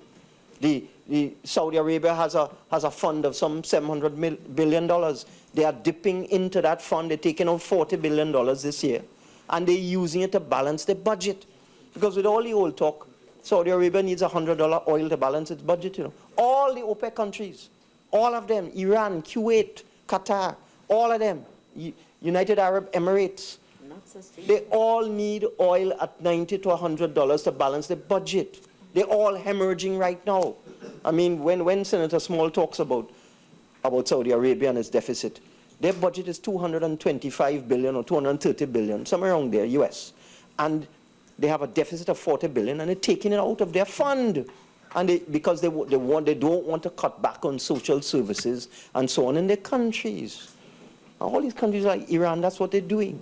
So when people talk about cut, of course you could cut. What are you going to cut? Salaries? No. You're going to have a riot in this country. That happened already. The NER came in, did a 10% cut, take away COLA, and what happened? What happened? They had a riot. 1990 happened. We are not going to do that. We're not going to cut people's salaries. We're not going to retrench people in droves, as one of the alarmists spoke about. We're not doing that. But what we will look at is where there's corruption, where goods and services are overpriced, where people are selling goods and services to the government for $10 when it should cost $5 or $1. I give you a promise, we're going to cut that out. And that is how we will cut expenditure. That's how we'll do it. That is the waste and the fat that you see when you look into the budget, Senator Mahabir. That's what you see. Ridiculous expenditure on nonsense. We are going to deal with that, but we're not going to interfere with the livelihood of ordinary working people. We're not doing it. And this is why, for this year, I pegged the budget at 62 billion, 5 billion of which is arrears. So you're really talking maybe 57 billion. Because we want to maintain employment. We want to keep the economy going. If you suddenly just cut $15 billion out of your expenditure, your economy is going to go into total collapse. You may never come out of it. Of course, you have to cut. Of course. But we're cutting out waste and corruption. And I don't say that facetiously. I mean it when I say that. And in terms of the why we're asking for this, it is wasteful of this Parliament's time to come back every year and ask for a 5 billion and a 10 billion and so on. That's what we feel. We do not intend to do what the previous administration did, Senator Shrikissoon. You'll have to excuse me. When you were talking, I mean, I wasn't there. I didn't enter into all these crazy projects. You can't blame me for that. You know, I got the impression, Senator, it's me you're blaming for the craziness that went on. No, I'm just saying I got that impression, okay? Not me. I wasn't there. I didn't bust the central bank overdraft. I didn't raid National Gas Company. I didn't do that. I didn't spend 3 times what you should spend on projects and do things soul selective. Not me. It wasn't us. Nobody on this side did that. That was somebody else. You can't hold us responsible for that. You can't. But one of the good things that came out of this debate is a statement on debt. Now, if you go into the review of the economy, you will see a statement on contingent liabilities, on central government debt, on central government guaranteed debt, and so on. It's all there. But I'm giving an undertaking now, because I think it's important everybody knows the state of our debt in this country. I can't tell you when. I can't say I'll do it every 6 months. I don't want to make that commitment now. But on a regular basis every year, there will be reports to the Parliament on the state of the country's debt. Yeah. I give you that commitment here today. I don't want to go into details because I don't want to talk out of turn and say I'll do it every 3 months, every 6 months, but I will do it at least once per year. You will see what the debt is. You will see what the government guaranteed debt is, what the contingent liabilities are. This is not a government of secrecy. We're not going to hide anything. We'll present it to you so you will see. So that if you think we're going off course, you could raise an alarm. We're going to give you the information for, that is one thing that I promise we will do for you. Another, one of the senators spoke about we should access, I think this was Senator Raffoul said we should access the agencies such as IDB, CDB, World Bank. Of course, that's what we're going to do. Definitely. I endorse your proposal to us, because that's exactly what we're going to do. Because you get borrowing on very good terms, you get a moratorium, low interest rates, and most of all, you get transparency. And all of these agencies demand feasibility studies before you do a project, so that at least you have some guarantee that the projects won't be frivolous. And you have some, they do value for money analyses. So you have some guarantee that the project won't be overpriced. So that is one of the benefits of going to the multilateral agencies. So and that is why they didn't go, because they would have to explain their vanity projects and why their projects cost so much. Madam President, can you tell me how much more time I have? 15 minutes. Thank you very much. And it really, I find it quite annoying. Senator Hadeed, you need to get another speech. Because, I heard that speech in the last election campaign. Madam President, through you, I heard that speech in the last election campaign. And I remember a famous statement made by President Obama. You know, when Obama was going for election, they say all kind of things about Obama. They say he's a Muslim. They say he's a terrorist. They say he wasn't born in the United States. They say he don't go to church. All kind of things they say about this man. And he won the election. And I remember he made a very poignant comment afterwards. He said they threw everything at me. They said everything they could possibly say about me. But the population didn't buy it. Population didn't buy it. And that is what I would say to my honourable friends on the front bench opposite. That tired rhetoric, the population didn't buy it. And Madam President, you know, they live in a little fantasy land of their own. Because there were 2 local government by-elections yesterday. And they lost both of them. And if the PNM was so bad, and if the UNC was so good, and if what we were doing was nonsense, and if what they had done and what they planned to do was so brilliant, how does this explain these results? In Malabar South, PNM 1,600, UNC 29. If there's an iota of truth in anything said by honourable members on the front bench today, a speck of truth, a sand grain of truth in anything you said, explain those results. 1,600 for PNM, 29 for UNC, Malabar South. And in Ozanville, Tunapuna, 2,459 votes PNM, 325 for the UNC. You lost a deposit in both. But you live in a little fantasy world. The population is no longer buying your rhetoric. They're not listening to you. And you should take pattern from the PNM. Because in 2010, the population wasn't listening to the PNM. And we went out. We lost election. We come back. We re-engineer. We rejuvenate. We reconstruct. We rebuild. And now you have this brilliant PNM team here. Put a new leader too. We had the confidence and the courage to put a new leader in the PNM.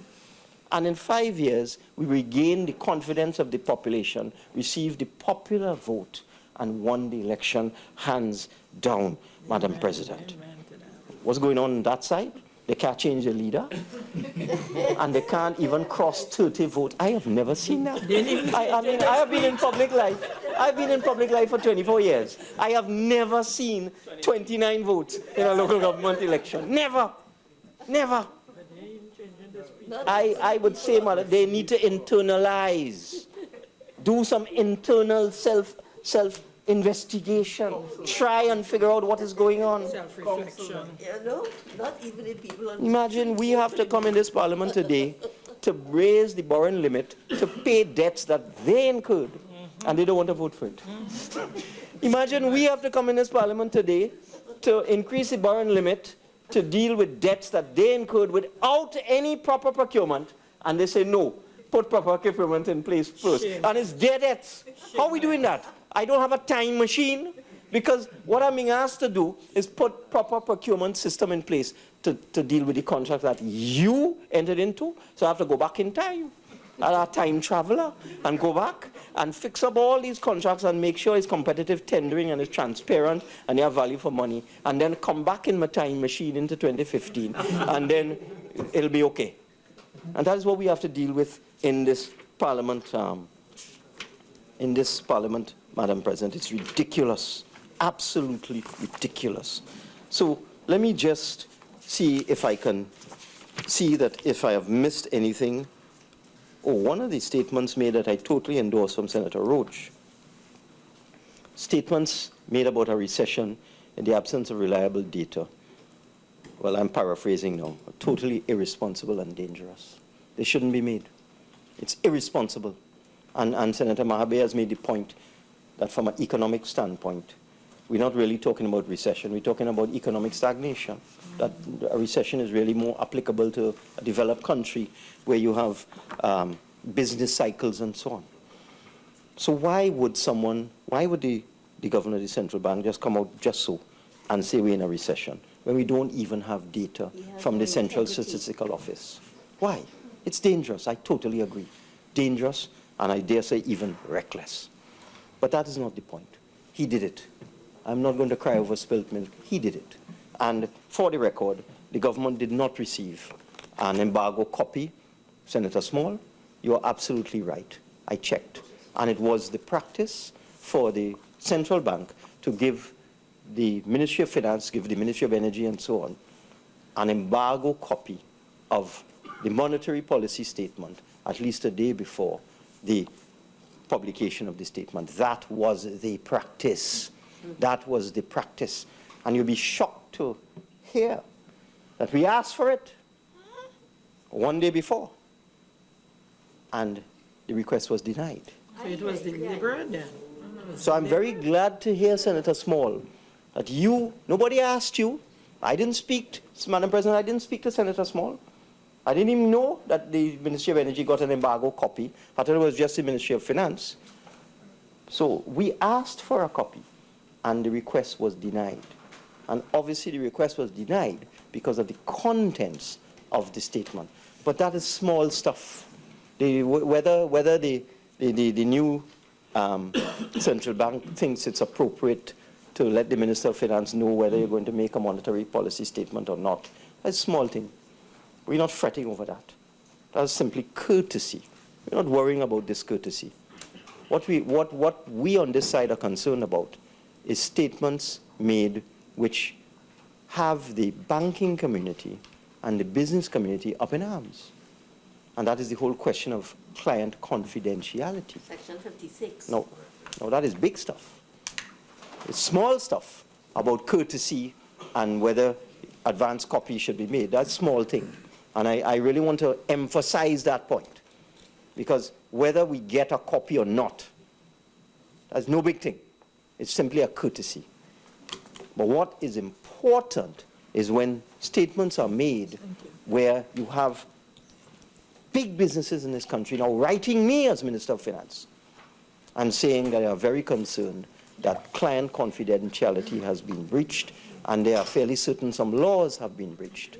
I have several letters from big institutions in this country telling me that in their view, client confidentiality has been breached. Now that is a big thing. That's a big thing. And I just thought I would say that because when I heard Senator Roach talk about statements being made without the courtesy of letting the government know, and then Senator Small confirmed that the embargo, I was told by a former governor that even the media sometimes received an embargo copy. And the reason for that was that when the press conference was held to deliver the statement, the central bank was of the view that the question and answer session would not be productive unless the media got an embargo copy so that they could prepare and research and ask intelligent questions. So even the media used to receive an embargo copy, quite apart from the government agencies. But let's leave that alone. That is a completely different matter. It just affects confidence in this country. But I thought I would put it on the record. Now, Senator Raffoul, I can't agree with you more about lights in the building. There are no building management systems in this building.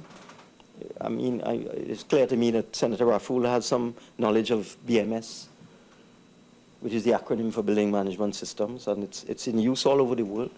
And you have it's essentially a computer system which monitors the conditions in the building, monitors the humidity, monitors the temperature, monitors the use of lights, and so on.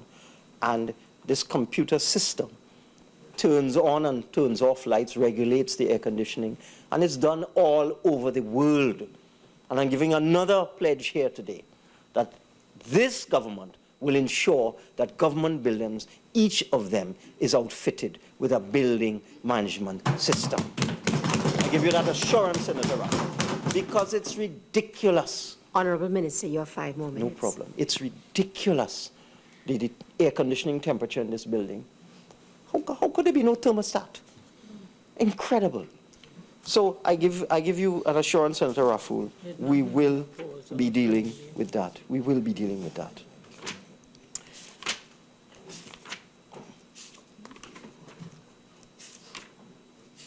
Senator Small. Well, you gave us the revelation about the embargo copy. You also told us that we have to limit banditry. I give you an assurance that is our intention. We intend, when we go to the population in 2020, that we go to them with a clean record so that the election will be fought on issues, on policies, and not on allegations of banditry and corruption.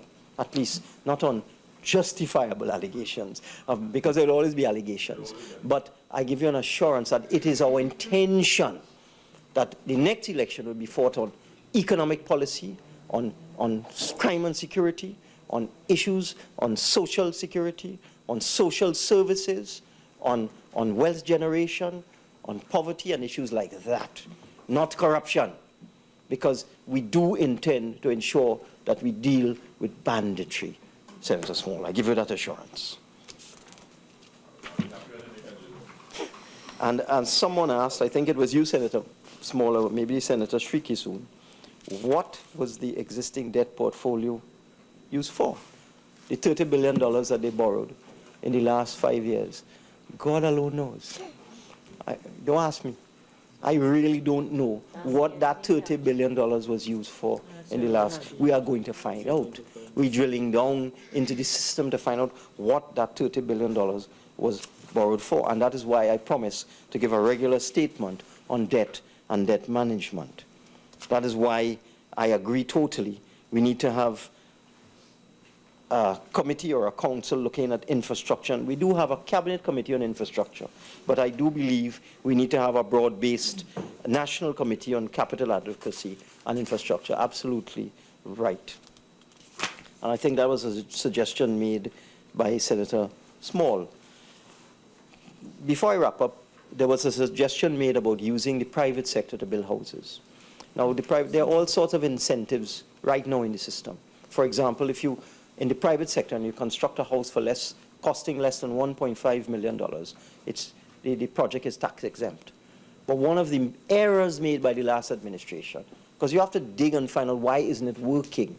Because if you get tax exemption from profits, an exemption from tax on a property costing $1.5 million, why isn't the private sector getting involved?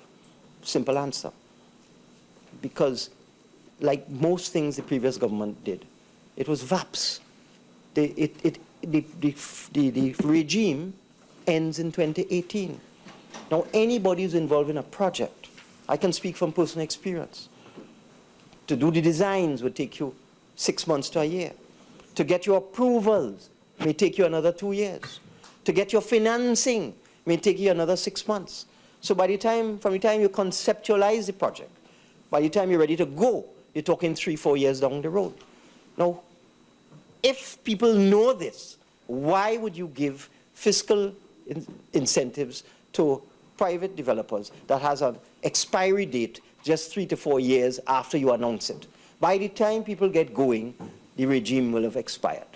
I can tell you, we are going to make sure there's a permanent regime in place with fiscal incentives to encourage the private sector to get involved in housing. Because the private sector should be involved in housing. I think it was Senator Crease had made this point.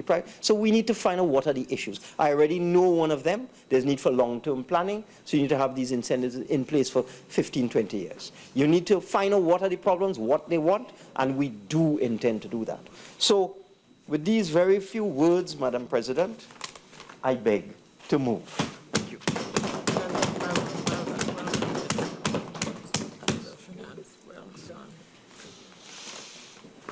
Honourable Senators, I will first put the question on the proposed amendment.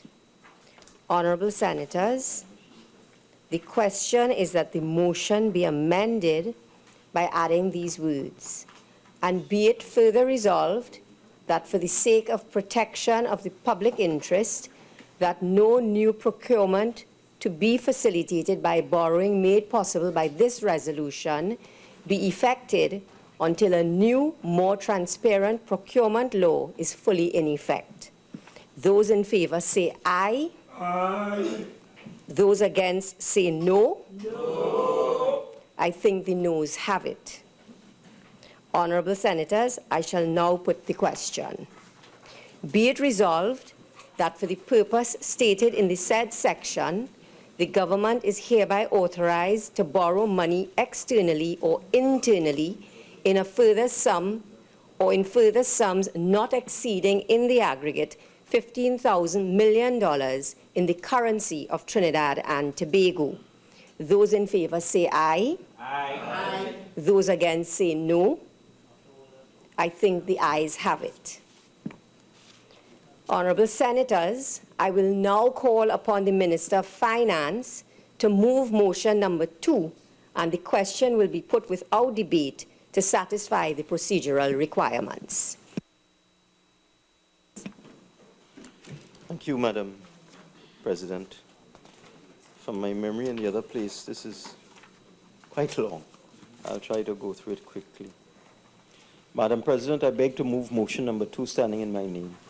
Whereas it is provided by subsection 1A of section 3 of the Guarantee of Loans Companies Act, chapter 7182, hereinafter referred to as the Act, that the government may in such manner and on such terms and subject to such conditions as may be agreed between it and a lending agency, guarantee the discharge by a company of its obligations under any agreement which may be entered into by the company with a lending agency in respect of any borrowing by that company that is authorized by the government. And whereas it is provided by section 1 of section 4 of the Act that the aggregate amount of all borrowings by companies that are guaranteed by the government under the Act shall not exceed $50 million without taking into account any amount in respect of interest, commissions, and any other expenses secured by the guarantees, or such greater sum as may from time to time be specified by resolution of the Senate and the House of Representatives, and whereas by resolution passed in the House of Representatives on the 17th day of January 2003, and in the Senate on the 20th day of January 2003, an aggregate sum of $9,000 million was specified, and whereas by resolution passed in the House of Representatives on the 8th day of September 2011, and in the Senate on the 10th day of September 2011, an aggregate sum of $25,000 million was specified, and whereas it is now necessary to increase the aggregate amount of all borrowings by companies that are guaranteed by the government under the Act by a further sum of $20,000 million, be it resolved that the aggregate amount of all borrowings by companies that are guaranteed by the government under the Act shall not exceed $45,000 million in the currency of Trinidad and Tobago. Madam President, I beg to move. Honourable Senators, I will first put the question on the proposed amendment. Honourable Senators, the question is that the motion be amended by adding these words, and be it further resolved that for the sake of protection of the public interest, that no new procurement to be facilitated by borrowings made possible by this resolution be effected until a new, more transparent procurement law is fully in effect. Those in favor say aye. Aye. Those against say no. No. I think the noes have it. Honourable Senators, I shall now put the question. Be it resolved that the aggregate amount of all borrowings by companies that are guaranteed by the government under the Act shall not exceed $45,000 million in the currency of Trinidad and Tobago. Those in favor say aye. Aye. Those against say no. I think the ayes have it. Honourable Minister of Finance. Thank you, Madam President, and this one is even longer. I think we need to change the actual law itself. Madam President, I beg to move motion number 3 standing in my name. Whereas it is provided by section 3(1) of the External Loans Act, chapter 7105, that for the purpose of financing general development in Trinidad and Tobago, or of repaying borrowings effected for the general development, the Minister of Finance on behalf of the government may borrow money externally in such sum or sums not exceeding in the aggregate 50 million Trinidad and Tobago dollars, or the equivalent thereof in any foreign currency or currencies, and thereafter he may borrow such further sum or sums as may from time to time be specified by resolution passed in the Senate and the House of Representatives. And whereas by resolution passed in the House of Representatives on the 21st January 1972 and in the Senate on the 25th January 1972, the Minister on behalf of the government was authorized to borrow externally in further sums not exceeding in the aggregate the equivalent of 25 million Trinidad and Tobago dollars in any foreign currency. And whereas by resolution passed in the House of Representatives on the 19th of January 1973 and in the Senate on the 23rd of January 1973, the Minister on behalf of the government was authorized to borrow money externally in further sums not exceeding in the aggregate the equivalent of 50 million Trinidad and Tobago dollars in any foreign currency.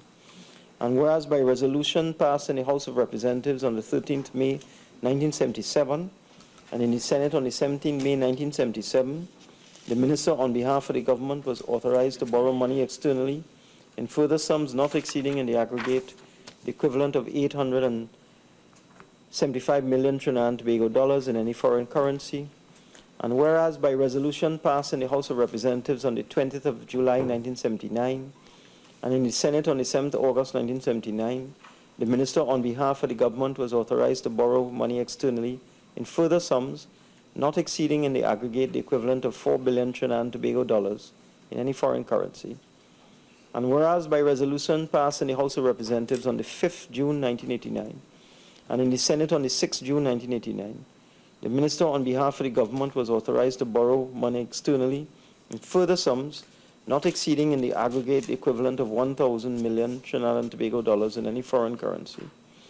And whereas by resolution passed in the House of Representatives on the 12th July 1993 and in the Senate on the 13th July 1993, the Minister on behalf of the government was authorized to borrow money externally in further sums not exceeding in the aggregate the equivalent of 3 billion Trinidad and Tobago dollars in any foreign currency.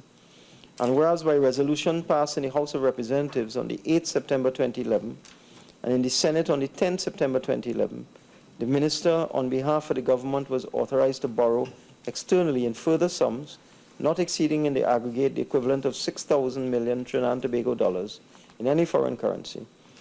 And whereas it is necessary to borrow further sums for the purpose of financing general development in Trinidad and Tobago, be it resolved that for the purpose of financing general development in Trinidad and Tobago, the Minister of Finance on behalf of the government is hereby authorized to borrow money externally in further sums not exceeding in the aggregate the equivalent of 15,000 million Trinidad and Tobago dollars in any foreign currency.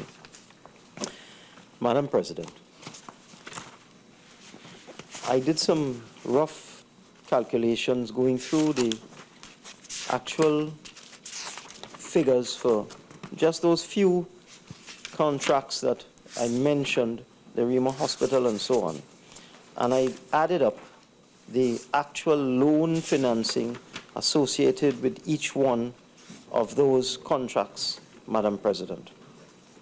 And when you add it all up, I will get to my page in due course. When you add it all up, Madam President, you will discover that we are already committed, Trinidad and Tobago is already committed to the following. Arima Hospital is external financing, 1.3 billion. Chinese Hull, 215 million. These are the actual loan amounts. The rest of the money has to come from the Treasury, believe it or not. Chinese Hull, 215 million, foreign loan. Point Fortin Hospital, 628 million, foreign loan. Naval Assets, 1.2 billion, foreign loan. Endeavour Business Park, 600 million, foreign loan. Dry Dock Project, 2.8 billion, foreign loan. Industrial Parks, 1 billion, foreign loan. This is just some of the commitments that we have. And this is to answer a question raised by Senator Shrikissoon. Why are we asking for an increase in external loan limits? What I just added up there is just, that's $8 billion. And that's not an exhaustive list of what we have to deal with. As I said, a lot of these things are government to government, where the Chinese government in particular, and there was a particular fascination for the Chinese. And it was really terrible that under the PNM, you remember how much stick the PNM, how they beat up on the PNM for having these government to government arrangements with the Chinese. It was bad then. So when the Chinese built the diplomatic center and so on, and Napa, that was a horrible thing. You shouldn't bring Chinese contractors here. You shouldn't do business with the Chinese. All of these things now. Arima Hospital, Chinese contractor. Chinese hull, well, obviously, that's from China. The dry dock, the industrial parks, all Chinese. What happened?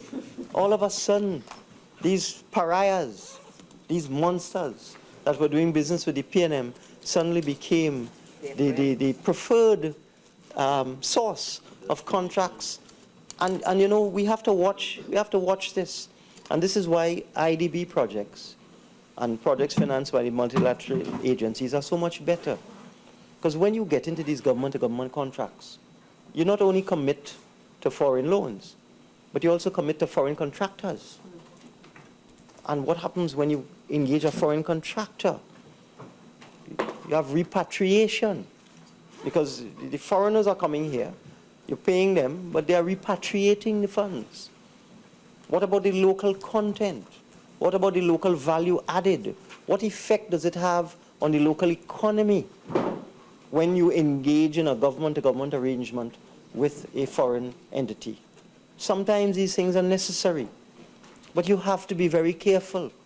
And what is shocking is the way the previous government condemned the 1 or 2 projects we did, government to government, and then they jump straight in, you know, they dive in as if this was a panacea to all of their issues. So these are some of the challenges that we face, and these are some of the reasons why we are asking the Senate to allow us to increase the limit on the External Loans Act. And let me just give some history. While external financing was envisaged under the Development Loans Act in Chapter 7104 in 1967, the need for larger flows of foreign reserves for development purposes became critically important in light of the foreign exchange requirements from domestic capital expenditure.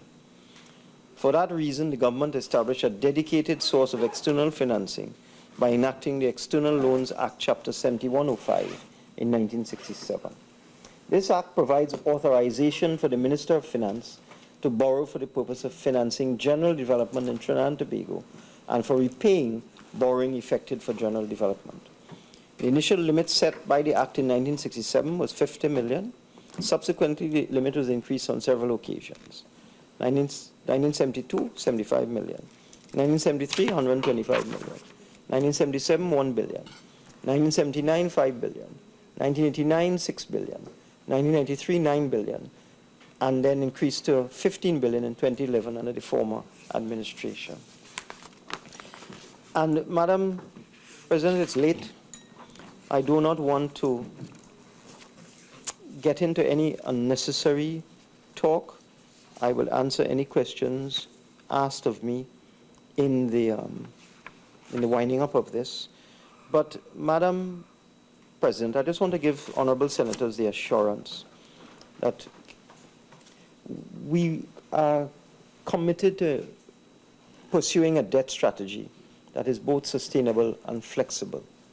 We're seeking headroom under this legislation and the other previous ones to maintain a range of borrowing options in sufficient amounts so as to not unduly limit the government's ability to make financing decisions which would minimize both the cost and the risk of the debt portfolio, as well as to ensure the total public debt does not exceed sustainable limits. But this debt strategy, refinancing, trying to amortize debt over a longer period, seeking moratorium, seeking better interest rates and so on, cannot be implemented because of the limited headroom under the legislation at this point in time. We are asking for the increase in the borrowing limit under this particular act, the External Loan Act, as well as the ones we did previously, and I thank the Senate for not objecting to our request previously, to streamline our interaction with financial institutions, not just for the government, but for state enterprises. Someone had asked about state enterprises. What happens? Petrotrin was downgraded, it is true, but they can still borrow. And they can borrow without a government guarantee. But they borrow at very high rates. And then can they repay? And as Senator Mahabir said, I think it was Senator Mahabir, could be Senator Small. Banks are willing to lend. They're willing to lend. So that state enterprises are able to borrow on their own. But I can assure you, whatever happened in the past is not going to happen in the future. This Minister of Finance and this government is going to keep a very tight rein on borrowing by state enterprises. We are simply, in fact, I have a request before me right now from Petrotrin, which I will not be just approving just so, because they have expensive debt and they want to retire some of their expensive debt and replace it with long-term, cheaper financing. And I mean, that's a very reasonable request. They've also asked for an increase in the debt portfolio, which I'm looking at. But the fact of the matter is, I am looking at it. I'm not putting on blinkers and a blindfold, because Senator Henry wondered what was going on all the time under the previous Minister of Finance. What happened? Is it because he was a senator? He was afraid to rock the boat? Is it because he could have been fired at a moment's notice if he didn't agree to all of this profligacy? I sometimes wonder myself. Well, I'm not a senator. I'm an elected member. And I will not be doing things that are irresponsible. And if another Minister of Finance comes along and wants to do that, well, so be it. But this Minister of Finance is going to be as responsible as I can possibly be. So we have to look at retiring debt, refinancing debt, trying to get the best interest rates, trying to get rid of expensive debt. We also have debt maturing on us in 1 year. I just had to go to market to get some loan financing to retire a loan from FCB that had a 1 year maturity. That is what this government was doing. Instead of borrowing over 10 years, 15 years, they borrow money over 12 months. I faced a $1 billion loan repayment 2 weeks ago. Just come and meet that.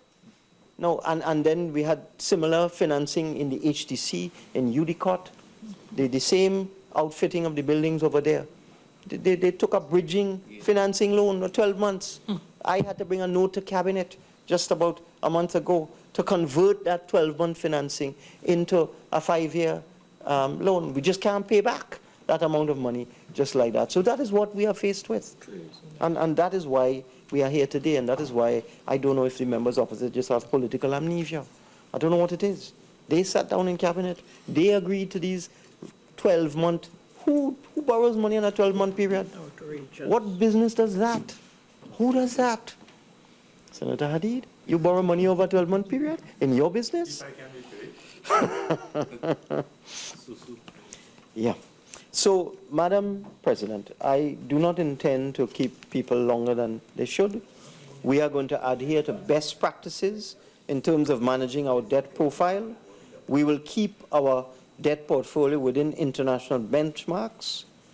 Senator Ramkissoon, I don't think we would ever get to Greece at 177%. I can't understand how a country could do that.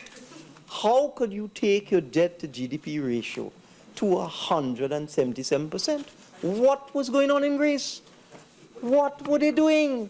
We had 46%, and we're looking at a maximum of 65%.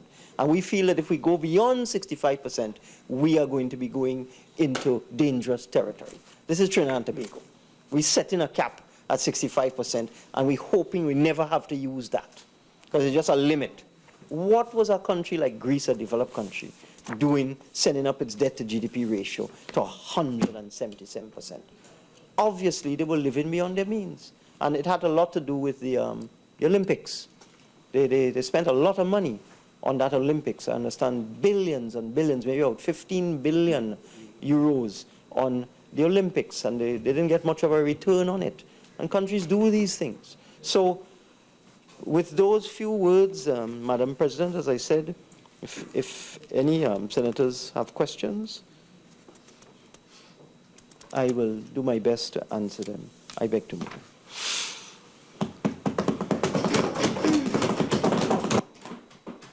Honourable members, I shall now propose the question for debate. Be it resolved that for the purpose of financing general development in Trinidad and Tobago, the Minister of Finance, on behalf of the government, is hereby authorized to borrow money externally in further sums not exceeding in the aggregate the equivalent of 15,000 million Trinidad and Tobago dollars in any foreign currency. Yes. Thank you very much, Madam President.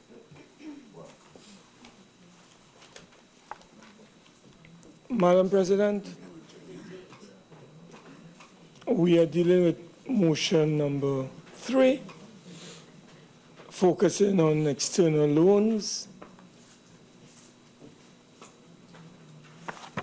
in which the government is now seeking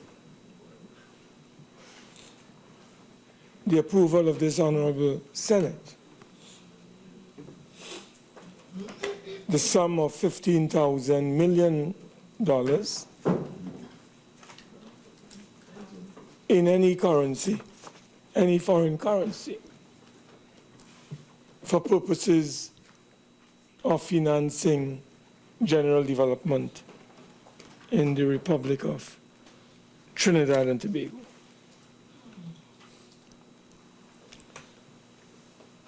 We know, Madam President, that the purpose of external borrowing is to finance general development or to repay monies that have been borrowed for purposes of pursuing general development.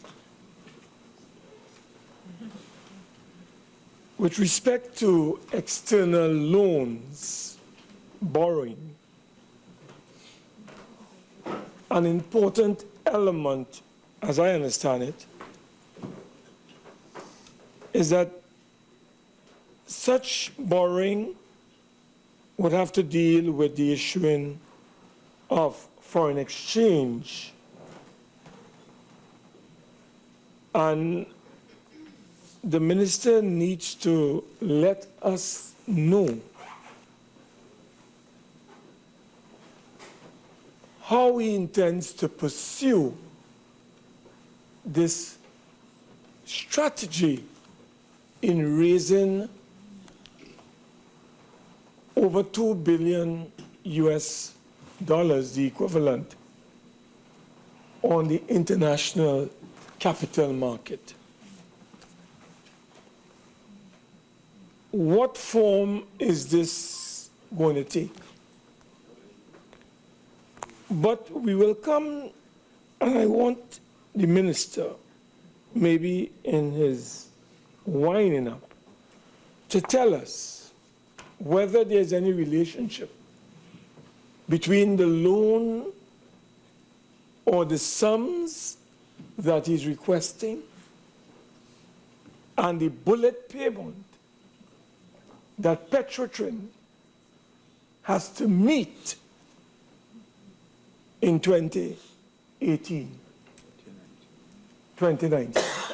We understand it's very close to 800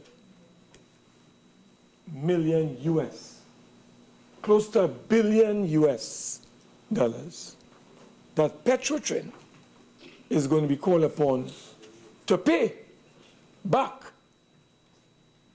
on the international market to borrowers. So that is an area that we want to get very early clarification on. One of the challenges that we have is that when we raise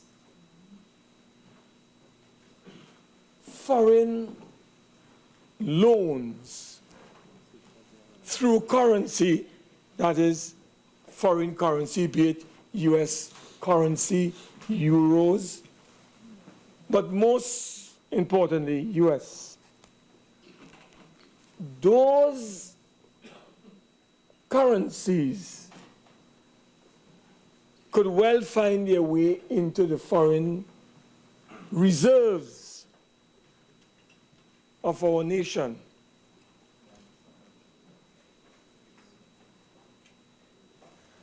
And, Madam President, we have to examine the utilization of foreign currency for purposes of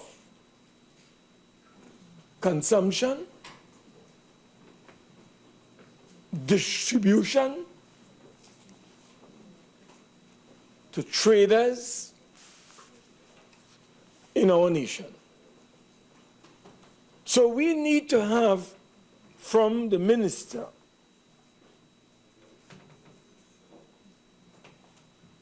his plans and programs for raising this $15,000 million, or as I said, the equivalent of over $2 billion on the external market. But the question that has to be posed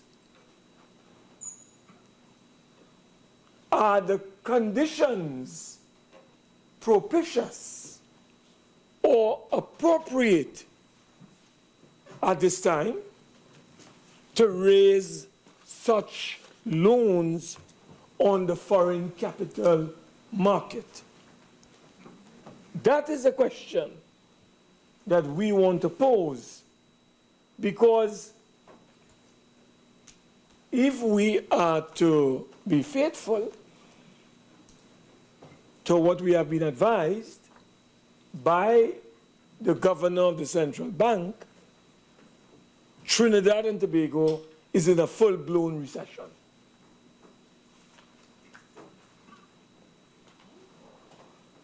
The economy is contracting, and, Madam President, there is a collapse in the prices of oil and gas in terms of prices. There is a collapse, or a contraction, I should say, in the energy supply, or in energy supply. Madam President, there is a continuous decline in foreign exchange earnings as a result of the contraction of the energy sector and its inability to generate foreign exchange earnings. So these are some of the conditions that we are faced with in Trinidad and Tobago at this time. And, Madam President, what is even more frightening is the continued erosion of the country's foreign exchange reserves. The official foreign exchange reserves are being constantly depleted and eroded.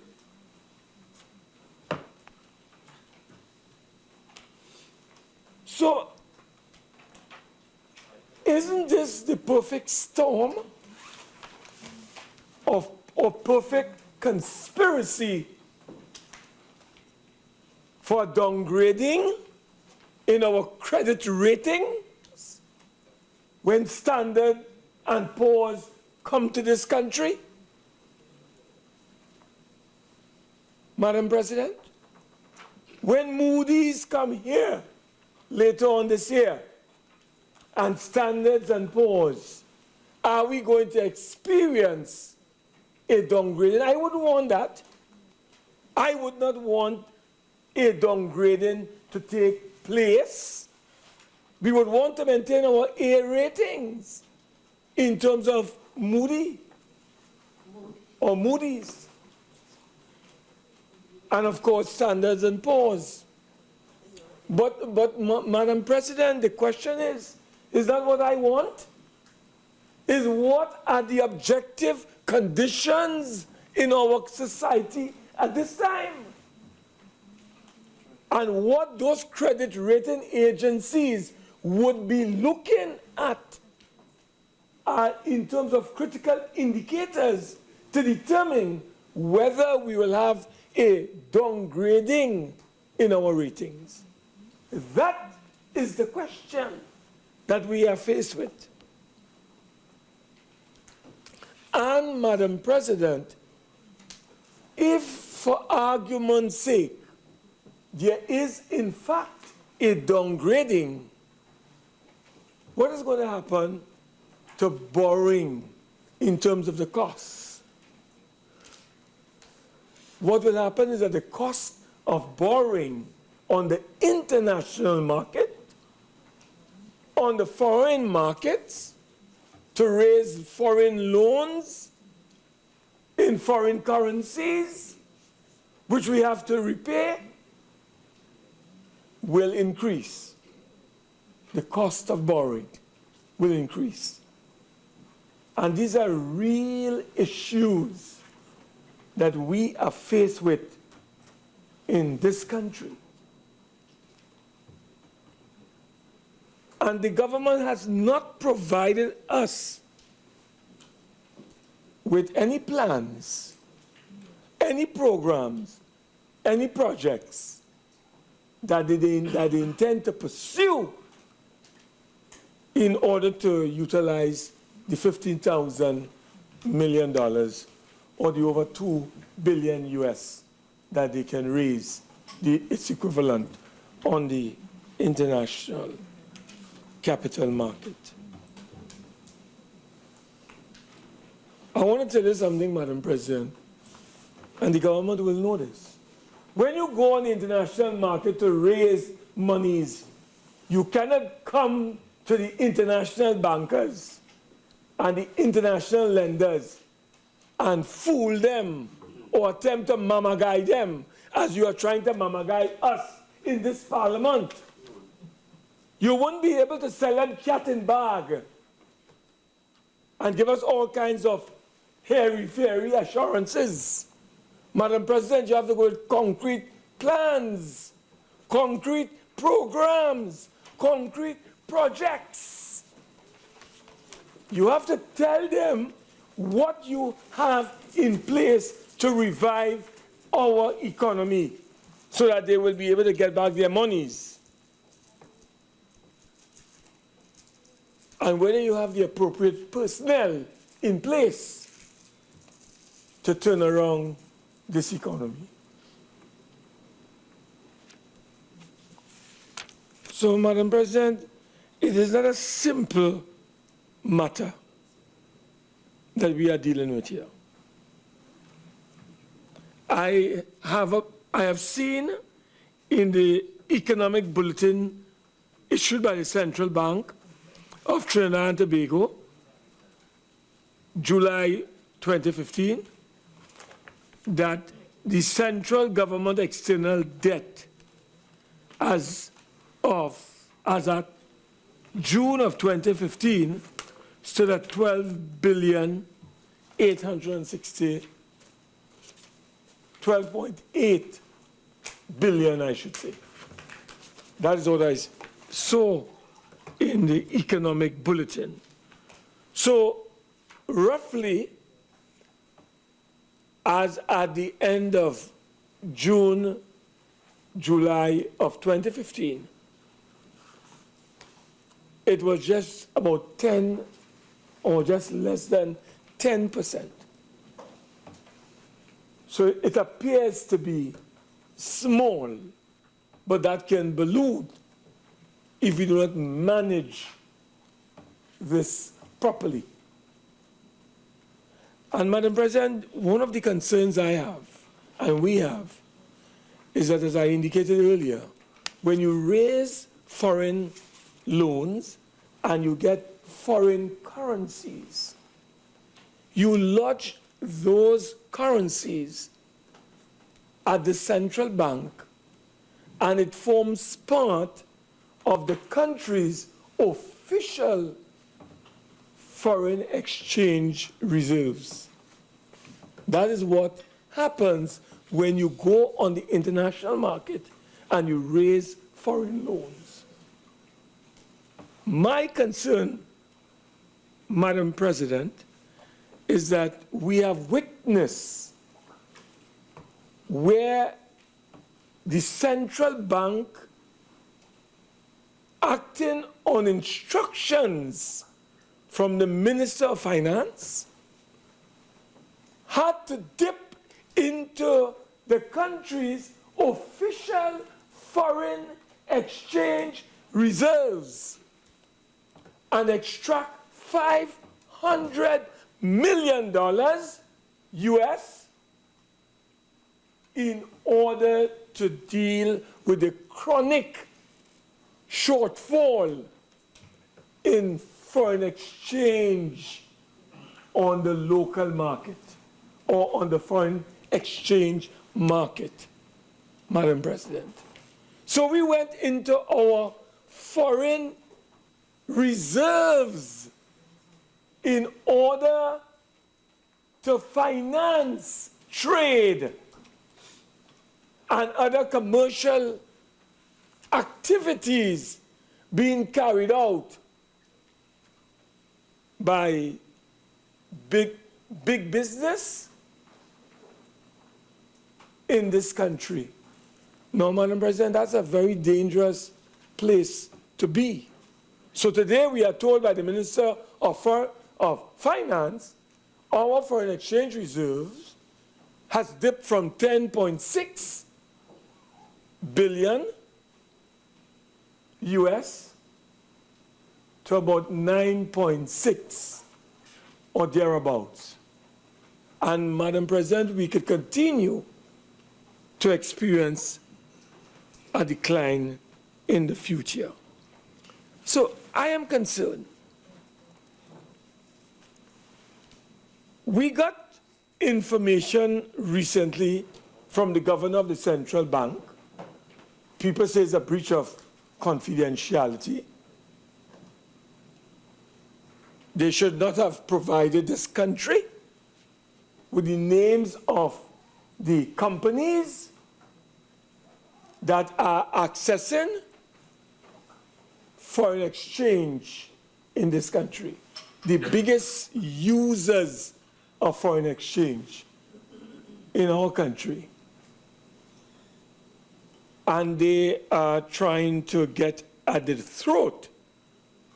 And I believe this is all part of a conspiracy on the part of the government to undermine the governor of the central bank. And they seem to be mobilizing their forces, the Chamber of Commerce, and all of these organizations and so on, to try to undermine the independence of the central bank. But, Madam President, the reality is we are concerned about our hard-earned foreign exchange coming from oil and gas and petrochemicals being given, being distributed and allocated to big business who are only importing goods from abroad to sell, and they're not earning foreign exchange. How long is this madness going to continue? And are we going to dip in our foreign exchange reserves in the future? And therefore, we may face a depletion of our foreign exchange reserves if we are not careful, Madam President.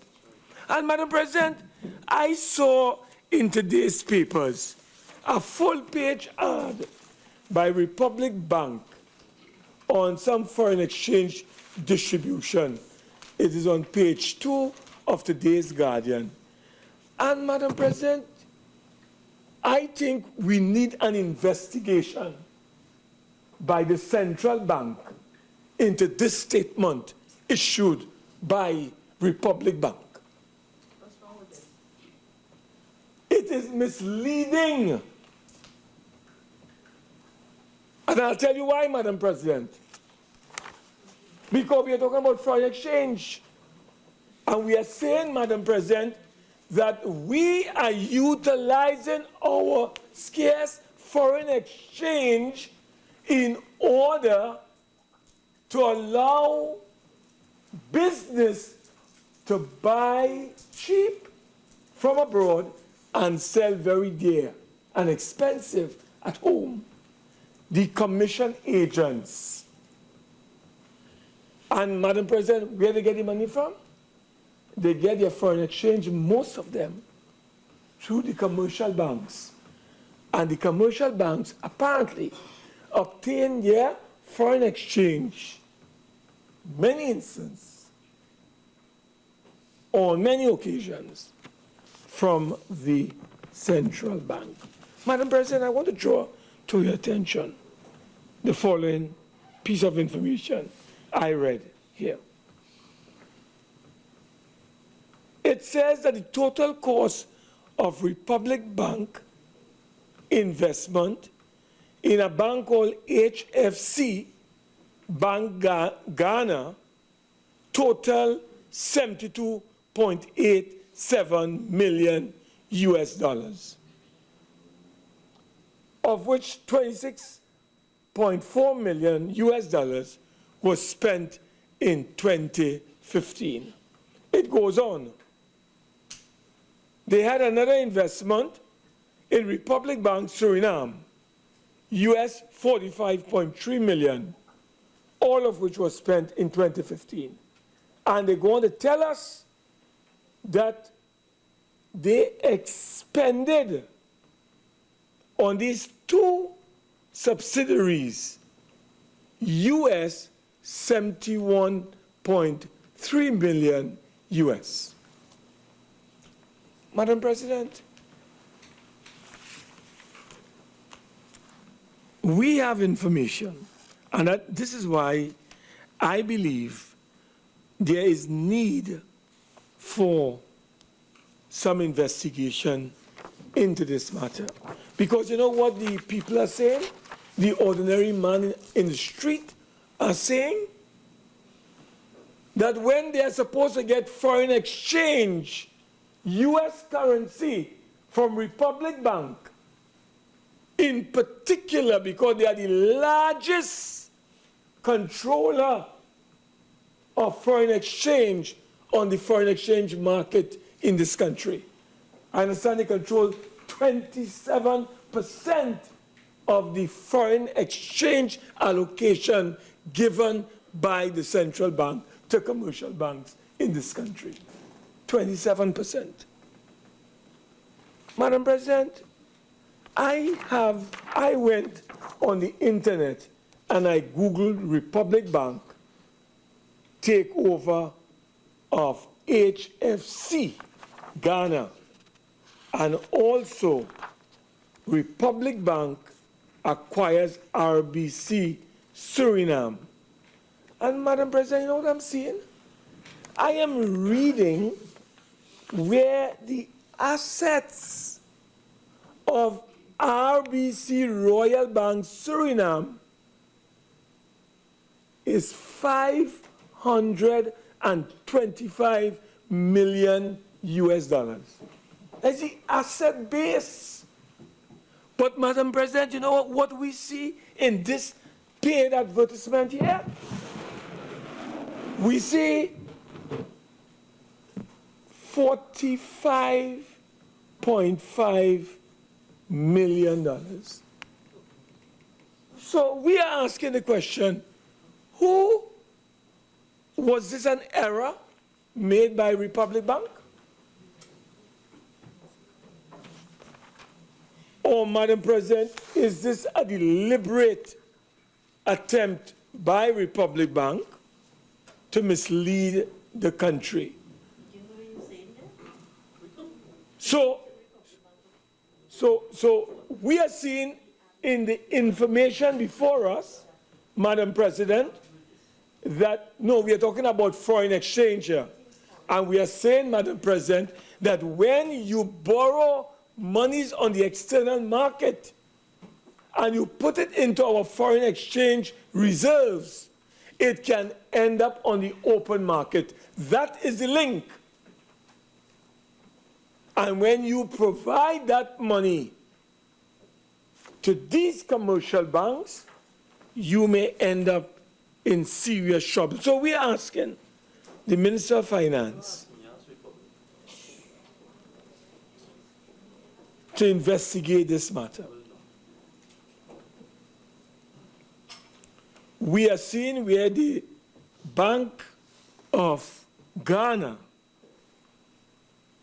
the assets amount to over $500 US. And this was acquired between 2012 and 2015. The same period, Madam President, when we were experiencing severe shortages in foreign exchange in Trinidad and Tobago. So we are asking a question, whether monies that are supposed to have gone to business, to retailers, and to traders were being diverted by this particular institution to buy a bank in Suriname and to buy a bank in Ghana. We asking that question. Well, I have questions for you too. I have questions for you.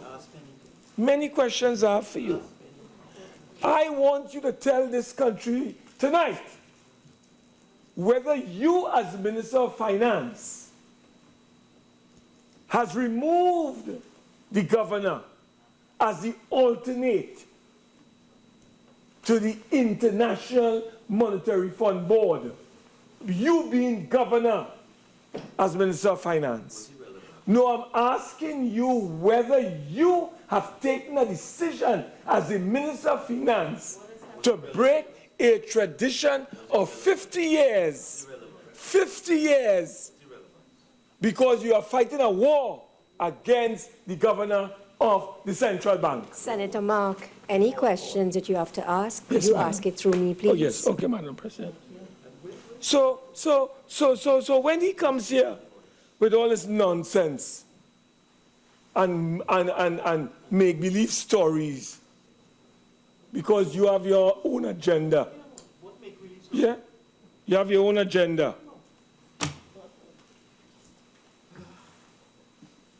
So, Madam President, I want the Honourable Minister of Finance, as we are dealing with, because he made mention earlier about the Heritage and Stabilization Fund, because that contains foreign currency, and we have to invest the Heritage and Stabilization Fund investment abroad. I want him, the Honourable Minister of Finance, to tell this House whether he's aware.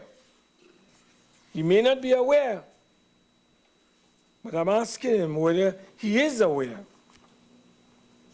that as we speak, Madam President,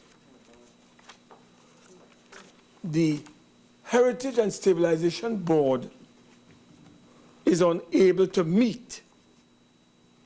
And the reason why the board cannot meet is because it doesn't have a central bank representative, and it doesn't have a representative from the Ministry of Finance.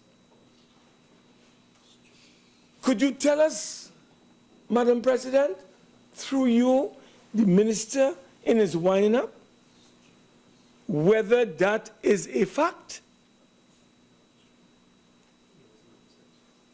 And whether, Madam President, after 2 months, the NIB is still without a chairman.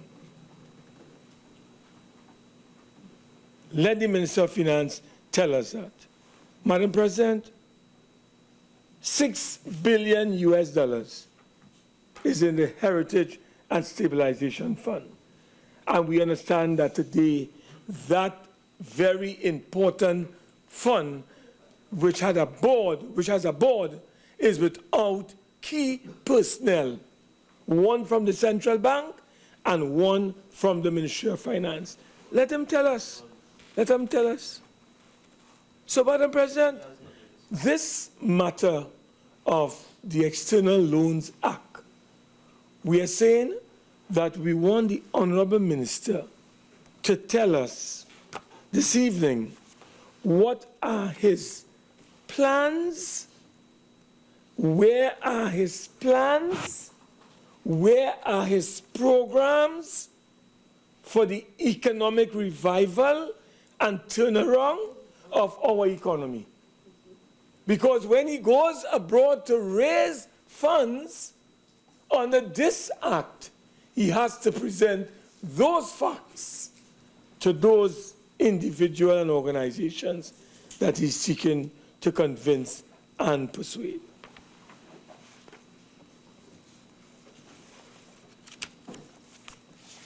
So, Madam President, that is an area that we believe that there is need for some clarification on. He hasn't indicated to us what projects that he is going to be pursuing. And I don't believe he's going to borrow simply to spend. He must have a plan. And therefore, we want the Honourable Minister of Finance to share with us his plans for raising this $15,000 million on the foreign market under the External Loans Act. That is what we would like him to share with us this evening. No, he may have done that as far as you are concerned. We are dealing with this matter before us now. So, Madam President, these are some of the issues that we would like to put on the table this evening so we can get some clarification. As I said, we would like to know, Madam President, in summing up my limited intervention, we want to get from the Minister whether in his view the conditions are appropriate for Trinidad and Tobago to go on the international capital market or bonds market in order to raise loans given the situation that we are faced with at home in Trinidad and Tobago at this time. And when does the Minister intend to go on the international stage and hold what is called a literal road show in an effort to attract the investment or the foreign currencies through loans?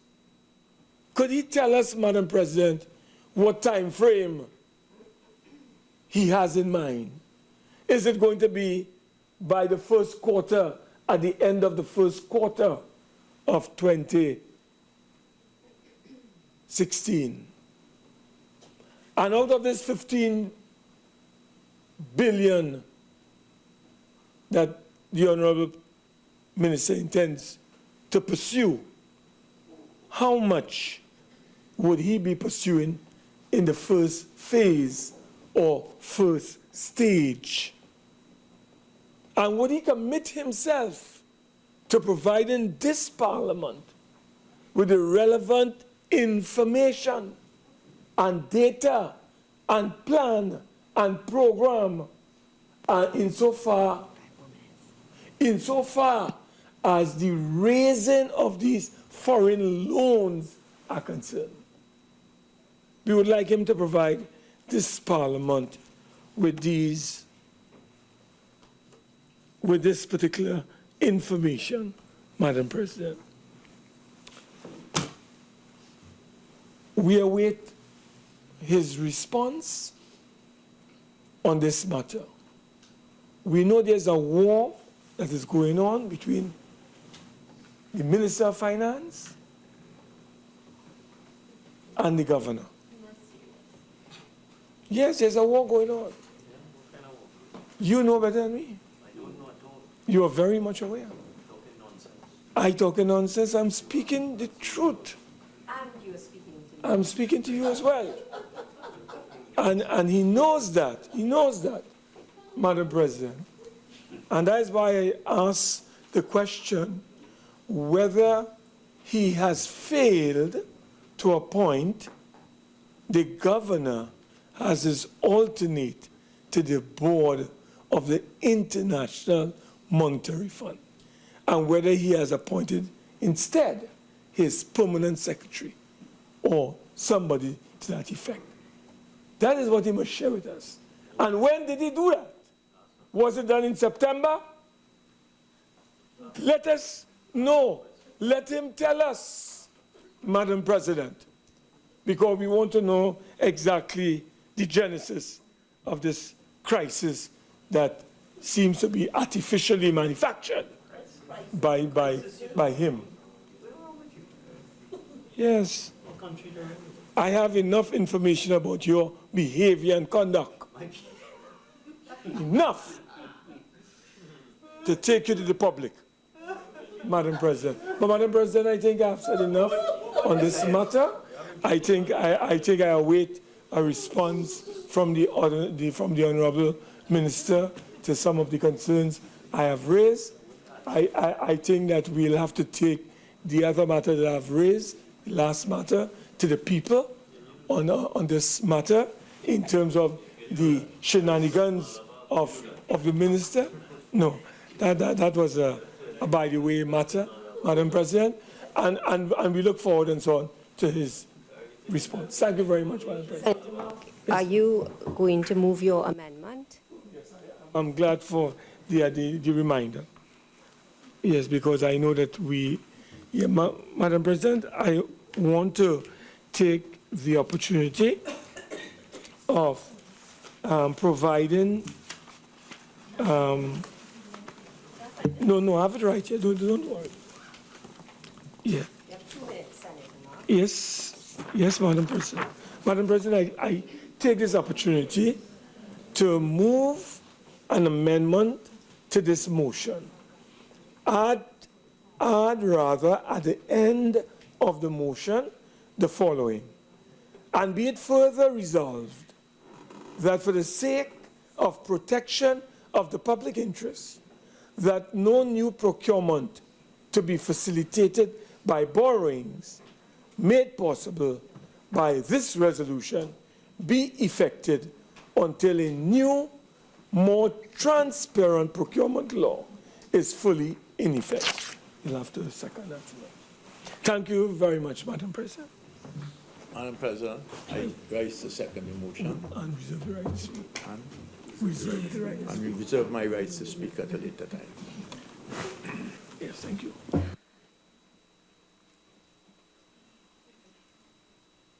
Honourable Senators, the amendment to the motion has been seconded by Senator Hadeed. Honourable Senators, the question is that the motion be amended by adding the words, and be it further resolved that for the sake of protection of the public interest, that no new procurement to be facilitated by borrowing made possible by this resolution be effected until a new, more transparent procurement law is fully in effect. Senators taking part in the debate hereafter may speak on the original motion and the proposed amendment. Thank you very much, Madam President, for granting me this opportunity to speak this evening. Madam President, earlier we dealt with the motion relating to the domestic debt. And the reality is, Madam President, that in this country, we have not really had in our economic history a problem with our domestic debt. The issue of the domestic debt is now arising because of the escalation in borrowing, which started since 2009. That particular event has caused us to generate some concern, similar, Madam President, to the problem faced by the United States prior to the Reagan administration, when, with the advent of supply-side economics, the Reagan administration thought that they can cut taxes in a hope that the economy would grow. And from the growing economy, this cut in taxes would then allow for greater tax take from a larger growing economy. Unfortunately, the economy did not grow, and the United States encountered a huge debt problem, which led to their fiscal cliff and fiscal crisis. So the domestic debt problem that we spoke about in our previous motion, Madam President, does have a genesis, and there are legitimate concerns. And I think the minister has given us a number of assurances that he will address the concerns of the independent bench with respect to the growth prospects for the economy and all the perils and risks that we have been able to identify. It is for this reason that there is the act on the limit to borrowing. The earlier legislators saw the perils, and we are assured that the minister has recognized the perils and that he has taken note of the concerns of the independent bench. The issue, however, in this second motion, and I will be debating the motion as presented by the minister, not the amendment as presented by Senator Mark, is that we are going to increase our limit on our external loans. Madam President, we have had a problem. Unlike with domestic loans, we have had a problem with our foreign loans in the past. And let us trace the source of that problem. And I raise this because, as the Minister of Finance did prior by giving assurances, I too would need some assurances because of the problem areas with respect to foreign borrowing. Unlike domestic borrowing, foreign borrowing has its own idiosyncrasies, its own peculiarities. And just this morning, the minister indicated that over the last 3 months, from September to December, or to the end of November, the foreign reserves of this country, the reserves are defined as all the foreign currencies, not only US dollars, but the foreign currencies which we have earned through trade and other means, which we have not used and which are in the central bank available for use at short notice. So that the minister has indicated that from September to November, the reserves fell from 10.3 billion to 9.6 billion, which is, in the course of a couple of months, a 7% fall in our reserves. The minister obviously is not concerned, but I do have some concern because I expected the minister to indicate and to give members of my bench and me the assurance that he is not concerned because this fall in reserves is of a seasonal nature. Looking at the data, we should see, and if the minister can give me that assurance that he has looked at the data over the last 5 years and he has seen that the September to December period is always a period where there is a dip in reserves and then subsequently the reserves recover. Now, if there is some seasonality to it, of course, there is no concern. But I did not get that from the minister, and I think he needs to give that some consideration. Because, Madam President, I go back in time, and I go back in time to the unfortunate Prime Minister called Prime Minister George Chambers. Prime Minister Chambers assumed office in 1981, but unfortunately for him, the price of oil collapsed a year later. Unfortunately for him, not only did the price of oil collapse, but the government had a tremendous amount of foreign debt that it contracted to finance largely the industrial park at Point Lisas. ISCOT was the largest consumer of that particular debt. So the government went and borrowed. Why? Because banks were willing to lend. Banks were willing to lend because banks held a view that Trinidad and Tobago was a very creditworthy nation. We will repay, and it was a safe bet. Also, they were awash with petrodollars. They were recycling the petrodollars from the high prices of oil that the Middle East countries had earned, and were simply banking the surplus with those banks abroad, and these banks were simply recycling them to countries willing to borrow. So we borrowed because the funds were available. Unfortunately for us, we borrowed, and I want the minister to understand a little bit of where I'm coming from. We borrowed at commercial rates, and we borrowed at floating rates of interest. So that when interest rates rose on account of the inflation in the advanced countries, our loans automatically attracted a higher rate of interest. So from 1982 to 85, what occurred with our foreign reserves is that oil prices fell, debt servicing rose, and in 3 years, what was significant and attractive reserve levels simply disappeared.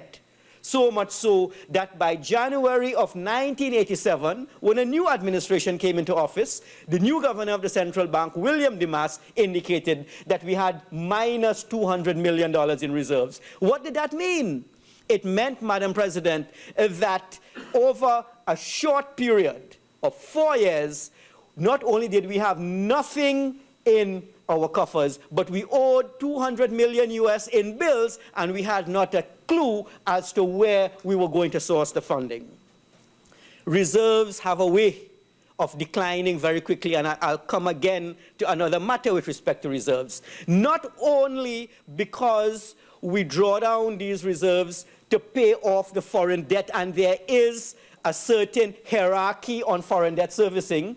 IMF debt always comes first, then we have commercial debt coming in second, the multilateral debts are given high priority, and so on. So we do have to honor our international obligations with respect to our debt. Madam President, we also have to finance our capital requirements with our foreign debt. And what happens when we cannot? You see, when we cannot service our domestic debt, the government has an opportunity for recourse. It simply will come to a parliament and ask for an increase in the ability of the central bank to extend an overdraft. It is within our power to do that, but the consequence of that is what we have seen in Guyana, we have seen that in Jamaica, we have seen it in Suriname. It is quite a common occurrence when the domestic debt has gotten so great, the government needs resources. It does not want to raise taxes. It does not want to allocate tax revenue to that servicing. What it will do is simply monetize the deficit. That is, the central bank will simply expand overdrafts to the government, and the effect of that is going to be inflationary. Now, there is therefore a recourse with the domestic debt. We can use central bank financing. That was not available to Greece, because Greece did not have a central bank. It had a common central bank. How was Greece able to wrangle out of its difficulties? Simple. We are not in the Greek position there. Greece could run up its debt and get away with it, because the debt it contracted was the debt to commercial banks in France and Germany, and those countries were not going to allow the French and the German banks to fail, and so the European Union was going to bail out one of its members. No one is going to do Trinidad and Tobago that favor. So we are not in as fortunate a position as Greece to actually run our debt up so high, expecting some agency to provide a net for us. How did Greece get there? My concern, and I'm sure the minister, and I'm glad the minister has given me the assurance that he's really going to look at the debt monitoring unit. You see, Madam President, and I know I'm talking about the foreign, but it has implications on the foreign.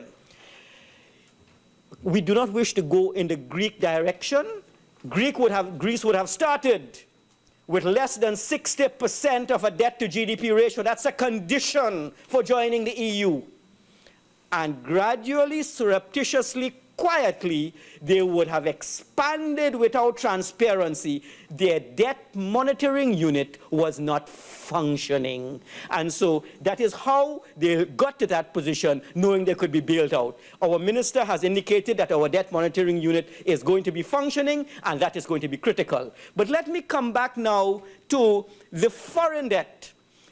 While our central bank can be called upon, and I hope that never happens in our republic, to finance government's deficits. It is the worst case scenario possible.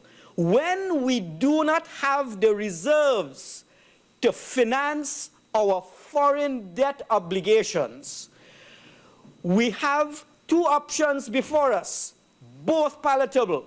One is to renege like Guyana. To renege, you become an outcast. You cannot get foreign loans the moment you renege. Foreign loans to purchase aspirin or diabetes pills. You don't want to go there. So you never want to renege on a foreign debt. It is for this reason, Madam President, that countries that run into chronic balance of payments difficulties always have recourse to IMF financing. And the IMF financing is something that we have accessed. And the conditions are onerous. They have not changed the conditionalities yet.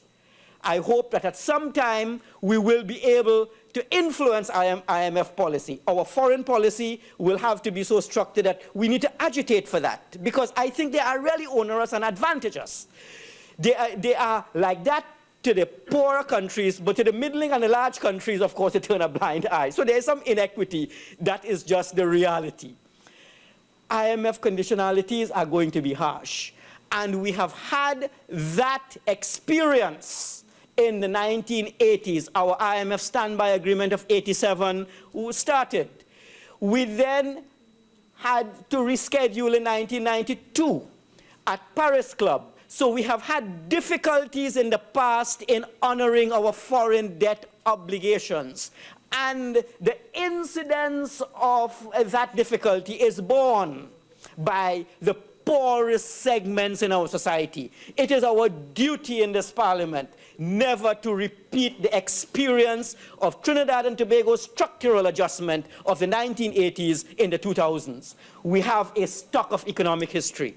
And, Madam President, it is important to understand, recognize that we are experiencing a decline in commodity prices, similar to what occurred in the 1980s. We no longer are experiencing natural gas, Henry Hub, $14 per MMBTU that we saw when China was growing rapidly. We are not seeing oil price of $125 a barrel that we saw not so long ago, 2013, 2014, we saw those prices. We are not seeing those. Therefore, we have to prepare ourselves for a decline in the foreign exchange earnings of this country. The energy sector, together with the iron and steel and the urea and so on, that accounts by far for approximately 90% of the foreign exchange earnings of this country. And when those prices fall, it means that our foreign exchange earnings will fall in tandem. We have to prepare for that. The good thing about Trinidad and Tobago is that after settling our foreign onerous outstanding obligations in the 1990s, from 2000 onwards, we have not had a foreign loan crisis. We have not had a problem where the foreign debt was so great that our earnings of foreign exchange could not honor that debt stock. We have kept the foreign debt low. And I think it is important for us to keep an eye on that foreign debt. Know how much, just as in the previous debate, the minister indicated that we are currently spending some 10% of our recurrent revenue on debt servicing. And I'm sure he is sincere when he says he's keeping an eye on that figure. I'm sure he does not want to go up to 20%. He may want to keep it at 10 or go maximum 15. That is what I think the minister understands the need for that target, and that there should be a trigger system. The moment he has to pay more than that 15%, then he knows he is going to have to make some adjustments in the social welfare sector, which he doesn't want to do. We need to ensure that we have adequate resources for the myriads of needs for the people of Trinidad and Tobago. But at the same time, we need an assurance from the minister that he would be looking at our foreign debt stock, and he will make a decision on how much of our annual foreign exchange earnings is he prepared to pay to honor that particular foreign debt. Because when you have a huge foreign debt and you have to service that debt, it is going to consume resources that you have generated by exporting goods and services or by inviting foreign investments. How much of those resources are you prepared to allocate to debt servicing? Because we have needs, foreign exchange needs. For investment purposes, we have to import goods and services, we have healthcare needs, we have medicines, we have food, we have a great deal of things that we need to import, a great deal of services that we need to import. And the more we have to pay in debt servicing, foreign debt servicing, then the less we have available for imports. When, however, there is a huge debt servicing requirement, then we know that given the system we currently have for foreign exchange, we can ration, as we have been rationing over the last year, and talk about the semblance of a floating rate, or, Madam President, really go into a floating rate regime, and we put the currency at risk. So the assurance I would like to get from the Honourable Minister of Finance is that he has a figure in mind too, with respect to the amount of our foreign exchange earnings he is prepared to pay and service our foreign debt. Because I know at one time the Prime Minister of Peru during the debt crisis of the 80s says that his figure was 10%, while his debt was something like 20%. He said, look, all I can afford to pay is 10%. I think we need to also set a benchmark target. Because if we don't, we are going to overborrow internationally, based upon banks' willingness to lend, knowing that Trinidad and Tobago honors. But once we overborrow and we have to overpay from our foreign flows, what we see, Madam President, is that ultimately the people of Trinidad and Tobago will suffer, either by not getting the foreign exchange that they need when they need it. And I see when in the media we talk about the foreign exchange crisis, we are only talking about business people in this country. And I think it was good of the governor of the central bank to let me know who are the important consumers of the foreign exchange. We are importing cars, and we're importing food, and we're importing medicines. We know who the big buyers are. But of particular concern to me, and I did raise the issue with the minister, he said he was going to find out, does the government have a policy with respect to foreign exchange availability for the little guy, the person who has an operation abroad, he has sold a lot of barbecue tickets and so on, he needs to get this particular operation.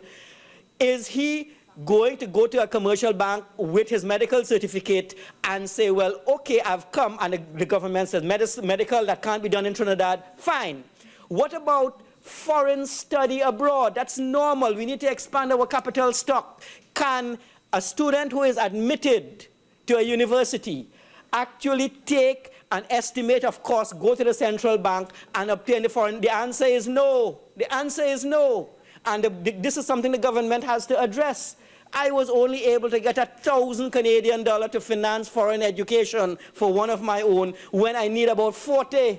So I have to do it piece by piece. And on the bank, the government has to ensure that the citizens of this country are not only corporate citizens, they are regular people, individual people, and we do need to ensure that the scarce foreign exchange is also available for them, for legitimate needs, for travel needs. You have to travel, you have to go to New York. We are going to facilitate travel.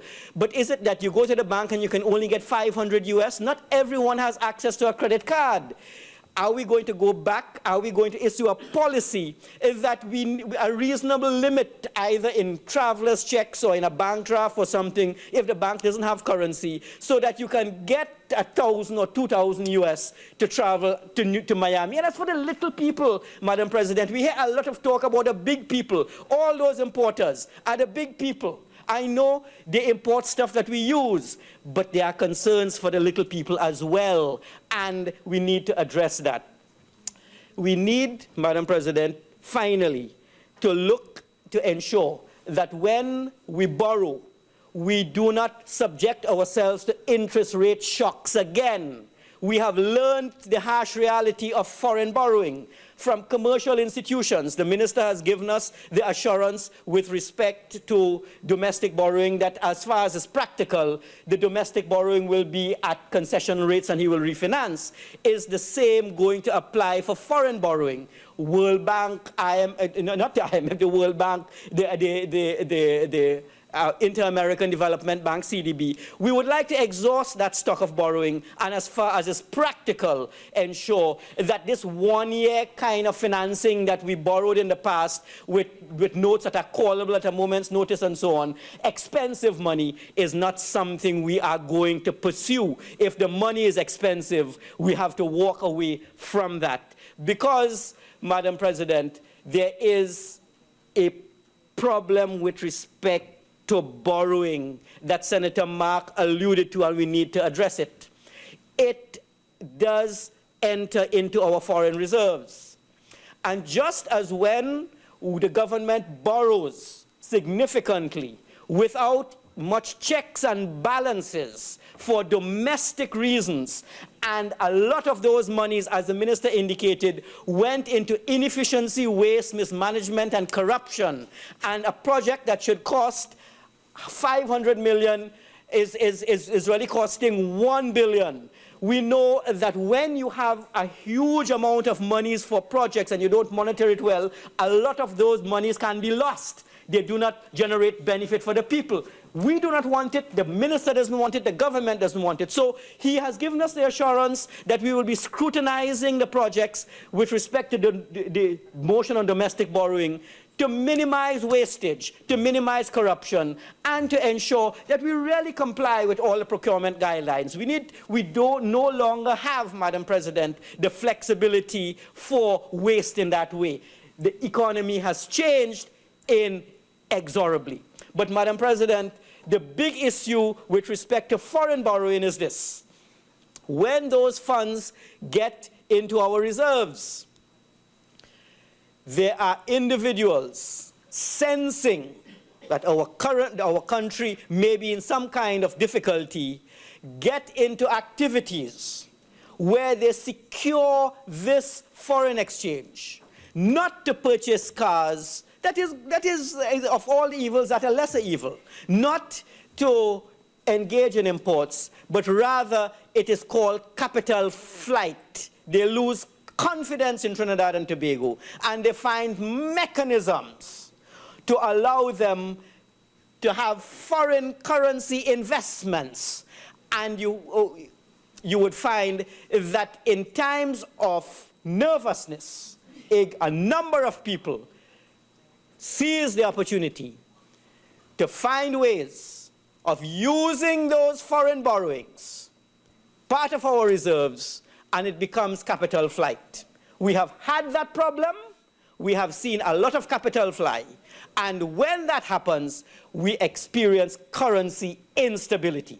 So another assurance I want to get from the Honourable Minister is that as he borrows and as he expands the stock of foreign debt, he has in his mind a figure for debt servicing beyond which he will put a lid on the foreign borrowing. And at the same time, I want to get an assurance from the Honourable Minister that in all his transactions in the international arena, he will, at the back of his mind, Madam President, have an issue with stability. That is, under no circumstance is he going to jeopardize our currency, and that he is committed to the stability of the Trinidad and Tobago dollar, which has been stable since 1993, and that under his tenure as Minister of Finance, he is committed, as all previous ministers were, to a stable currency and a stable exchange rate. Madam President, I thank you. Honourable Minister of Finance. Thank you, Madam President. Just let me answer the last question first. I said it in the budget. I said it outside of this place, and I'll say it again. The government is committed to a stable exchange rate. And I'll say that as many times as is necessary to say that. With respect to foreign exchange, there are certain realities that one must understand. The level of reserves has fluctuated over the last several years. The reserves, for example, in 2012 were $9.2 billion US. Reserves as I stand here today, $9.6 billion. Now in 2012, what was the oil price in 2012? $100 US a barrel, or maybe $105 US a barrel in 2012. Yet our foreign reserves, only $9.2 billion US. The average oil price for the last 12 months, $50 or so, that we have received in Trinidad and Tobago. Yet our foreign reserves today, even with that injection of $500 million recently in November, is $9.6 billion. So our foreign reserves now are higher than they were in 2012. So foreign exchange is very seasonal, very cyclical. But there are certain realities that we have to understand. When one looks at the data between 2013 and 2015, and some of it would have been published in that statement that the governor made on Friday morning, the conversions of foreign exchange in the commercial banking sector in 2013 were of the order of $5.8 billion. The central bank topped that up by approximately $1.3 billion, showing that the demand for foreign exchange in 2013 was of the amount in the vicinity of, say, $7 billion US, 7.1. 2014, foreign exchange converted in the commercial banks in Trinidad and Tobago was $5.5 billion. So it dropped by $300 million, even though the oil price had already begun to fall by, I think, the third quarter of second quarter actually, second half of 2014, the oil price had begun to fall. So that the conversions in the local commercial sector, commercial banking sector in 2014, 5.5 billion. And the way the central bank dealt with that was to top it up by about 1.5, 1.6 billion. Again, maintaining $7 billion in foreign exchange. That's Trinidad and Tobago's appetite at this point in time. At this point in time, Trinidad and Tobago's appetite for foreign exchange is of the order of $7 billion. So what has happened this year?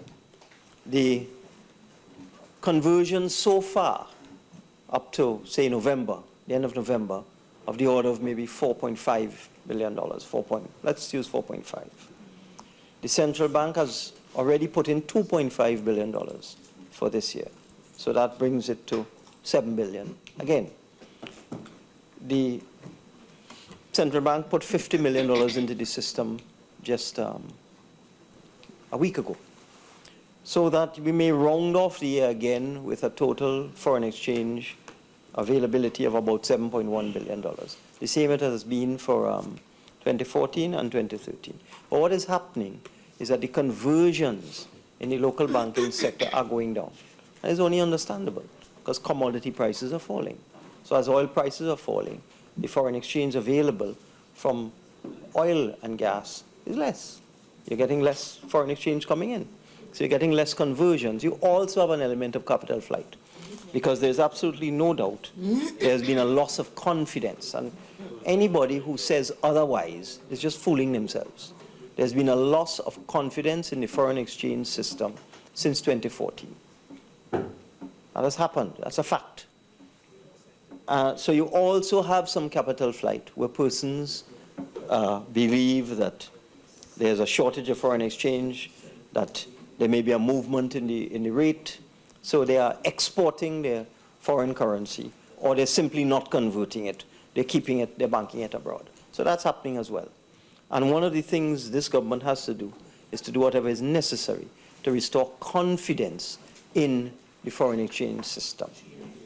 Now, in terms of giving a figure as to how much of the foreign exchange earnings the country should allocate to foreign debt servicing, I wouldn't want to give you a number tonight. I hear the request, I understand the point, but I would want to do a little more analysis on that before I give you a figure. Okay? I know that our total debt servicing is about 10% of our expenditure, but I would not want to give you a number in terms of the amount of foreign exchange earnings that should be allocated to foreign debt servicing. I am very familiar with the situation that occurred in 1986, 1987. In fact, that was part of a discussion where we had ample foreign reserves, and then the foreign reserves just evaporated. They just evaporated. And we got to the point where we went to zero, and then we went negative after that, and we went into the hands of the IMF. That is certainly not going to happen under this administration. We're keeping the situation under constant review. We are well above all the international benchmarks at this point in time in terms of foreign reserves. We're way above the international benchmarks. For some reason, you know, there's a view in Trinidad and Tobago, it's an informal view, that we should have about 11 to 12 months of import cover. But that is not the international benchmark. The common rule of thumb, as I've said, is 3 months. Now, we're not aiming for 3 months. We certainly don't want to have 3 months import cover. If we had that amount, our foreign reserves might be down to as low as 3 or 4 billion US dollars. That's not what we want. So that is certainly not what we're aiming for. But this matter before the House today, we do need to get streams of foreign exchange from foreign loans. We need to put them into the system, and we turn that foreign exchange over a long period of time. So you will get foreign exchange coming in from the IDB or one of these agencies. You might draw down on those funds over a 3 or 4 year period, and then you get 20 years to repay the foreign exchange. And it is always, the Trinidad and Tobago economy has always been able to provide sufficient foreign exchange, except for that period in 1985, 86, 87, where there was a crisis. Trinidad and Tobago has always had the capacity to repay the foreign exchange borrowings for infrastructure projects and investment projects and so on. We've always had that capacity. But it's something we have to keep looking at all the time. I do, Madam President, there's a constant murmur among these two gentlemen in front of me, just muttering. Could you stop, please? It's late. Now, Madam President, I call on you, please. Very unparliamentary. Senator Mark, we're almost finished with this sitting. Could you please just let the minister finish his contribution and listen to what he has to say, or just remain quiet, please? Yes, Madam President. Madam President, and he won't stop. A constant murmur. Rude. Madam President, I would ask you to ask Senator Mark to stop, please. Continue, Minister. Thank you. I wish to answer Senator Mahabir. So, I think we should set a benchmark. I think there's something we can discuss. I believe one of the standing committees deals with finance. I believe so. And if it does not, I'm sure we can set up a committee within this Parliament to look at matters such as the management of our foreign debt. This is no secret. I think everybody needs to know, and we could put all our collective heads together, and we can work out what is our target in terms of a debt to GDP ratio, rather than me as Minister just coming and telling you that we're using the EU standard of 65%. We could put our collective heads together and come up with an acceptable debt to GDP ratio. We can put our collective heads together and come up with an acceptable percentage of foreign exchange earnings that could be allocated to service foreign debt. We can look at the extent of foreign borrowings. I think we could all put our collective heads together. I have absolutely no difficulty with that. I will look at the current committee system and discuss it with the powers that be, and let's see if we can put something in place, even if it's an ad hoc committee. Let's see if we could put something in place to look at debt management. And it will help from the rating agency's perspective when Standard & Poor's and Moody's and IMF come to visit Trinidad and Tobago and to look at what we're doing. It would help if they had the assurance that we had a bipartisan committee or tripartisan, as the case may be, looking at debt servicing and looking at debt management. I would simply want to close by just commenting on a comment made by the Honourable Senator Mahabir. He said it was good of the Governor of the Central Bank to let us know who are the users of foreign exchange.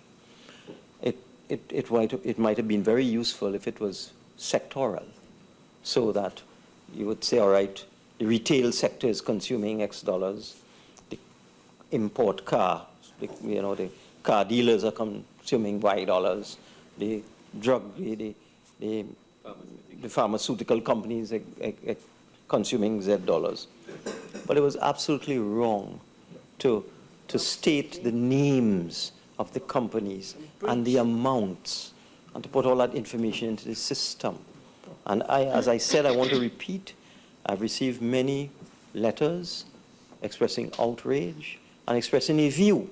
And I personally am not saying here tonight that I have arrived at any view, but this is what has been told to me, that as far as the banks are concerned, as far as the persons who were named are concerned, it was a breach of confidentiality. And it has created a loss of confidence in the central bank. That is what I'm being told. Right. Because the people are wondering what's next. That if the central bank thinks it's correct to name the persons and say how much foreign exchange they have acquired, what happens next? What is the next piece of confidential information that will be disclosed? And it's all, this whole thing is all about confidence. People have to have confidence in the system that their confidential banking information is not going to be disclosed.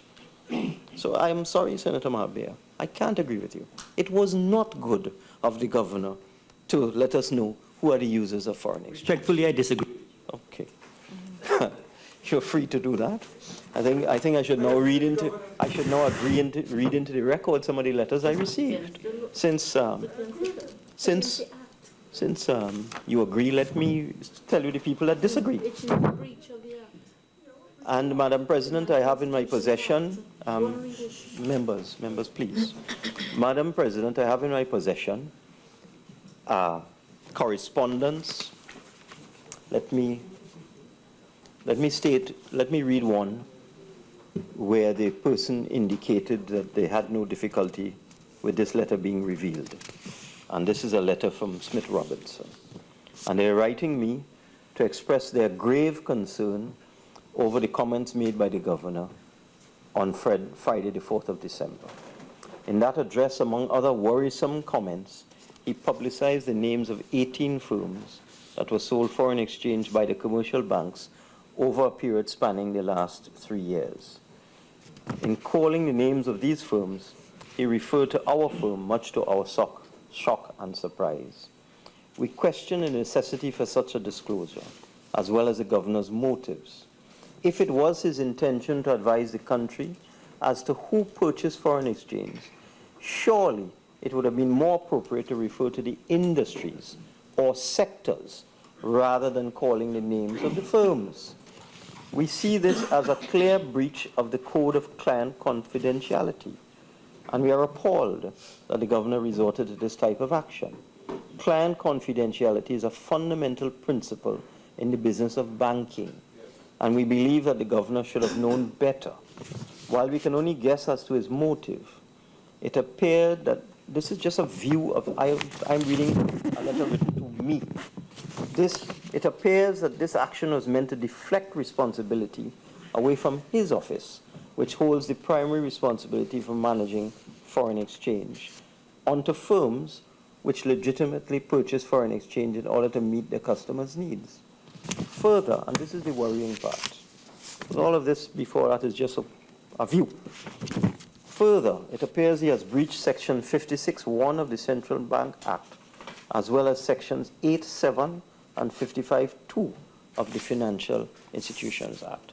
And therefore, Senator Mahabir, I'm sorry I can't agree with you, because we have laws in this country, and the laws have provisions, and they are there for a purpose. And there are 3 laws that deal with client confidentiality: Financial Institutions Act, Central Bank Act, and Exchange Control Act. And each one of these laws has the same provision in it, which says it is an offense to disclose confidential information that was obtained by the entity in the conduct of its business from licensees or their customers. Each one of these acts has the identical clause in it. And let me repeat, it is an offense to disclose information obtained about the business of licensees and their customers in the course of business. So if you read it, you see the point these people are making, that their information is in the banking system. That information is transmitted to the central bank for one reason or another. The central bank gathers the information about the purchases, the transactions of banks and their customers, and it keeps this information. And each one of these laws says it's an offense to disclose that information. So those are the facts. I'm simply saying this is what is in this letter. I have many letters like this, each one of them referring to the Central Bank Act, the Financial Institutions Act, and some of them also referring to the Exchange Control Act, and repeating the sections and saying that in their opinion, these sections are being breached. And may I also tell you, it's not a civil offense, it's a criminal offense, which carries a term of imprisonment. So it's a very, very serious matter. It's a very, very serious matter, Senator Mahabir, very serious matter. So that this matter have been drawn to my attention, that one of the largest banks in the country, one of the importers, one of the largest conglomerates in the country, each one has written me and indicated that in their opinion, an offense has been committed.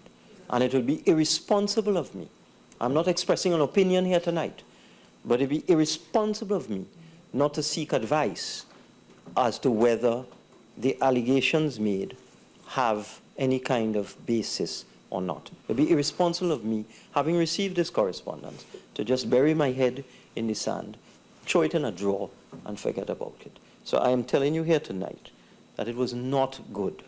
It was not a good idea. This is what has happened after the dissemination of that information. Sure. With the Minister. Honourable Minister, there is a problem with respect to the foreign exchange, and that is it concerns the private citizens. We hear the business community complaining all the time. The information that I got from the governor indicated to me that the business community was really getting large sums. At the same time, no one is pleading my case as a private citizen, where I need 40,000 Canadian dollars, and all I could get at a bank is 1,000. So in that context, it placed the entire allocations in a different perspective, in that maybe the business community is crying a little bit louder than it should, and the private citizens, their voices are not being heard. And I was very happy to know that some people are getting 150 million, and I can't get 40,000 Canadian. We get 1,000. Thank you very much. That is not the issue, sir. And I should just read a paragraph here from another entity. While we understand that the governor may have been seeking to educate the public on the uses of foreign exchange, surely this education could have been accomplished using aggregate industry information instead of disclosing confidential information to the public. We support, I'm not going to name this one here tonight, we support a public engagement on the appropriate policies and procedures for management of the economy and the challenges currently being experienced with foreign exchange in the country.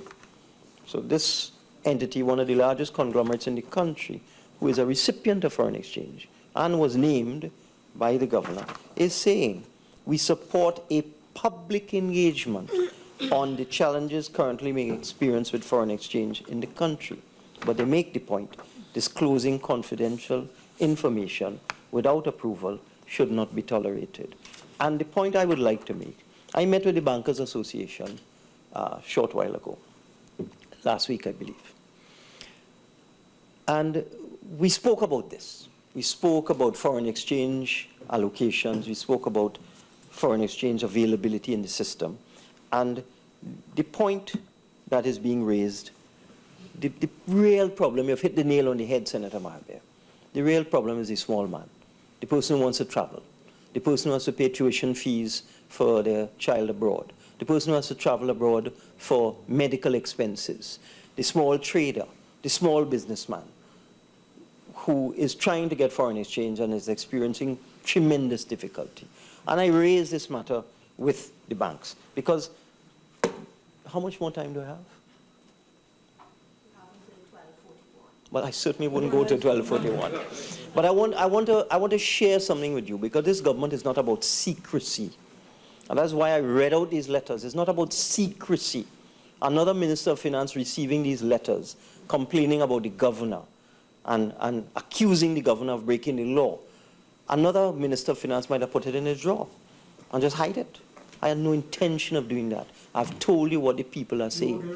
But what I also want to say, in the discussion with the Bankers Association, about these are all the representatives of the major banks, about the foreign exchange problem, I said to them, what would be their reaction if they received guidelines with respect to foreign exchange distribution? For example, they should give no customer more than $5 million US in any quarter or something like that. Or they should ensure that people who want to travel receive a reasonable sum of foreign exchange, or that there's a priority system, medical expenses, tuition, and so on. I asked them what would their reaction be to that if guidelines were issued along those lines to make sure that everybody has a fair chance to access foreign exchange. And the immediate reaction was, well, that's the old EC1 system. And that there is some truth in that, that's how the system used to work. When you wanted foreign exchange, you fill out a Form E, and you go by the central bank, and they decide whether they give you foreign exchange or not.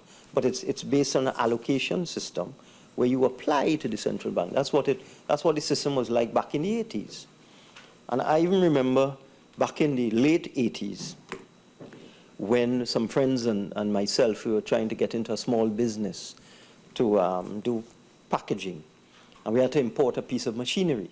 I think at that time it would have cost maybe $50,000 US or $20,000 US. It wasn't a huge, it wasn't millions.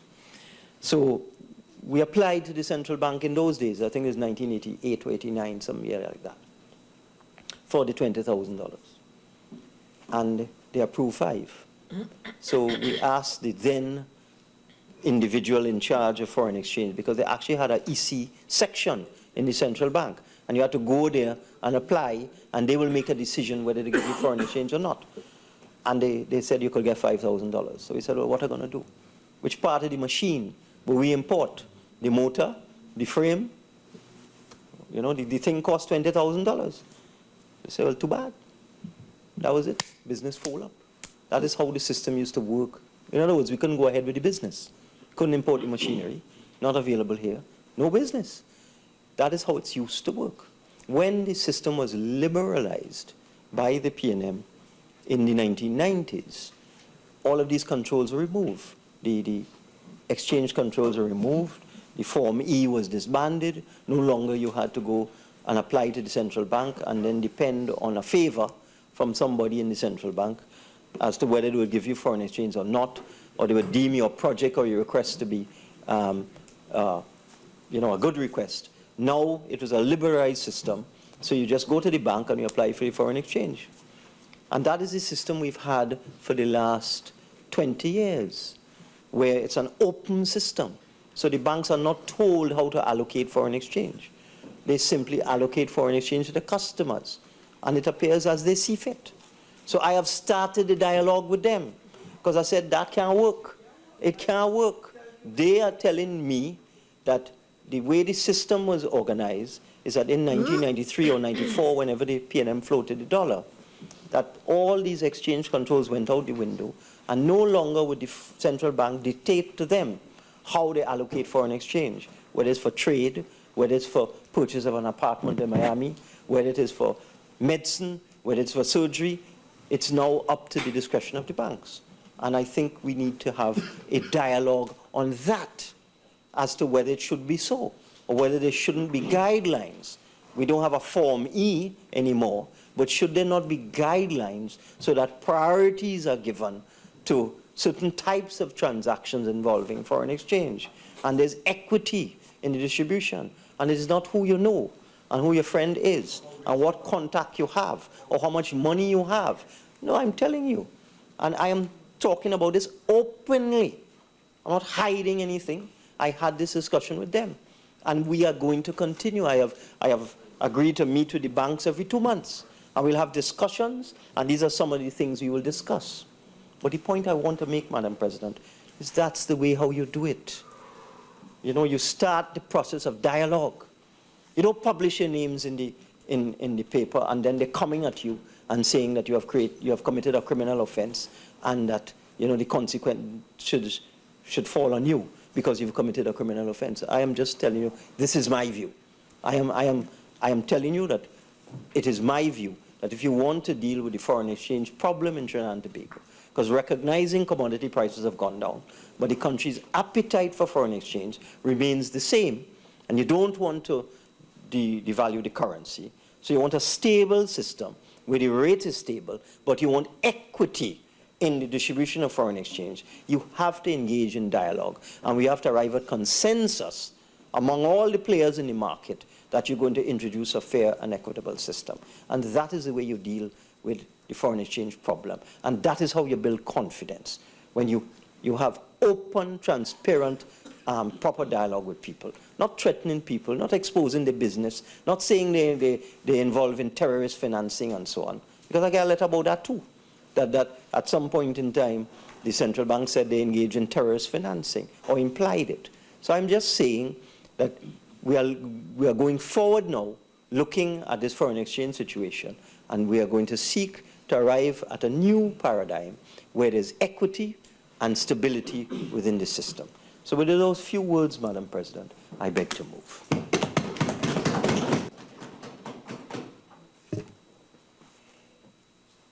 Honourable Senators, I will first put the question on the proposed amendment.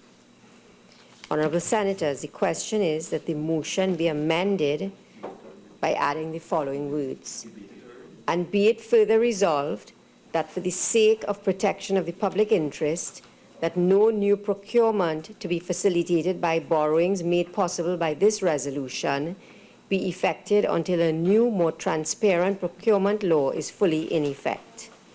Those in favour say aye. Aye. Those against say no. No. I think the noes have it. Honourable Senators, I shall now put the question. Be it resolved that for the purpose of financing general development in Trinidad and Tobago, the Minister of Finance, on behalf of the government, is hereby authorized to borrow money externally in further sums not exceeding in the aggregate the equivalent of 15,000 million Trinidad and Tobago dollars in any foreign currency. Those in favor say aye. Aye. Those against say no. I think the ayes have it. Honourable Leader of Government Business. Madam President, before I move the adjournment of the Senate, let me inform honourable senators that this will be our last sitting before the Christmas holidays. So while it is still early in December, it will still be opportune for me to extend season's greetings and a Happy New Year to the following people. Madam President, on behalf of the Cabinet of Trinidad and Tobago, on behalf of my party, the People's National Movement, and on behalf of my family and I want to extend season's greetings and a Happy New Year to the following. Starting with you, Madam President, to you and your family, we want to wish you season's greetings and a bright and prosperous New Year. To my colleagues on the government bench, I also want to wish each and every one of you and your family Merry Christmas and a very bright and prosperous, and I'm looking forward to working with you all very diligently in the new year 2016. To my colleagues on the opposition bench, to you and your family also Merry Christmas and a bright and prosperous New Year. And also to my good friends on the opposition bench, season's greetings to you. And the independents I said, and now the opposition, season's greetings to you and your family, and may you all have a bright and prosperous New Year, and focus on building back your party. Madam President, also to the staff of the Senate, I want to extend again our season's greetings, Merry Christmas, and a bright and prosperous New Year to all of them. To the national community at large, on behalf of the government again, I want to wish all citizens of Trinidad and Tobago a Merry Christmas and a bright and prosperous New Year. In closing, Madam President, 2016, we all know will be a challenging year for Trinidad and Tobago. But I want to give the assurance that this government will be prudent, this government will be thrifty, this government will be transparent, and this government will be accountable. And I want to also give the assurance that this government will continue to govern with malice to no one and with justice and fair play to all. So once again, on behalf of the government side, Merry Christmas and a bright and prosperous New Year to each and every one of you. Madam President,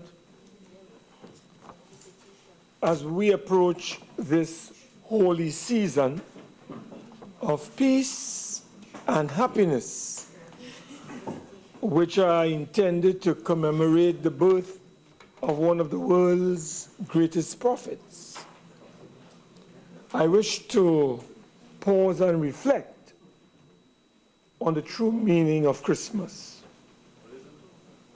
Christmas is a time for giving, and it is always a time for forgiving. It is a time for peace. I need peace. I need peace. It's a time for peace. It's a time for love and goodwill to all manner of men and women. Madam President, may I, on behalf of my senatorial colleagues, extend to you and your family. Madam President, to extend to you and your family a very happy, holy, and peaceful Christmas, and even a brighter and prosperous 2016. May I also take this opportunity on behalf of my senatorial colleagues to extend Christmas greetings to all of our honorable senators and their families on the government bench, with the exception of this one, on the independent bench, and of course my colleagues here. But in all seriousness, I take this opportunity on behalf of our bench to extend to all our colleagues, everyone, including the Honourable Member for Deomati Notice and the Minister of Finance, warmest season's greetings and a peaceful Christmas. And Madam President, may I, in closing, extend to the workers of the Parliament, the police officers who have protected us, the Hansard, as well as members of the media who are not present with us here this evening, a happy, holy, joyous, and peaceful season. Thank you very much.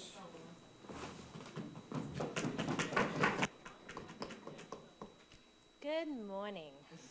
Good morning. 'Tis the season to be jolly, right? Christmas is the best time of year. Even at 12:30 in the morning, I can see this, right? Yes, Christmas is joy, Christmas is cheer, Christmas is laughter. There's one time of the year you can walk through the corridor and hear Christmas carols. You can hear people laughing. Just the joy. So we let our inner light shine ever so bright at this time of year. And even homes celebrate with beautiful decorations, Christmas trees, great food, and great people, right? And as for our loved ones who cherish the memories of loved ones who have passed on during this time of reflection, I urge you to share the joys of time spent together as you keep them with us, with their funny stories and loving memories. So we join with the many homes throughout Trinidad and Tobago who celebrate this Christmas season. We must not forget the reason for the season, as Christmas celebrates the birth of their Lord and Savior and acknowledge the ultimate sacrifice demonstrated on earth by Jesus dying for the just and unjust, and to allow man to continue to live in unity and provide hope for all. As Luke 2:10 says, and the angel said unto them, fear not, behold, I bring you good tidings of great joy, which shall be to all people. One of my work colleagues shared and said, this is the one time of the year that we do not like to take leave. It's because you see the smiles, the warm greetings, the exchange of gifts, the Christmas competitions. It's just a time to be happy. So, and all of my enthusiasm will rub off on this parliament at this time. So,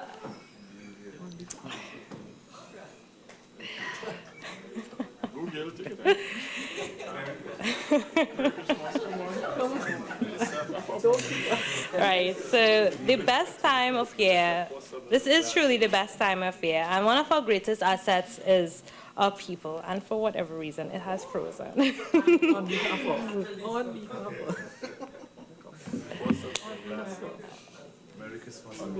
So on behalf of the independent bench, we'd like to take this opportunity to wish all senators and staff a Merry Christmas, and the Honourable Minister, you get a special Merry Christmas from us.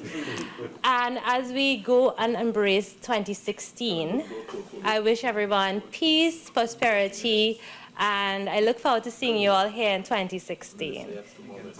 I have 2 more minutes, so go with God's grace. And and God bless you all. Thank you.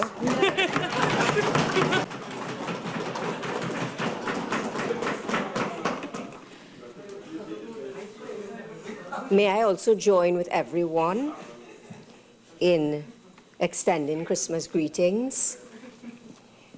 Christmas, as we know, is the birth of Christ, and with it, my hope for the citizens of Trinidad and Tobago is that this season will represent a renewal of hope and optimism for all in our country as we embark into 2016.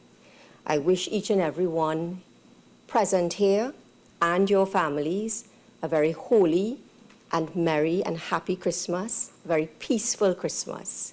And I hope that you bring that peace into the Senate in the new year.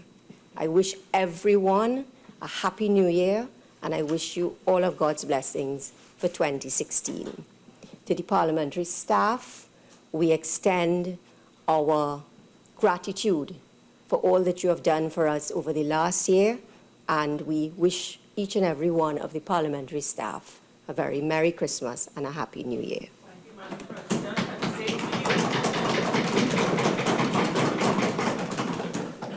Madam President, it is indeed an honor now, and I beg to move that the Senate do now adjourn to a date to be fixed.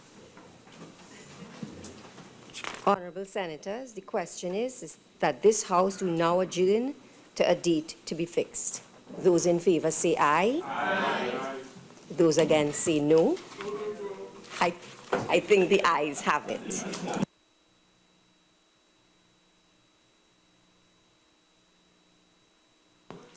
This Senate now stands adjourned to a date to be fixed.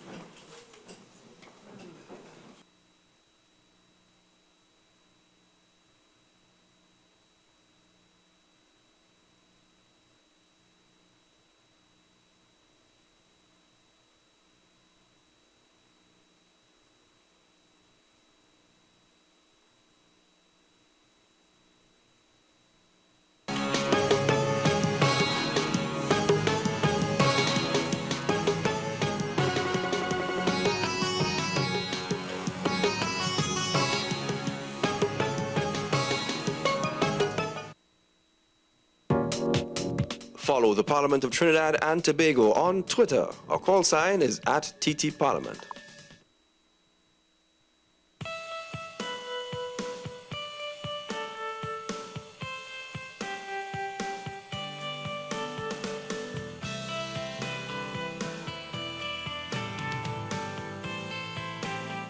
This has been a presentation of the Parliament Channel and Parliament Radio 105.5 FM.